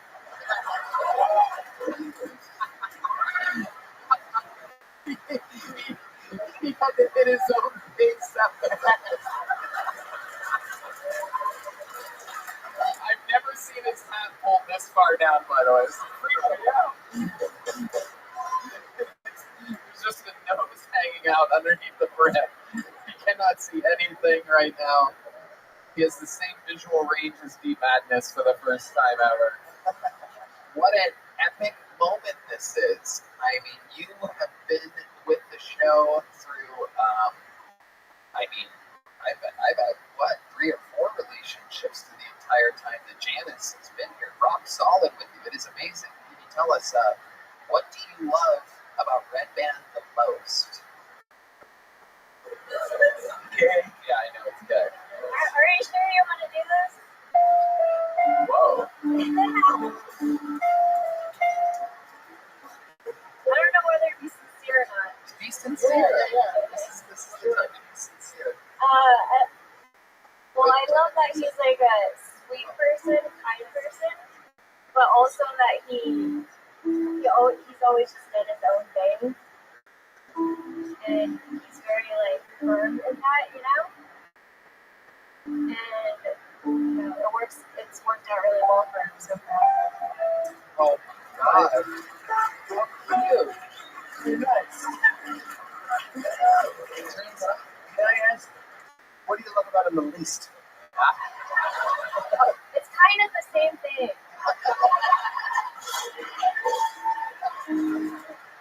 Janice, you're a fucking natural, dude. You know what? Next week, you're challenging Hans Kim for a regular.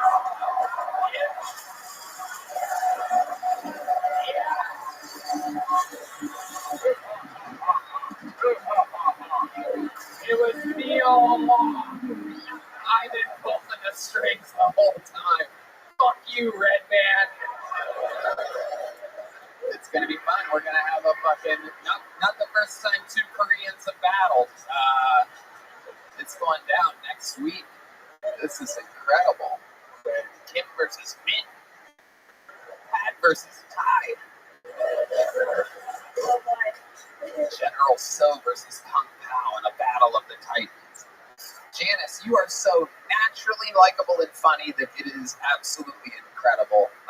I'm excited to see a new minute next week. We have to do it. You're very, very special. So sweet. What an amazing performance.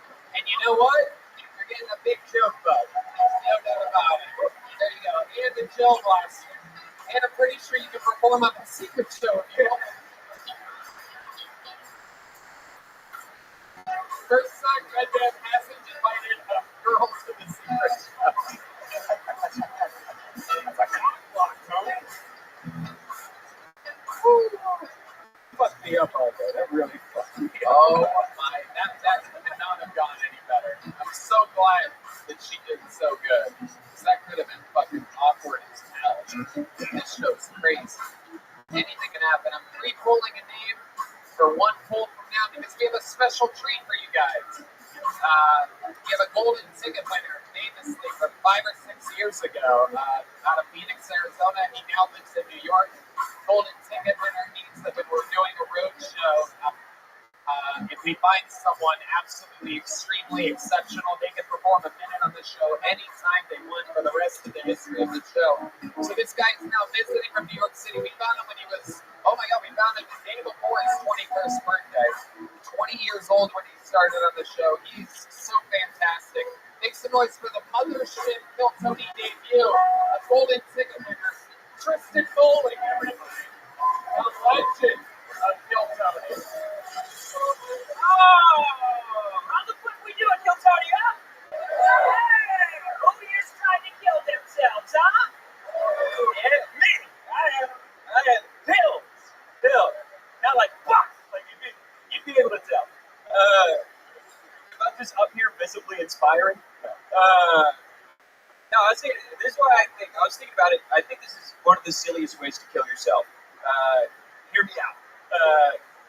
Tell me if you like it. So on Halloween day, you blow your brains out in your front lawn with a bowl of candy in your lap.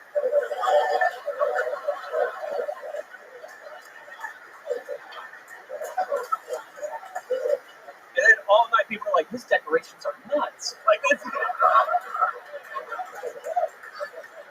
of fun. Like, you make the news, if not world star hip hop, for sure. For sure. He's like, this white boy wild. Like, that's Thank you. Exactly how he does things. Tristan Bowling. Another amazing performance. Yeah. I'm black and I'm gay. Has anyone done that yet? That was funny, man. Really funny. I love a good suicide joke, and it went somewhere really hilarious. Thank you, bud. Hey, I've seen so we've been down the same block, you know? Oh, yeah. Screaming into a gun. Singing. I sing into one. I don't sing. A thespian. Sure, yeah. I think that's a part of the LGBTQ now. Thespians.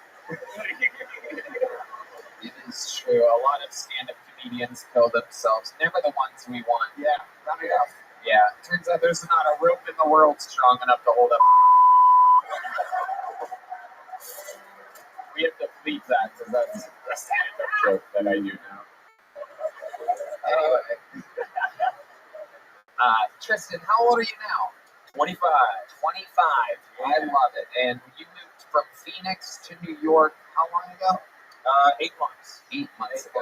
You were always my Phoenix opener, always super consistent, one of the amazing talents. Phoenix actually has a really good crop of comedians coming out there. There's also Luis Alvarez, yeah. Nature. Yeah. So let's talk about it. How's New York been treating you? Because you were depressed. Your suicide jokes come from your time in Phoenix. I remember you. Oh, yeah. You've always had a little chemical imbalance. It makes sense. I mean, life's got to be weird when you look like both the pedophile and his victim at the same time. They don't let me in school zones, Tony. Even though you have class. Yeah. Get the fuck out. No, it's nice. I do a lot of I've been doing mushrooms during the day. Yeah. Just going to Central Park, staring at other kids' you know. Yeah. Dude, cool shit. No, it's awesome. I've been eating so many hot dogs. Okay. I love it. You eat the bun too? No, oh yeah, I put it in my ass. Awesome. Eating so many hot dogs, I thought Kojak was back up. The old wiener schnitzel. Yeah. Are you depressed anymore, or are you better? It fluctuates, you know? There you go, folks. That goes to show you the power of hot dogs, everybody. Yeah. Listen, if I gobble a glizzy, days changed. It puts a little pep in my step. When was the last time you had a hot dog, Tony? I don't eat those anymore. What, are you too straight for hot dogs?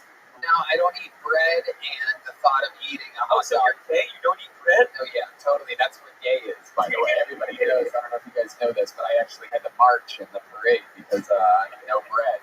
It's LGBTQNB now. And the NB. No bread.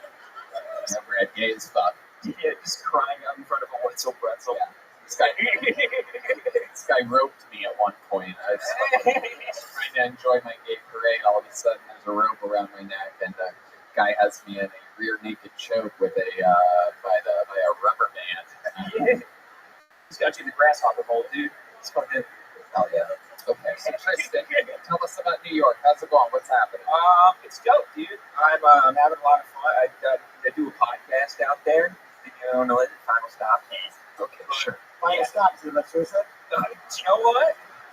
It sounds, it's just me going around New York being like, this is the best bitch to drum from. Like, a lot of people don't know you can get from the World Trade Center straight up to some dude's car. All right, let's really talk about this suicide. How did you try to kill yourself? Oh, You're asking me, okay. Just taking a lot of pills. What kind of pills? there's a Xanax, Ritalin, Fluoxetine, Eusprin. Oh, so those just balance you out at the end. Yeah. Xanax, Ritalin, you're just having a good old time. Yeah, I was the most effective I've ever been. It's crazy. Is it Goose Bro kind of like they call it Goose Bar, right? Yeah. I take that. Like it's very mild. It's just kind of very mild. Yeah, that's why I took all of them. Oh, you took one. Yeah. They always like, these are little, but quantity over quality. I'm taking what I got. Like, so what happened? Tell us about it. You're by yourself, or you're at your parents' house? What's going on? With mommy and daddy. Okay. Hanging out at mommy and daddy's house. And, just they saw I was pretty bummed going upstairs. And they're like, Tristan keeps the pills in his room, right? And they're like, yeah. It's like, that's right. And then... Were you heartbroken? Just like... Yeah, I went through a pretty bad breakup. And I was just like blindsided by it in public. And I was like crying in public. And I'm just like, I need to go home and kill myself immediately. Wow. Yeah. It's rad. How did they find you? Did you give any indications? Like, did you say, good night, Mom and Dad, we'll see you tomorrow? Maybe. I'm going to go get some eternal rest. I love you guys. Good night. I'm going to go hang out with Grandpa. Catch ya. How'd they find you? What happened? No, I was, they were like, I pretty much came home and was just a wreck. And I'm like, nah. You were a wreck? Yeah. What side of... All right. Yeah, it was Xanax. Gotcha. Okay, so you were a wreck. I was a wreck. And... You're like Hans Kim on a scooter at night. Yeah, just fucking little pogo stick. And my dad, shush, that was too loud. My dad, he came in and he's like, what are you doing? And I'm like, no. And then he's like, let me see your pill bottles. And then he knew how much I had. And then compared to how much, he's like, you need to vomit now. And then I was like, I'm not fucking vomiting. He's like, you decided vomiting or going to the hospital. And then I did the other one. So, went to the hospital. Yeah. He tried to shove his finger down your throat. No, but I wish is that a bad dad move?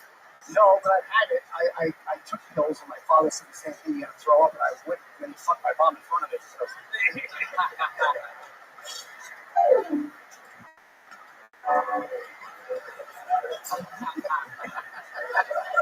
That'll do it.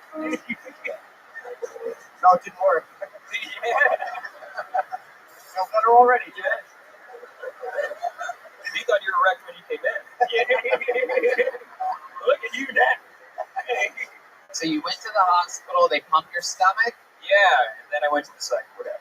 How long were you in the psych ward for? Like 4 days. 4 days. What was the highlight of the psych ward? What was the worst part of the psych ward? The highlight, I'd say, great ice. They have great ice for you. And ice? Yeah, like in frozen water? Frozen water, like a little popcorn ball Sonic ice. Yeah. Oh, yeah. And they do that so that people don't try to choke themselves on it? Yeah, I guess so, but it's like a snow cone. It's so good. I was just chomping down things, but I did almost get raped. So that was it. Tell us more about this. Tell us Yeah. about the raping. This is still Tony Gold. Yeah, I was. It was not fun. It was my roommate, who his name was Rakesh, and you can just assume what he looks like. And I do believe, that's Kojak's current boyfriend. Yeah. And like, he would wake up and he would just be around with morning wood all day, and then I would be asleep and he'd be sitting on my bed and like clutching my leg and shit, and just he was like, you bringing me cigarettes tomorrow? And I'm like, I don't know. He's like, I love you, Tristan. And I'm like, oh shit, this is going too quick for me. Was the ice good enough to make you go back to Chester? Now that I hear it's at Sonic, I can't stop going back. Like, I didn't know that was Sonic ice. I thought that was buttfuck ice. And then I've been chomping down on. Did you try to force it, or was he just trying to seduce you? He was trying to. He got handsy. He got handsy with it. He like kind of came in for a hug, squished the buns a little bit. Touch. Yeah. Little gay dual banjos. Yeah. Jeez, Rakesh, this is incredible. Yeah. Nancy in the psych ward. All right. That sounds like let's hear some of the good news of your life. Let's hear it.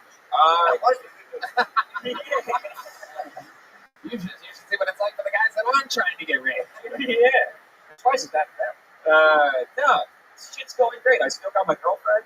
You know, she moved with me from Arizona to New York. She fucking loves it. She's Emily Paris in New York, and I'm like going to Brooklyn Mike's, being like, my dick is getting stomped. And it's a lot. Yeah, you stomp your dicks there. It's fun. No, but just what? Stomp dicks? It's like an emotional dick stomping.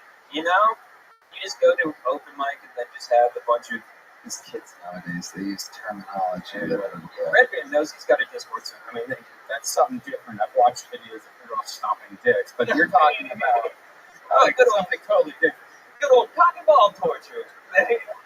Tristan, very fun times. Always a pleasure to have you. You're an absolute rock star. It's fun to watch you come up through the ranks. Very, very hilarious all the time. I'm excited for you that you've made it out of Phoenix to a real comedy city like New York, and I think you're going to continue to thrive. Congratulations. Thank you, John. You'll never need to try to kill yourself again. Yay! Tristan Bowling, everybody! You're the veteran of the show.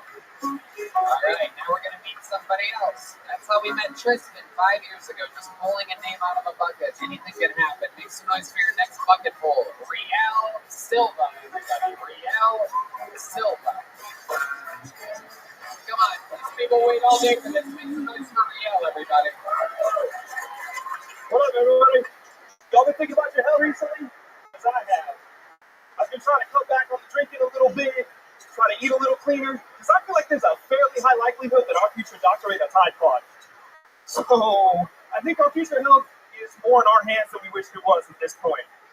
Speaking of health, I've had COVID twice. My immune system really let me down over the last few years. I never got the quintessential symptom, though, of loss of taste.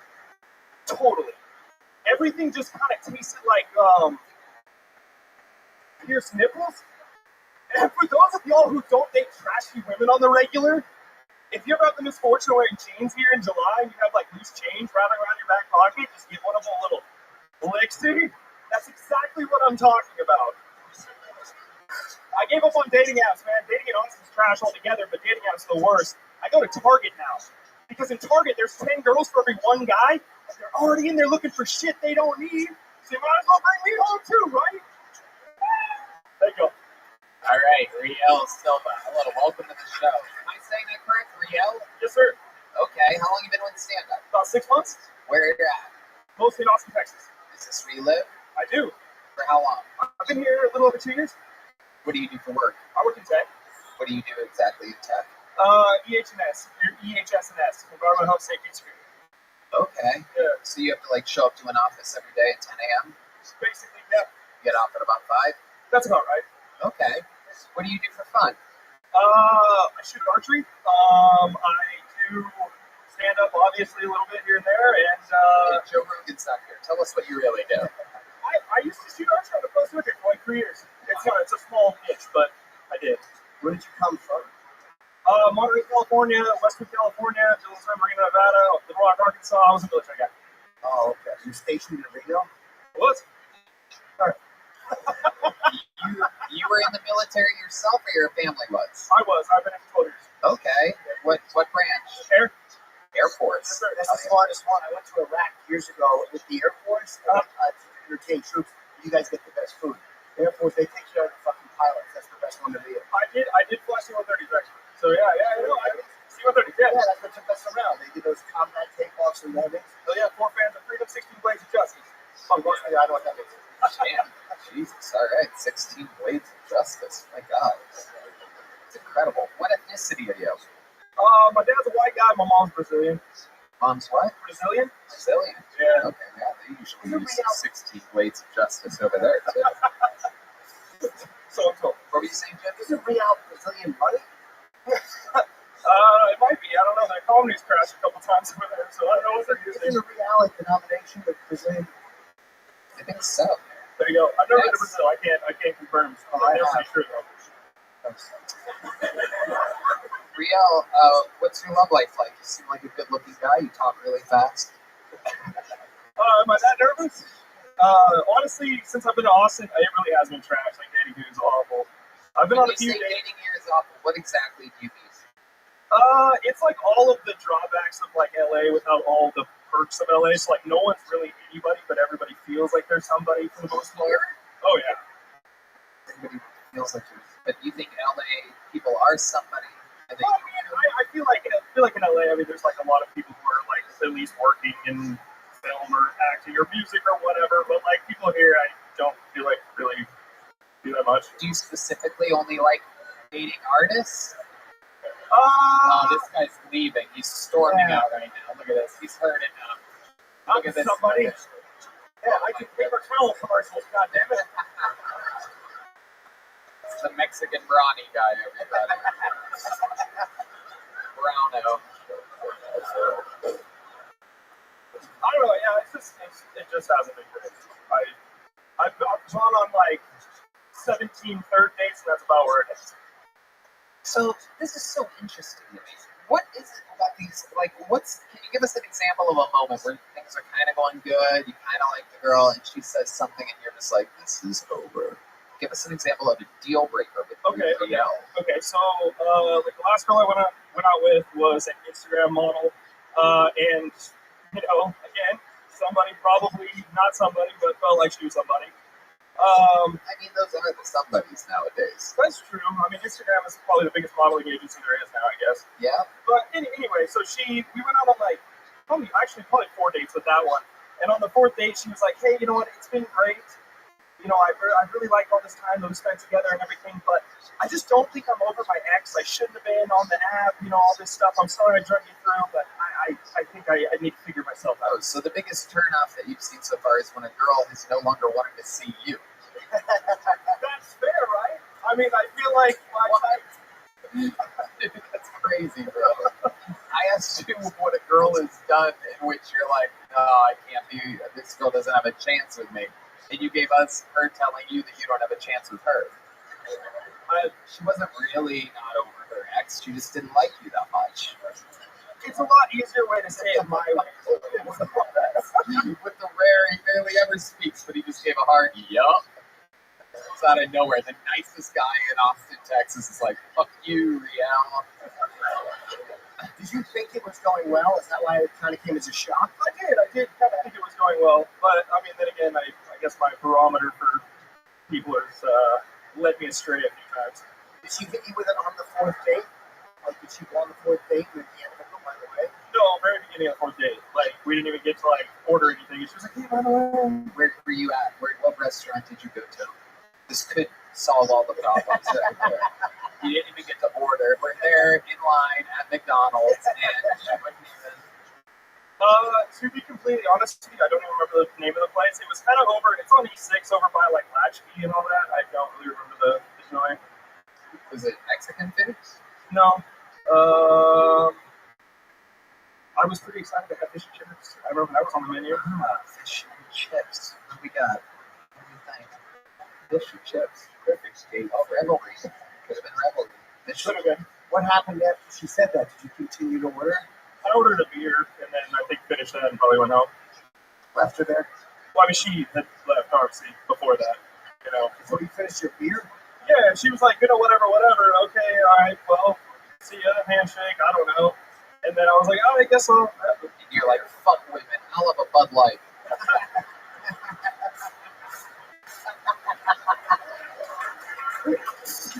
All right, Riel. Any other fun facts by you? Any other special skills or talents or anything else crazy we should know? Like I said, I used to fly. I shot archery. Say archery one more fucking time. I'm gonna have Tristan dump his pills down your throat.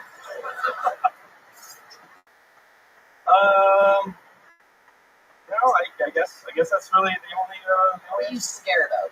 What scares you? Is there anything that scares you in this world? You know, I wouldn't say I'm like scared of bees, but I don't fuck with them. Like, you know, bees, dude. Yeah, bees, yeah. Nobody fucks with bees, dude. Well, What are you talking about? fuck with bees. I don't know. Like, they're just flying around. They got fucking death darts on their ass. Are you picking up wasps? Death darts? You think bees They don't? killed Macaulay Culkin. Oh my god. Okay, you're getting a little joke book. You're getting at it.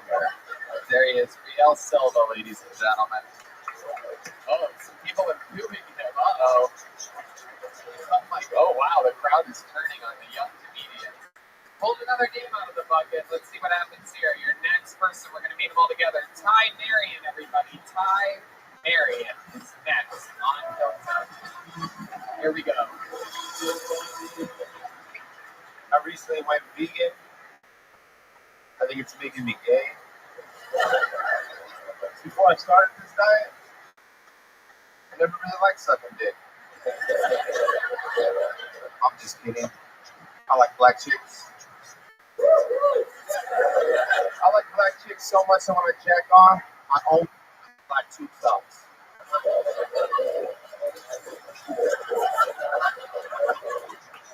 Cats are weird. You scratch a cat up by his neck, and his eyes will get real close. Move your hand down his back a little bit, his eyes start to open. A little more.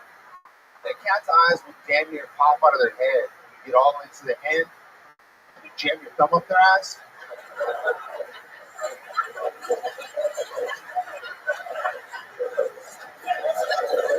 You can try it. Be racist here. Cool. Bad news, leader of the KKK recently died at the age of 77. So now, an ironic twist of fate for him, everything is black. Thank you.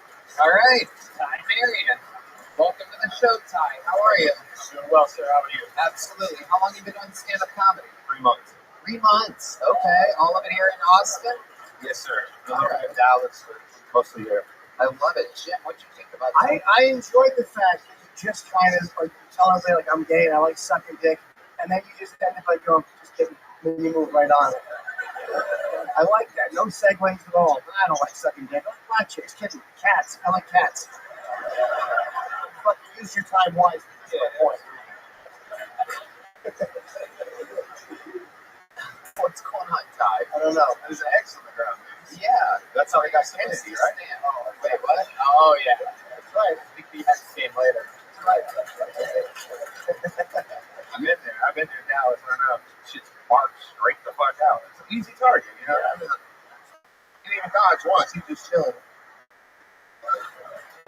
Okay. You know, back into the right. What do you do for work, Ty? What kind of an electrician are you exactly? It wasn't that funny. I'm actually a personal shopper. Basically helps elderly people get their groceries started. And then a little bit like a prescription. Okay. Yeah, you have to go back through a background check, but they don't check very well, obviously. So I like to go to the doors because most of them are older and hard of hearing and shit. And so I'll lean on the door, like on the doorbell, and just bing, bing, bing, they're coming. And then you hear them roll. Like, they don't come and shut the fuck up and shit. And when they get to the door, they're like, God, you're not fucking saw me coming. Yeah, and we're like, I think you have a good day. And so I just pretend that I'm deaf the entire time so I don't know that I'm loving it. It's just a fun game. I like to play. Sure. It sounds awesome. It's fun. Yeah, absolutely. And try that. Yeah, you can try that. Try the song with the cats. I always tell true stories, you know. What ethnicity are you, Ty? You have a very interesting look to you. I appreciate it. I'm basically white. My mom's side has some Native Americanness, so that kind of just helps with a little bit of darkness. There's a touch of darkness there. Are you really vegan? Oh, you guys can tell I'm a little overweight up here. Oh, no, it's fine. Yeah, fuck yeah, you know what I mean? Goddamn food trucks. Fuck that shit. You think you're fat eating beef? That's it. No. Pretty heavy. It's you just have to eat a lot of it, like from up in there. Right, carbs. Yeah, it's fat. Vegans can be fat. Sure. But if you stop eating bread, you're gay. So, I mean, it's a war. You know what I mean? So let's talk about it, Ty. What do you do for fun? What when you're not doing stand-up comedy?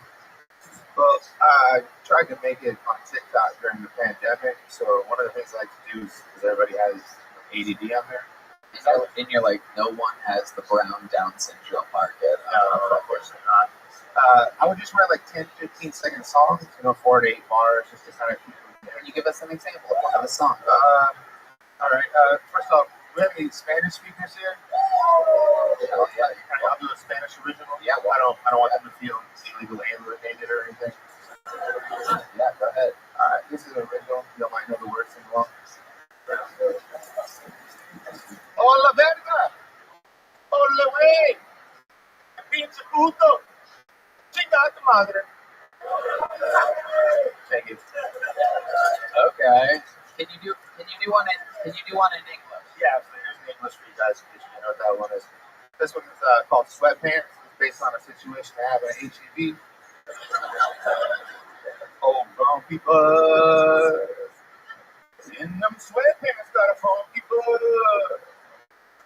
Your panties all bunched together and shit. Now it looks like your backed up and your dick got a long people. Wow. You didn't, none of these took off on TikTok? No, I guess not. Stop doing them? No, I can still come up with them like they just kind of like shit that happens, and I'm like, oh, that'd be a funny little jingle. You know, so you see all these people going viral during this pandemic. Yeah, and you know, it's just a lot of this shit. It's like, oh, that's 2 million views. Yeah. What was the most views one of your songs, Scott? Actually, it's not one of my songs. I went viral for an inappropriate post that I had on there. I got like 400,000 views. So we all know what HEB is. Yeah, I had these wooden swings that were on sale. So the last one had a Dallas Cowboys logo on it, which was why we're here in Texas. And so when I filmed it, I made a little video. I said HEB has these nice swings on sale, and for Pride Month, they also have one for the LGBTQ community. That was the one with the Dallas Cowboys logo on it. Yeah, there was something I may have seen that. Maybe it was a big uproar. Apparently, it's really offensive for something to be called a Cowboys fan. You're a very funny guy, Ty Mary. 3 months in, you are well, super duper on your fucking ride. Here's a big joke book. I like your style. You're a great writer. I love your deadpan delivery. You have a silly looking fucking weird ass face. I think you should sign up. Come back again. Give us another minute. There he goes, Ty Marion, everybody. All right. This should be our last fucking poll of the evening. Make some noise for Laura Ortiz, everybody. Laura Ortiz is next on Full-Time. Hot bitches in the audience tonight, right? Hot bitch, sir, hot bitch. Hell yeah. I believe all hot bitches have stomach problems, right? Yeah, that's why so many guys want to fuck my dog, apparently. Yeah, dating is not going well. My therapist told me to get the dog, actually. My therapist told me, get the dog and cope with your anxiety. And now I gotta get a therapist for my dog because this bitch has anxiety. No joke, this bitch, she has separation anxiety. So what she'll do is she'll cry all day, tear up my apartment, take a shit in the hallway. Just like me. I've never felt so seen. It's great. Great. I love my dog. I love it. Every day, calm the shit. I love it. I saw his bike on the side of the road the other day, and I could really think of 2 ways of how this bike got there. Either someone stole a bike from a child, awful, despicable, or someone stole a child from a bike. Either way, that kid's fucked, right? Thank you. Laura Ortiz, everybody. Laura, welcome to the show.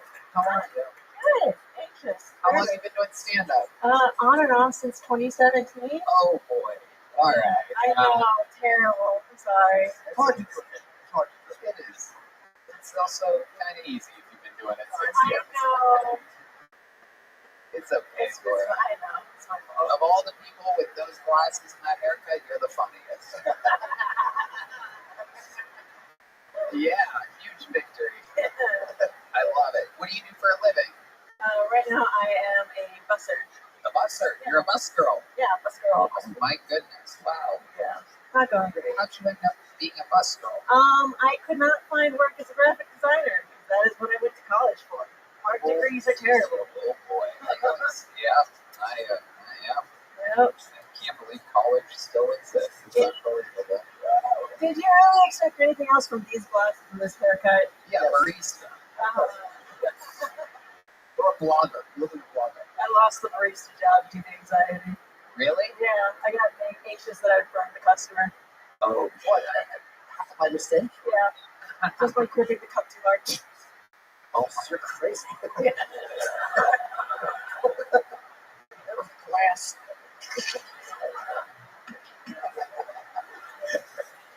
You're crazy. It's my favorite line ever in the history of the show. Oh, shit, you're crazy. so perfectly timed and beautiful. Yes, to be demoted from a barista to a busgirl does take a high level of not being able to fit into society. Tell us more about your awkward highlight reel. Well, on Wednesday, my therapist told me that she is paying for me to get tested for autism. Your therapist voluntarily is paying. Yeah. How much does that cost? Don't they just throw toothpicks on the floor and you can...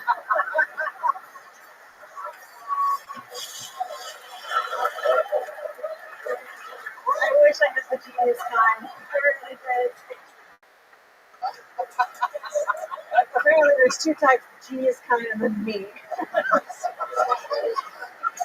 I think you're absolutely adorable. The fact that you can laugh at yourself in these ways and own it, and you seem completely unaffected by the lack of laughter throughout your set, and you know what I mean? Like, you seem to be having fun. It seems like you love doing this. How many times a week do you get up and perform?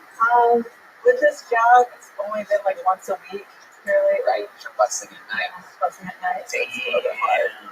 So I have to really try and pick my days. Why are you so anxious? I grew up with very controlling parents who just told me that everyone's judging you all the time, and now I think everyone's judging me all the time. So you decided to go into comedy for nobody. That's right. Yeah. I signed up for a show that has 1 million viewers and a table of judges, literally. It's very autistic of you to do it. Yeah.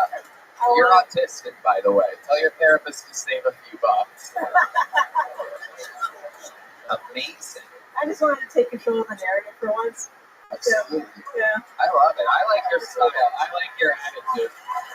Tell us more about you, Laura. What else do you do for fun? For fun, I draw, photograph, watch a lot of anime. It's not really surprising. And then what I look like. Yeah, that makes sense. Yeah. Let me ask you this. You're busting tables, which leaves you with the inability to perform at night. If you could have any job, what type of job do you think you are qualified for other than graphic design?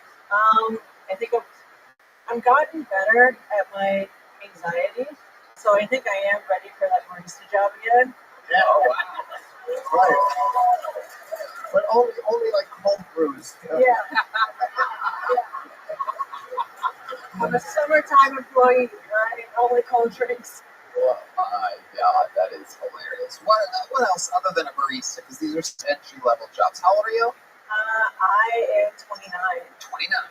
So yeah, it's time to amp it up. I'm going to try to figure out how we can help you. So give us one more job. It's not something that any 18-year-old off the street could beat you out at.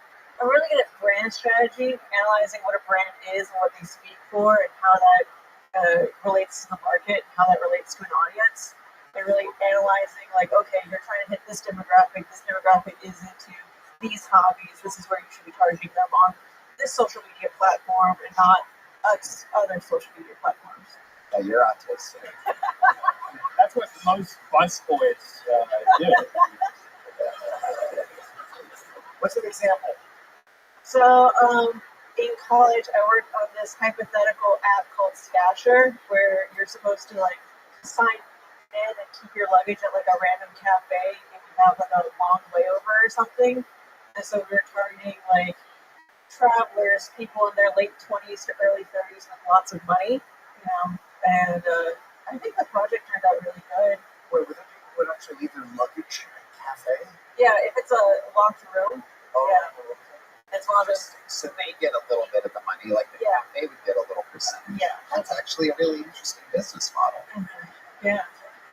Why wouldn't the people take their luggage with them. They just want to like go out for a bit. Hands free. Like if it's like an 8-hour layover in like Atlanta or something, and you want to spend the day looking at something in Atlanta, you don't want to carry. Did that app end up succeeding? Is that still out there? I think it still exists. There's people just cracking up know, at the idea right? of stature, just laughing about how they would never leave their bag in a fucking cafe. I left my luggage in peace. Yeah. I don't know what the future is for them. I know they're mainly located out in the northeast area. You seem like such a sweet girl. You seem so employable. You seem like you should not be a bus girl at all. I'm trying to figure, is anybody out there hiring for anything cool during the day? Yeah. This guy just raised his hand. I think he just wants to fuck you. What are you hiring for, sir? Yeah.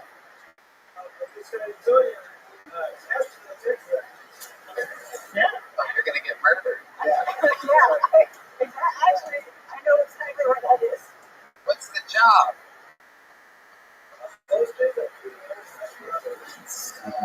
No, restaurants aren't going to cut it. We need a day job. Anybody hiring for a day job in this booming Austin economy?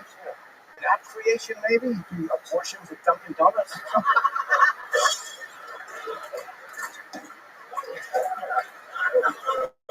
Hot and ready. Oh, that's Krispy Kreme. Come on, somebody's got to be hiring. This would be such a magical moment if we could find her a job right now. Anybody? Nobody needs a brand fucking something? Nobody wants to increase the company? What is it? What do you think? A new university? Wow. It took me 8 years to graduate from college, dude. I don't think I could do another 12. Hold on. What kind of university are you pedophiles starting back there exactly?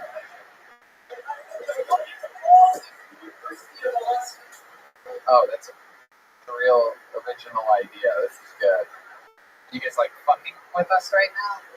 Because you do. You guys look like nerds, so I'm guessing you are starting. It seems like you would start a cult. Can you actually offer her a job or no?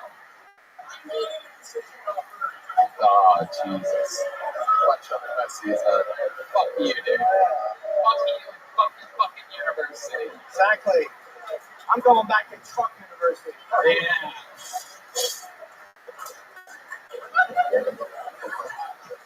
You know what? We serve cold brew at the Sunset Strip Comedy Club. We might be able to get you a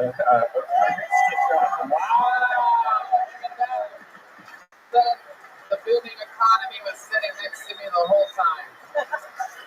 It's a barista job, and it's during the day, and you can also like do mics too while you're working and stuff. So. Yeah, there's a comedy show there. You can work at a comedy club. Does that sound fun? Yeah, that sounds really fun. All right, send me a message on Instagram. There you go. You just got hired at the Sunset Strip Comedy Club here on 6th Street. Your set was so lackluster, but I find you completely likable and charming, and I'm giving you a big, cool, you kill Tony joke just for you. Laura Ortiz, ladies and gentlemen. There you go. That was fun. Yeah. All right, one last bucket roll. Make some noise for your final bucket roll of the night. Joel Runyon, everybody. 60 seconds uninterrupted from Joel Runyon. Here he is.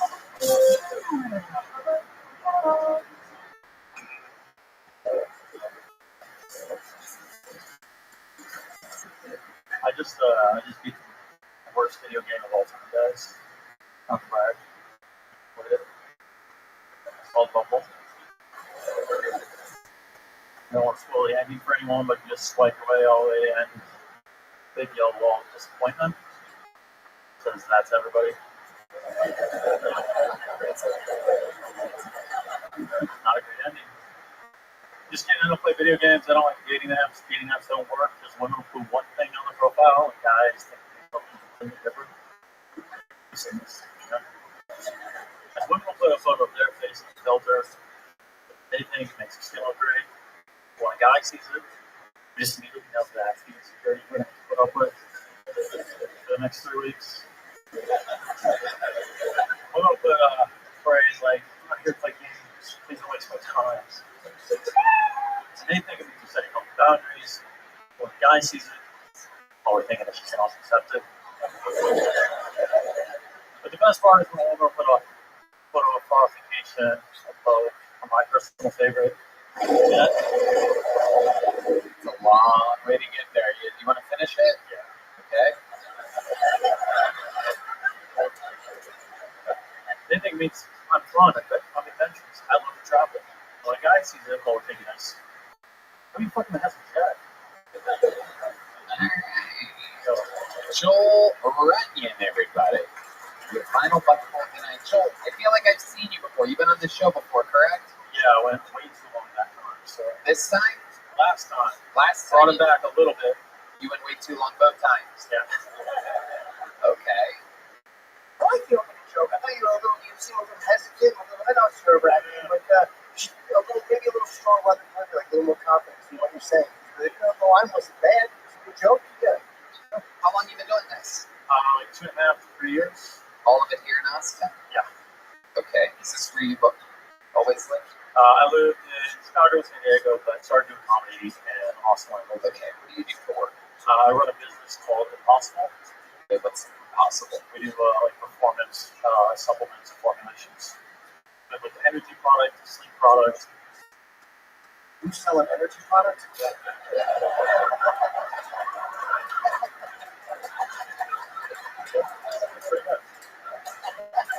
Is the sleep product just your set with headphones? We include that for your short. I bet. Hard to sell that. Joel, we not talked about. Oh, we talked about a lot of stuff. Since you were on the show, I mean, there must have been something which you're like, wow, that would have been good during the interview portion of Kill Tony. Yeah, getting sued by a $10 million company. Oh, you're fucked. Yeah. Why are you fucked? Well, we won it once, and then they're appealing it right now. So yeah, they're gonna win that. You have the lawyer off the buses, the rock and roll lawyer.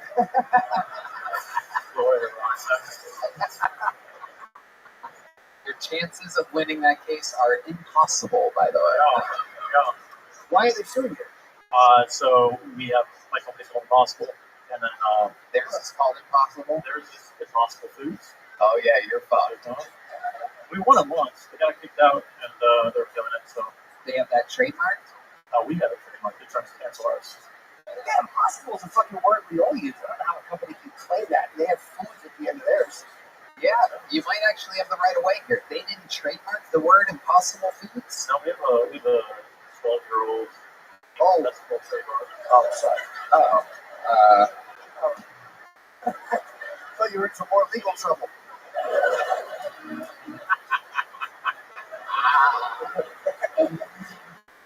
All right. Joel, tell us something else interesting about you. You're being sued. What else? Talked about ultra marathons last time. That was fun. I don't think it was. Red Band said I was lying about it. But... Well, we found out today that Red Band has perhaps better cardio than you. So, Mr. Ultra Marathon. And the only marathon he goes to is the gas station. I don't. Never. No. He never goes to gas stations. Never. Tesla guy. Yeah. That gets Postmates all the time. That's right. No need for a gas station. That's right. No need to grab like one of those little sausages.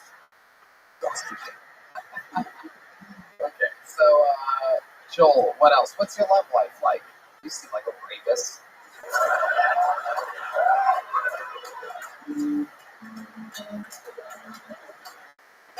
I don't know how to respond to that. Well, a rapist would not know how to respond to that. If you weren't a rapist, there would be many responses that you I've got enough legal troubles. Right. Exactly. Yeah. Never rape.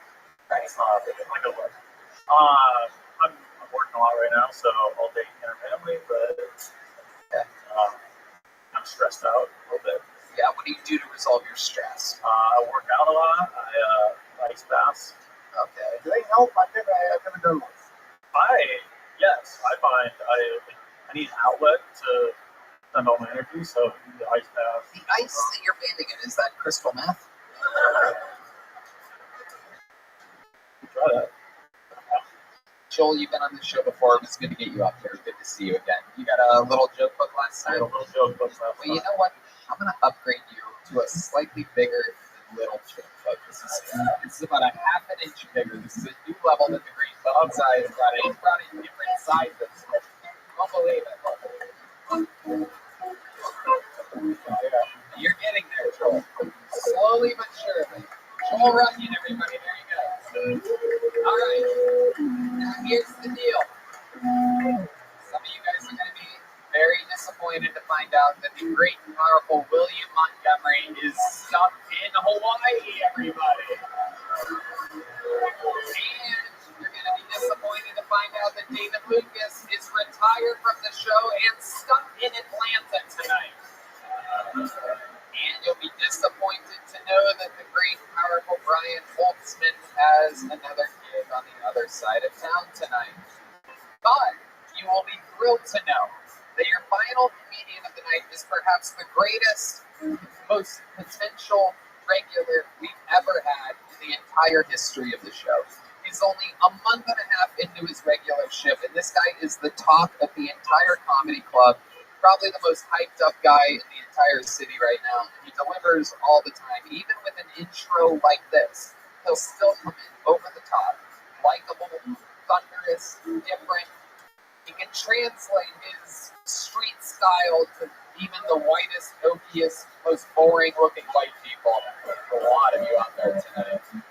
Ladies and gentlemen, I present to you who I truly believe is the future of Kill Tony, one of our finest regulars ever. Make some noise as loud as you can for the great Cam Patterson.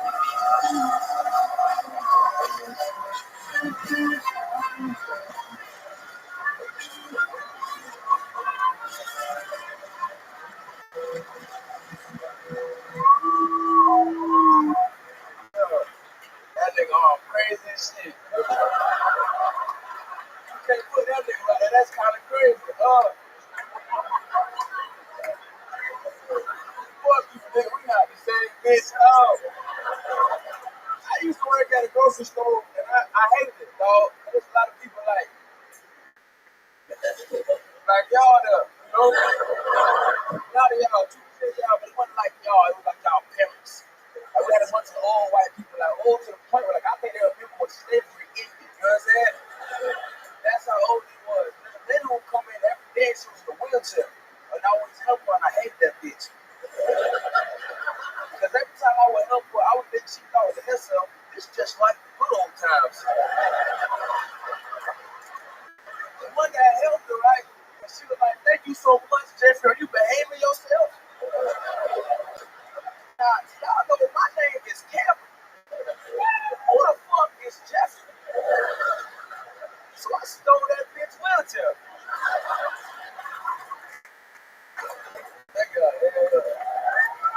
Beats on beats. An unbelievable appetite for destruction. The kid is different. Cam, how old are you again? 24 years old. You've been doing this how long? 2 years. And how long in Austin? Like 3 months. 3 months in Austin, a real comedy city. 2 years, most of that in Orlando, which just simply isn't much to do there. Nah, but go to Disney World, but that's not the same though. Like I said, if you ever go to Orlando, or you go to Disney, you get us on Orlando, come to where I'm from, and I'll show you that. Oh shit. What's it like? What are we missing out on? Niggas down there, you know what I'm saying? I'm into it. Have a good time, nigga. You look. I like your tattoo, nigga. No problem. Yeah. Great timing. Great timing. And I love that you ended on that joke. And I knew you wanted to say something else, be like, fuck it, that's a big laugh. I know, great instincts to take the laugh. Very funny. Yep. Exactly. Knowing when to get out is a huge part of it. Usually, again, something that people learn years and years and years in. You seem like fucking natural all the time. Everybody talks about it. All the comedians talk about it. It's a very fun thing. It inspires everybody all the way to the top comedians that come here. Everybody lives vicariously through that. It reminds them that there's people coming for all of our jobs that we have to keep writing and working and fucking focusing. It pushes everybody. Tell us how life's been the past week being Cam Patterson. It's been good, man. White people give me a lot of rocks and shit. The rock thing is taking off. I got tagged in something. Somebody reposted that thing from the 10-year, and it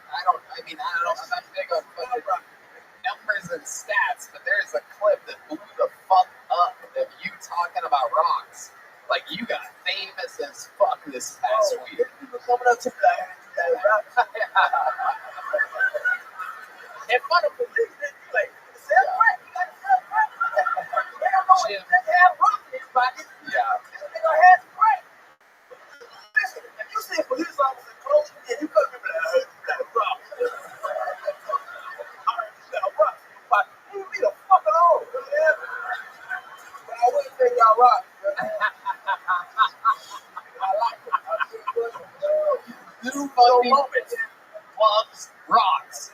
Just to catch you up, he loves rocks. He finds rocks and he keeps them in his pocket. Look at those.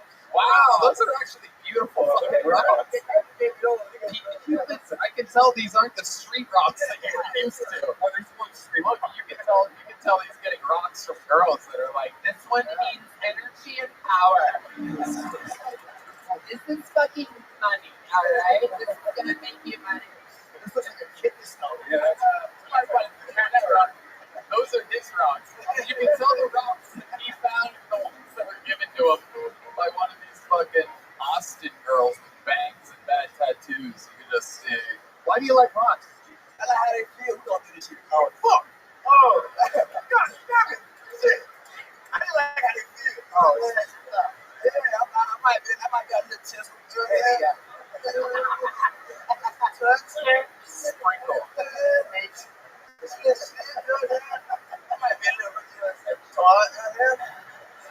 And you said they help you fall asleep and stuff. You keep them in your hands when you fall asleep? Yeah, I keep them in my bed and shit. Okay. Right there. It's a good time. Bedrock. Yeah. Talk to him. Hell yeah. Absolutely. What a great thing to collect. You'll never be able to not collect that. Yeah. You don't make fucking cars or jewelry, rocks. You'll always have access to it. Well, I'm glad I see a rock. I like that. Sure. Yours for the taking. Yeah. I'm not going to take that head. No. I get the feeling that when he gets as rich as we all think he's going to end up being, he's probably going to spend money on fancier rocks. Start taking vacation to the Grand Canyon. Right? Give me half of that right now. I want half of the Grand Canyon. That's what I want in my house. He's going to spend that money, I can tell. I've been telling Cam, I've been naming him professional athletes that got famous quick. Like, I talk about it at night at the bars. I just start naming people. I'm like, oh, don't you be a race Florette now. Yeah. Because you could very easily turn into your own 30 for 30 with how I see things going. That shit sucks. Yeah. That shit love. You're a juggernaut, man. You're setting the standard for what it is to be, what the level is of a door guy here at the mothership, of an opener here at the mothership. You were on a lineup last weekend in which I thought I've seen what you do on this stage doing a full set. I had you on my show here, and it was incredible. I mean, just that non-stop, absolute laughter. And this guy's doing the opening spots because he has to be there right now. But, I mean, it is so undeniable because I saw the two comedians after you weren't getting the same exact thing up until the headliner, the second opener, and then the feature act. Just, they don't have the same absolute demand for continuous laughter throughout. So you are on a trajectory that is completely undeniable. You speak very unique subject matter, talking about rocks. I've never heard a person. But it's funny. Yeah, and like I said, it translates to everybody. Like, I'm looking at some of these Texas just straight up racist white men in the audience. And when he's performing, they're just cracking up. They're like, God damn it, one of the good ones. I like this Django-ass motherfucker. Yeah. I know y'all crackers too, dog. Y'all my favorite white. The feeling is mutual, man. The feeling is mutual. I mean, you're an absolute star. Thank you so much. So pumped for next week. We're going to keep it going nonstop. Pam Patterson, everybody. And that was this episode of Kill Tony. Did you guys have fun? Hello to this place here for the great and powerful Jim Norton. Goddamn motherfucking right. Drawing from Ryan J. Email that's in. It looks like that. Make sure you check out Jim's store dates at JimNorton.com. He's going to JFL. He's got some crazy gigs coming up all over. Of course, my favorite fucking radio show, Jim and Sam on Sirius XM. He's on the Degenerate Season 2 on Netflix. One more time for Jim Norton, everybody. He's the fucking man. Thank you, Jim. Truly one of my favorites in the world. Such an honor to have you. Thank you. Let's check out what the local artist Chris Rogers threw tonight. Oh, a new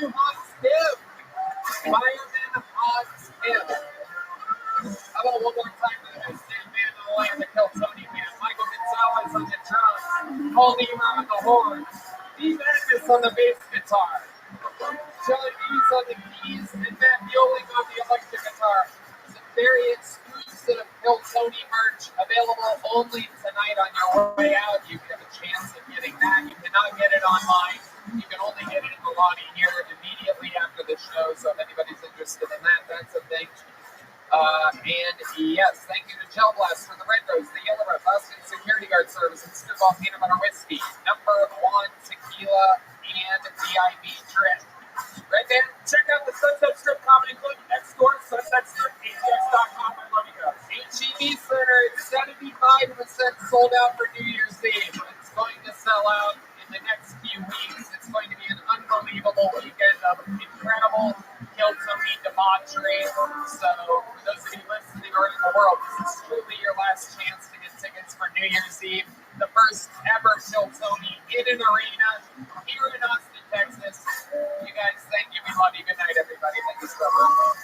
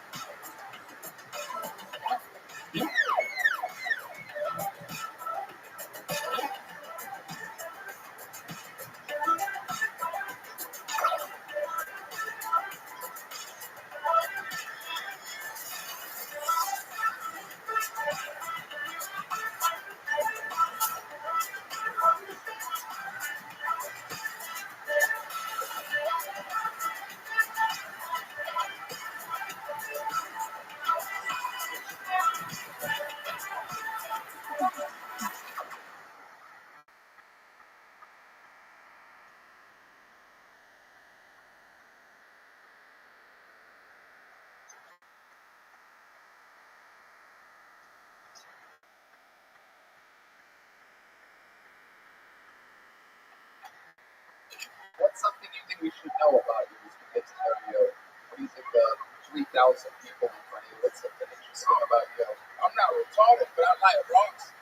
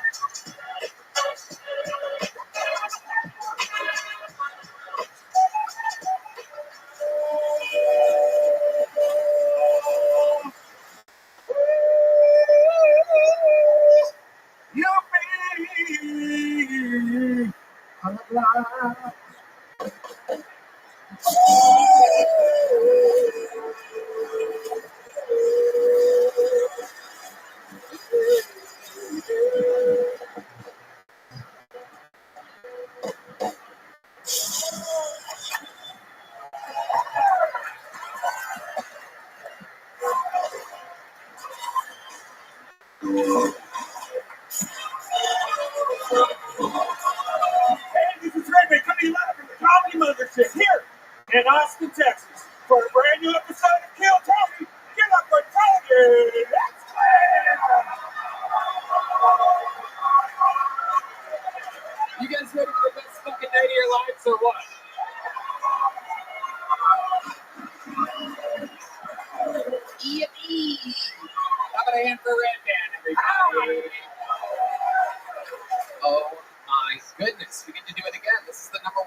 podcast in the world. Brought to you by Gel Blast for the Red Rose, Yellow Rose, CM Smokehouse, Connect Mobile Health, which can give you IV drips when you come into town. Hit them up at cmhus.com. And Screwball Peanut Butter Whiskey, which presents to you the best damn band in the land. That's the Hill Tony Band. That's the great Michael Gonzalez on the drums. Paul Beamer on the horns. Matt Mueling on the electric guitar. And this is indeed the one and only, the anomaly, the madness on the bass guitar. We have a lot of fun things in store tonight, but before we start, here's a little bit more from the amazing sponsors that made tonight's episode available for you right now. Hey y'all, it's official, it's announced, it's out there. My largest stand-up tour of my entire life. All the biggest theaters in all my favorite cities. Toronto, Canada, Royal Oak, Michigan, San Antonio, Texas, Chicago, Illinois, Charlotte, North Carolina, Atlanta, Georgia, Columbus, Ohio, Kansas City, Missouri, Indianapolis, Indiana, Philadelphia, Pennsylvania, Tysons, Virginia, just outside of DC, Milwaukee, Wisconsin, Minneapolis, Minnesota, Youngstown, Ohio, Cincinnati, Ohio, San Francisco, California, Sacramento, California, San Diego, California, Phoenix, Arizona, New York, Clearwater, Florida, and Jacksonville, Florida. Tickets available at TonyHinchcliffe.com. Come see the crazy Texas fucking stand-up that I've been working on. You're not going to believe it. Let's have some fun. Hey, this is Red Band, and if you don't know, I now own a comedy club, the Sunset Strip Comedy Club on 6th Street in downtown Austin, Texas, right next door to the Comedy Mothership. Check it out. We have shows every single night, but most importantly, every Thursday, I put on the Secret Show, which you might hear all about in Hill Tony. But you have to go to sunsetstripatx.com to get your tickets.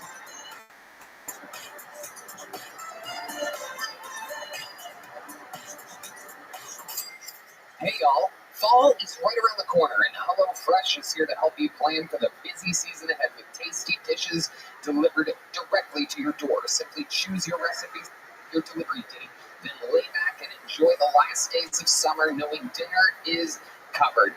Banish the end of summer blues with HelloFresh. No need to stress about how you'll handle it all this fall because HelloFresh takes care of the meal planning and delivers pre-portioned ingredients right to your home. So whipping up a homemade meal is a cinch. With HelloFresh, you get farm-fresh pre-portioned ingredients and seasonal recipes delivered right to your doorstep. Skip trips to the grocery store and count on HelloFresh to make home cooking easy, fun, and affordable. Red Band. I'm one of those people that always overbuys when I go to the grocery store. I have all this extra groceries that I throw out and I waste. Well, with HelloFresh, that takes care of all that because you get the right amount of portions for an amazing meal every time. And you save a lot of money. It's 25% cheaper than takeout and less expensive than grocery shopping, too. Just choose your recipes and receive fresh, pre-portioned ingredients so you can get cooking quick. No doubt about it. Go to HelloFresh.com/50KT Show and use code 50KT Show for 50% off plus free shipping. Go to HelloFresh.com/50KT Show. Save 50% plus free shipping. No doubt about it. HelloFresh, America's #1 meal kit. Hey y'all, today we're here with a sponsor for your bouncing bundle of joy. No, we're not talking about a baby, we're talking about your baby makers. That's right, today's show is of course brought to you by Manscaped. But just like babies, your delicate little guys have sensitive skin and deserve products that are not only skin safe, but baby safe ingredients. That's where Manscaped's Platinum Package comes in. From razors to shower care, this package goes above the gold standard for your body hair. So treat your beautiful boys to the world's finest toys at manscaped.com and use our code KILLTONY for 20% off plus free shipping. Manscaped has helped my entire life. I keep everything nice and trim, makes me feel good, keeps me cool during the summertime. You know what I mean? You keep everything trim, you mix that with shit, the boxers, and I mean, it's a 1-2 punch that you just can't deny. I got the Platinum Package. Inside there, I got the lawnmower for I got the weed whacker ear nose trimmer, which is one of my favorites, and the body wash, the ultra premium 2-in-1 shampoo, conditioner, ultra premium deodorant, crop preserver, anti-chafing ball deodorant, crop reviver, ball toner, anti-chafing boxers, the shed travel bag to hold all the goods. It's amazing. That's right. Get 20% off and free shipping with the code KILLTONY at manscaped.com. That's 20% off with free shipping at manscaped.com and use the code KILLTONY, all one word. Use the platinum package because the gold standard is no longer good enough. Hey y'all, Uka and 79 Pods have partnered to create a remarkably smart and smooth inhalation experience, all at the touch of a button. Combining innovative technology and intelligent design, this lifestyle-driven ecosystem is easy to enjoy and perfect for sharing. I'm currently enjoying the Infuse line. These potent pods are crafted with the purest ingredients, infusing the whole flower and live resin to create strain-specific pods with a flower-forward flavor that packs a punch. No doubt about it, it's super cool, an amazing device, beautiful, I mean just classy. Best of all, Uka allows you to enjoy a 60-minute session so you can gather together and savor the moment longer with your friends. Head to getuka.com and use the code KILLTONY40 to get an additional $40 off your order. That's getuka, GETOOKA.com, and use code KILLTONY40 to get an additional $40 off your order. And this episode of Kill Tony is brought to you by Zippix Toothpicks. Zippix brings you a totally satisfying, convenient, and flavorful way to curb cravings, get a boost of energy, or simply relax at the end of your day. Remember when massive vape clouds, ashtrays, and dip spit were awesome? Well, now there's an easier, cheaper, less messy, and more subtle way to curb cravings with Zippix Toothpicks. The best part of Zippix is that you really can use them just about anywhere. With 2 milligrams per pick and some 3 milligram options, Zippix Toothpicks are long-lasting, extremely affordable, and available in 6 delicious flavor choices. I've been using them on flights lately, and boy, is it a amazing nicotine light pack. Red Band. Yeah, it's great. They also sell these like little containers to put them in. I love them. It's the oral gratification and amazing flavors that keep us coming back to Zippix. Also, if you need a boost of energy, try their Zip Energy B12 and caffeine toothpicks. No doubt about it. You guys have seen us use Zippix on the podcast. Now it's time to find out for yourself. Go to zippixtoothpicks.com today and use code KILLTONY10 to get 10% off your order. That's zippixtoothpicks.com, promo code KILLTONY10. Must be 21 or older to purchase. Sip more, smoke less with Zippix Toothpicks. Who's ready to start tonight's show? Every week, two of the funniest comedians in the world on the show. This week, absolutely no different. I've been working with these two gentlemen for 16 years continuously. Comedy Store royalties, 8 regulars, legends of roast battle. Make some noise for two of my favorites. Brian Moses and Matthew Broussard, everybody. Yes. This is the creator of Roast Battle, Brian Moses. Former Comedy Store employee.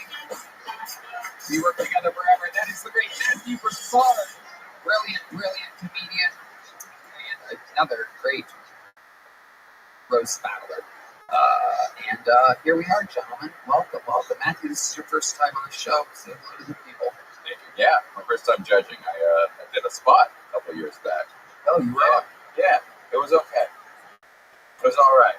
I'm happy to be on this side of the microphone. Yeah. Not judging and not being judged. It's nice. I love it. We're going to have fun tonight. Moses? Just good to be here. Good to be black in Austin. Goddamn right. Don't know what we would have done without another one of you. You know what I'm saying?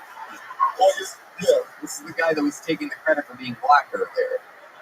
What do you think about this, Moses? This American French guy right here? Saudi? Yeah. What? Nigga believes. He believes he's black. We're going to have a lot of fun here tonight. You guys know how this show works.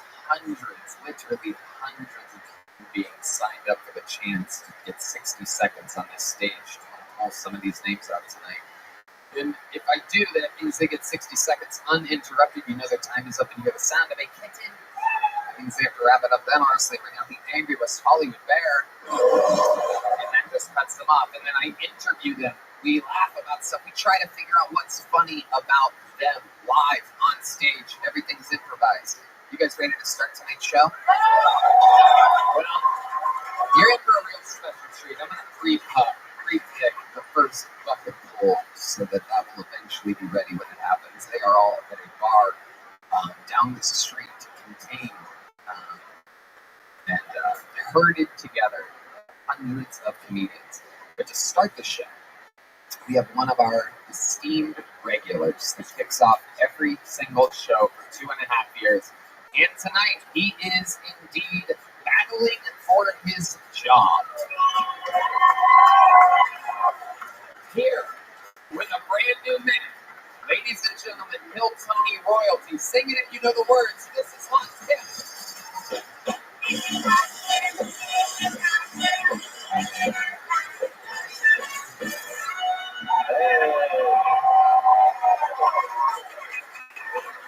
Howdy, y'all. I think I'm texting now. I stopped using my turn signal. I took it out. There's just a holster there. I love America. I grew up here. I went to John Adams Elementary School / shooting range.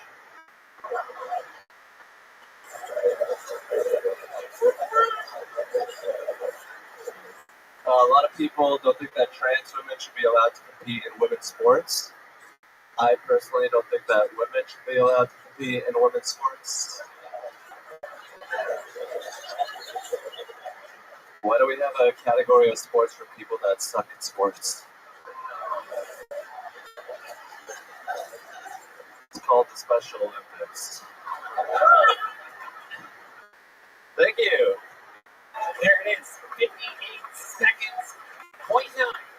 Boy is on fire, a great set, many punchlines, little local references, which I absolutely loved, and an overall encompassing great jokes about women sport.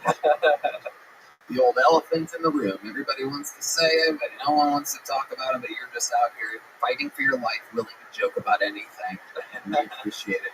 The turn signal joke, really, I love it. I mean, these fucking people out here are driving me completely fucking insane. It is unbelievable. Literally the worst drivers on planet Earth. It is the one catch with living here. It's insane, and if you don't think that, that means you're one of them. If you disagree at all, you're one of them. You're just in the left lane going the same speed as the person next to you with someone flashing their fucking lights behind you, and I'm gonna kill you. I'm gonna find each and every one of you and slowly kill you. I'm gonna take you to the rainy street river and I'm gonna drown you with my bare hands. I've been doing it. Don't tell anybody. It was me all along. All right, Hans, a great set. How do you feel? You feel under pressure tonight?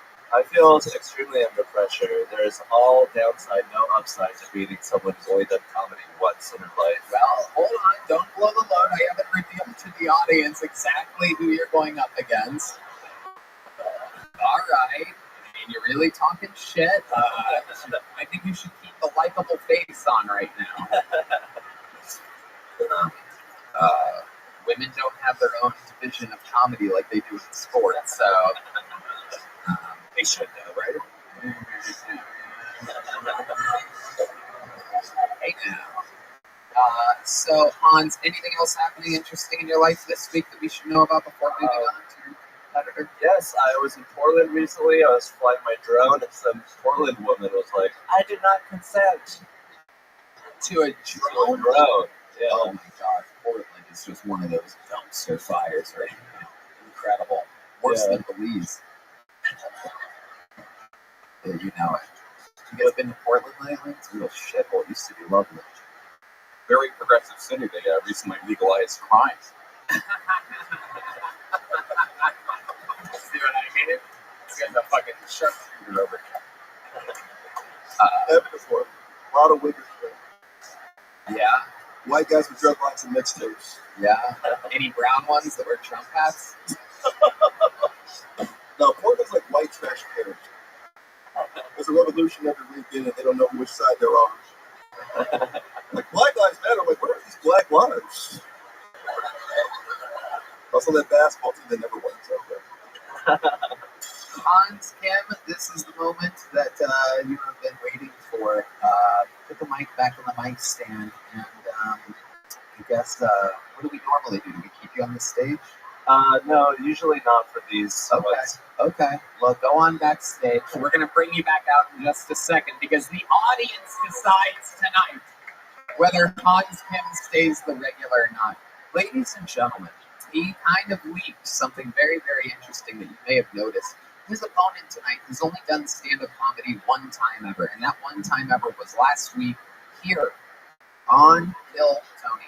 She had signed up many times over the years. 7.5 years we've known this girl, because for 7.5 years she has been the girlfriend of Brian Redband.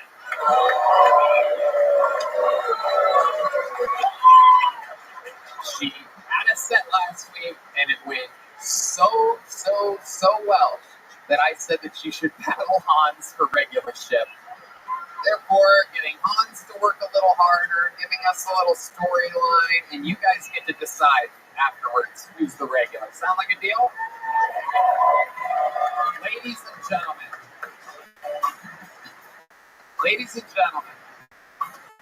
her second time ever performing, a 100% kill rate at this point. Make some noise for the great and powerful Janice Min, everybody. Here we go.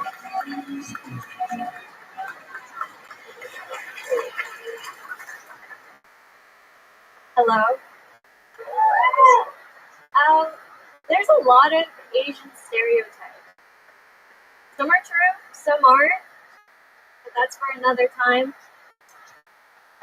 Here's a new one for you, and you can actually test it out for yourself. So every time an Asian person is startled or wowed, like impressed, they'll make this noise. Ooh!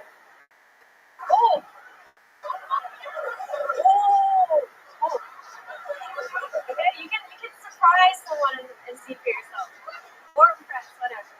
Speaking of noises, does anyone know who the Brake Lady is? She went viral on Fox News, like this Fox News segment, where she was stomping on brakes really hard and she fell over and made this funny noise. Anyway, so she's my safe word now. Not Brake Lady, but the noise she makes. So she goes, oh, wow, wow, wow, wow, wow, wow, wow, wow. That's my noise. That's my safe word. Janice Min, how adorable, how likable can you possibly be? Amazing. For a second time ever on stage, I love it. The setup's a little bit long, but the payoffs were there. And very, very much fun. How do you feel like that went? How do you feel up there? What's been on your mind this past week since your Kill Tony debut, your stand-up comedy debut? Honestly, I try not to think about it too much because it would make my heart beat really fast. Right. Yeah, that happens. It also made Redband's heart beat very fast. He's been sweating bullets all day. I think he's more nervous than I am. Yeah, I think so. Redband, how do you feel like that went? What were your thoughts? Good. She stumbled on the first joke. She missed a couple of her tags. And I bet she hasn't been never that she did that. Wow. Stereotypes. Stereotypes. Oh man, someone's getting beat later. You know, Yeah, I'm beating him. Yeah, absolutely.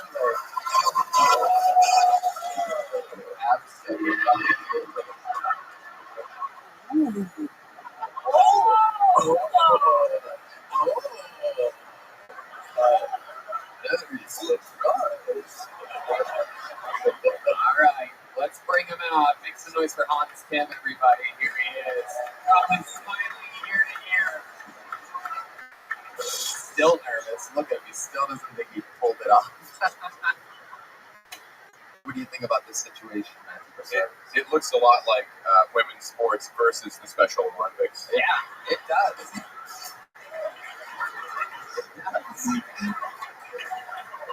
I like how Kill Tony's doing Squid Games though.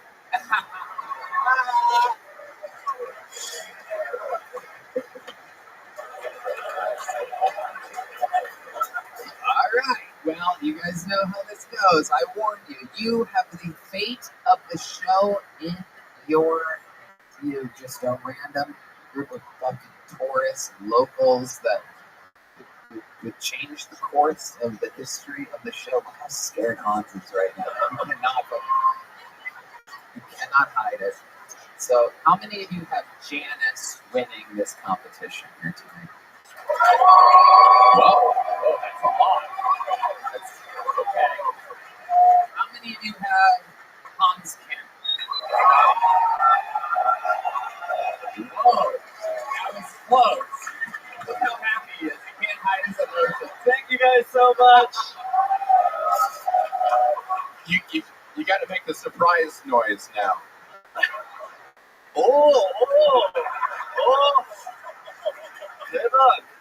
대박이에요.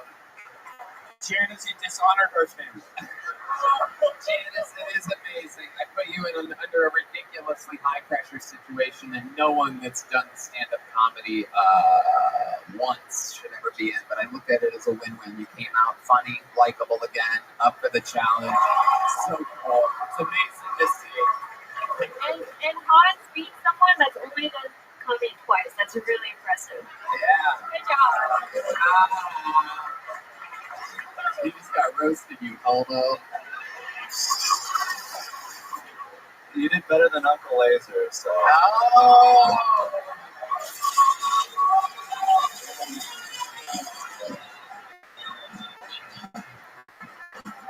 It's been a new running thing every week. Uncle Laser just gets roasted for no reason. Gotta love it. The most hated man in Austin comedy.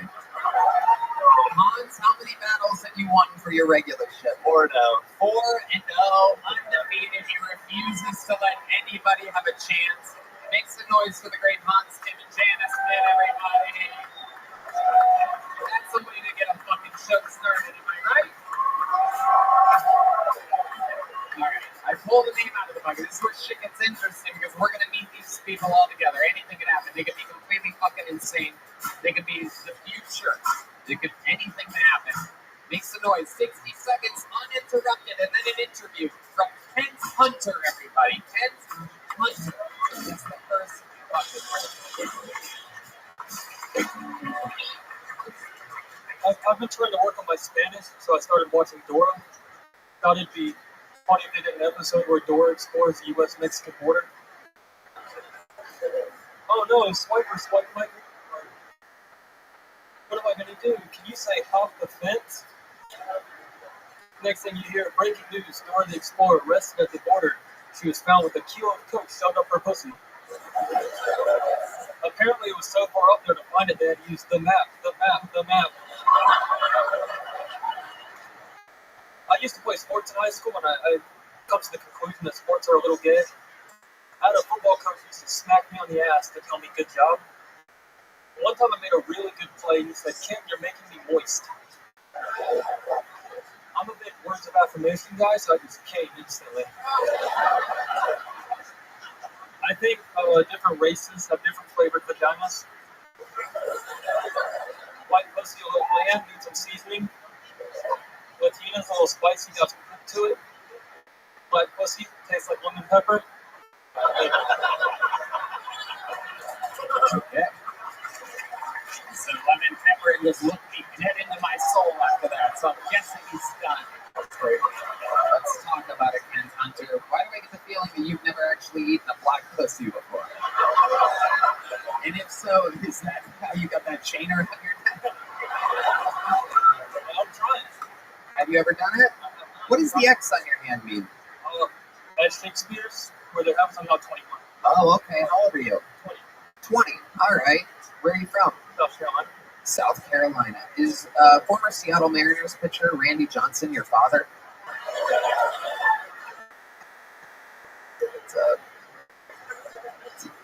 It's not a great reference, but the ones that know what I'm talking about. You look a little trashy, white trashy. Do you agree with that? A little bit, yeah. Yeah, absolutely. What do you do for work? I work at HEB. HEB in South Carolina?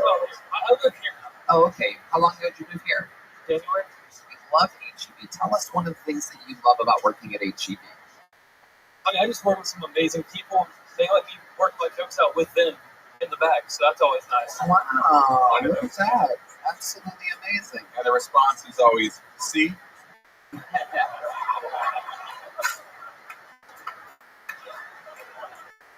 So you're like you stop? Yes, I stocked the dairy department. Stock the dairy department. I know it very well. Not a lot of people know this, but there's things that move from behind the shelves and it's loaded from the back end. There is. Yes. I used to work in a grocery store as well. Giant Eagle in Youngstown, Ohio. You know Giant Eagle? Where are you from? There you go. Son of a bitch. You had Kroger. That is correct. Kroger is Columbus, Ohio. And what was your grocery store in South Carolina? Philo? Philo? Oh, shit. That's fucking trash, bro. Okay. Oh, I have been informed that this is Lake Shaking Guy from the 10-year show. You always have like a different look to you. You want to know how fast things move here at Kiltony. So how long have you had Parkinson's? Only twice, apparently. Oh, no, it just started. Yeah, you just started it. Thanks, man. Really? Is it starting again? Oh, I see it. Oh, my God. Oh, it's been happening the whole time. We're being informed that... Yeah. So give me some good leg shaking trumpet there, gamer. Or is that... Okay.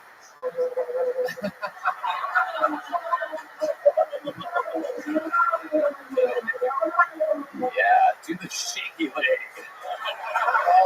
Wobble, wobble. So, Kent, let's talk about it.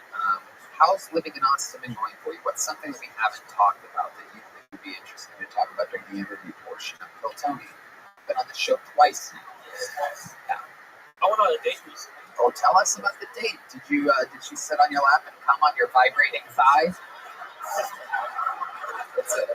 The old Santa Simeon over here. Come here, babe. Take a seat.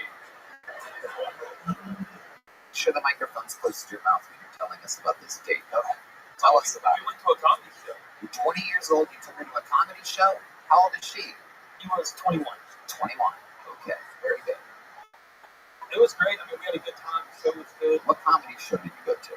It was a smaller showcase that one of my friends ran. It was called Nick Comedy. Okay. All right. Well, let's get to the meat and potatoes of it. So you pick her up? No, we met there. Okay. You met there. So you drove your wagon with horses there. Yes. And you met her there. And then what happened? Well, we watched the show, and then afterwards, we just sat outside talking for like 2 hours. Wow. Oh, my goodness. Did you Moses?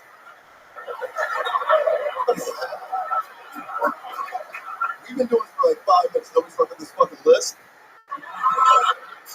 For 2 hours, he sat there trying to understand what you were saying. That's why it was a 2-hour conversation.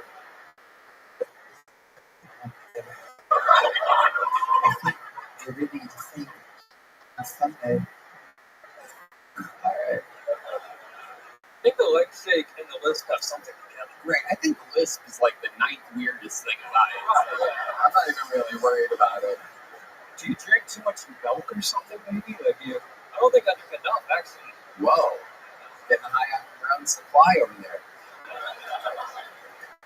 I like it. Okay. Yeah. Oh, yeah, you have a crazy scar on your arm as well. We're finding out you're a Cuban freak show. What's the scar from? I broke my arm playing football my sophomore year of high school. Wide receiver? Offensive lineman. You were an offensive lineman? Your lanky, shaky ass was an offensive lineman? Yeah. I was too slow. Oh my God. No wonder your arm's broken. Some fucking big guy just threw you to the ground.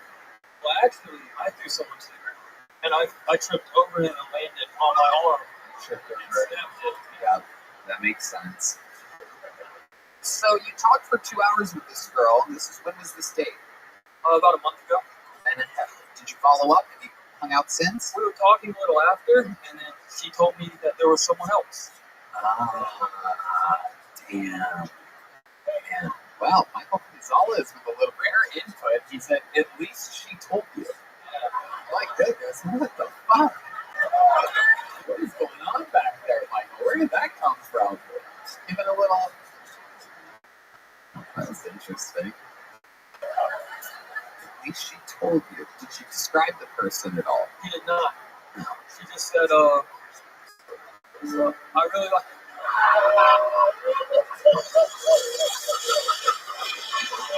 I had a great time with you, but I've been talking with someone else as well, and I would prefer to go exclusive with them instead. No reason. She wasn't. There wasn't a reason given. That was just all she said. Wow. Coming to the Hallmark Channel. The Milkman. Yeah. I love it. Well, hopefully you'll be able to find something sometime that would be willing to settle for someone like you. It is incredible. Kent, you been having fun doing stand-up comedy? Oh, been having a great time. Okay. Well, congratulations. You did it again. You already have a joke book. Okay, there you go. You started the bucket portion of the show. And so it has begun. You pull it in name. And on to the one that I pulled before. Your next comedian, straight out of the bucket. Anything can happen. We're going to meet them all together. Make some noise for Bobby Household, everybody. Here we go. Could be the future. Could be insane. Anything can happen. This is Bobby Household. One more time for Bobby, everybody. How's it going, guys? My name's Bobby Housel. It's my company, actually. It's called Founders Cupid. I'm actually a college student, and I just got 7 other college students to move down to Austin with me to work on their startup companies. Now, if you're not familiar with startups, it's kind of like the cool way of saying you're an unemployed white guy. And it's interesting, you might be asking yourself, Bobby, how do you think these guys moved down here? It actually wasn't that hard. I just put up an ad that said, are you an unemployed virgin? Come on down. Anyways, I've been thinking about stand-up lately. I realized that startup and stand-up are kind of similar. They just pour all of your energy and your time in your hopes of getting laid into a fantasy job. But anyways, this is like this startup founder house. Anyways, all these kids moved down here to Austin with me. I'm kind of the guy that brings them together. I realized that I'm kind of like the kill Tony for startup college founders. Listen. I also got a bunch of idiots to move down to Austin to pretend like they had jobs for the summer. Anyways, I'm Bobby Oswald. My company's Founders Cupid. Thank you. There you go. Bobby.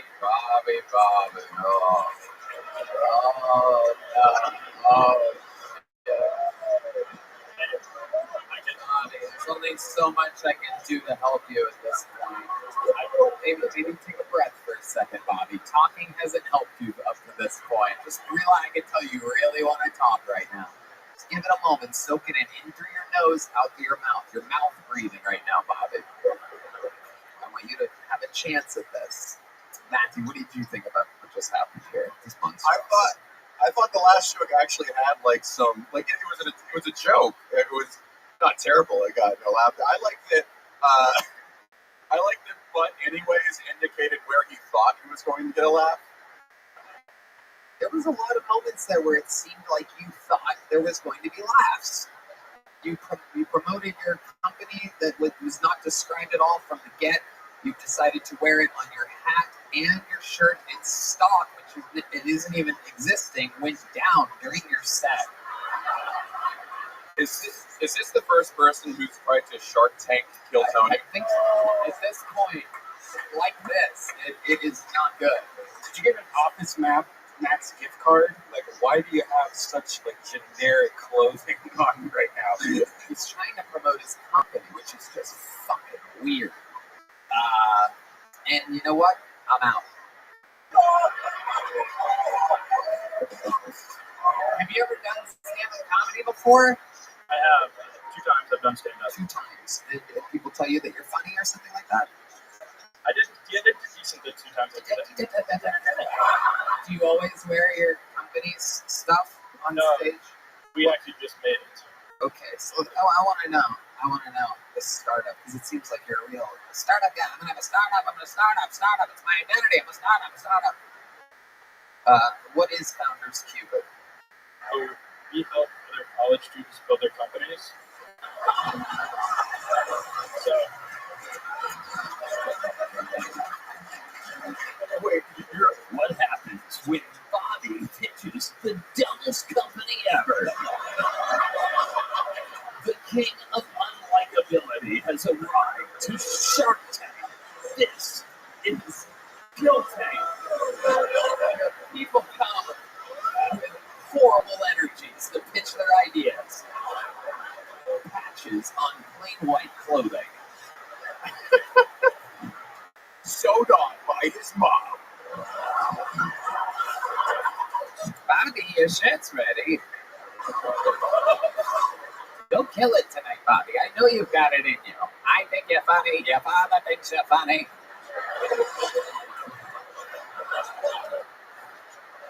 Holy shit. So this startup company, it does what? Repeat yourself? So basically, it's really quite hard to build a company in college. Colleges aren't really set up to help you build a company. And what we do is we bring together the top 5% of kids building companies at college, and we help them scale up what it is that they're doing. Okay, so you have a college startup for college startups. That is literally MLM. It's a bit meta, I understand. But the truth is, like, some of the most impressive companies are being built at college, and colleges don't want to help you do that. So we're trying to fill in the gaps where colleges aren't helping kids scale their companies. So where's the money coming from? So part of the business, we help get college founders in front of investors. So we run what's called a syndicate. We basically put them in front of high net worth individuals like you guys, place some investments. It's called a scam. Yeah. And you get a percentage of all these kids. It can't be a scam if he has a shirt and a baseball cap. You know what? I want 20% of the company, and I'm willing to give you less than fucking nothing. I want to start a pool over what white-collar crime he goes to prison for. Oh, yeah. Oh, it's definitely going down. How old are you? 22. Oh, yeah. Oh, yeah, dude. You're going to be hoping that you get a job working the dairy section at HEB any fucking day now. Oh, my goodness. Founders Cupid. That's a bad name, too. Have you accomplished this at all? Have you gotten money for this company? How much have you raised? So for our first Tell me your working. Let's keep the Shark Tank thing going. So we've been building the community for just over 2 years, and we helped one of the first startups in the community just raise $190,000. So that was a win. Okay. Is that just your father that gave that money? Yeah, I know. All right, as long as you don't tell me another one of your fucking jokes. Here's the check. All right, Jesus Christ, get out of here.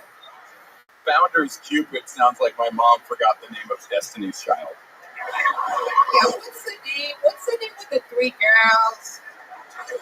Found this fall song. The three Belize-looking women, you know that.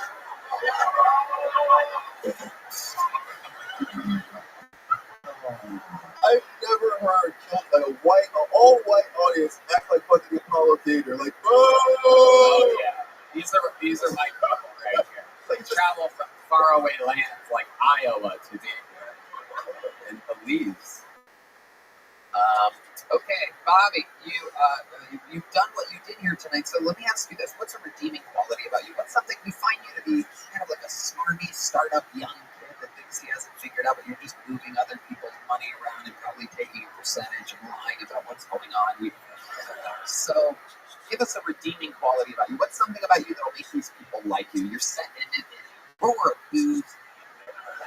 Fix it right now. What can turn us around and like you? What would we like about motherfucking you? What in the world could we fucking possibly? Anything. Go ahead, answer questions. You were so eager to speak earlier, and all of a sudden. So I think in life, like, who you know. Oh God, dude.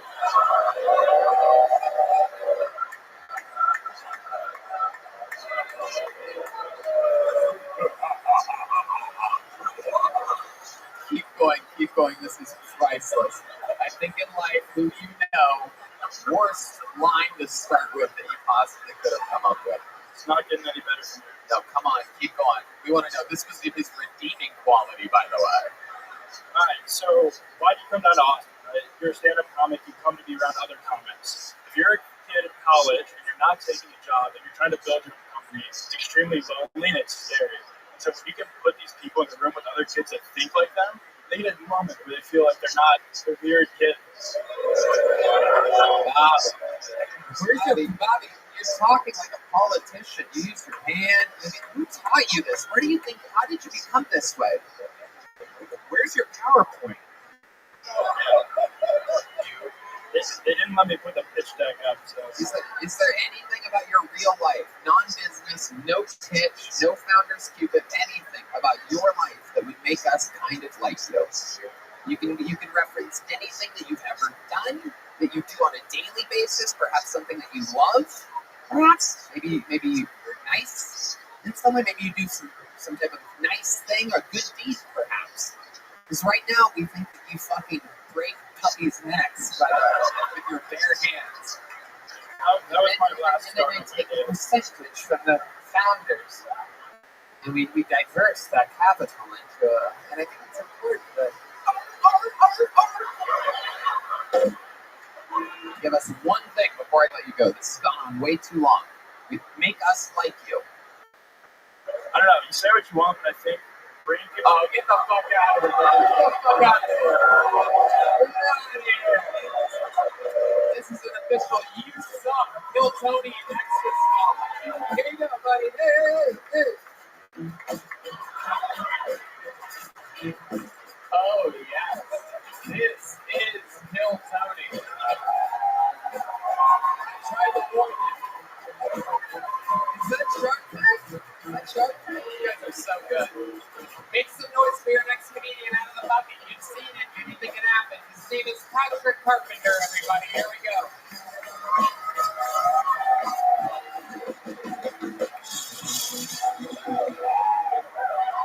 How's it going, Austin? Y'all bricked up? Come on, are y'all bricked up? I'm bricked up. Alright, I like feet. What does that mean, right? What are the implications of liking feet? Well, it means I save a lot of money on OnlyFans because I don't have to subscribe to your OnlyFans, and I can just look at last year's campaign pictures on Instagram. It does the same thing to me. So, ladies, stick your toes in the sand, make me pay for it. I keep having this recurring dream that it's 9/11 and I work at 7-Eleven and Arnold Schwarzenegger's my manager, and he's just like, he sees a second plane hit, he's like, "That was not a chopper! Get down!"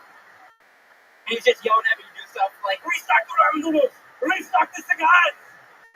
And then I realized, like, cigars aren't really an appropriate nicotine consumption method after a national tragedy. If anything too serious happens, smoke a cigarette, you know? Be considerate. Alright, I have an idea for a spin-off of 2.5 Men. It's called 15 Men. It's just Charlie Sheen, the sober host.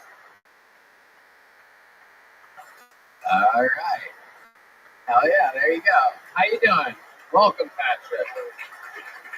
How you doing? You okay? Yeah, bricked up. How about you? Good. You're adorable. I love your hat. How long have you been visiting from California for?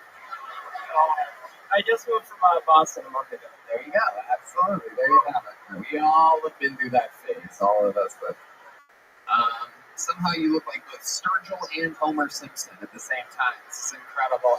I've never seen anything like it. You look like Babe Shelton. You look like Johnny Hash.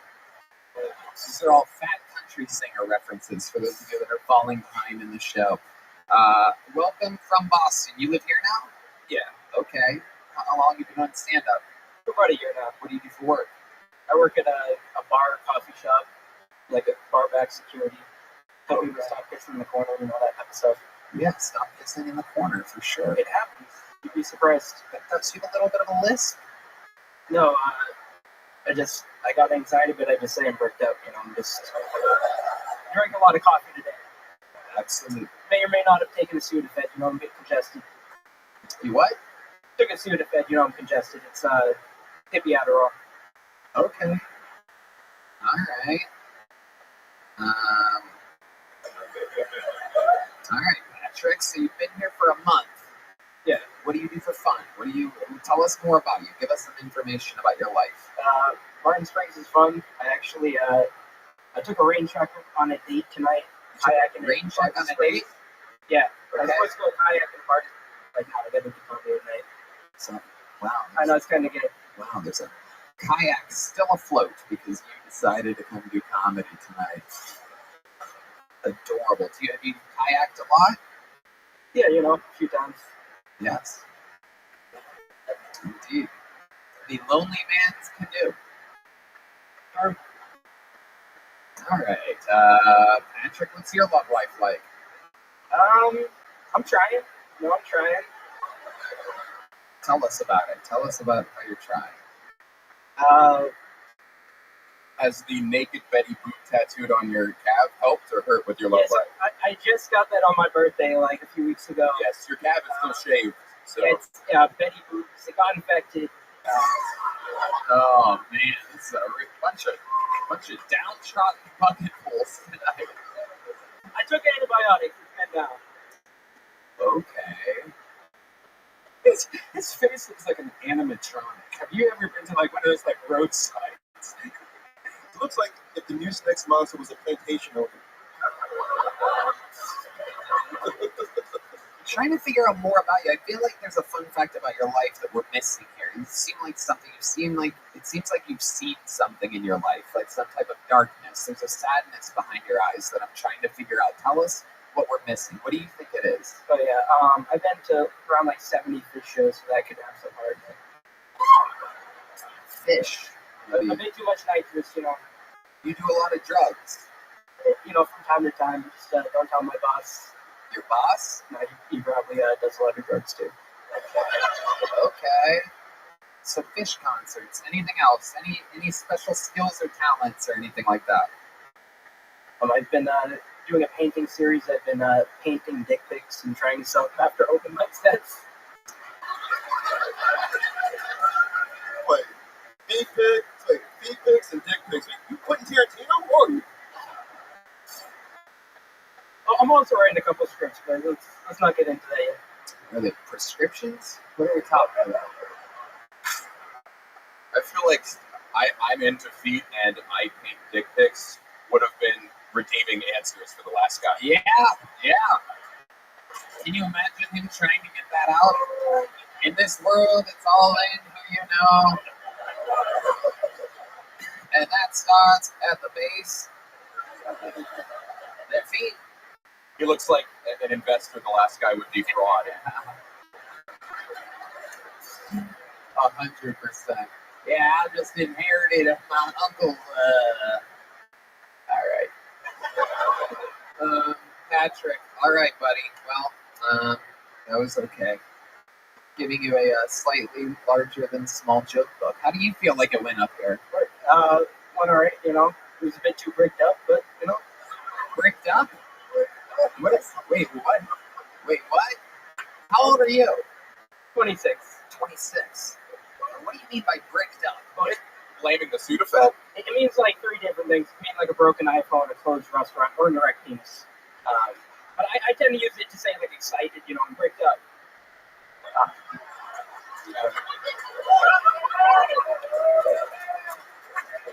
Nice. Here he goes, Patrick Carpenter, ladies and gentlemen. Yeah. I'm going to pre-pull a name for us to go wrangle up, but you guys are in for a fucking treat. Right now is one of those very special moments where I get to bring out one of our unbelievable buzz around this guy. He is indeed the newest full-time regular on the show. An unbelievable force. We love him so much. Ladies and gentlemen, Cam Patterson.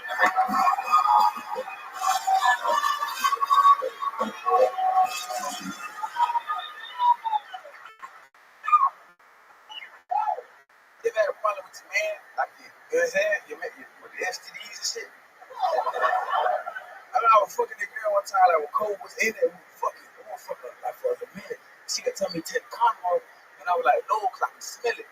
Man, that's a bad idea. When you fucking dick take over, I just put my hand and shit down in my hand, and I demasked myself, right?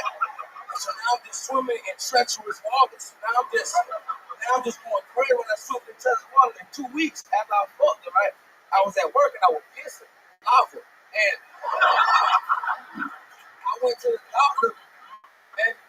sense. This right when COVID was ending, I had already got my vaccine shot. I didn't realize about that, but I got it, right? And then he was like, hey man, did you just take the vaccine? I'm like, yeah, I did. He was like, oh, don't worry about it, just the side effect of that. I'm like, for real? He said, no, nigga, you got chlamydia. There it is. The future and the present has arrived. Cam Patterson did it again. Another brand. This nigga cried. Hell. I ain't even robbed you yet. This is low. This shit beautiful. This shit beautiful, dog. I really enjoyed all the words I understood. Uh-oh. There he is, everybody. You better hit you with that stick.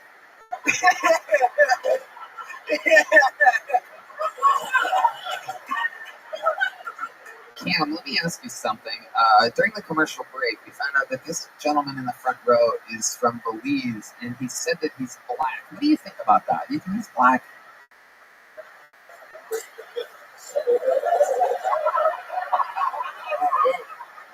Oh no, nigga, the light skin part is actually the tattoo. The dark stuff is underneath. Nigga got that Edgar Allan Poe on your head, nigga. I don't even really know who that is. That way. I was thinking after that.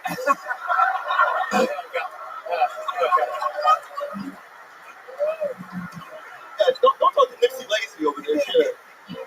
Nipsey Hussle. Hey, guys, the president. Wait, it's Belize. It's a salon in East Austin. Okay, cool. Okay, cool. Yeah, you can't say nigga, but I fuck with you. I feel like he says it, but only when black people aren't around. Am I right? You use it sometimes? You are wearing a Trump hat, so technically you oh, wait a minute, I didn't see that shit. That shit don't even count. Fuck no. Alright, Cam, what else has been going on? Anything else we should know about before letting you go? I'm getting a list of senators now, so I'm trying to fuck white women. Oh,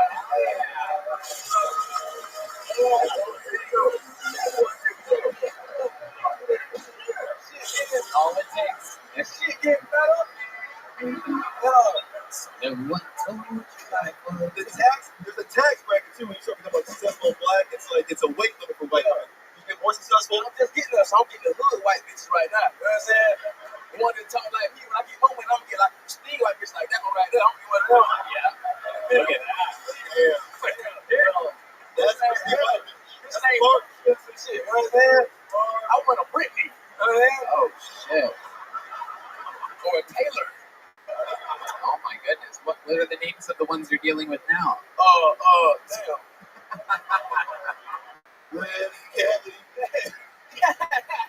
Thought it was the cash. I love it. Have you noticed a difference between the white women and the black women? What stands out to you? What's something that you've noticed the difference between?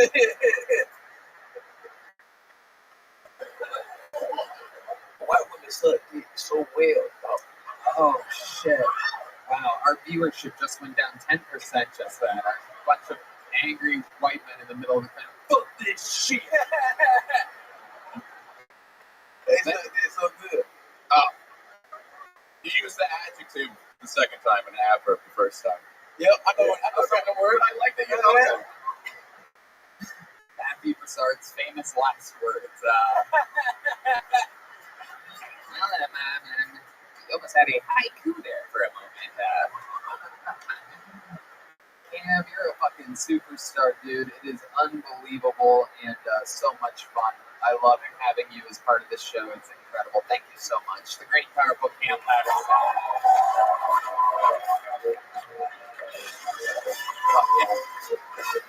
On to the next one we go.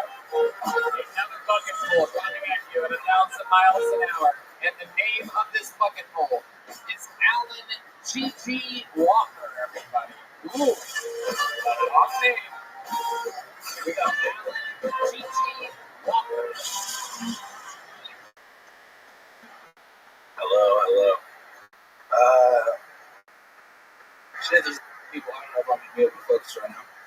Like I'm an out of towner. I've been staying at an Airbnb, and I don't know if I really trust Airbnb. Like I'm very convinced that there's a spy cam in our bedroom, and I'm more convinced because that's the kind of porn I'm really into.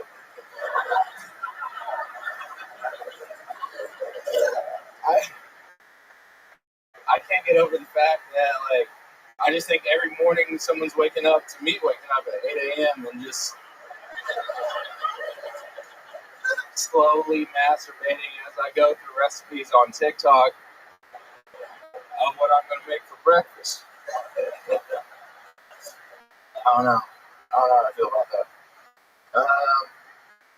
Does anybody here ever sleep with a coworker? All right, this is a better crowd than I'm fucking used to. No one wants to say that. It's weird. It can get weird. It's fun at first, but like after a while, you don't know where the relationship's gonna go. All right, there you go, Alan and Gigi Walker. Welcome to the show, my friend. How are you? Hello. How's it going? It's going. Okay. How long have you been on stand-up? Like 3 months. 3 months. All of it here in Austin, Texas? No, I don't live here. I've been here for a week. Okay. I do it in Evansville, Indiana. Okay. They're kind of blacklisting me right now. They don't like my stand. So why don't they like your stand-up in Evansville, Indiana? Why do you think that is? Oh, God. Oh, no. Yeah, I'm about to lose all my big spots. Go ahead, answer the question. You're on a show. You're on a show right now. My first show, like, my promoter was like, you just throw around the F-bomb and the N-word way too much. And I was like, first off, you're my sister. So, like, why is it that big of a deal? You know who I am. And, oh, fuck. That's it. Alan. Okay. Okay. What do you do for work in Evansville, Indiana?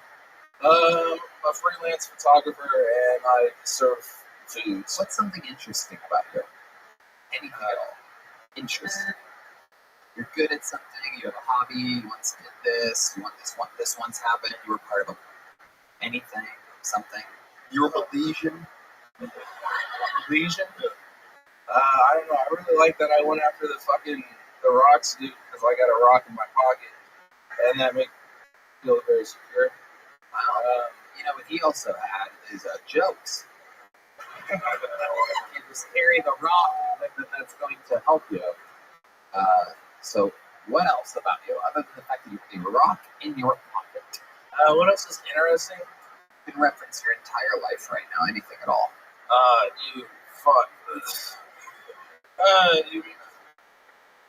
I'm just doing this, like, I'm just trying to wing it. You smoke bongs? You have a bong at your Airbnb? No. What type of smoking apparatus do you use? I do, like, bowls. Like 30 bowls that you've had for a while. Yeah, that's the vibe that I'm getting right now. You got that energy. The energy of a guy that never cleans cereal, but I do like the bowls. There you go.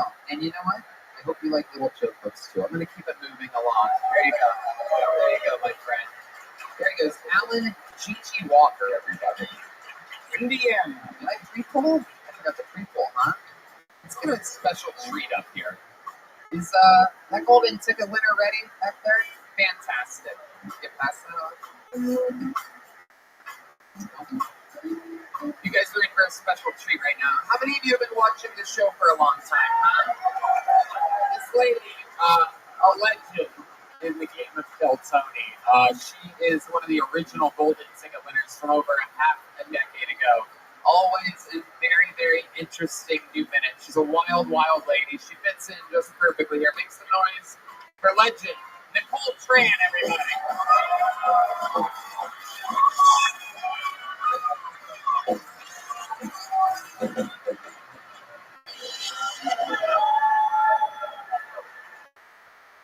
Guess what, Tony? My auntie moved to San Antonio, and she got Alzheimer's. Now she cannot even remember the animal.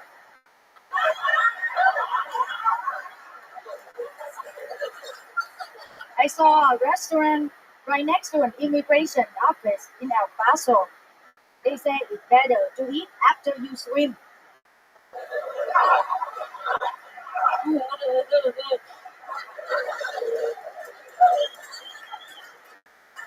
got the best $5 fish taco in Austin.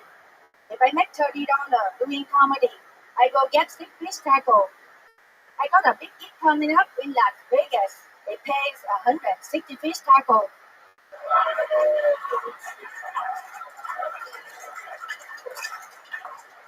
It gets so hot in Texas, man. You can fry an egg on the sidewalk. Who wants to eat that? Not me. Make me a pancake. There's a Walmart that's bigger than Oklahoma in Austin. In fact, aisle 7, 8, and 9 are Oklahoma.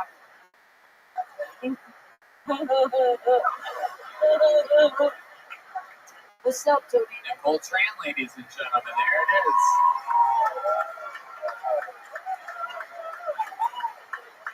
This is what would have happened if Hans and Janice would have tied earlier. This would have created a hybrid regular. And blue eye to me. My cousin Bing Bing, say hi to you, man. Your cousin Bing Bing? Yeah. Okay. My cousin Bing Bing just got her eyebrow tattoo. That guy did it too high. Now she looks surprised on the time. She said, this guy charged me too much for the tattoo. I say, surprise. Wow. Bing Bing loves frozen food, man. She spent $3,000 on frozen carrots, frozen peas, frozen meat. Now her credit is frozen. Everything is frozen. we call her the ice queen.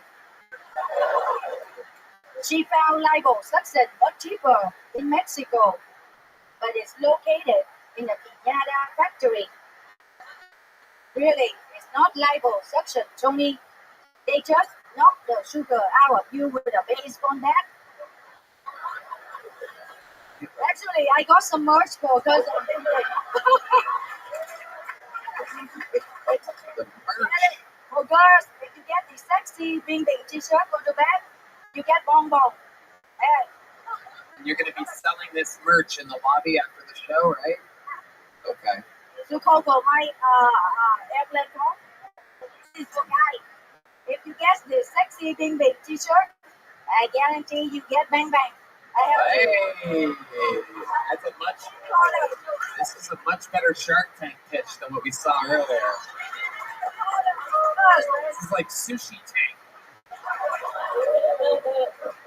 I see that Nicole's a pink. I love you in Oppenheimer, by the way. Oh, she's. Man, I love your show, Tony. Your shows make me famous, man. Now I moved from West Hollywood. Everybody knows the Contra and Q2D podcast. Go, man. Yeah, that's true. I really like changing people's lives. So you moved from Bay Area to West Hollywood. So I just opened 5 checking accounts. If one bounce, I use another one. If that one bounce, I bounce again. Eventually, I'm bouncing more than Dolly Parton on the trampolines. Oh my goodness. Matthew Broussard, what do you think about this? I really like her delivery. She has the timing of an automated voice messaging system. Please press 1 for more options. My friend Bing Bing says hello, Tony. If I bounce again. Trời lá ơi, để cho nó chị đi mà. Let me tell joke, man. Somebody, listen, man, I come here to tell jokes, man. I don't come here and let you make fun of me, man. I spent $1,000 to make people laugh, man. Somebody stole my identity. They did not know I was wanted by immigration. That poor guy ended up slurping pigs in Phnom Penh.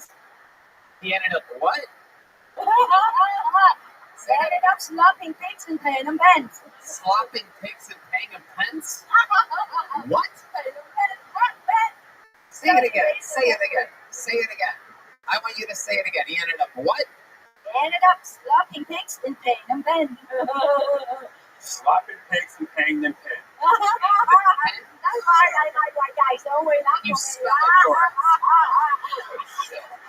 This is not a spelling bee, man. This is a comedy show, man. Robbing pigs and paying them pen? Yeah, What does that mean? it's a country next to Vietnam.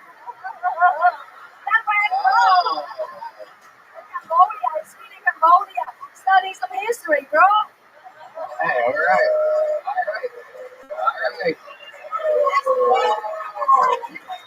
This lovely blue-eyed white dude needs to study Asian history, man. It's my bro, man. I love Tony. Okay. Last week, he called for me and said, hey, you contract, you have to go to the courthouse for jury duty. And I said, dạ ơi, cái bận rộn đó tôi không thể nào đi được quản lại tại sao nữa, sẽ tới đi đặt phòng con người với nhau thôi.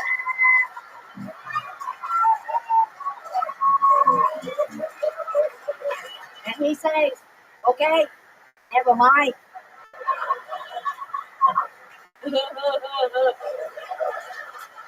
That's it. You get it, Nicole. It's so weird that you get it and other people don't. Why you? Yeah.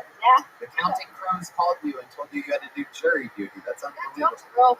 This show is about joke, make people laugh. That's why they pay money to listen to jokes, man. It's crazy to think that Angela Johnson's career is all because of. Okay, by the way, if you Not a crossover there. Yeah. if you have Instagram, please follow me on Instagram. I need Instagram follower. Instagram is Nicole Trend Comedy. NICOLETRIAN Comedy. No space between letters. That part we can hear clearly. Yeah. NICOLETRAN. Anyway, back to LA. All right. That's all right, man. I just ate at a restaurant called Super Bowl. I wonder who's gonna perform there at halftime. She got the job from LA. Okay, I saw Cleopatra plastic surgery in West Hollywood. Cleopatra had the first no jobs in history, but she would never admit it because everybody knows she's the queen of denial. Wow, nothing better than a topical Cleopatra joke. Do you guys want me to pull her string so she tells another joke? I have a song now. A song. Nicole, you famously talked about how you love blue-eyed white men. What do you think about Matthew Broussard sitting next to you? Look at this fucking stud. Fresh out of that's he funny. walked out of the... He just noticed me. Wait, that's the fuck, man. This is the guy that fucks Barbie. Huh? Now, go ahead. What do you think about this beautiful man? Oh, surprise. Listen, bro. I dated a blue-eyed Frenchman. He was perfect to me. His face, perfect. His hair, perfect. His wife, well, nobody's perfect. Wow. Almost everything was perfect about that guy. Those are really memoirs of the geisha right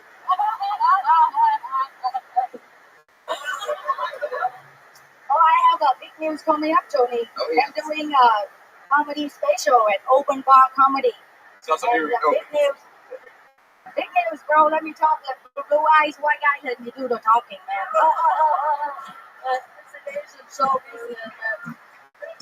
It's going to be filming on Tuesday, February 27th. It's big deal. Okay, enough of the pitches, Nicole. It doesn't work. Jokes work, but you plugging a date doesn't really translate on this show. I think she's filming a special right now. That's special. That's a good deal, man. That's a big news, bro. You should be happy for me. Very happy. Yeah, that make me famous. Your show make me famous. I know. People want to book me.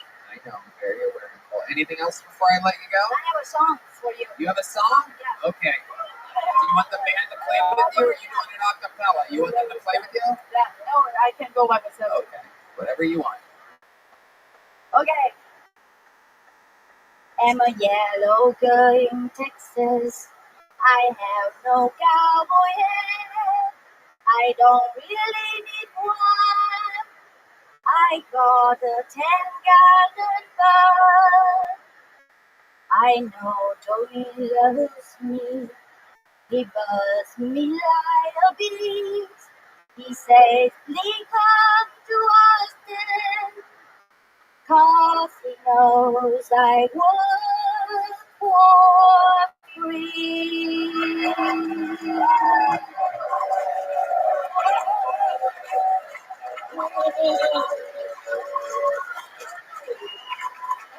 Unbelievable performance. You guys gotta buy these very, very, very limited edition Nicole Tran shirts on your way out. Thank you. The big thing. She literally threw those here. Make some noise one more time for Golden Ticket winner Nicole Tran, everybody. There you go. That's it, Nicole. There you go. Thank you, Nicole. That bitch talks a lot. You should see her in the fucking green room. I had to tell her like 5 times, like, Nicole, fucking relax. Jesus. Your next bucket poll, ladies and gentlemen, has an I in parentheses next to it, which means it is one of you in the room. Make some noise. This is always exciting. One of your own. Tyler Bowe, everybody. Tyler Bowe. Right there. It's happening. Wow. Oh, he's taking a shortcut. Okay. Do this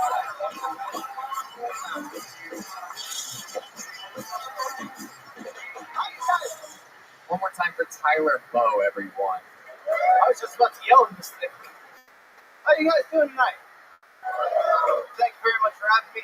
Let's get this out of the way. I'm a white guy. No, don't cheer for that. Don't cheer for that shit. I mean, we're practically supervillains at this point. Shit. Speaking of whiteness, let me talk about slavery real quick.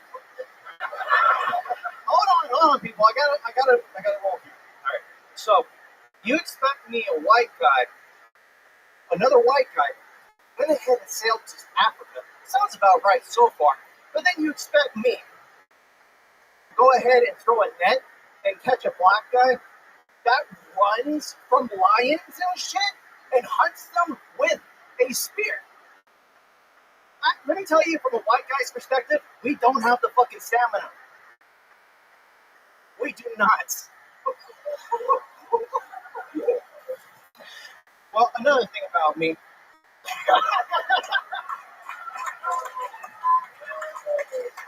Another thing about me, I am the only white guy from where I am from. I am from the tip of.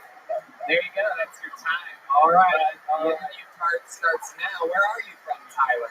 I'm from a place called San Benito, Texas. Okay. Describe it more to us. Okay. How are you the only white guy from a city in Texas? Well, my parents made a horrible mistake. Jesus Christ.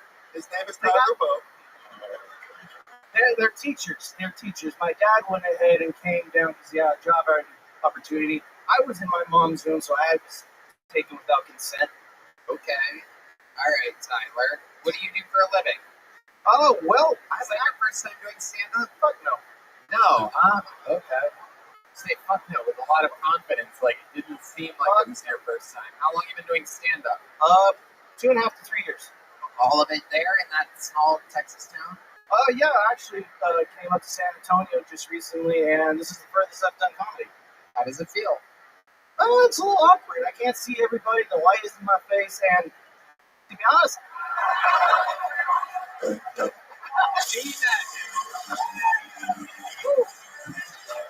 Our sweet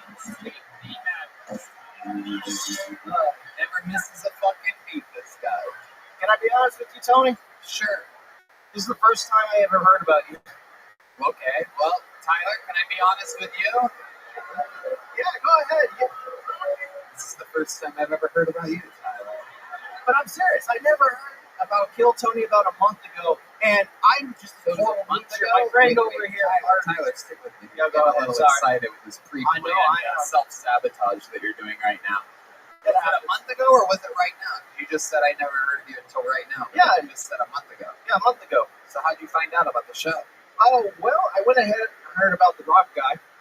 Well, how did you hear about the rock guy?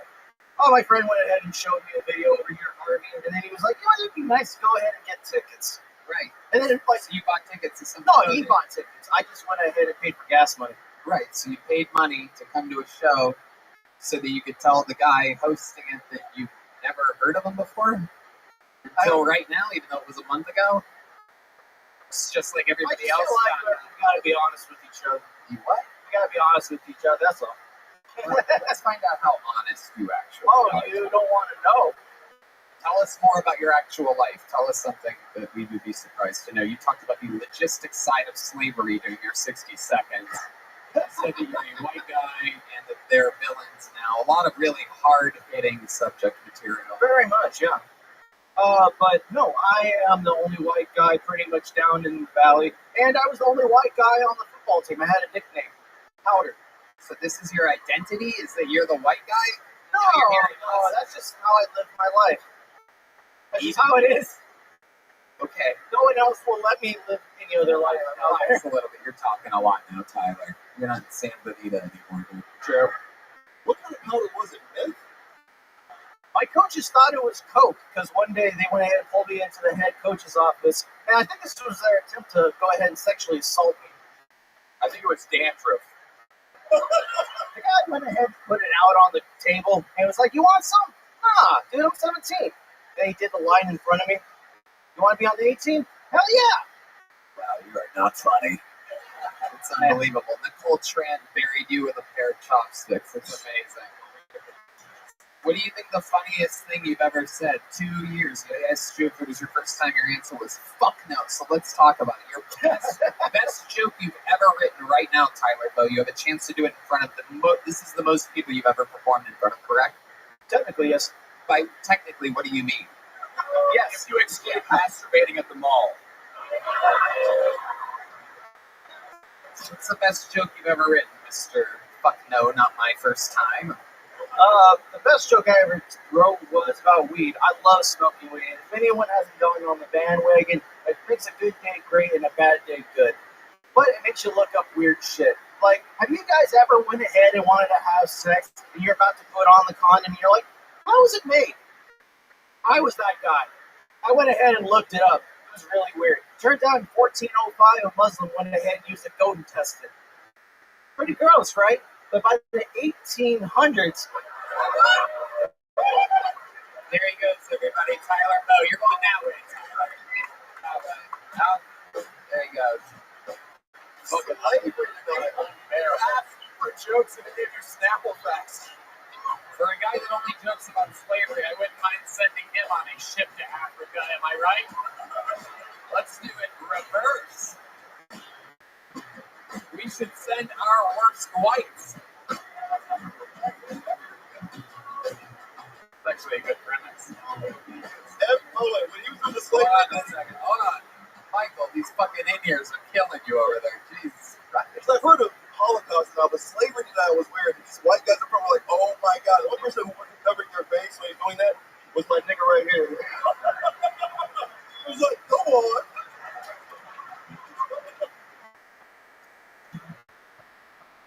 Isn't it nice to be able to call someone in a Trump hat the N-word?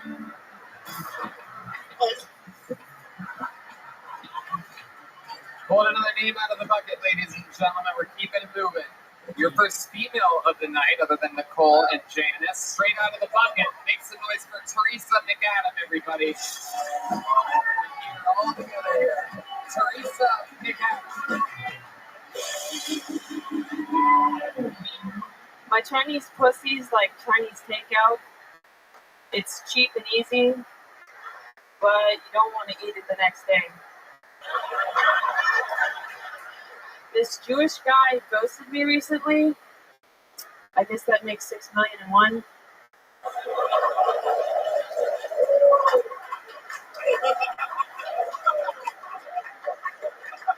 When I try to look sexy, I just chug NyQuil because the most irresistible I've ever looked, I was unconscious.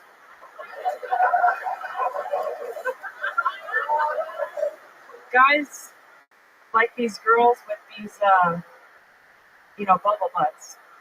The only thing bubblicious about my butt is my Hubba Bubba hemorrhoids. Who wants a chew?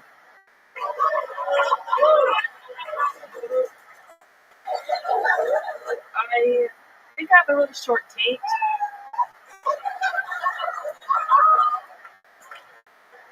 The shit just slides right into my pussy, and my pussy's regularly doing blackface. Oh, So, Jesus Christ. Okay, stop. There's more to it. There's more to it. There's more to it. If you do any more, Red Band's gonna come. Red Band, my boy. Come on, Daddy. Come on, Yeah, let's stop it right now. Red Band is hard as a rock right now. I'm looking right at him. Let me see.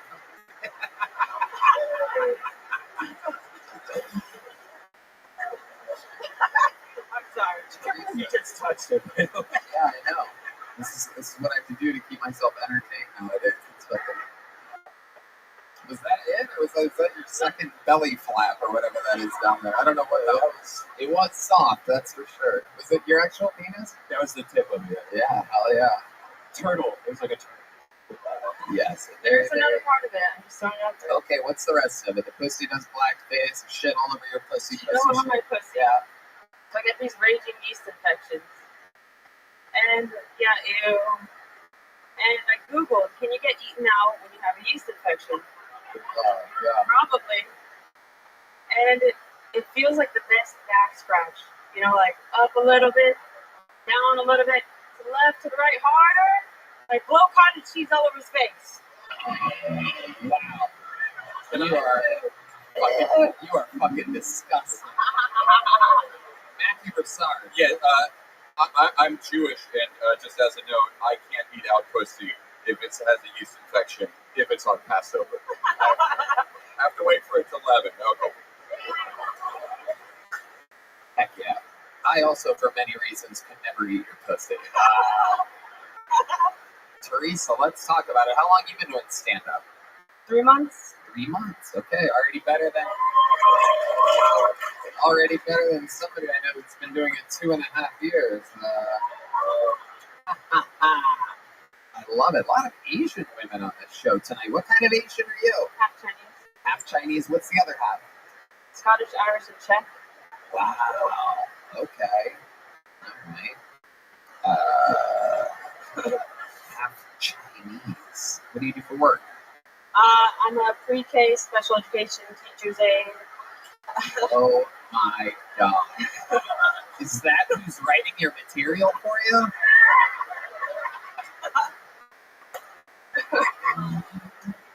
And then I pooped on my vagina?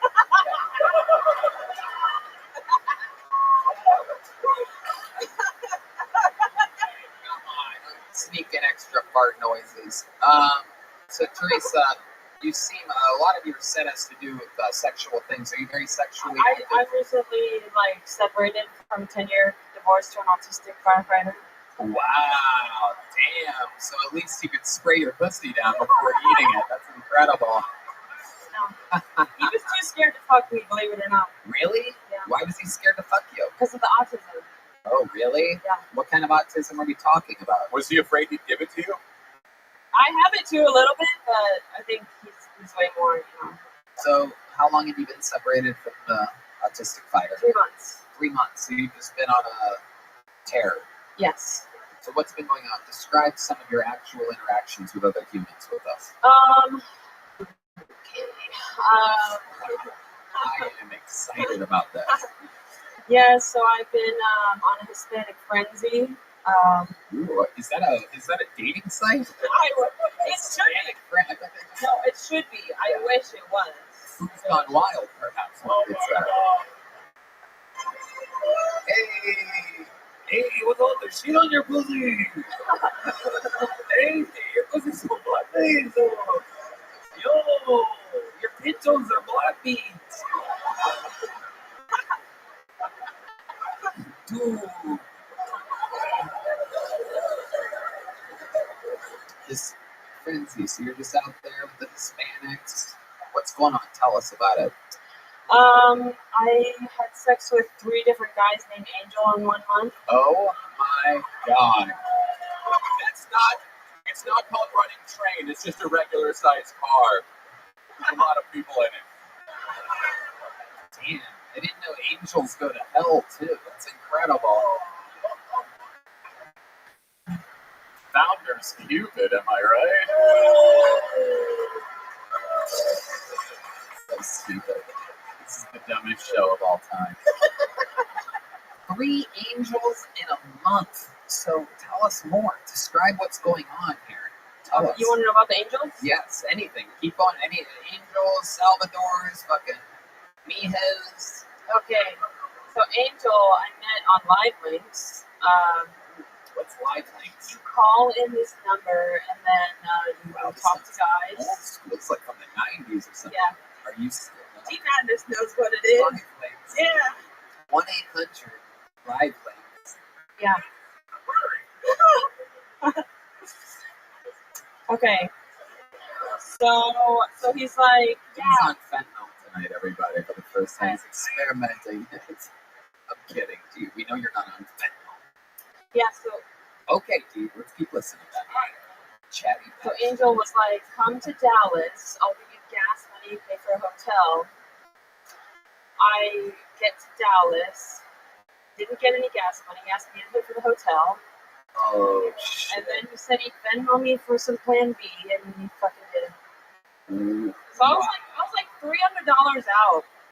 That was like an expensive Mexican hooker. Yeah, that is incredible. You got fucking. I got fucked. Yeah, that is incredible. And he came inside of you? He didn't even. He didn't even, but he still made you get Plan B because he's so Latino that he thought he could have gotten you pregnant even though he pulled out. That is a true Hispanic. Angels do miracles. So. Yeah. Yeah, you were touched by an angel.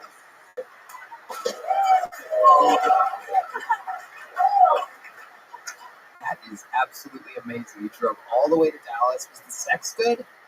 Yeah, he was a sadist, and he took me in the mirror and he wanted to call me daddy. Oh. Or he wanted me to call him daddy. Oh, yeah, that makes sense. And then he fished up my mouth, and he was like, wanted me to look at himself in the mirror, at myself. This is So I was amazing. like, Keep going. So I was like, this is great. This is what I want every interview to feel like. There's so much information. Don't stop. So it went like this. Silly faces with daddy. Oh my God, okay. Wow. I would have expected that from Robin Tran earlier, but not you. Amazing. Tell us more. Tell us more about these amazing experiences. I love this. This is Teresa's sex story. Second angel was a guy from Bumble in San Marcos. San Marcos. Drove to him again. You drove to him? Yes, I drove. Look at you. I am a man. so I fucked him in his hamster dorm room, and he had the lights on with these like crazy eyes the whole time. I didn't come. He did twice. One, and some of the cum got in my eye, and he made me leave at like 3 a.m. with a fucked up eye, and it was terrible. Oh my God.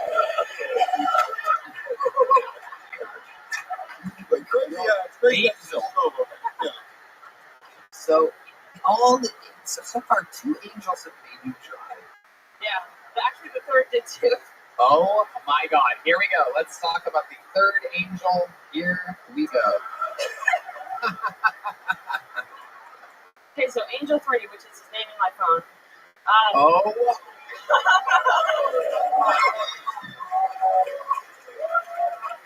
I'm not even lying. Brilliant. Literally Angel 3. Brilliant.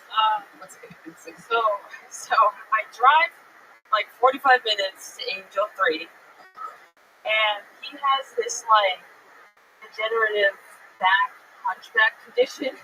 Oh my. And this is like when you hear like dating in LA is hard. It's like, have you met my friend Teresa? Okay. Getting her. So, and at this point, I think I had like given out like 8 orgasms in a row from like, 4 different guys or whatever.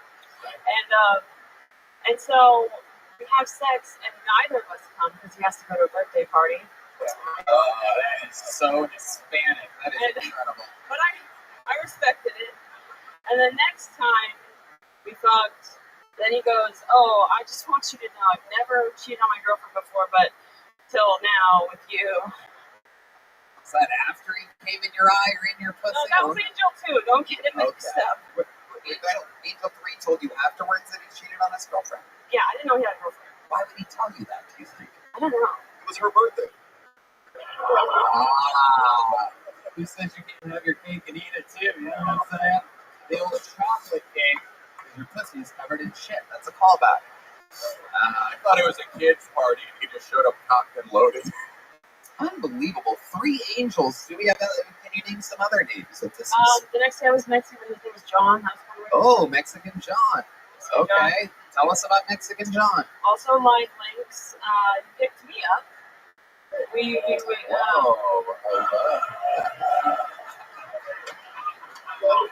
That is my new favorite sound effect, by the way.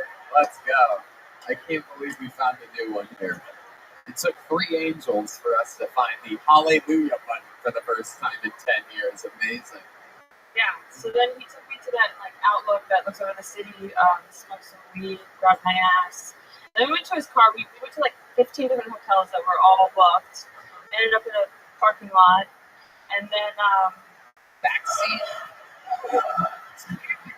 So you end up in a parking lot. Are you guys in the front seats, the back seat? Front. And this car was the biggest piece of shit you could even imagine. Right.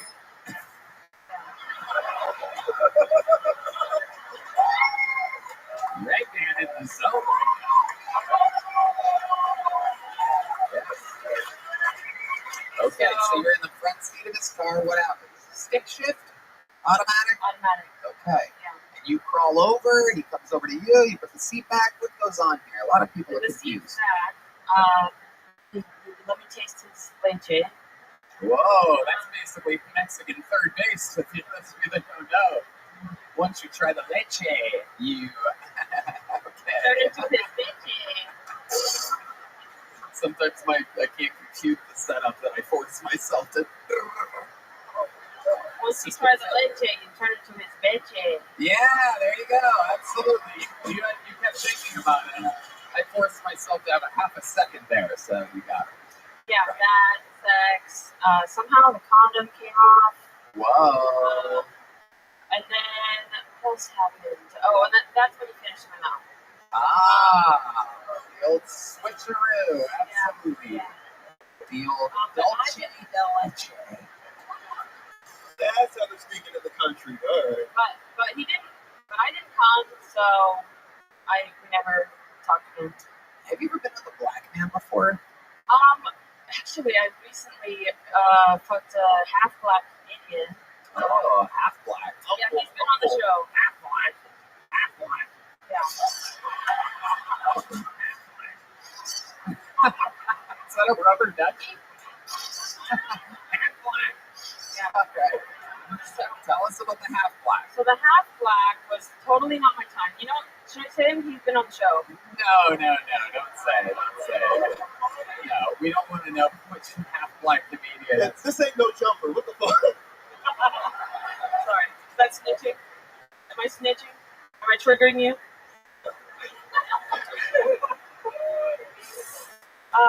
So anyways, I was not attracted at all, but he asked me to come to his house, and I'm just curious about people's houses, but curiosity killed the cat, you know? Yes, it did.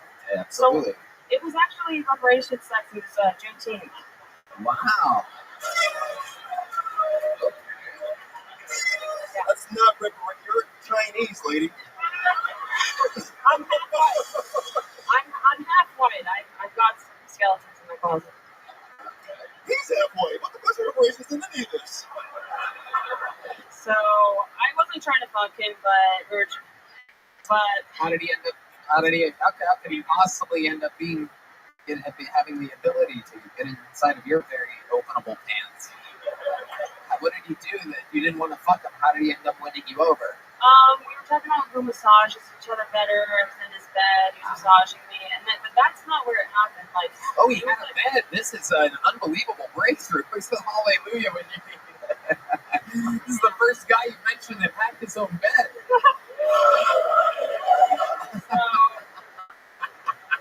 So yeah, he's trying to get it all night. Finally, at 4 a.m., he puts my hand on his big black cock. Wow, so his cock is the black part. to. This episode brought to you by Half Black. The way you said Half Black opened up a part of my brain. I'm used to my little Chinese brother doing that, not a big black brother. Wait, what? What? Okay, relax. It's enough. What? I'm used to my little Chinese brother doing that, not a big black brother. Okay. So was that the best sex that you've had? The Half Black? Well, I was actually falling asleep here and there. Oh, was it Bill Cosby? And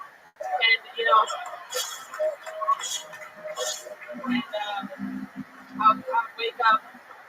I would wake up while he was trying to fuck me, and I'd be like, I had a dream. Oh, you son of a bitch. Okay, but to finish the story, it lasted 30 seconds. 30 seconds. And then I go to work. Wow. Damn. Wait, since you're Chinese, did he come back 30 seconds later? The fuck was that? Alright. You know what?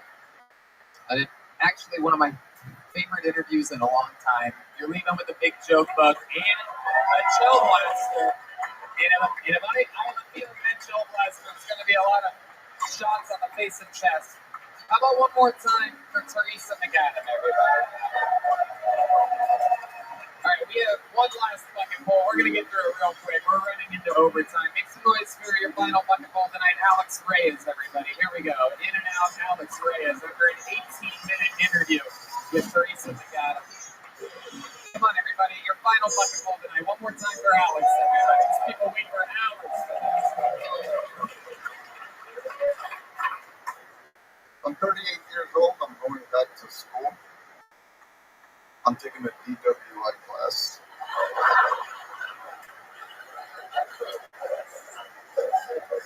I don't know if they're going to do it. Last year I went to upgrade my phone at T-Mobile. The lady says it's T-Mobile Tuesday. We're giving away stuff. Everybody gets a pair of socks. The socks are rainbow because we're celebrating Pride. They have the T-Mobile logo. All you have to do is go on your phone. I said, ma'am, I don't want the socks. She said, why? Are you homophobic? Do you have something against gay people? I said, no, ma'am, not at all. I just don't want anybody to know that I have T-Mobile.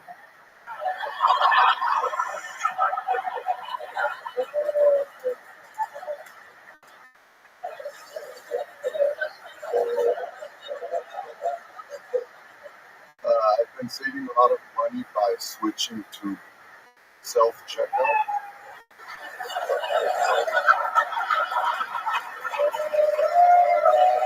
Very funny. Alex Reyes. This is your first time on the show, correct? First time. Very, very funny, man. How long have you been doing stand-up? On and off since 2017. I love it. Seems like it. You're hilarious. Great timing. Great fucking everything. Totally Amazing. Matthew Broussard. Yeah, just clean is what I know. That was a total thing said. Yeah, amazing that you can come in clean after a chick just talked about shit in our pussy for 15 minutes. It's unbelievable. You did it with the smart, well-executed, well-timed jokes. What do you do for work? I go door to door. I set appointments for homeowners looking to go solar. Okay. Hell yeah. I'm not proud of it. T-Mobile has a wide range of networks. They actually use they use all the antennas. You know that? They have like the Actually, Tommy, the latest reports are they're the fastest mobile provider out of all of them. I've been loyal to T-Mobile for a very, very long time. They are I've left Verizon, I've left Sprint, I've been with them all with horrible breakups, every single one of them. T-Mobile, honestly, I mean, and maybe you don't go on the road a lot, but if you travel, T-Mobile is unbelievable. But they're sponsored. No, they're not. They're just the Totally fast. Like your joke, it seems like it's like you wrote it like 30 years ago. Almost. Like that's how like. Yeah, you got the wrong network. They got maybe Sprint. Yeah, Sprint's terrible. But actually, yes, T-Mobile uses everyone's things. Verizon's actually the worst right now. All around the world, when you turn on your T-Mobile phone, it's on. It's working. And other people are like, fuck, are you getting reception? Yeah, you dork. Because it's T-Mobile. But I find it interesting, and it worked for you. You were able to sell it. But I just find it interesting because we're T-Mobile guys, and if you go to T-Mobile.com right now, and use the promo code Phil20. Oh yeah. Oh yeah. You. I am doing a speed test now, and it's downloading at 430 megabytes right now on the network. 500 now. Look at that. The nerd from Iowa just peed in his pants. That website.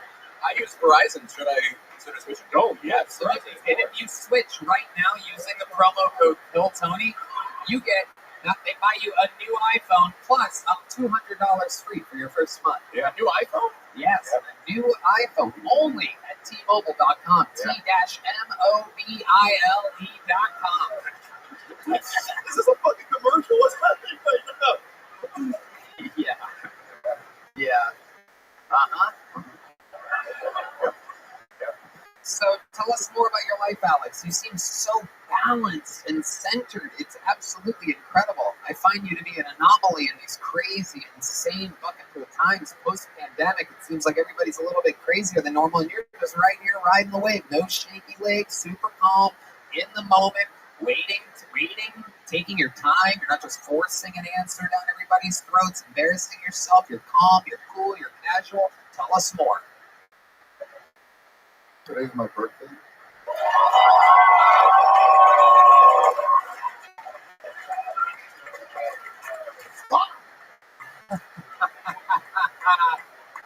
What are you doing to celebrate other than this? Teresa.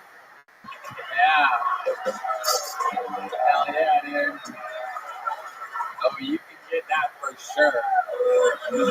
Oh, yeah. You can sprint right into her horizon. You know, T-Mobile Tuesdays every Tuesday gives you free things like free ice cream cones, Wendy's hamburgers. It's like your birthday every week. And if you have the new at-home internet package, tell us more about you, Alex. It's your birthday. That's great. Are you in love currently? Straight? No, Gay? I'm single. I'm straight, I guess. Straight, single, you guess? Hell yeah, this guy's down to fuck, bro. Well, if he was that wrong about T-Mobile, he might be questioning other things. It's true. E-mobile, she-mobile, what does it matter? So, I actually did that. I did that joke on video, on a reel. It did go viral. But a very famous comedian who openly text messaged me and said, that is a very great joke. And I wanted to let everybody know. I wanted to screenshot it and share it to everybody online. But then I'm like, people are going to start asking questions. They're going to be like, why do you have a gay comedian in your phone like that? Or are you? And then I'm like, well, fuck, maybe I am homophobic.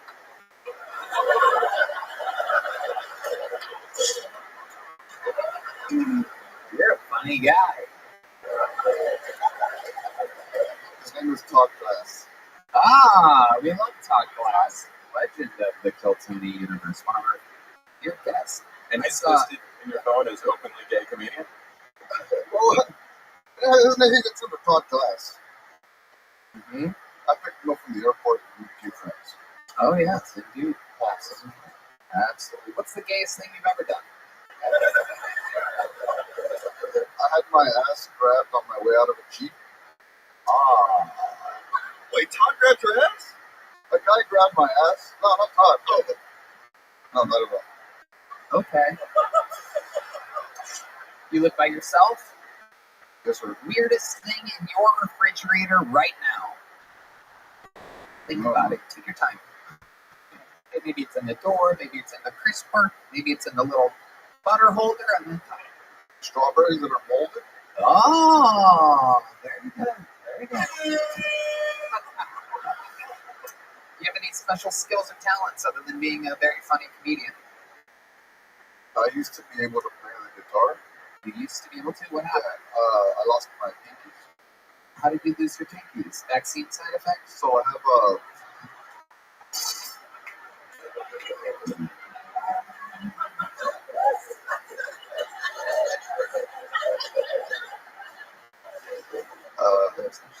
I have MS, so I have trouble with my hands. No, you started. Yeah. Which MS? 13, 12, 11? Alex, thank you so much. An amazing performance. Sign up again. Come back sometime, okay? Here's a big joke book. Alex. Leading with a big joke book. Leading with a gel blaster. Alex Reyes. And so that is that. And only now, in our final moments, do we realize the true power of the dark side. This battle station is fully operational, and it ends with one big red machine. Ladies and gentlemen, the record holder, receipts done, interviews done, all time, the only living member of the Kill Tony Hall of Fame is here, Austin's own William Montgomery.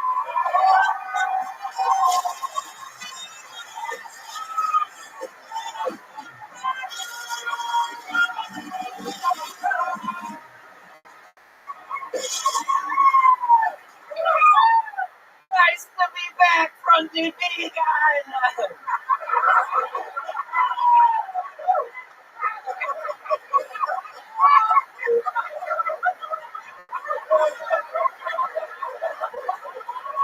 I have to be honest, I'm actually the balding, orange-headed man who kidnapped Carly Russell in Alabama last week.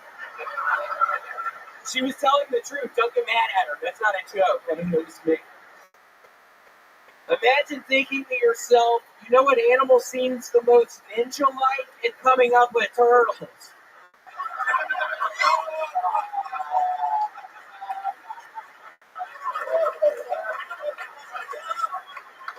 That'd be like trying to come up with the perfect protagonist for a video game and going, yeah, let's make him a plumber. And then with that, for no explainable reason, become successful rather than going a different direction. You brainstorm and create a sibling who also happens to be a plumber. Genius. Kids love plumbers. Is taxidermist already taken? Anybody else think it's weird Master Shredder gets his funding from George Soros? What's going on in the sewers down there? Okay, that's what's up. Wow.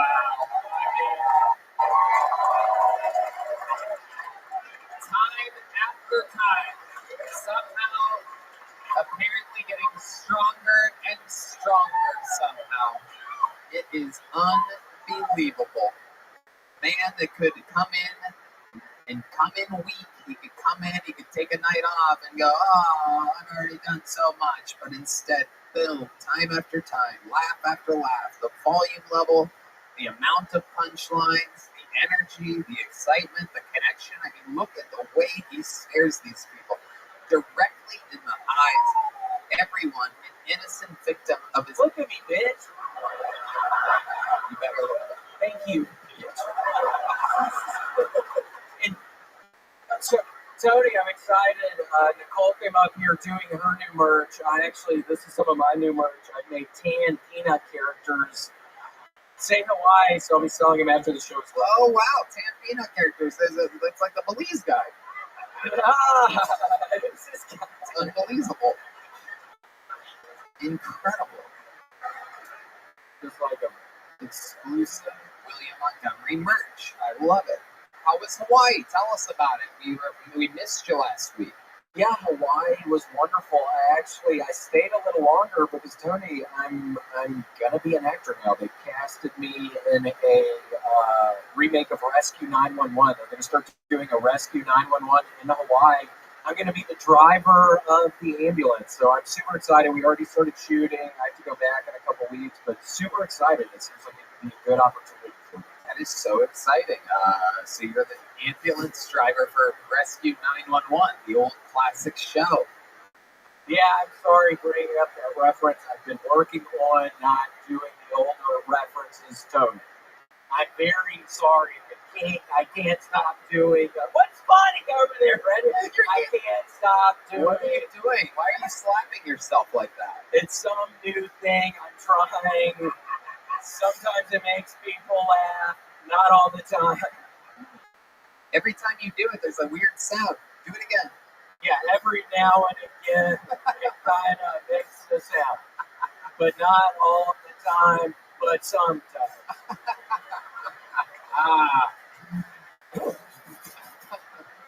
But seriously, sometimes I do this. That was too fast. And Tony has some really good news. My hemorrhoid, it's been about 3 or 4 weeks now. It's finally getting better. It's the size. Wow. It's the size of a little grape now. So that's much better than a tennis ball deal I had up there. So it's getting better, Tony. Wow.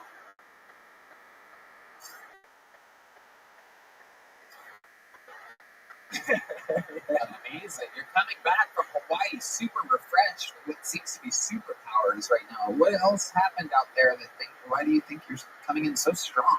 I don't know. This time I did get a new tattoo, and I'm starting to really feel the powers of the Looney Tunes. I got a foghorn leghorn. Wow.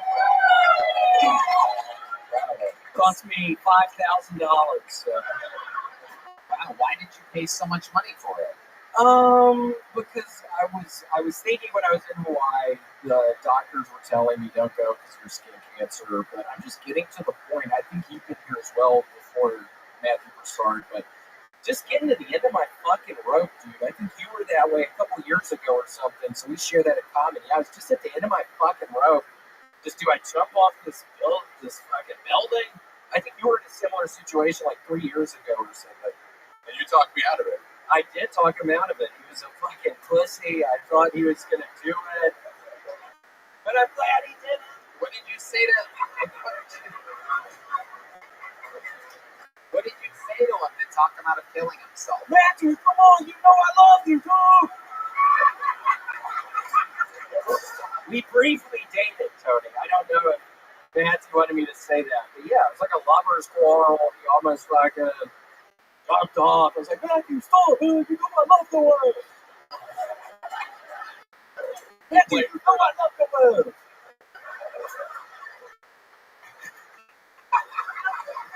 William's a wild boy. Matthew, is this true? You guys had a lover's quarrel? It was a short but fervorous tryst. More lustful than anything I'll never forget. Yeah, I mean, that happened. I was listening to that slut who's up here a couple people ago, and yeah, a couple times I came in about 30 seconds or something. It was okay. Let's move on. Very, very interesting. So now that you're back to Austin, Texas, you have any plans or anything else going on? Sweet little dog, still good? Still doing good. Still kissing her tummy nonstop all the time. Kissing her tummy with my tongue, by her butt. She loves it. I love it. My butt's better.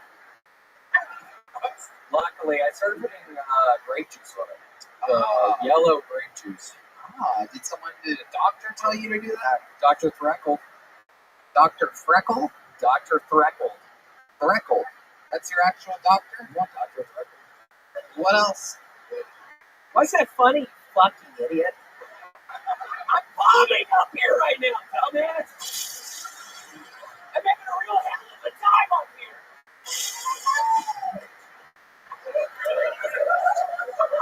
I tried to do the gay thing with you. That didn't really work out. Then you're laughing at me like that, you piece of shit. I think you're doing fantastic. Well, thank you, Tony. You guys think William's doing good up here?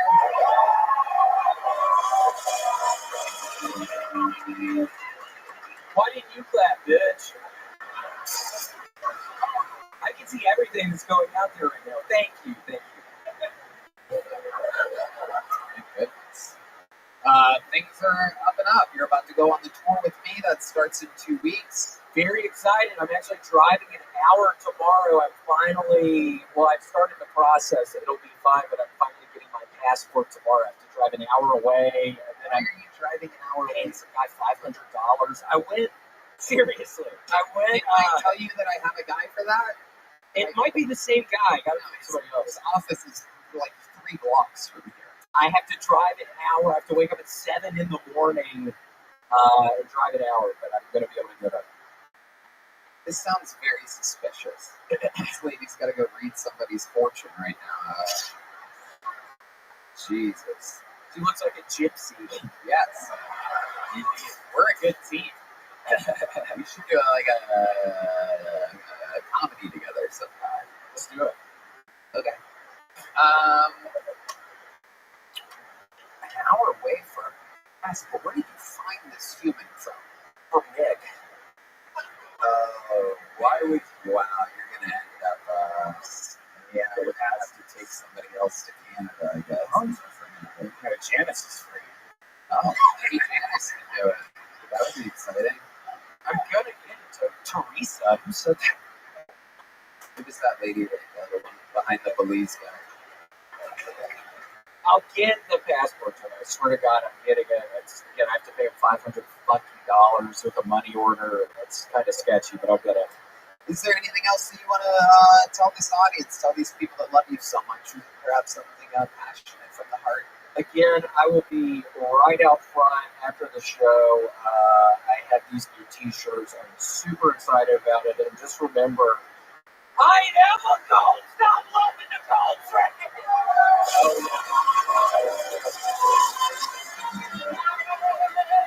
Never in a million years will I stop loving the gold train. How loud can this place get for the one and only William Up? The drawing for Brian J. E-Milk is in from Los Angeles. That's on your screen right now. Thank you to Gel Blaster, Red Rose, Yellow Rose, CM Smokehouse, CMHUS.com, Connect Mobile Health for your IV drips. Of course, Screwball Peanut Butter Whiskey. How loud can this place get for the great Brian Moses? Follow him at Roast Battle. This is the creator of Roast Battle. Have Monday, Matthew Broussard right here, everybody. Make some noise of Matthew. Exclusive Kill Tony merch available in the lobby, and also very limited edition Nicole Tran merch. How about one more time for the great Michael Gonzalez on the drums? Here's some local art from the great Chris Rogers art. That's Paul Deaver on the horns. Oh, great painting of Janice, everybody. One-on-one. Make some noise for Matt Mueling on the electric guitar. And one more time for D Magnets, everybody. We did it again, Red Band. Check out the Secret Show every Thursday at the Sunset Strip, sunsetstripatx.com. Love you. Very few tickets still available for the HEB Center on New Year's Eve, the biggest show we've ever done. There's going to be a lot of shows that weekend, New Year's Eve, here in Austin, Texas. A lot of other huge, fun announcements coming up, a lot of exciting stuff. Go to killmerch.com, and some new drops happening there. Should already be there by the time you hear this episode. All right. Good night, everybody. Thank you so much. We love you. Thank you. Bye-bye.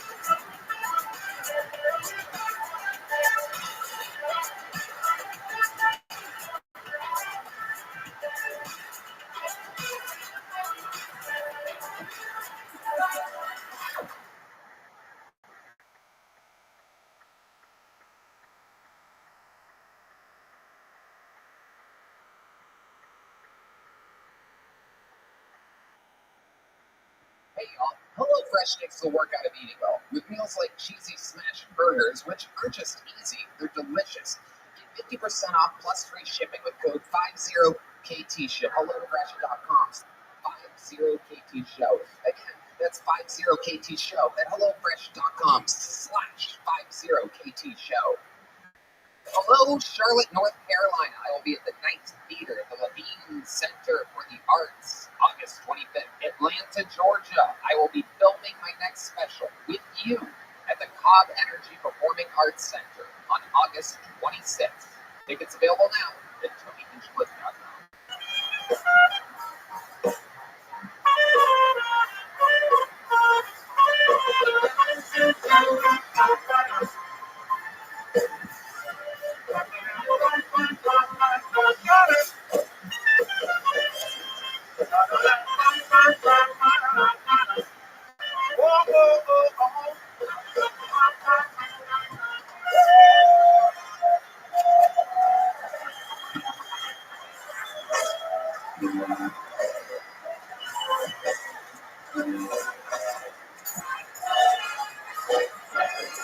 Hey, this is Rabbi coming live from the Comedy Mothership here in Austin, Texas. For a brand new episode of Kill Tony, get up for Tony Hinchcliffe!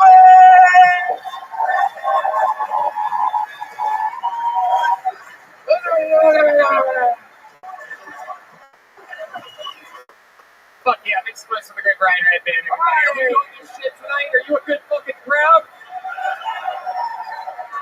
Easy! Hell yeah, you're the #1 live podcast in the world. This is Kill Tony, brought to you by Gel Blaster, Red Rose, Yellow Rose, Austin Security Guard Service, Connect Mobile Health, where you can get IV drips here in Austin, Texas, delivered straight to wherever you are. You're hungover at some random hotel, go to cmhus.com, get an IV drip, use the code KILL10, let them know that we sent you. The Whole Firm, a new sponsor, the best DUI lawyer in the city. Fuck yeah! So, if you get a little excited after your IV drip, get fucked up, get a DUI, we got you there too. Prize Picks, TonyHinchcliffe.com, providing the new Tony Hinchcliffe global tour. And Screwball Peanut Butter Whiskey, which presents the Kill Tony Band, everybody. Come on! You heard up. Podcast listeners have no idea what you people just got to enjoy. That's the great Michael Gonzalez on the drums, Paul Deaver on the horns, Matt Mueling on the electric, the founding member of the Austin Band, John Dees, back from tour with Gary Cook Jr. And this right here is the one and only force known as D-Madness, everybody. Live in the flesh. We are in for a many of an episode. But before we start, here is more from the amazing sponsors that made tonight's episode available for you, here, right now. What's something you think we should know about you? We get to know you, 3,000 people. What's something interesting about you? I'm not retarded, but I like rocks.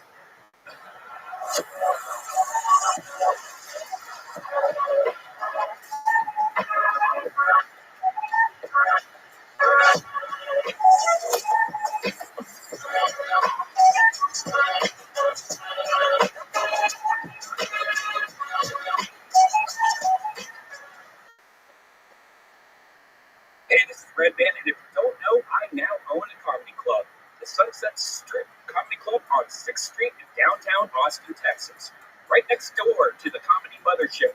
Check it out. We have shows every single night, but most importantly, every Thursday, I put on the secret show. You might hear all about and Kill Tony, but you have to go to sunsetstripatx.com to get your tickets.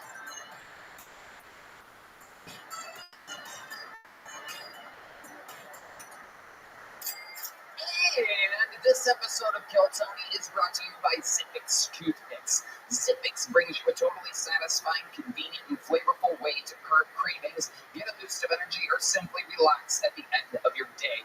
Remember when massive fake clouds, ashtrays, and dip spit were awesome?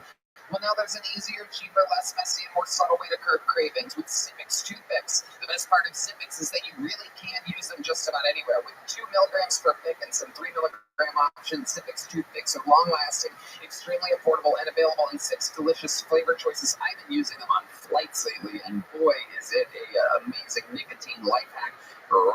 Yeah, it's great. They also sell these like little containers to put them in. I love them. It's the oral gratification and amazing flavors that keep us coming back to Zippix. Also, if you need a boost of energy, try their Zip Energy B12 and caffeine toothpicks. No doubt about it. You guys have seen us use Zippix on the podcast. Now it's time to find out for yourself. Go to ZippixToothpicks.com today and use code KILLTONY10 to get 10% off your order. That's ZippixToothpicks.com, promo code KILLTONY10. Must be 21 or older to purchase. Sip more, smoke less with Zippix Toothpicks. Hey y'all, everybody gets down sometimes, and it deeply affects everyone's life, including them and everyone around them.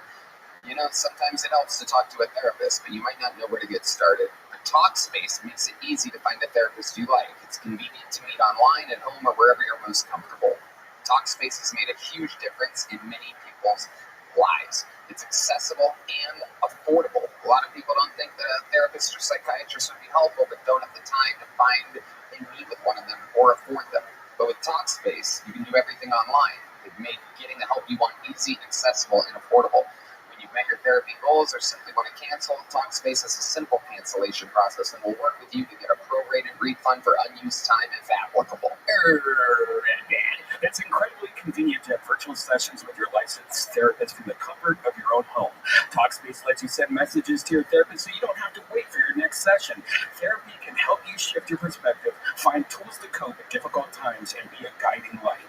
TalkSpace is affordable and in network with most insurers. And as a listener of this podcast, you'll get $80 off your first month with TalkSpace when you go to TalkSpace.com/Tony.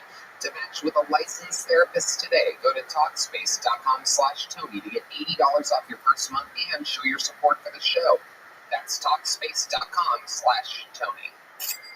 Hey everybody, if you're hiring, you know that it's incredibly hard to attract top talent. And with the current labor market conditions, it's even harder than ever. That's why you want a partner who gets it. ZipRecruiter. ZipRecruiter knows how tough it is right now, but they figured out solutions for the problems you're facing. See for yourself right now. You can try them for free at ZipRecruiter.com/KillTony. Red Band. Yeah, if you need to hire really fast, ZipRecruiter has this great technology. It finds matches for your job sooner. If you want first dibs on talent, ZipRecruiter lets you invite the most qualified candidates to apply for your job. Its pricing is straightforward, has no surprise cost, and it reaches the right people. ZipRecruiter posts your job to 100+ job sites. No doubt about it. Team up with a hiring partner who understands what you need. ZipRecruiter. 4 out of 5 employers who post on ZipRecruiter get a quality candidate within the first day. Just go to this exclusive web address to try ZipRecruiter for free. That's ZipRecruiter.com/KillTony. Again, ZipRecruiter.com/KILLTONY. Why? Because ZipRecruiter, the smartest way to hire. Hey y'all, if you watch the show, you know that I love packages. And of all the packages that get dropped off at my door, hands down the best box I open every month is my Box of Awesome from Bespoke Post. My Box of Awesome is filled with carefully chosen gear from the best small brands around the world. You know what I got this month? Was the Slash. The Knife in the Slash box is made by Bare Bones, based in Salt Lake City, a real American company. No matter what you have going on this summer, Box of Awesome has you covered. From camping gear essentials, cookout must-haves, and drink game upgrades, Box of Awesome has collections for every part of your life. Red Band. Oh, I got a good one this month. I got the American Barbecue Rub, the Carnivore Box, and it's made by the Great American Spice Company in Rockford, Michigan. To get started, it's really easy. Just go to boxofawesome.com. Your answers will help them pick the right Box of Awesome for you. They release new boxes every month across a ton of different categories. Each box is valued around $70, but you only pay a fraction of that price. Plus, with each Box of Awesome, you're supporting small businesses. 90% of everything that comes in your Box of Awesome is from a small up-and-coming brand. It's free to sign up, and you can skip a month or cancel anytime. That's right. Get 20% off your first monthly box when you sign up at boxofawesome.com and enter the code KILLTONY at checkout. That's boxofawesome.com, code KILLTONY for 20% off your first box. Boxofawesome.com, code KILLTONY. Hey y'all, if you're a Kill Tony fan, you know that buying tickets isn't always the easiest thing. Buying tickets to your favorite events shouldn't be stressful. Game Time is the fast and easy way to buy tickets for all the sports, music, comedy, and theater near you. With killer deals on last-minute tickets and their best price guarantee, you can stop stressing over the tickets and start getting hyped for the fun you'll have. I can look through the Game Time app right now, and I can see, hey, and Snoop Dogg, who had roasted to a crisp before he's performing on the 18th at the Germania Insurance Amphitheater. Drake and 21 Savage at the Moody Center here in Austin, Texas. Pantera, also at the Germania. A lot of great stuff happening. Flash deals, last-minute tickets, easy to find and buy tickets to every kind of event in your area. We give you images of seat views, lowest price guarantee, event cancellation protection, job loss protection, etc. And there's a game time guarantee that means you will always get the best price. If you find tickets in the same section and row for less, Game Time will credit you 110% of the difference. Forget planning months in advance. Game Time has deals on tickets right up to the day of the event. And you get images of the seat before you buy, so you know exactly what to expect when you arrive. And you buy tickets in a matter of seconds. Just 2 taps and you're set.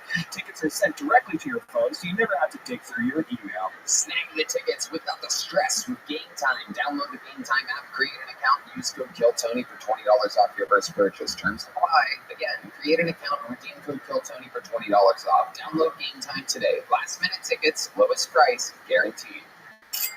Hey y'all, I have to tell you about this super blend I'm loving called Kachava. It's hands down the best thing I've found to feed my body the nutrients it craves. Kachava is an all-in-one plant-based super blend made up of superfoods, greens, plant proteins, antioxidants, adaptogens, and probiotics. In other words, everything your body craves to feel your best. And I know what you're thinking. Something that is good for me can't possibly taste delicious, but that's where Kachava really earns their thousands of 5-star reviews. It tastes amazing. It's creamy, smooth, and comes in 5 delicious flavors. Chocolate and vanilla are my 2 favorites, but it also comes in matcha, coconut acai. Some folks like to think of it as a part of a healthy breakfast or lunch, but others think of it as a protein-packed snack before or after a workout. I know I do. It feeds me after after a long day on the golf course with 25 grams of plant protein per serving for Red Band. Personally, I love to eat it right when I wake up with breakfast, lunch, every day, before a workout, after a workout, whatever craves. Liar! It makes me feel great for hours, energized and ready for my day. It's so good knowing all those nutrients I'm putting in my body. And you know what? My first impression was, wow, this is delicious. I love drinking it. It makes my day better. Because I don't like eating. It's easy just to pound down right before I go out. I am so with you on that. Pound down to Pound Town. Kachava is offering our listeners 10% off for a limited time. Just go to kachava.com/Tony, spelled Kachava, and get 10% off your first order. That's Kachava.com/Tony. You guys ready to start tonight's show? Ladies and gentlemen, every single week, you never know what you're going to get. You know, this is one of those shows where, sure, sometimes we have fucking big celebrities sometimes, and sometimes I introduce you to people that have been doing it about as long as me, that are about to pop and fucking be famous. I take great pride in introducing the comedy fans of Kill Tony to some of the biggest comedians coming up in the game, whether it was Shane Gillis years ago or Tim Dillon years before that or this or that. This is one of those guys. I've been performing with this guy since we were doing open mics together in LA 16 years ago, waiting out under the sun in the daytime to basically perform in front of each other. Now he's a fucking monster. He lives here in Austin, Texas. I've waited a long time to have him on solo. One of our favorite guests of all time, one of my favorite comedians working today. Make some fucking noise for the great Taik, everybody. Taik, come in.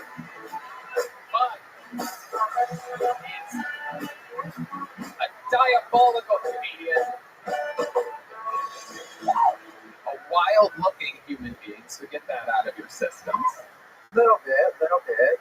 He's very, very, very, very interesting. He's both thuggish and, what do you consider yourself? A faggot. That's right. Thank you. That one's in the episode. You can say it. I can't.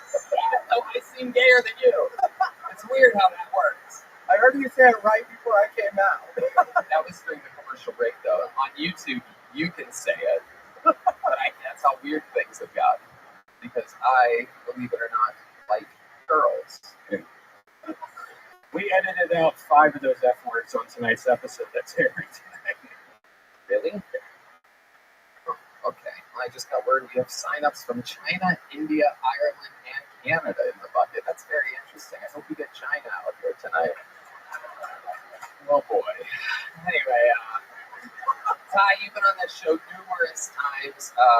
This is your first time doing it alone with us, with the beautiful machine running at 1,000 miles an hour. Nothing can stop us. You know how it works.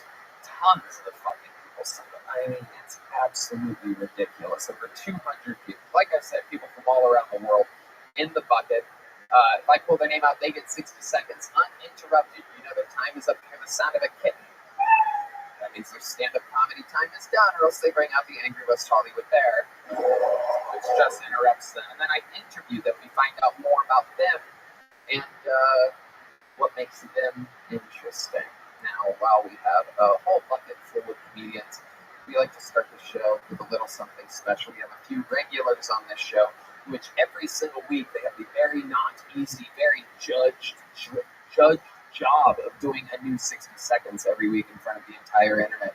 This guy started on the show over 2 years ago, and his life is completely fucking changed. I mean, we've seen him have ups, downs. He's been challenged by numerous people trying to take his job. How many of you are fans of the show? Well, then maybe you know the words. If you guys start singing, maybe I'll just say his name. You guys know the words? This is Hans Kim. This is Hans Kim.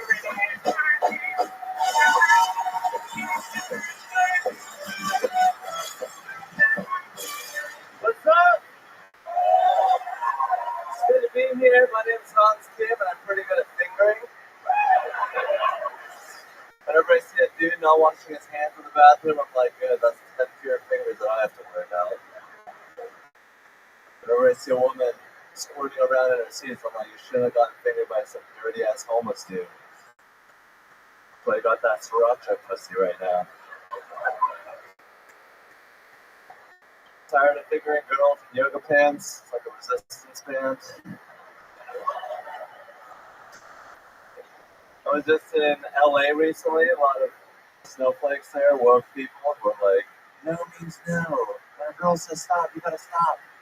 And then they get to a four-way stop and just blow through the stop sign. You did not wait for enthusiastic consent. Congratulations, you're a rapist. Alright, that's my time, thank you. It is indeed 59.5 seconds from the professional Hans Kim. Are you the person that signed up from China tonight? No. I'm American, just like you, Tony. I know, my sweet. How about another hand for Hans Kim, everybody? Doing it again. Easy breezy, making it look easy. I love it. Love the stop sign joke. How do you feel? How do you feel that it went? I felt it went all right. I felt like, maybe the crowd is like racist against Chinese people. Whoa. I'm Korean. We love it. Ty, you know Hans Kim. What do you think about all this? I love Hans. I've known Hans since he was still in Washington, before he got into the band. Yeah, I don't remember that part, but I think I would have remembered. Ty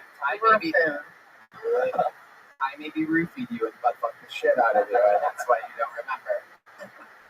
Last time Hans told me he was homophobic, so that might be why. I love you. I don't like the others, but... You don't like what? The others. The other what? Gays. Oh, really? Is that true? Yeah. Wow. Oh my goodness. What is it about the gays that you don't like, Hans? Brutally honest. Almost autistic, Hans Kim. They're like strong like a man, but they're like gossip like a woman, so I can't hurt them. You can't hurt them. The gays like getting fingered too, Hans. Oh, really? Is there like lube for that, or? Usually just spit. Oh. Oh boy.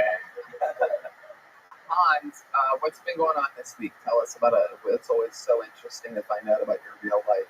I went to LA with my girlfriend. We got an Airbnb. We stayed there for 5 days. She got only mad at me twice. Okay. Let's go over. What were the 2 times? What did she get mad at you about? This is always interesting. One time she just remembered the fact that I wore a girl's shirt that was her naked on it. So Like, oh, remember that time? I'm mad at you for that day. You didn't even wear it when in LA. You No. just had a memory. Yeah.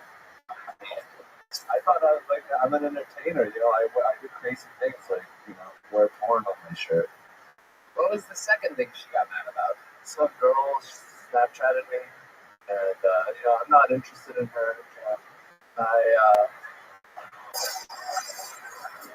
don't care about her. How did your girlfriend find out that another girl Snapchatted you? She probably looked at my phone. But she probably looked at your phone? What do you mean she probably looked at your phone? I mean, she probably like looked at the notification, the home screen. She doesn't have a passcode yet, so.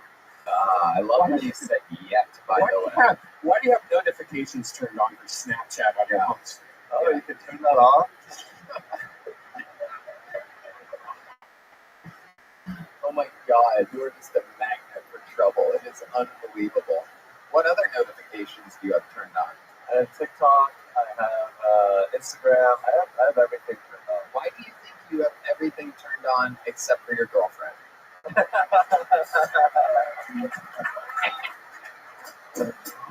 Probably because my dick isn't as big as she wants it to be. What the fuck? This is the weirdest show on planet Earth. Just Hans being Hans up here. Anything else you want to talk about, Hans? What else is going on in life? No challenges this week. No challenges for next week. Oh yeah, that was pretty stressful for me last week. I challenged Brian Redban's girlfriend, and it was kind of humiliating. I feel like my girlfriend should challenge Brian Redban for his job now. Oh my goodness. I don't want her looking at my phone over here, though. That's what else is going on in life, Hans? Anything else? I'm STD free. Wait, when did you find this out? It was like a while ago. I said it on the show, but I'm still STD free. How do you know you're still STD free if you didn't get another test? Because my girlfriend is the only person I've been having sex with, and I hope she's unfaithful to me. I don't think she has probably. Has there been anything suspicious? Do you feel like she has perhaps cheated on you? No, she did have dinner with her ex tonight and her mom's, but... Wait, what? Why is she having dinner with her ex tonight? Because he needed his bed back. She was sleeping in his bed. She was sleeping in his bed? Yeah, he let her borrow her bed. But why would they have dinner together? I don't know. His mom was there, and she likes his mom. She's apparently like dying. So, whatever. Sounds suspicious as fuck. The old dying mom. Oh, she went and took a nap because she's dying, and we just had dinner. He feasted. Dean Anderson said they fucked it in the back. I just heard him say it. Just so that you know. And he has extra senses that we don't have. You can feel the vibration of your girlfriend's former bed right now. Why did they break up originally? Like, what was the reason for him to break up? I think that he was just like a loser, just not doing anything with his life. Your girlfriend does cocaine and nitrous. That is true. Yeah, she has high standards. Hans, fun times, Hans. You did it again. Way to get the show started. That's a minute from the great Hans Kim, everybody, getting us started tonight. The show's nuts. We pull names out of a bucket, and then they get brought to us from the other bar next door. Your first comedian getting an uninterrupted 60 seconds tonight. We're going to meet them all together. So it could be anything. It could be a star of the future discovered here on Kill Tony. It could be a completely insane person here, perhaps with weapons to murder all of us. Anything can happen. Put your hands together for Tony Wellens, everybody. Sounds like a familiar name. Tony Wellens. Oh, we know Tony. Make some noise for Tony, everybody. Come on. Hello. What's up? I think pussy's cool. I think pussy's great. I think in this country we're a fan of penises more, though. We like dicks more. You guys don't believe me? We name a lot of things after penises. You know, we have like cockpits. We have cockroaches. We have cocks. Those are chickens. We have peacocks. Those are chickens that went to art school. We even have people that we named Dick. There's people that are named Dick. Dick is a nickname for Richard. I recently learned that Dick was a nickname for Richard. How wild is that? I think that's crazy because I don't think you've ever seen the opposite. You've never seen Flip. You've never seen. This is our daughter Brittany. We call her Clit for short. We call her Clit for short. Yeah, she's very sensitive. She's don't rub her the wrong way. Don't sometimes she's hard to find, but not when you play like me, bitch, okay? I'll be in that pussy all night, bitch, goddamn. God, I want to be black so bad. Thank you so much, everybody. There he is, Tony Wellens, everyone. Absolutely. Sliding into black voice there at the end. Just because he wants to. Ty Rivera, what do you think about Tony? To be a straight man, you sure do have a lot of dick on the brain. There is. What's going on there? I just see the. I love pussy. I think about. I don't know how to answer that question. Honestly, I know honestly. You got me there. You got me there. All right. Well, I'll see you at one of the shows.